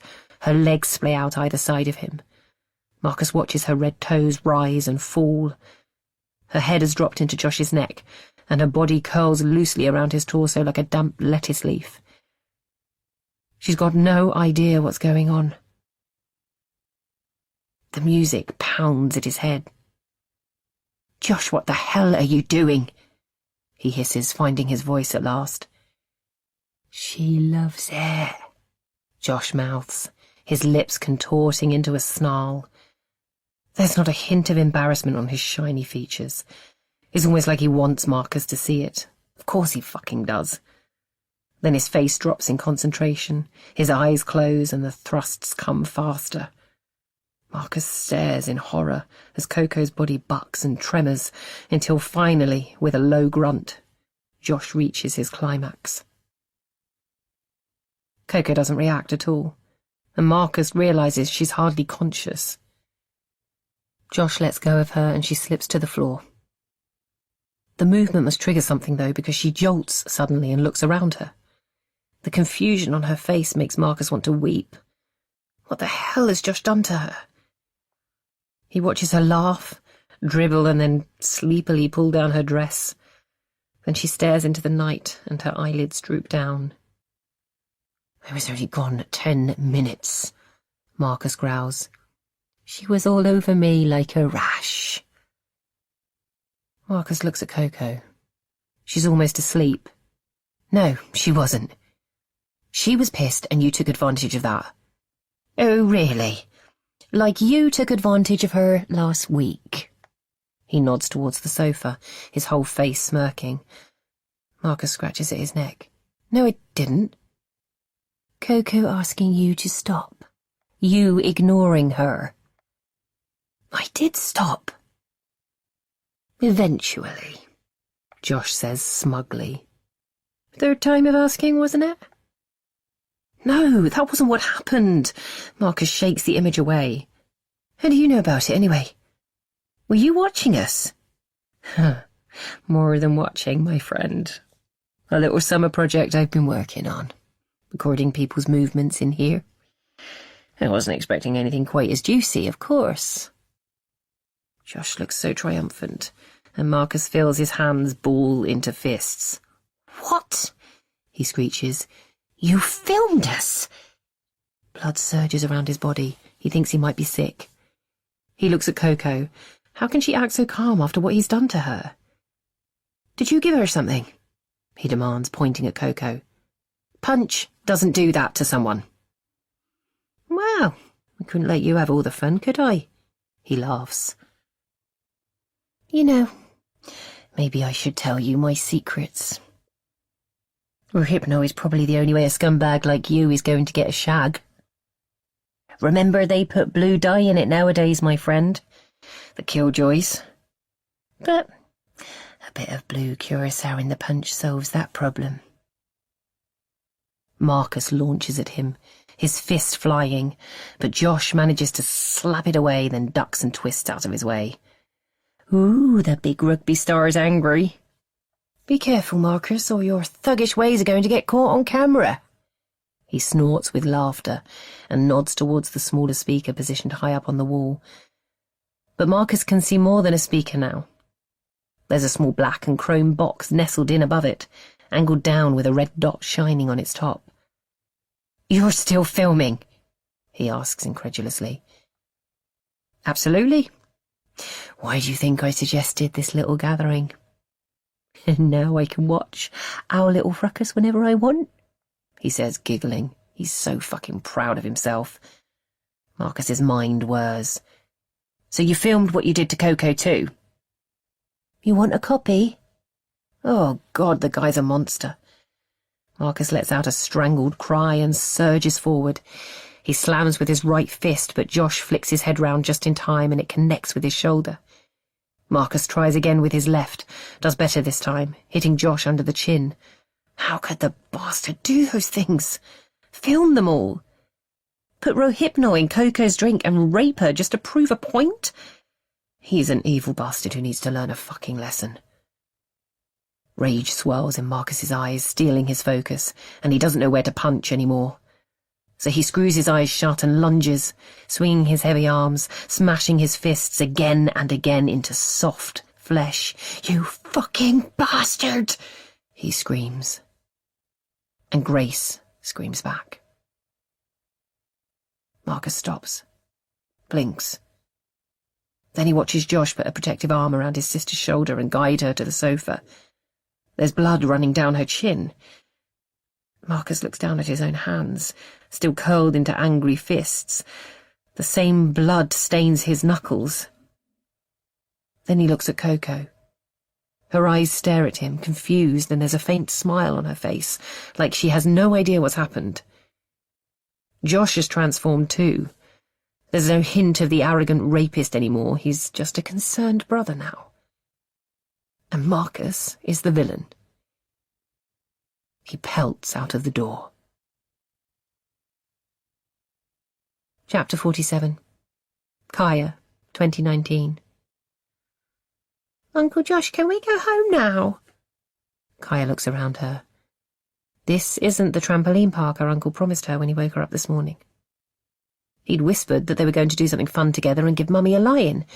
He'd said Kaya deserved a reward after following his instructions so well, and she'd felt proud and excited when they tiptoed out of that house together. But she doesn't feel like that anymore. Partly because Uncle Josh is acting so different. Mean. Even his face has changed. His eyes look like little black beetles, and his lips are thin and twisted. And partly because she's here. She should be jumping on a trampoline by now, but instead she's dodging big bags on wheels because there's so many people and no one is looking where they're going. They're looking up instead, at massive signs that flash with lines of writing. She misses her mummy. She just wants to go home. But Uncle Josh doesn't answer her question. He just digs his fingers deeper into her arm. It hurts. Although not as much as the burn that he gave her yesterday with the cigarette. He promised that it would only sting for a moment, and that Kaya had to be brave because it was her fault that no one had believed her so far. Not Mummy or Granny or Dr. Gupta or Miss West. She'd been too scared to tell that Lady Harriet in case she could see inside Kaya's head. So she let him do it. Because she knows how dangerous her daddy is, how many times he's hit her mummy, and if Mummy is too scared to tell anyone, then Kaya must do it for her. Pretend Daddy hits her so that Mummy leaves him and she's safe again. That's what Uncle Josh told her to do when they were playing Wizard Street together, and of course Kaya wanted to save her mummy. The video was the worst. Daddy looked so angry, and then he punched Mummy in the face, over and over, every punch exactly the same. His big fist smashing into her mouth and blood spurting out, again and again. Mummy's lip must have hurt so bad. Mummy and Daddy looked different in the video. Fully grown, but still like children somehow. But then Uncle Josh put some photos on that website as well as the video, familyphotos.com, and they showed Mummy getting older. In one of them, she's even wearing a dress that Kaya recognises, a silvery one that she wore last Christmas. But there's blood on it in the photo, and her eye is a mix of horrible dark colours. She doesn't remember Mummy ever looking like that. But when she told Uncle Josh that, he explained that makeup can hide a black eye. Poor Mummy. Having to hide how much Daddy was hurting her because she was so scared. Suddenly Uncle Josh stops and she almost trips over his feet as he swivels to face her. He looks taller than usual and looms over her. "Listen, Kaya." His voice is different too, like a witch reciting a spell over her cauldron. "There's been a change of plan. Your father has threatened to kill you, and so I need to get you away from him for a while, okay?" Kill her? But what about Mummy? Her tummy squeezes shut. She wants to ask Josh where they're going, and if Mummy is coming too, or if she's still all alone in that house, and whether Daddy could find her there. But the words just bunch in her throat. "You see that lady over there?" He points at a high counter with a woman in a blue uniform standing behind it. "I need you to talk to her now. I might say stuff that's a bit confusing, but you just need to keep your mouth shut. Do you understand, Kaya?" His beetle eyes stare into hers and her skin starts to tingle. She thinks she might cry. Daddy never makes her feel like this. He's supposed to be the dangerous one, the bad man who hits her mummy, but she's starting to wish he was here all the same. Say yes, Kaya, Uncle Josh growls. She still can't speak, but she nods, and that seems to be enough. He grabs her arm again and leads her over to the woman. She looks a bit like a butterfly. Her yellow hair is twisted up on top of her head, and her face is shimmering with bright colours. Blue on her eyes, pink on her cheeks, red on her lips, and orange everywhere else. Good morning, sir. Uncle Josh's face looks different again, more like the one she's used to, but she can still see the beetles, their tiny claws clamping down her tongue. Kaya watches him hand over 2 identical little books and recognises one as her passport. Hi, Kaya, how are you today? The butterfly is talking to her. What should she say? She wants to tell her that she's not feeling good, that Uncle Josh is scaring her, and that she wants her mummy, and maybe to see her daddy again, to explain why she made up those stories about him hurting her. But before she has a chance to say anything, the butterfly starts talking again. I bet you're excited, going on holiday with your daddy.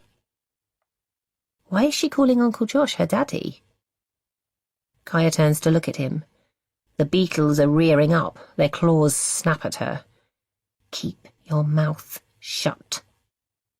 She turns back to the butterfly and tries to smile. Sorry, she's a little shy. Uncle Josh smiles at the butterfly. His eyes are shining like blackcurrant fruit pastels now. The butterfly smiles back. Gosh, don't apologise. I was just the same at her age.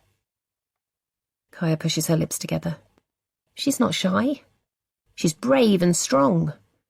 She scores more tries on the rugby pitch than anyone else. Her daddy taught her to do that. And she's clever. She loves reading out loud at school and shouting out the answers when they play the times tables games.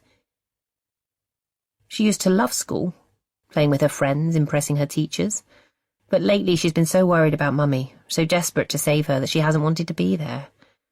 And that's made her angry with just about everyone. Like that time when Miss West was talking about stranger danger online. It was as though she was talking directly to her. Stop messaging with your uncle on Wizard Street, Kaya. But how was she supposed to help Mummy if she didn't read Uncle Josh's messages? If she didn't look at the website address he gave her and see the terrible things that Daddy does to Mummy? She needed to shut Miss West up that afternoon, so she pulled Lily's chair back. It worked exactly as she hoped. But she feels bad about that now. Lily used to be her best friend. She misses her. Should she ignore Uncle Josh's warning and tell the lady who looks like a butterfly that he's not her daddy? That he's scaring her now and she wants to go home? Would she believe Kaya? They're still smiling at each other. Right, that's all done for you. I'm afraid there's a bit of a delay, but keep an eye on the board. A delay? Really? A tiny bit of the new Uncle Josh is creeping out. Have you got someone meeting you on the other side? She looks down at Kaya. Your wife, perhaps? He nods his head a little and the smile comes back. Yes, exactly. Kaya has been staying with my sister while I've been working. We're meeting my wife over there. We're all excited about being together as a family again. Uncle Josh's smooth voice floats down over Kaya, like the gossamer of 100 baby spiders. But he's still lying. They're not going to meet Mummy. They're leaving her, asleep in a strange house in London. She needs to tell the butterfly lady. Her throat still feels full of words, but she manages to squeeze 2 out. Excuse me. Butterfly lady looks down at her. Yes, honey? But the grip on her arm gets tighter. His fingernails slice into her skin. The beetles crawl all over her, screeching, I told you to keep your mouth shut.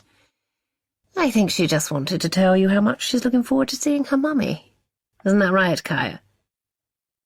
He nods and she copies, petrified by the angry black beetles. Then he pulls her away, and they're marching across the shiny floor. She tries to look back, to find the butterfly's eyes, to scream and cry and beg for her help. Their eyes connect. I'm scared. Help me. Stop him taking me away. Does it work? Does the message get through? Will the butterfly save her? Chapter 48. Marcus, 2019. Good luck, man. I hope you find her.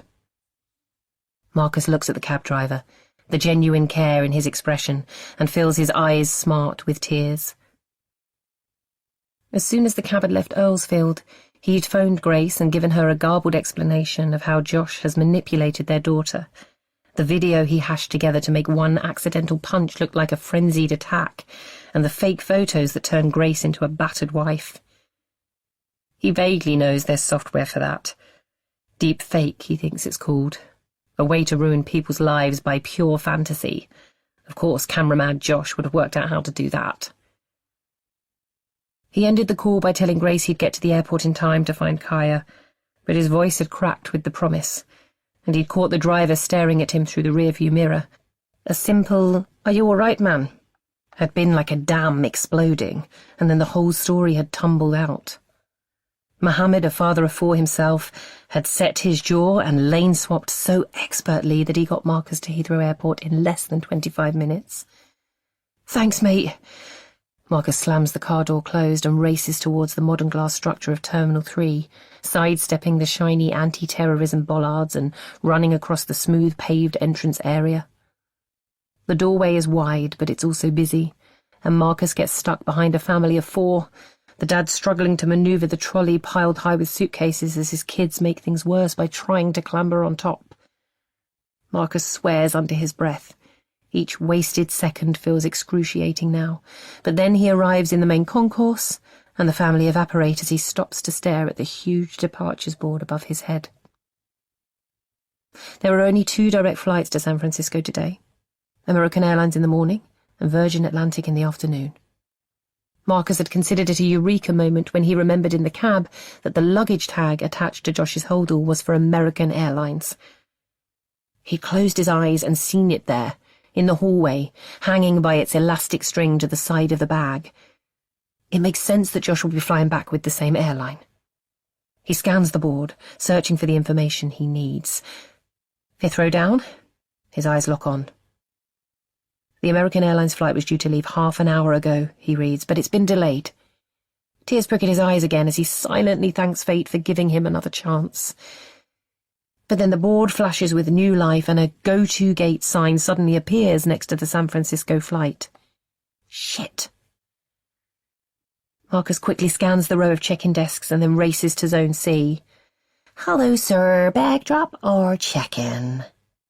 Marcus tries to smile at the woman in the Navy American Airlines uniform, standing the other side of the desk. She's beautiful in that distinct air stewardess way, perfectly turned out, a mask of perfection. "Neither, actually." He smiles. He needs to sound friendly, relaxed, but it's so hard. His heart is hammering against his ribcage like a cuckoo on speed. "I wonder if you could help me." "Oh?" The muscles in her glistening pink cheeks flex slightly. "Your flight to San Francisco, AA 6998. My daughter's booked to travel." Marcus drops his eyeline. He takes in the woman's red, white, and blue silk cravat, and then the gold pin etched with her name. Tammy. It's an all-American name, like Madison or Mary Lou, and it spurs him on. "Her name is Kaya Windsor. I'd like to know if she's checked in." Tammy purses her lips and lets a small frown crease her forehead. "I'm afraid I can't share details of the flight manifest." "She's only 7, Marcus explains. He was expecting this spiel about confidentiality and has already prepared his comeback. "She's with her uncle. She knows him, of course, but he doesn't have parental responsibility for her. So I wondered whether you'd check that. You know, asked where her parents were. Or for a letter confirming his right to take her out of the country." Tammy's eyes dart to her computer screen, and her neck reddens under the smooth layer of foundation. "We have strict processes. Everyone is rigorously checked."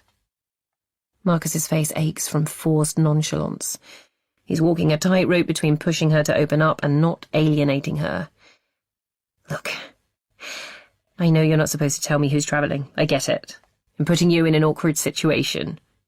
He senses that she's teetering and flashes the most persuasive smile he can dredge up. But it's important that I find them. There's a chance he might hurt her. Tammy bites her lip, looks left and right. Look, I can't tell you who's checked in. She pauses, flicks back to her computer screen, then takes a deep breath. But I can tell you that there are 16 minors in total on the flight, but just 2 of them are traveling with a single adult. She pauses. And only 1 of them is a girl. And she's traveling with her uncle?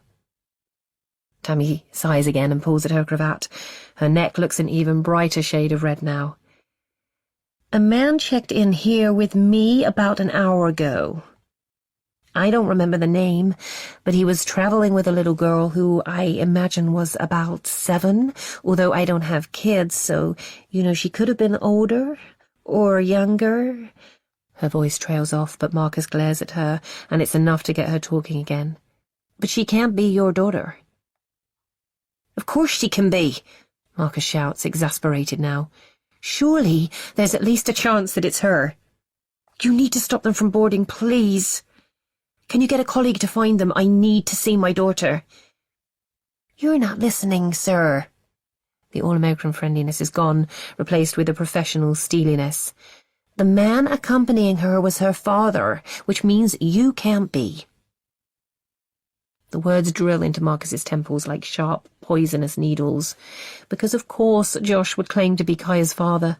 Their surnames match up after all, and who would think to ask any awkward questions that would reveal the truth? Marcus whips out his passport from his jacket pocket and eyes the departure board. It's still flashing, go to gate number 24, but it won't be long before that changes. And then Josh will fly his daughter 5,000 miles away. Then what? Will he pretend that she's his? Just like Marcus and Grace did when they came back to the UK? Is that the game? Or will he get bored of his niece when he decides that he's won and do something even more terrible? He needs to stop them. I want a ticket. Sir, she's not the girl you're looking for. There are spaces on the flight, right? You can still sell me a ticket. Marcus pulls out his wallet and slides his Amex card out. Then he leans forward and drums his fingernails against the cool ceramic counter. Tammy stares at his impatient fingers. What if you cause a scene? Attack the man. For fuck's sake, the bastard deserves far worse than that. Marcus closes his eyes for a moment and pleads with himself to control his temper. This is why everything goes to shit. Because he can't stem the anger that rages inside him. But he mustn't let that happen today. Getting Kaya back is too important. He sucks in some air and holds it inside his chest for 1, 2, 3. Then he exhales. I won't cause a scene. I just need to get airside to see for myself if she's my daughter. Just a ticket, please. He looks at the departures board and watches it change from go to gate to boarding. He moves from foot to foot waiting for her answer, then almost cries with relief when she picks up his passport and credit card and then pushes a ticket over the desk.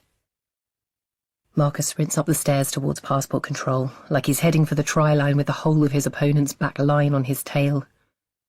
Miraculously, there's no queue, and as he's travelling light, he doesn't have to slow down too much to get through immigration and out into the departure lounge.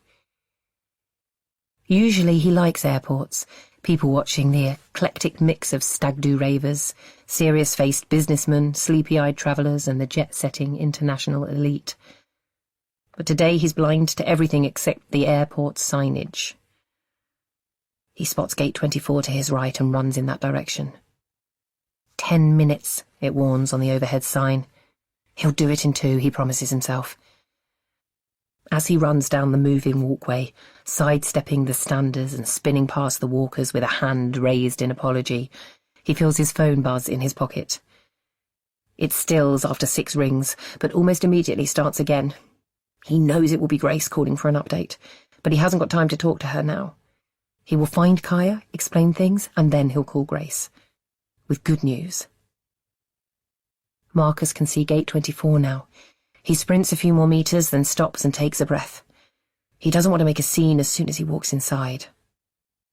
The small lounge is separated from the walkway by a glass wall, and Marcus can see that the room is still full of people. Most are sat down, reading books or staring out of the window with big headphones on.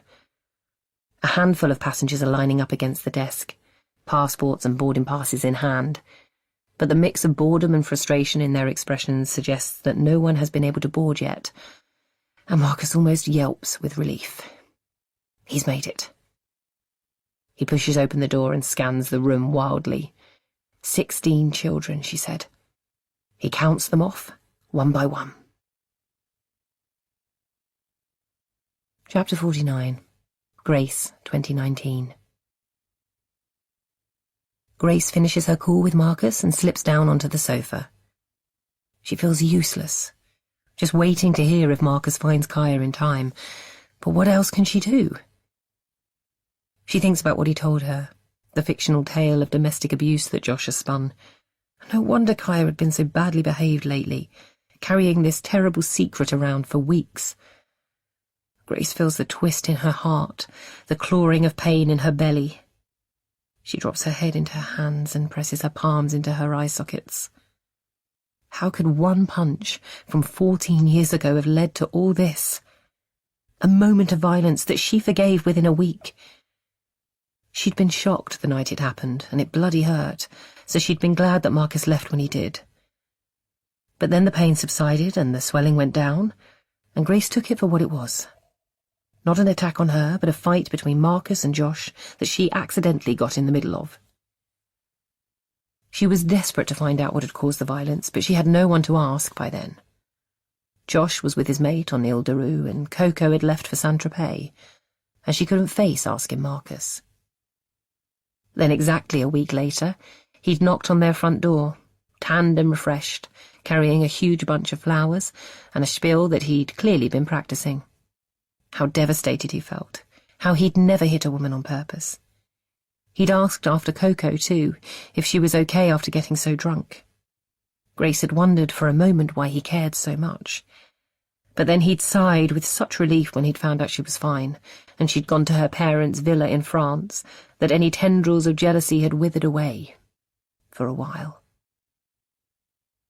Marcus had asked what he could do to make it up to Grace.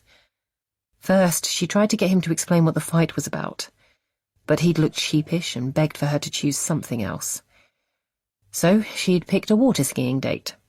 It seemed to be the right level of penance, and she was confident that he'd reveal his motives for attacking Josh in time. But she was wrong. Just like she got her brother wrong, believing he was someone to look up to. And she got things so radically wrong with Kaya, dismissing her accusations as lies rather than trying to unravel them, putting her own fear of exposure ahead of her daughter's. And she got Marcus wrong in the end too, thinking him capable of hurting his daughter. With a surge of energy, Grace pushes off the sofa and starts pacing the room. She looks at her watch. How long has it been since he called?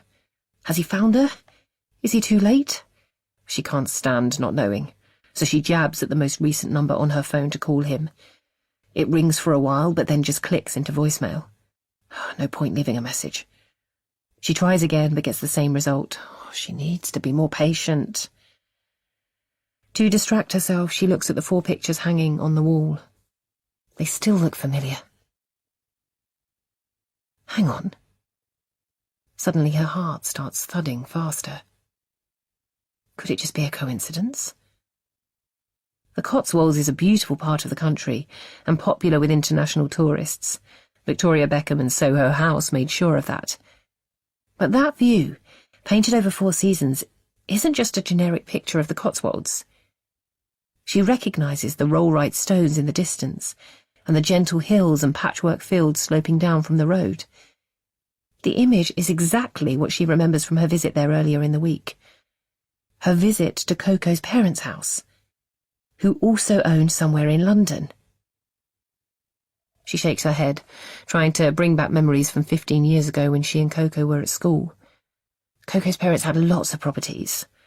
The villa in the south of France, a ski chalet somewhere, an apartment in New York. And they had a place in the capital too. Grace and Coco used to talk about staying there for the weekend, going shopping in the West End. But Coco left before they ever got the chance. And now Grace can't remember anything about the property, even whether it was a house or a flat. She runs into the kitchen and pulls open the drawers. It must just be a crazy coincidence, she tells herself. Americans love British history. They're so enthralled by Stonehenge that it features in their Marvel movies, so of course they'd be excited about some Neolithic stones in Cape Moss countryside. And why would Josh have keys to Coco's parents' house? But still, Grace can't stop herself from searching. She's been shocked too many times today to think that one more surprise couldn't be possible. And right now she'll try anything to get Kaya back.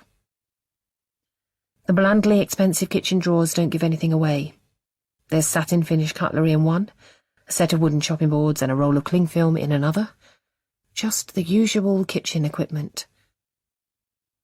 Excluding crockery, the cupboards are all empty, except a box of Fortnum & Mason green tea in one. She runs her hand along the cool metal tin and thinks back to the last time she drank green tea. In Martina's living room. But millions of people drink the stuff nowadays, she reminds herself, with a frown.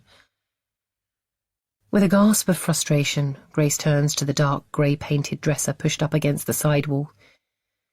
The top section has 3 shelves, all sparsely dotted with a few colourless ornaments. They're no help to her. Lower down there are cupboards on each side, but when she checks inside, they're just shimmering with glassware. Champagne, red wine, white wine, water, a different glass for every occasion. She slams both doors closed in unison and wrenches open the drawers running down the middle. She finds her answer in the bottom one.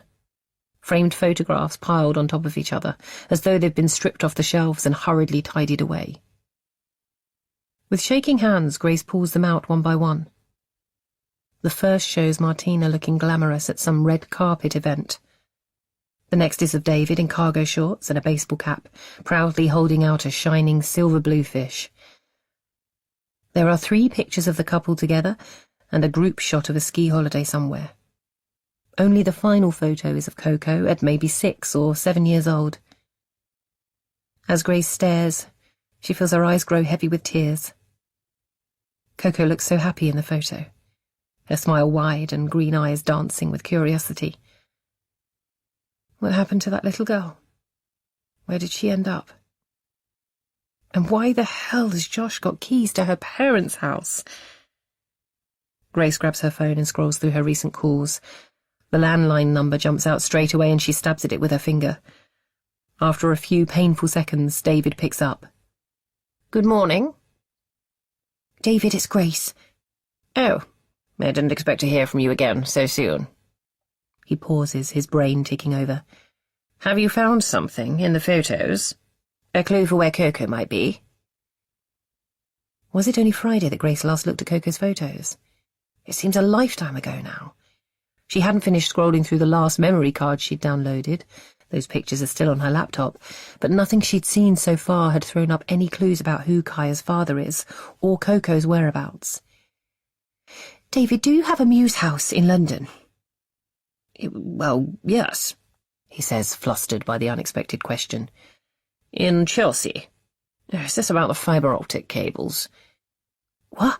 Grace shakes her head. No, it's not. Do you rent it? Airbnb, maybe? No, of course not. Why would we do that? Grace scrunches her eyelids together. People like David could never understand how normal people live. Who has a key, then? She asks, trying not to sound rude. Grace, I've humoured you, but you really need to tell me why you're asking all these questions.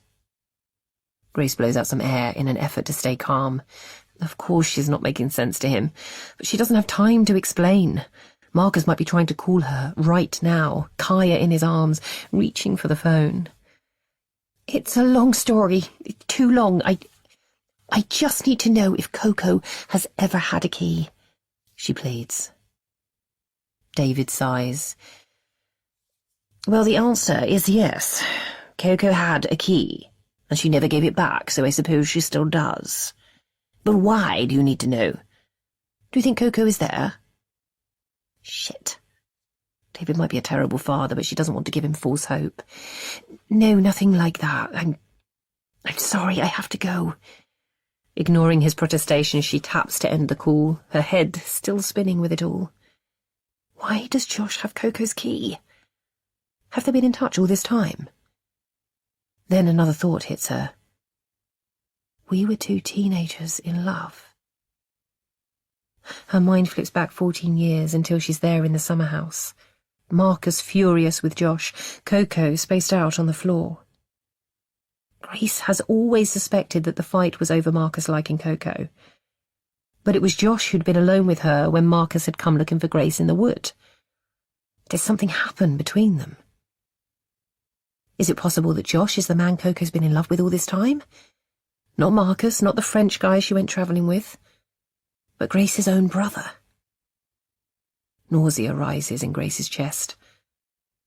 Could Josh be Kaya's real father? Vomit threatens again, but she needs to know the truth. Her laptop. She hasn't finished checking the photos, and the truth might still be on them. Her laptop is in her bag. She lunges forward, then rotates round to grab it. As she twists back, her foot gets caught on the rug. Momentum carries her torso forward, but her foot is stuck, jammed against something solid. She teeters, then falls to her knees, the contents of her bag spilling out across the oak flooring. Shit! She screams into the empty room. There's so much to do, and yet here she is, sprawled on the floor. She looks back towards her feet, and to the mound underneath the rug that caused her fall. She lifts up the heavy piece of material and discovers a small bronze handle underneath, attached to a trapdoor. Chapter 50. Coco, 2019. He smiles at her across the room. It's a sheepish smile, both grateful and contrite, but she's not really paying attention because he's also nodding towards the small fridge and saying, "One for the road?" And she's thinking, yes, she'd like that. Then she watches him pour from a bottle of Singha beer into 2 glasses and gesture towards the patio doors. She looks back for a moment, at the sleeping body of her best friend, and a waft of guilt floats over her. But then it's gone, and she's smiling and following Marcus out onto the little terrace attached to their hotel room. The night is a mix of bright lights and dark patches, fireworks exploding above them, revellers still seeing in the new year, and the swimming pool 50 or so metres away glowing bright aquamarine. But his face is in the shadows, not looking at her, thinking backwards to a different time, maybe. She sinks down into the white plastic chair, knowing he'll talk about that night, needing to be ready. She takes a long gulp of beer. I owe you an apology. Here we go, she's thinking. He's started. No, you don't. I should have done something. Told someone. I'm not your responsibility. But then you went to your parents' place in Saint-Tropez. I convinced myself it wasn't too bad, just one of those things. What a fucking coward. If I could just go back, make different choices. If I could make it up to you. His voice trails off. It wasn't your fault. I just fucked up, got too drunk. It happens. Is that what you think? That Josh raping you was your fault? It wasn't rape. I didn't push him away. It was up for it, I think. Jesus, Coco, you weren't up for it. You were out of it. The bastard spiked your drink. I should have phoned the police, told them what I saw. But he filmed us too, and then I lost my temper and hit Grace by accident. Her lip all fat and bloody. Josh so fucking smarmy. What would the police think of that scene? Who would they blame? He spiked my drink. He filmed us. Hypno. That's why the drink was blue, to hide the dye. And he hid a camera above the door too. He actually raped me. Jesus, Coco, what did you think it was? What did you fucking think it was, Coco? Love? Desire? Your stars aligning? Did you sleep with him again? And again? Did you run to him every time he clicked his fingers? Did you fall for his bullshit? Did you think he loved you? Even after you knew the truth? You're so fucking stupid, Coco. He'll destroy you, and you fucking deserve it. Coco gasps. Flicks open her eyes, listens to the thud of her heart beating. That dream again. Not just a dream, though. A memory of her conversation with Marcus from that New Year's Eve in Phuket. Finding out that the first time she had sex with Josh was actually a violent crime, not her being an easy lay. And that everything that came after was built on a lie. A memory that turns into a nightmare as sour as her breath when she thinks about what's happened since. Coco reaches for the thin blister pack on her bedside table and splits the foil with her nail. She should swallow it. Go back to sleep, deeper this time, into oblivion. She rolls the blue pill between her finger and thumb and feels her mouth go moist with anticipation. She wonders what would happen if she didn't. If she went through the agony of withdrawal and out the other side. But what would be the point? She stares towards the window, the thin blind doing just enough to keep the brightness away. Her t-shirt is sweaty against her chest, and she wonders when she last changed it. Her knickers, too. She considers making the short journey to her bathroom, stepping inside the shower and letting his dirt wash off her. But there's no redemption in showering. However hard she scrubs, she knows the stain of him can't be washed away. It needs effort and courage to be rid of him. And she has neither. Not anymore. How did it get to this? The boy who persuaded her to go to Paris with him all those years ago, who convinced her to love him during those 3 perfect days in Montmartre. They weren't 2 drunk teenagers against a summer house wall anymore. They became the couple who drank champagne for breakfast and had sex between Egyptian silk sheets. Except it was just a fantasy. All of it built on a lie. And she never learned. Every time he left her, she promised herself that it was over. Then she would go somewhere new, party for days, sleep with random men. Convince herself that she didn't need him. But then he would turn up again somewhere with that smile and his charm, and those promises would be forgotten. Like that Christmas when she was supposed to go home but ended up in Mexico, drinking margaritas and getting high. Getting pregnant. And then finding out a week later that Josh wasn't just a rogue. He was a rapist. But why did she accuse him from that police cell in Paris? She thought it gave her power over him, a way of compelling him to pay her fine, buy her a ticket back home. How stupid she was, not considering how a man like him would respond to being accused of a crime, of a threat to his carefully built reputation. Of course he would never let her take that accusation back to England. She looks back towards the window. Josh's house is close to Edgewood Park, a slice of California that's not spewing with tech towns or sprawling university compounds. The house is cut into the hillside, and her room sits underneath the garage, hidden from the road. When she first arrived, he would lock her inside. But containment wasn't necessary for long, not once the pills kicked in. Then, when he was out at work, she'd roam the house in her drug-induced haze and daydream about walking out of the front door. Barefoot, of course, because he'd taken her shoes. But then his voice would boom in her head. "If you left me, I would find you and fucking kill you." And the CCTV cameras would click at her, and the front door stayed closed. These days, she can hardly be bothered to walk upstairs. Once a year he drives them to a restaurant, a posh French one, an hour's drive away. He orders champagne and scallops and calls it their anniversary celebration, the date of their first fuck in his summer house in Devon. No mention of rehypnol or rape.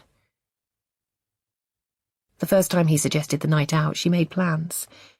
She would stand on her chair in the restaurant and shout that she was being held captive. "Save me!" she would scream. But Josh forced her to take 3 Valium before they went out, and she spent the whole evening just staring into space. She didn't bother planning anything when their anniversary supper came round a year later. With a sigh, she drops the pill onto her tongue and dry swallows. She closes her eyes and waits for it to take effect. Coco's muscles start to relax, and her head gets heavy against the pillow. But just as sleep starts to pull her under, she sees his face, superior and smiling. Her body jerks in frustration, and she flips onto her belly. Why the fuck did she get into that Frenchman's car? Matteo, a friend Josh made on a French exchange trip when he was 15, she later found out, and then onto that flight to San Francisco. Did she really believe he wanted to explain, to apologize, for them to be a proper couple at last, as Matteo suggested? Was she that stupid? Maybe she was so desperate by then that she didn't care. Or perhaps, in her exhausted state, mourning the loss of her child, she wanted someone to love her so badly that it was worth the risk. A hand grabs her hair and pulls her onto the floor. Her scalp screams in pain, and she wriggles to create her own momentum, to lessen the impact. She lies on her side and pulls her knees into her chest. This is how her baby lay inside her, she thinks vaguely, safe and warm in her little cocoon. "You are such a fucking liar!" His voice sounds strangled. This isn't like him. He's usually so controlled. Coco shifts her head slightly and opens her eyes. Sweat beads on his forehead, wisps of anger flick out from each eye. "A fucking evil piece of shit, liar!" His foot, encased in a camel-suede brogue, flies out, scrapes under her folded legs and connects with her ribcage. Pain shoots through her and she cries out. What has she done? Why is he so angry? But her brain is like a flock of birds escaping a farmer's shotgun, flapping and squawking in fear and confusion. "I will never forgive you for this," he growls. "All these years keeping her from me." He kicks Coco again, but she doesn't react. The physical pain is nothing compared to the sting of his words. The only part of her that she kept away from him. The only truth she managed to keep safe. He knows. "I had to hear it from my fucking sister. A Christmas night confession that her daughter isn't hers, that she's yours, and that you left her to rot in a Thai shithole." He kicks her onto her back, then drops to his knees onto her chest. It wasn't a shithole. It was clean and calm, a perfect haven, the best days of Coco's life. "And born 9 months after our little trip to Playa del Carmen," he continues, adding scorn to his fury. "She's my fucking child, Coco." "She's not yours," Coco whispers. She needs to keep him away from Kaya. "I met someone in Thailand. He's Kaya's father." The effort of talking leaves her desperate for breath, and she pants like a frightened dog. Josh's hands fly forward and grab her neck. Fingers and thumbs cross at her throat. "Stop lying, Coco. Don't you think I considered that? How a slut like you sleeps with anyone who buys you a drink? That's why I nicked the kid's hairbrush. Had it tested." One hand leaves Coco's throat and disappears behind his back, but the other hand squeezes harder. She can hear the rustle of paper. Then Josh flicks open a letter and shoves it into her face. "The results arrived today. It's there in black and white. She's mine, Coco." "No, please," she manages to squeeze through his grip. "Yes, Coco, and I'm taking her back." She rails against him, writhes under the weight of his knees, tugs at his hand, throttling her neck. "She's just a child," Coco rasps. "You can't take her from her parents." Suddenly Josh's hands release her. Eerily gentle, he strokes her cheek. Of course, you're right, Coco, that would be cruel. That's why you're coming with me. What? We're her parents, you and me. She deserves to live with us. Somewhere special. Where are you taking her? Coco's voice warbles. To paradise, Coco. And you're coming too. Chapter 51. Grace. 2019. Grace stares at the trapdoor. She feels the blood drain from her face as she wonders what's down there. Perhaps it's a wine cellar, she thinks with a waft of hope. David's pride and joy, Martina would call it, as he disappeared down the steps, already red-faced and puffy, to collect a bottle from his '98 stash to impress dinner-party guests with. Or it could be a storeroom, or a laundry area, even a darkroom or a music studio. There are lots of innocent explanations. She should put the rug back, forget she ever saw it, and call Marcus again. What could possibly be down there that could help her find Kaya? A caterpillar of dread crawls across the back of Grace's neck. Kaya. With a sharp intake of breath, she pulls at the brass handle. Her body's shaking, so it takes a huge effort to push the door back onto its hinges. Could Josh have left Kaya in this basement, tied up and gagged while he escaped to America? Staged the whole thing so that Grace would be frantically searching for her daughter when she's only a few meters away. Would he find that funny? The open door exposes a wooden staircase, but it's the smell that Grace notices most. Rancid and sour. A dead rat, maybe, left to rot in this empty house. Or a broken freezer, the meat inside, green and putrid. Kaya? She calls out above the sound of her feet hitting the bare steps. She dips her head to avoid knocking it against the frame of the opening, but misjudges the distance. The rough wooden edge scuffs her crown, and her hair rips away from her scalp. She blinks hard to banish the pain. Are you there?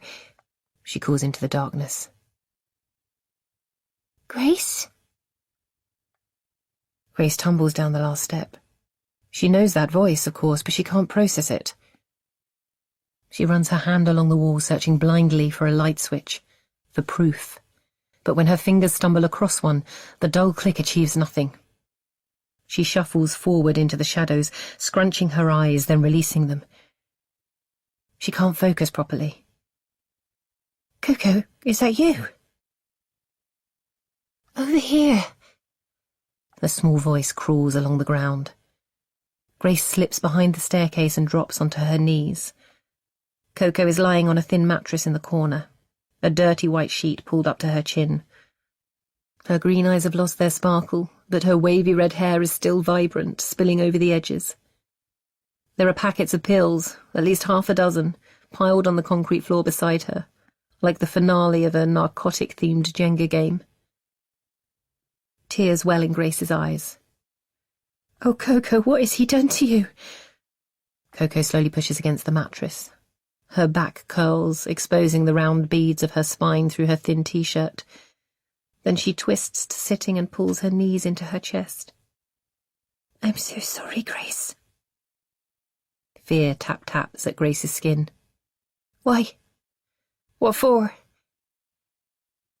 I never wanted to take her, I promise. But he told me that we had to.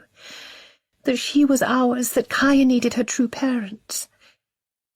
As her green eyes fill with water, the meaning behind Coco's words filters into Grace's brain. She lunges forward, grabbing her friend's bony shoulders. You taken Kaya? Where is she? But he was lying to me. I was never part of his plan. Grace softens her grip but doesn't let go. What plan? Please, Coco. I thought he was going to kill me. Coco looks down at the floor. The day he found out that he was Kaya's father. I'd been there so long, there was nothing left of me. I was happy enough for my life to be over. But then he flipped again. He let go of my throat and announced we were going to take Kaya somewhere special. Together. I knew it was wrong, and I told him. But the thought of seeing her again just once, She looks up at Grace, searching for forgiveness. I'm not sure I believed anything he said, but the chance of it, that was enough to get me on the plane. I was full of pills, of course. Josh made sure of that, but I still dreamed of her during the flight. At least my version of her. Red hair and lilac toenails. But she doesn't look like that, does she? He showed me a photo on his phone. She looks like him, not me. Coco pauses for a moment, searches Grace's eyes. And like you, she whispers. I hope she has your heart. Where is she, Coco? Where has he taken her? Coco sighs. I wish I knew. He locked me down here as soon as we arrived, reminded me that I'm too much of a slut to be Kaya's mother. He'd already made sure my parents wouldn't be here, phoning them, pretending to be BT, telling my dad that they would be laying cables on the street for a fortnight. No way David and Martina would visit during that disruption. I don't know why he brought me here. Maybe to get me out of his house in San Francisco. Or just for kicks. Fucking with me one last time. But he came to see me this morning, told me he was leaving, that I'd never see him again. I begged him to take me with him. Can you believe that after everything he's done? But he just laughed. Tears sprout again, grow heavy, and roll down Grace's cheeks. She lowers her hand, stroking some warmth into Coco's arms. It wasn't always this way, you know, Coco whispers. He loved me once, I think, in his own way. Grace wants to scoff at her friend's stupidity, but then she thinks about her own childhood, and how Josh managed to con her too. When did it start between you? That summer, that night. I should have walked away. If I'd known the truth then, perhaps I would. But suddenly he was going to Paris, and he convinced me to go with him in secret, and my dumb 16-year-old self thought that meant we were in love. 3 days in, he dropped me like a bomb, and I exploded into 1,000 pieces. I couldn't come back here after that. I couldn't face you. That's why you went travelling. What about the boy you met in Saint-Tropez? Coco sighs. There was no boy. That was Josh's idea, putting you off the scent, just in case you suspected us. He couldn't have his little sister think he was fucking her best friend. I had no clue. Grace thinks back to that time, how lost she was in her mixed feelings for Marcus. So Josh was the boy you wrote about in that letter to your parents? You've read it? How are they? Do they hate me? Grace remembers Martina's wistful look when she described their Halloween party, her special guest not showing up. I think they've missed you. I was planning to go back. Coco raises her head again. But I ended up in Paris. I got in trouble, and I called Josh. At the time, I didn't think I deserved anyone better. He sent me a plane ticket to San Francisco. Even knowing what he'd done to me, drugging me, I still got on that plane. I didn't have anywhere else to go. I spent 11 hours hoping, dreaming, that we could be a proper couple. I didn't imagine an underground bedroom and a locked door. I dreamed about leaving him, walking away when he was at work. Her forehead crinkles with the memory. But it seemed impossible. It was easier to do what he wanted. Except I never gave her up. I protected her from him. Kaya, Grace whispers. But he found out that she was mine anyway. He said you told him, and then you put the rest of it together. He took her hairbrush, brought it back with him. So he's got DNA evidence now, too. She pulls at her neck. He couldn't stand that I'd asked Marcus to raise his child. He hates him so much. I was scared that Marcus was Kaya's real father. Grace admits. Now I wish he was. Coco looks confused. Marcus? That New Year's Eve? It was 9 months before Kaya was born, before I got that phone call from you. I have this memory of you from that night, your heads so close together. But maybe it was my imagination. Not your imagination, Coco murmurs.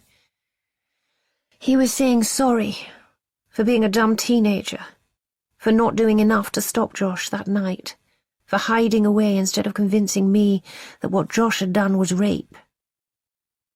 I told him he had nothing to apologize for, when he said that he owed me. I remembered that when I found out I was pregnant. Grace thinks back to that guest house in Bangkok. Marcus racing there from the airport, the alarm on his face when she told him what had happened. He said yes, straight away. He was 24, following the biggest, most impossible dream. But he still took Kaya on, no hesitation. And now he's searching Heathrow Airport for her. Grace picks up Coco's hands, tries not to squeeze too hard. Where's Josh taken her, Coco? I really don't know. Taking her back, somewhere special, that's all he said. Grace drops her head into her open palms and sucks at the air. Back where? To San Francisco? All she can hope is that Marcus gets to them in time, because if Josh takes Kaya to the United States and shows a judge his paternity test results, will they ever be able to get her back? Her body jerks and she gasps. Her phone is ringing. She grabs it. Have you found her?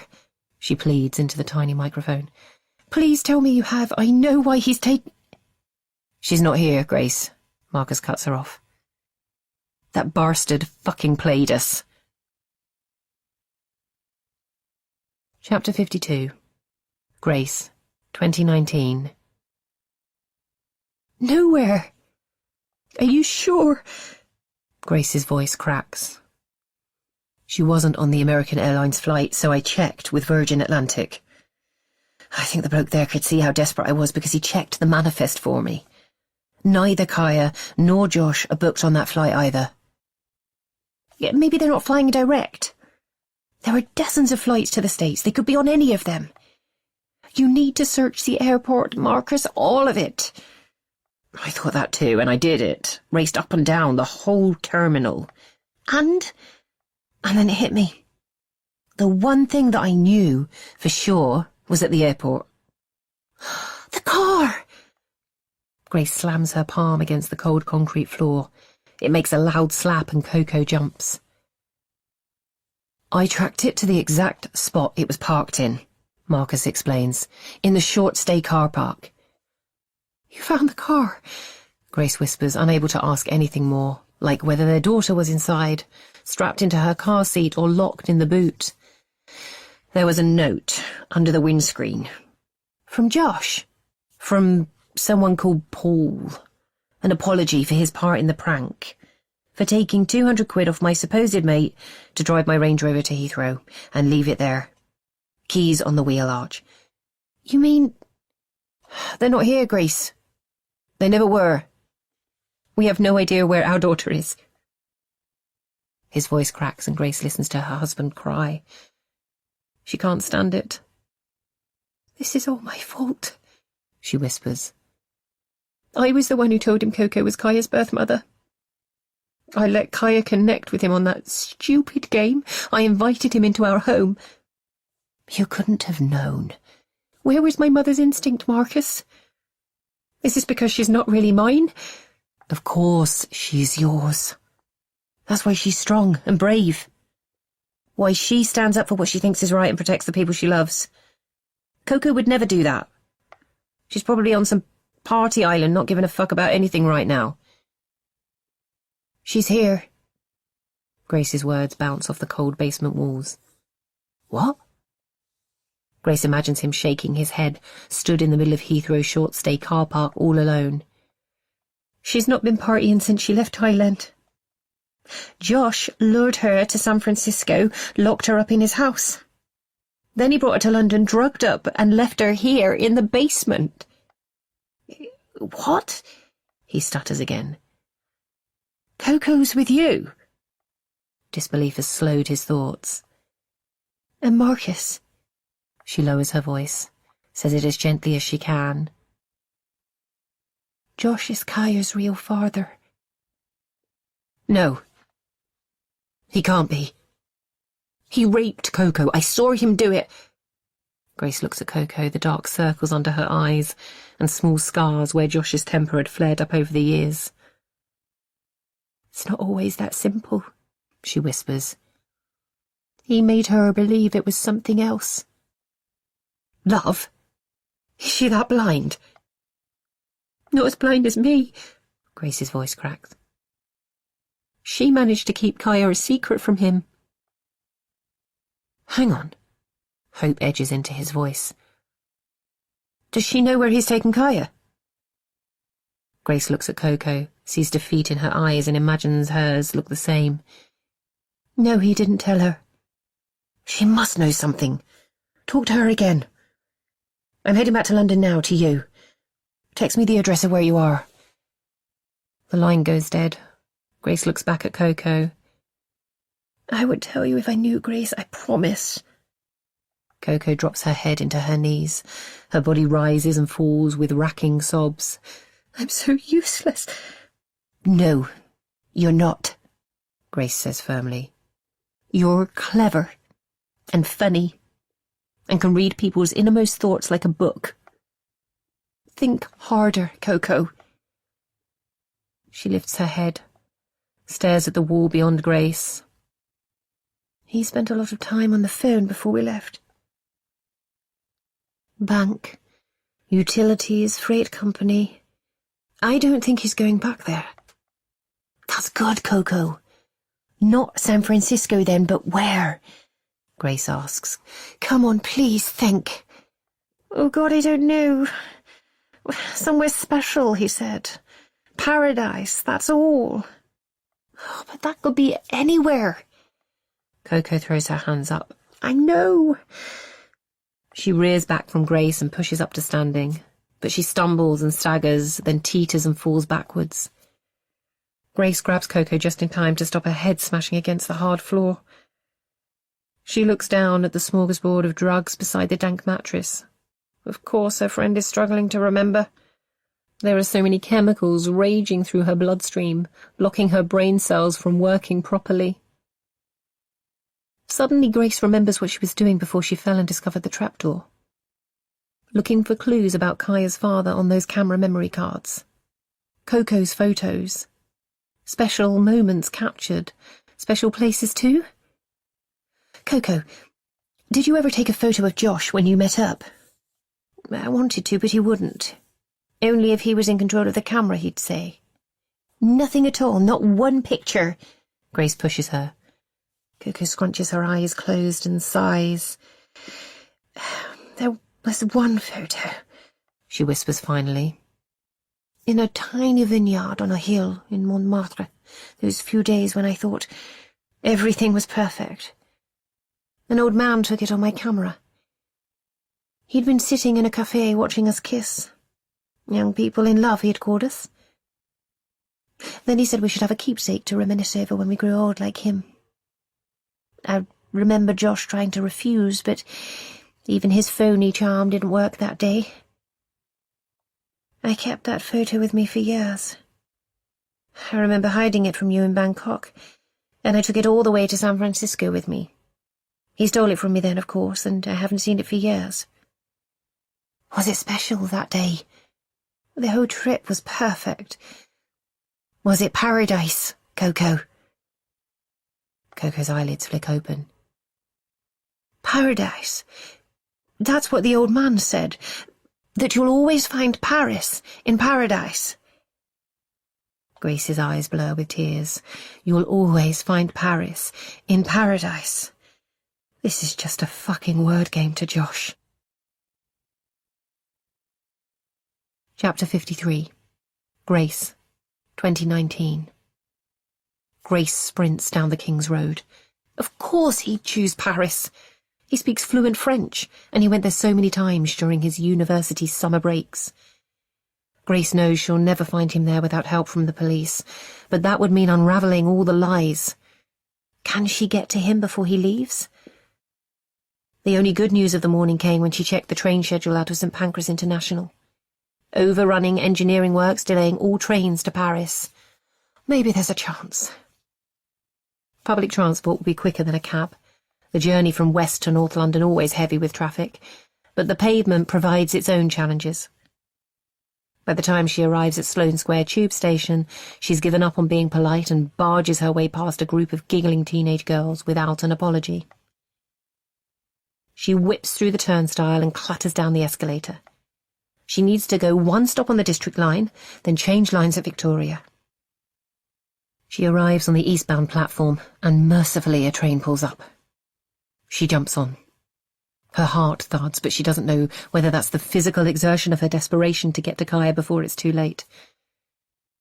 She doesn't know for sure that Josh will choose the Eurostar to get to Paris, but her instinct tells her he will.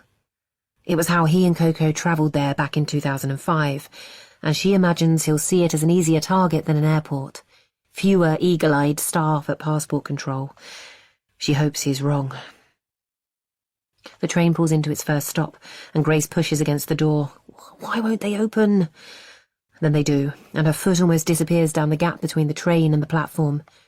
She whips it free and swears at her stupidity. Then she's running again, ignoring the curious stares from other tube riders and following the signs to the Victoria line.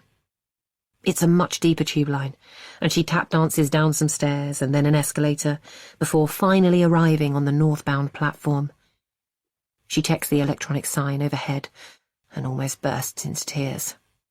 4 minutes until the next train. She can't stand still, so she prowls up and down, staring at advertising boards for dating apps and multivitamins, both promising her a better life. Oh, if only it was that simple.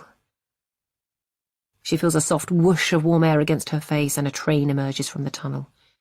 It's 4 stops from here, but she doesn't sit down.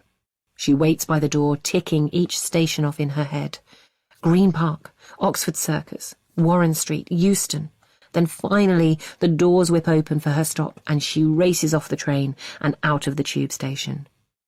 Brick archways welcome her to St Pancras International. She's so close now. There's a piano in the middle of the station, and a young guy in a tracksuit and baseball cap is banging out Billy Joel's Piano Man. He's drawn quite a crowd, including 2 police officers in white shirts and stab vests. Then Grace spots the escalator to departures and takes it 2 stairs at a time. The top floor of the station is an architectural masterpiece. Dozens of red brick arches with flower petal windows and mosaic tile detailing. Grace has been here a few times before. A meeting with her French publisher, picking up Marcus after a rugby game at the Stade de France. Usually it feels peaceful up here, but today it's different.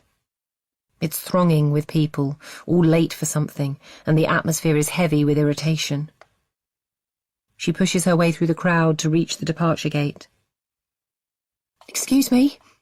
Grace reaches out to a petite woman in uniform, hair in a perfectly ironed bob. Her hand touches the woman's jacket, who recoils with a frisson of distaste.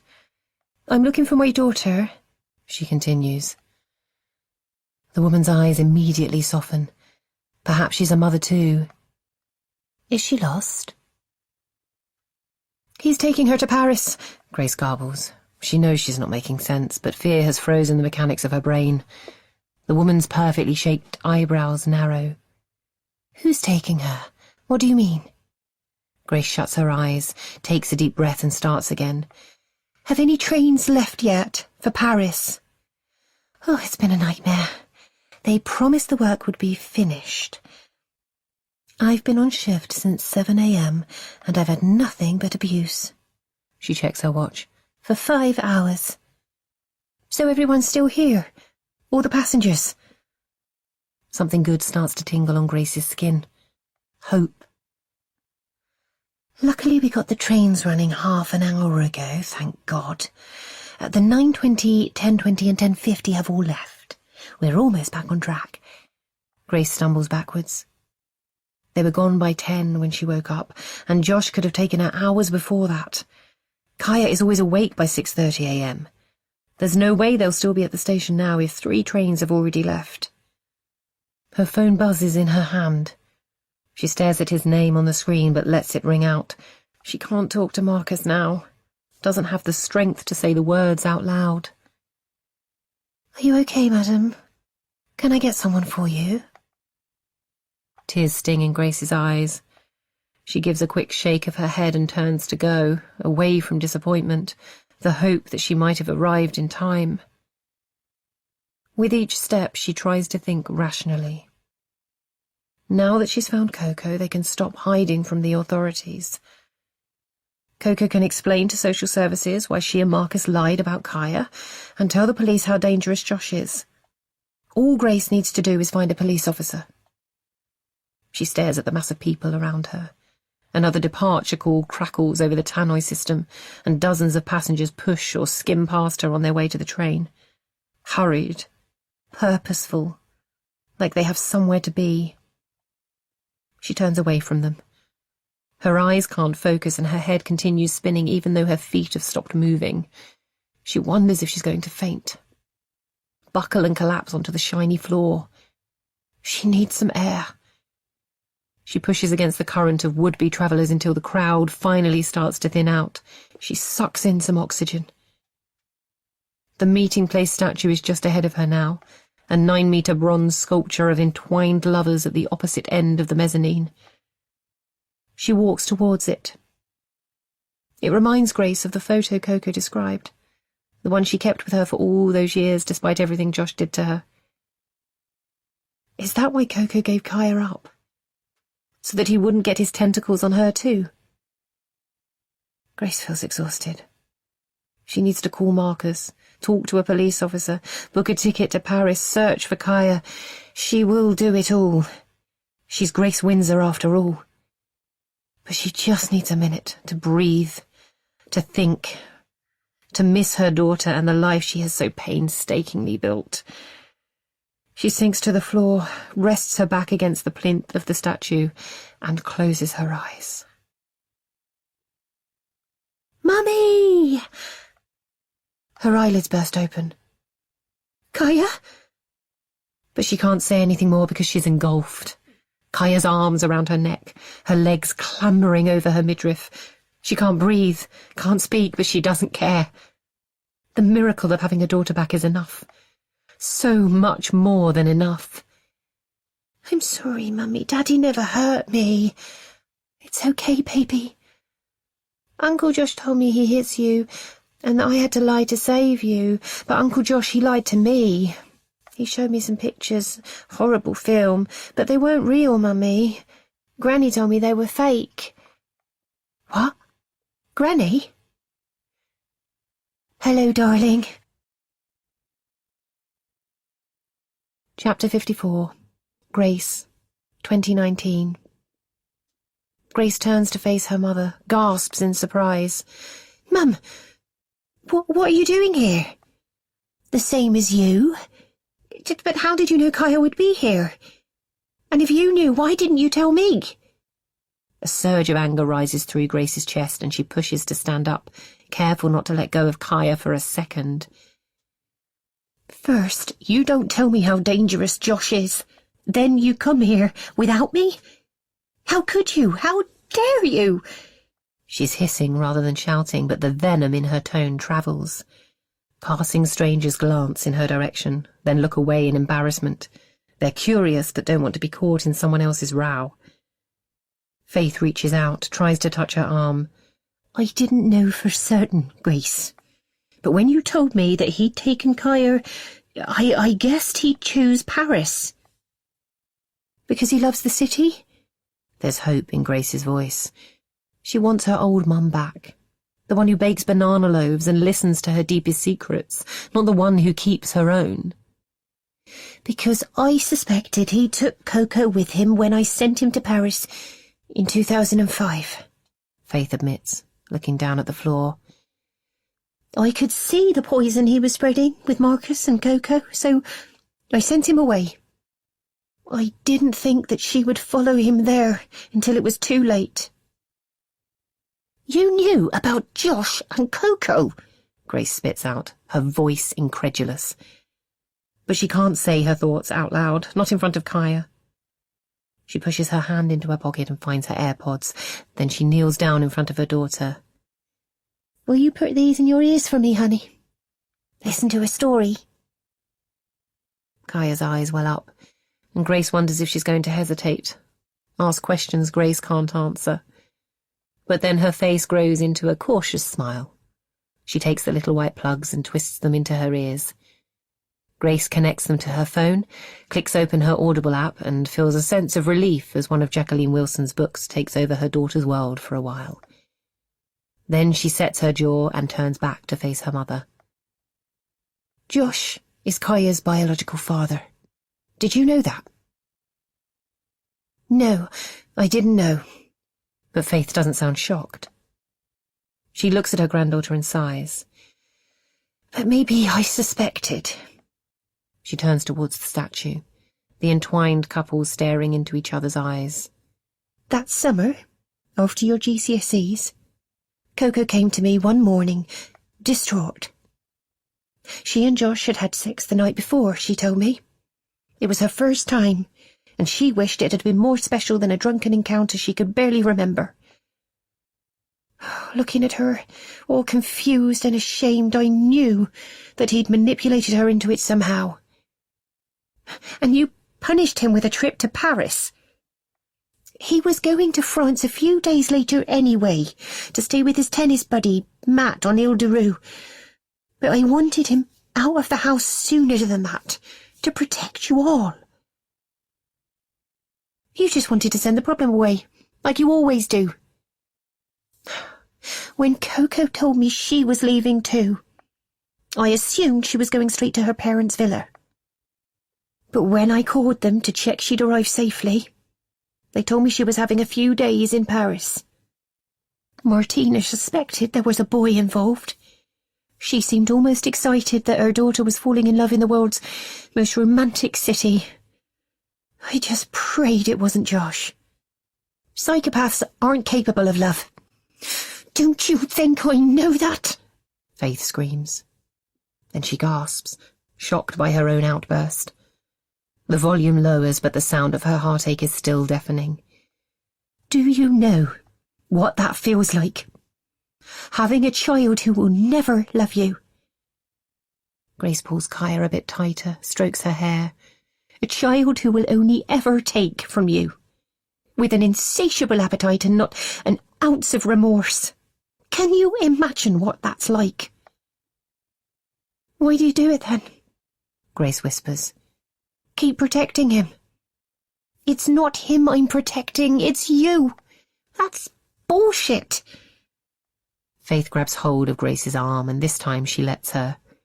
He's so clever, Grace. He can fool anyone into believing him. I just wanted Kaya back, and him gone. Grace looks down at her daughter's head, the mix of Josh and Coco's colouring in her hair. A teenage crush doesn't make a baby. What? You said that you suspected Josh was Kaya's father, so you must have known about the rest. The two of them meeting up when Coco was travelling. I didn't, I promise. Faith pleads, but then she looks away, and Grace can see the guilt tugging down the corners of her eyes. Josh comes to stay every Christmas, she finally says. But he changed his plans in 2010, called last minute, told me he wasn't coming after all. I didn't think much of it at the time. You were in Thailand that year, so it wasn't going to be a traditional Windsor affair anyway. But when he called on Christmas Day, I could hear a woman's voice in the background, drunk, calling, "Merry Christmas, Faith," before he told her to shut up. They recognised her straight away. And then you flew back from New Zealand 15 months later and told us about Kaya, that our granddaughter was Coco's baby. Perhaps deep down I knew straight away, but I wouldn't accept it. But then she grew up so like him, sporty and competitive. Those persuasive brown eyes. And you kept it from me all this time. Let me believe Marcus was Kaya's father. I'm not proud of myself, the lies I've told. Grace searches Faith's face for the mum she knows, the one who bounced across fields to rescue her, refused to leave the hospital for days, comforted Grace during those long months of recovery after her fall, without showing any of the trauma and grief she must have been feeling. Is it the same steely determination that has enabled her to also protect a psychopath for decades? I couldn't risk Josh finding out, Faith continues, desperate for Grace to understand. Coco clearly hadn't told him, and I didn't want him having any hold over Kaya. She falls quiet for a moment. Although I was scared that it had happened anyway. She sighs. When you told me that Kaya threw a netball at a girl in her class, it was just like Josh tripping up that boy on sports day. That's why I could never believe Kaya over Marcus after that. Her voice breaks and she looks down at Kaya, a wide smile of relief still frozen on her granddaughter's face. But I was wrong. Kaya is nothing like him. Josh should be arrested for what he's done, Grace says, her voice low and angry. For taking his daughter on holiday. Don't say that. I hate it too, Grace. But that's what he'd say, isn't it? And he's the only one out of the three of you who can prove any biological link. But I found Coco, Grace spurts out. He'd locked her in her parents' basement. That's kidnap, false imprisonment. Grace flicks her thumb, then her forefinger at her mum, counting his crimes. Faith doesn't even look surprised. You're sure it was locked? No handle on the inside? Grace blinks, pulls forward the image of the trapdoor, of lifting it when she was scared of what could be down there, then shoving it back open again when she realised Josh was taking Kaya to Paris. There wasn't a lock. So why hadn't Coco escaped? Walked up the stairs and simply pushed her way to freedom? She knows why, of course. Because Josh had built a prison for Coco inside her head. But it would be the first question a police officer asked. You see, he's too clever for all of us, Faith says. It's better this way. Him getting away with it. Him not taking Kaya away from you. Grace reaches out for her daughter, gently pulls her little body towards her. The action dislodges one of Kaya's earphones, and Grace watches her try to nestle it back in.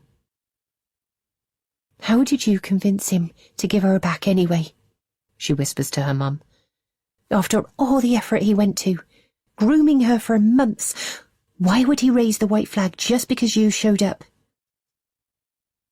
Kaya taps Grace on the arm, then takes both the AirPods out of her ears. It was the lady who stopped Uncle Josh, Mummy, not Granny. What's that, honey? Grace looks down at Kaya. I was scared. I didn't want to go on the train with Uncle Josh.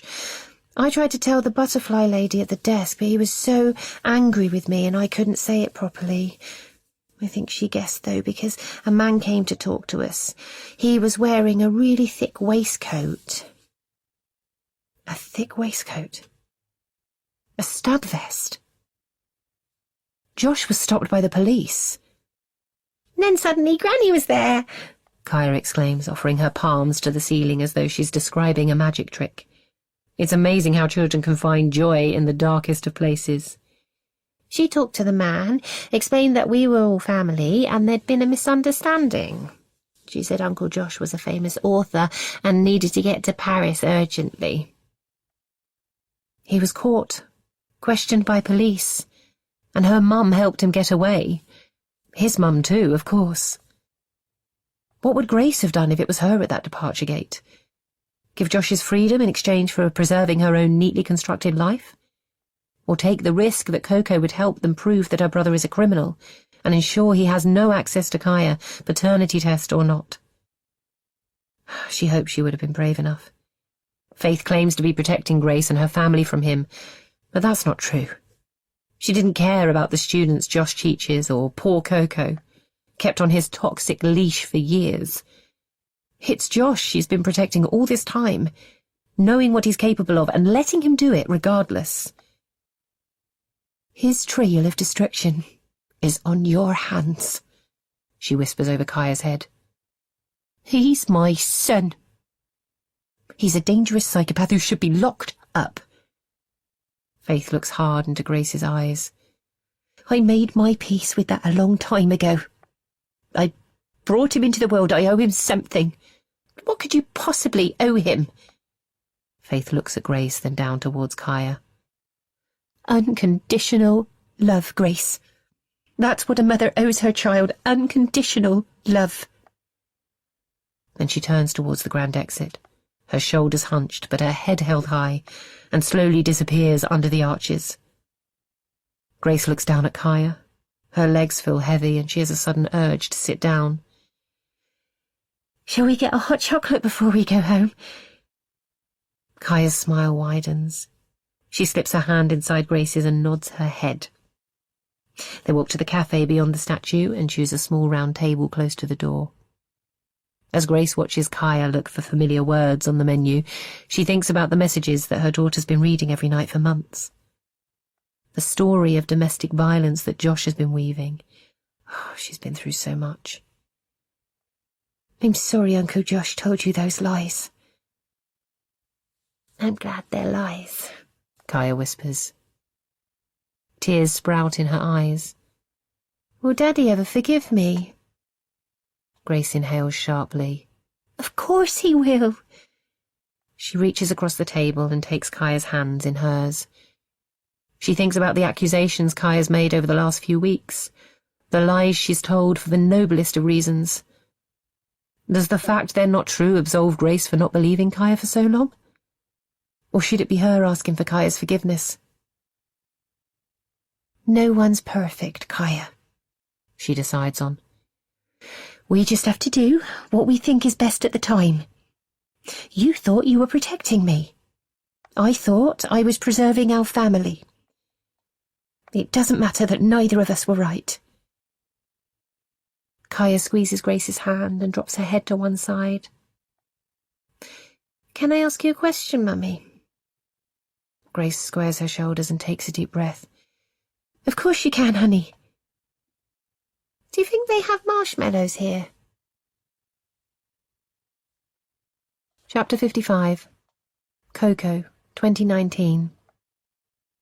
It's noisy in the crowded room, and Coco strains to hear what the man standing next to her is saying. But she takes the drink he's proffering, its fizz bubbling with excitement, and raises her glass to him. He smiles, winks, and matches her wordless toast. She watches him take a long gulp of champagne and then takes a sip of her own. Kombucha isn't exactly vintage, but is growing on her. When the doctors first told Coco that she'd never be able to drink alcohol again, that even though her liver had healed incredibly well, it still suffered too much damage from 7 years of over-the-counter drug abuse to cope with the toxicity of alcohol or drugs, she'd been horrified. She'd started drinking when she was 14 years old. Crazy drunk party girl is her label. How could she ever have fun again if she was always sober? How would she meet a man or get a job without a dose of Dutch courage to help her? But 5 months on, she still hasn't touched a drop. And she's discovered that she actually quite likes being sober. Waking up in the morning with a clear head, making decisions that she's still proud of the next day, liking herself. And she's managed to get a job, a good one for a charity, helping victims of domestic abuse. She loves the generosity of her colleagues, their praise for what she's already achieved. She even likes her Monday to Friday routine. Showered and dressed by 7:30 a.m, 10 minutes to the station, oat milk flat white from Oscar's en route, then 6 stops on the district line to her office. But what she loves best are the women she supports. Their determination to build a better life for themselves and their kids, but also their dark jokes and hilarious dirty stories. Real women. Tarnished by life, but not destroyed. They have that in common. Coco wonders whether Josh thought she'd die in that basement, if it was his way of hammering the final nail in the coffin that he'd been crafting for 7 years. A drug addict and sex slave hidden away. If Grace hadn't found her, would she have had the courage to look for help? She remembers lying there, thinking of all the terrible choices she'd made over the years, falling for him at the top of her list, wondering whether she'd ever get the chance to make better ones. But not moving. Not until Grace appeared. When her friend came tumbling down those stairs into the basement, Coco was groggy with chemicals, but she could see the love on her friend's face. Tears of relief that she was alive. Why would Grace cry for her? A supposed best friend who'd deserted her, dumped a baby on her, chosen a psychopath over her. Coco decided then that if she survived, she would do anything to make it up to her friend. As it turned out, there was something Grace asked for. It's a bit loud here, isn't it? Henry's gruff voice rises above the din of 25 children kicking balloons around Grace and Marcus's terraced house, wearing a mix of Disney costumes, football strips and party dresses. Maybe I shouldn't have bought the ice gems, Coco suggests to Grace's dad, smiling at the memory of distributing packets of the retro snack to outstretched hand after hand when she first arrived, and watching the pure sugar gem work its way into each of their bloodstreams. If you can't eat vast amounts of sugar on your 8th birthday, then I'm not sure when you can, Henry remarks, his eyes twinkling. Then he softens his voice. And you? How are you feeling about everything? Coco looks at Kaya. She's wearing a black rugby strip with a white fern in the corner of her shirt. Marcus bought it for her on their recent trip to New Zealand in the summer holidays, and apparently she's refusing to wear anything else at the moment. While her tenacity is causing Grace a few practical problems, Coco is quietly impressed. But she kept that view to herself. Kaya is Grace's daughter, after all. She turns to Henry. I'm good. Happy that everything's sorted. Grace and Marcus have always been Kaya's parents, really. She smiles. And now they have an adoption certificate to prove it. It had been her father who'd dealt with the Thai authorities. She'd offered to do it herself. It was time she shouldered some responsibility for her own fuck-ups, but he'd been adamant that she needed to focus on her health. And then he pulled every string he could to keep them all out of trouble, and new documents produced without too many questions. It might have taken a 14-year absence, but David and Martina seem to have finally realised that they do love their only daughter after all. Once Kaya had a birth certificate with Coco named as her birth mother, it had been a relatively simple process for Marcus and Grace to adopt her. Coco had assured the courts that the birth father wanted no part in Kaya's life, and expressed how much she wanted Kaya to stay with the only mother and father she'd ever known. That was more than enough to persuade the courts. Of course, things quickly improved for Kaya at school, too, without those vile messages from Josh filling her head, and with her accusations retracted, it had been easy enough for Harriet to assure social services that Kaya was safe. And a birthday party for the whole class is clearly Grace's way of putting it all behind them. The host looks slightly harassed as she appears at the living room door. She spots Coco and scampers over. Oh my God, I need a drink. She looks at her friend, pulls a face of apology. Oops, sorry. Forget it. I've had more than my fair share of hangovers. You're welcome to them. Well, that's very generous of you. Grace finds a clean paper cup on the table and holds it out towards Henry. Load her up, Dad. They've got another hour of this mayhem. Coco laughs as she watches Henry acquiesce, then widens her gaze. There are quite a few parents here, and they all seem to be enjoying the adult-only fizzy drink. She feels a little uncomfortable all of a sudden.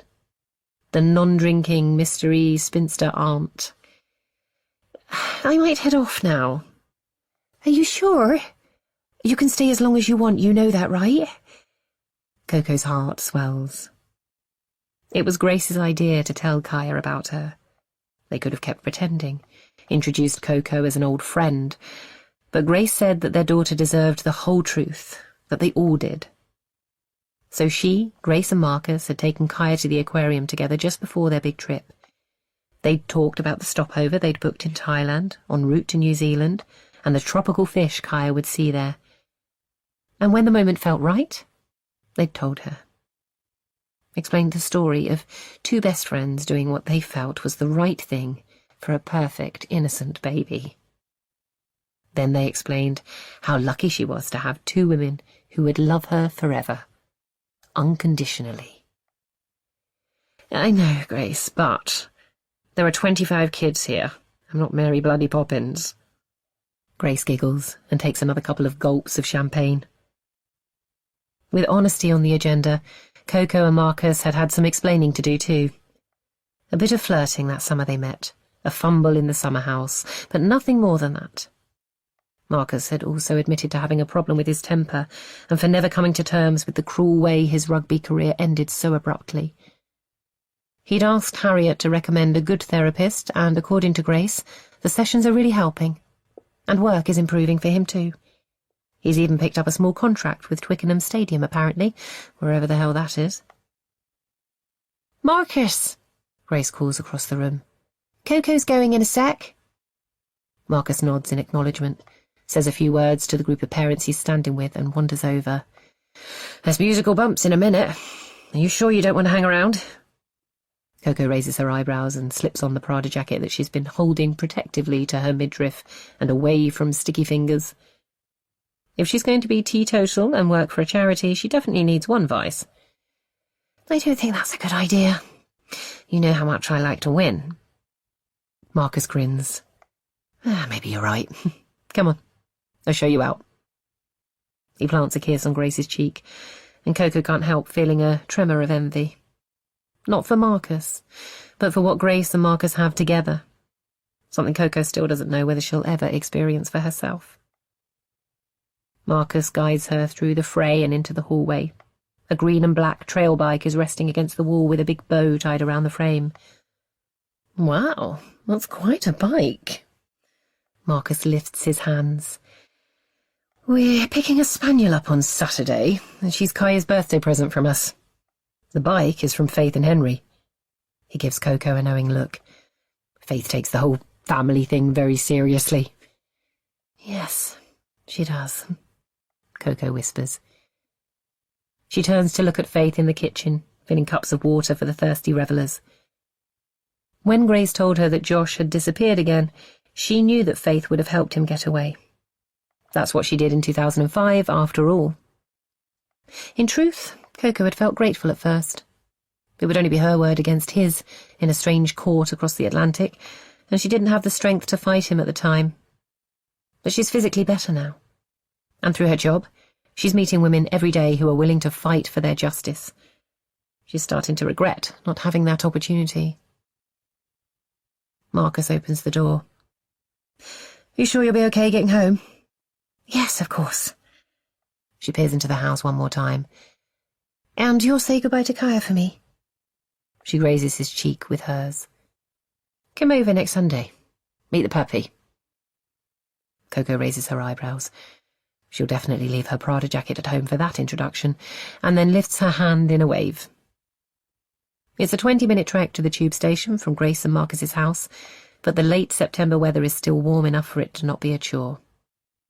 She knows the route well and moves on autopilot, cutting through the modern housing estate and into the walled park. It's quiet for a Sunday afternoon, and she breathes in the fresh pre-autumnal air. She does still think about Josh. She can't help it. Whether he's still in Paris, if he ever goes to the places they visited together. It's not love that drives these thoughts anymore, though. It's hatred and fear. He's still out there somewhere, and who knows when he might reappear. Because one day he will. Coco is certain of that. She reaches the end of the park and pushes on the heavy iron gate. She listens for it to clang shut behind her, but there's only the rustle of someone catching it before it closes. That was Every Little Secret by Sarah Clarke, read by Katie Federman. Produced by RNIB Talking Book Studios. This has been an audiobook from HQ, an imprint of HarperCollins. Text copyright 2022. Production copyright 2022 by HarperCollins Publishers. All rights reserved. Sarah Clarke asserts the moral right to be identified as the author of this work. Thank you for listening.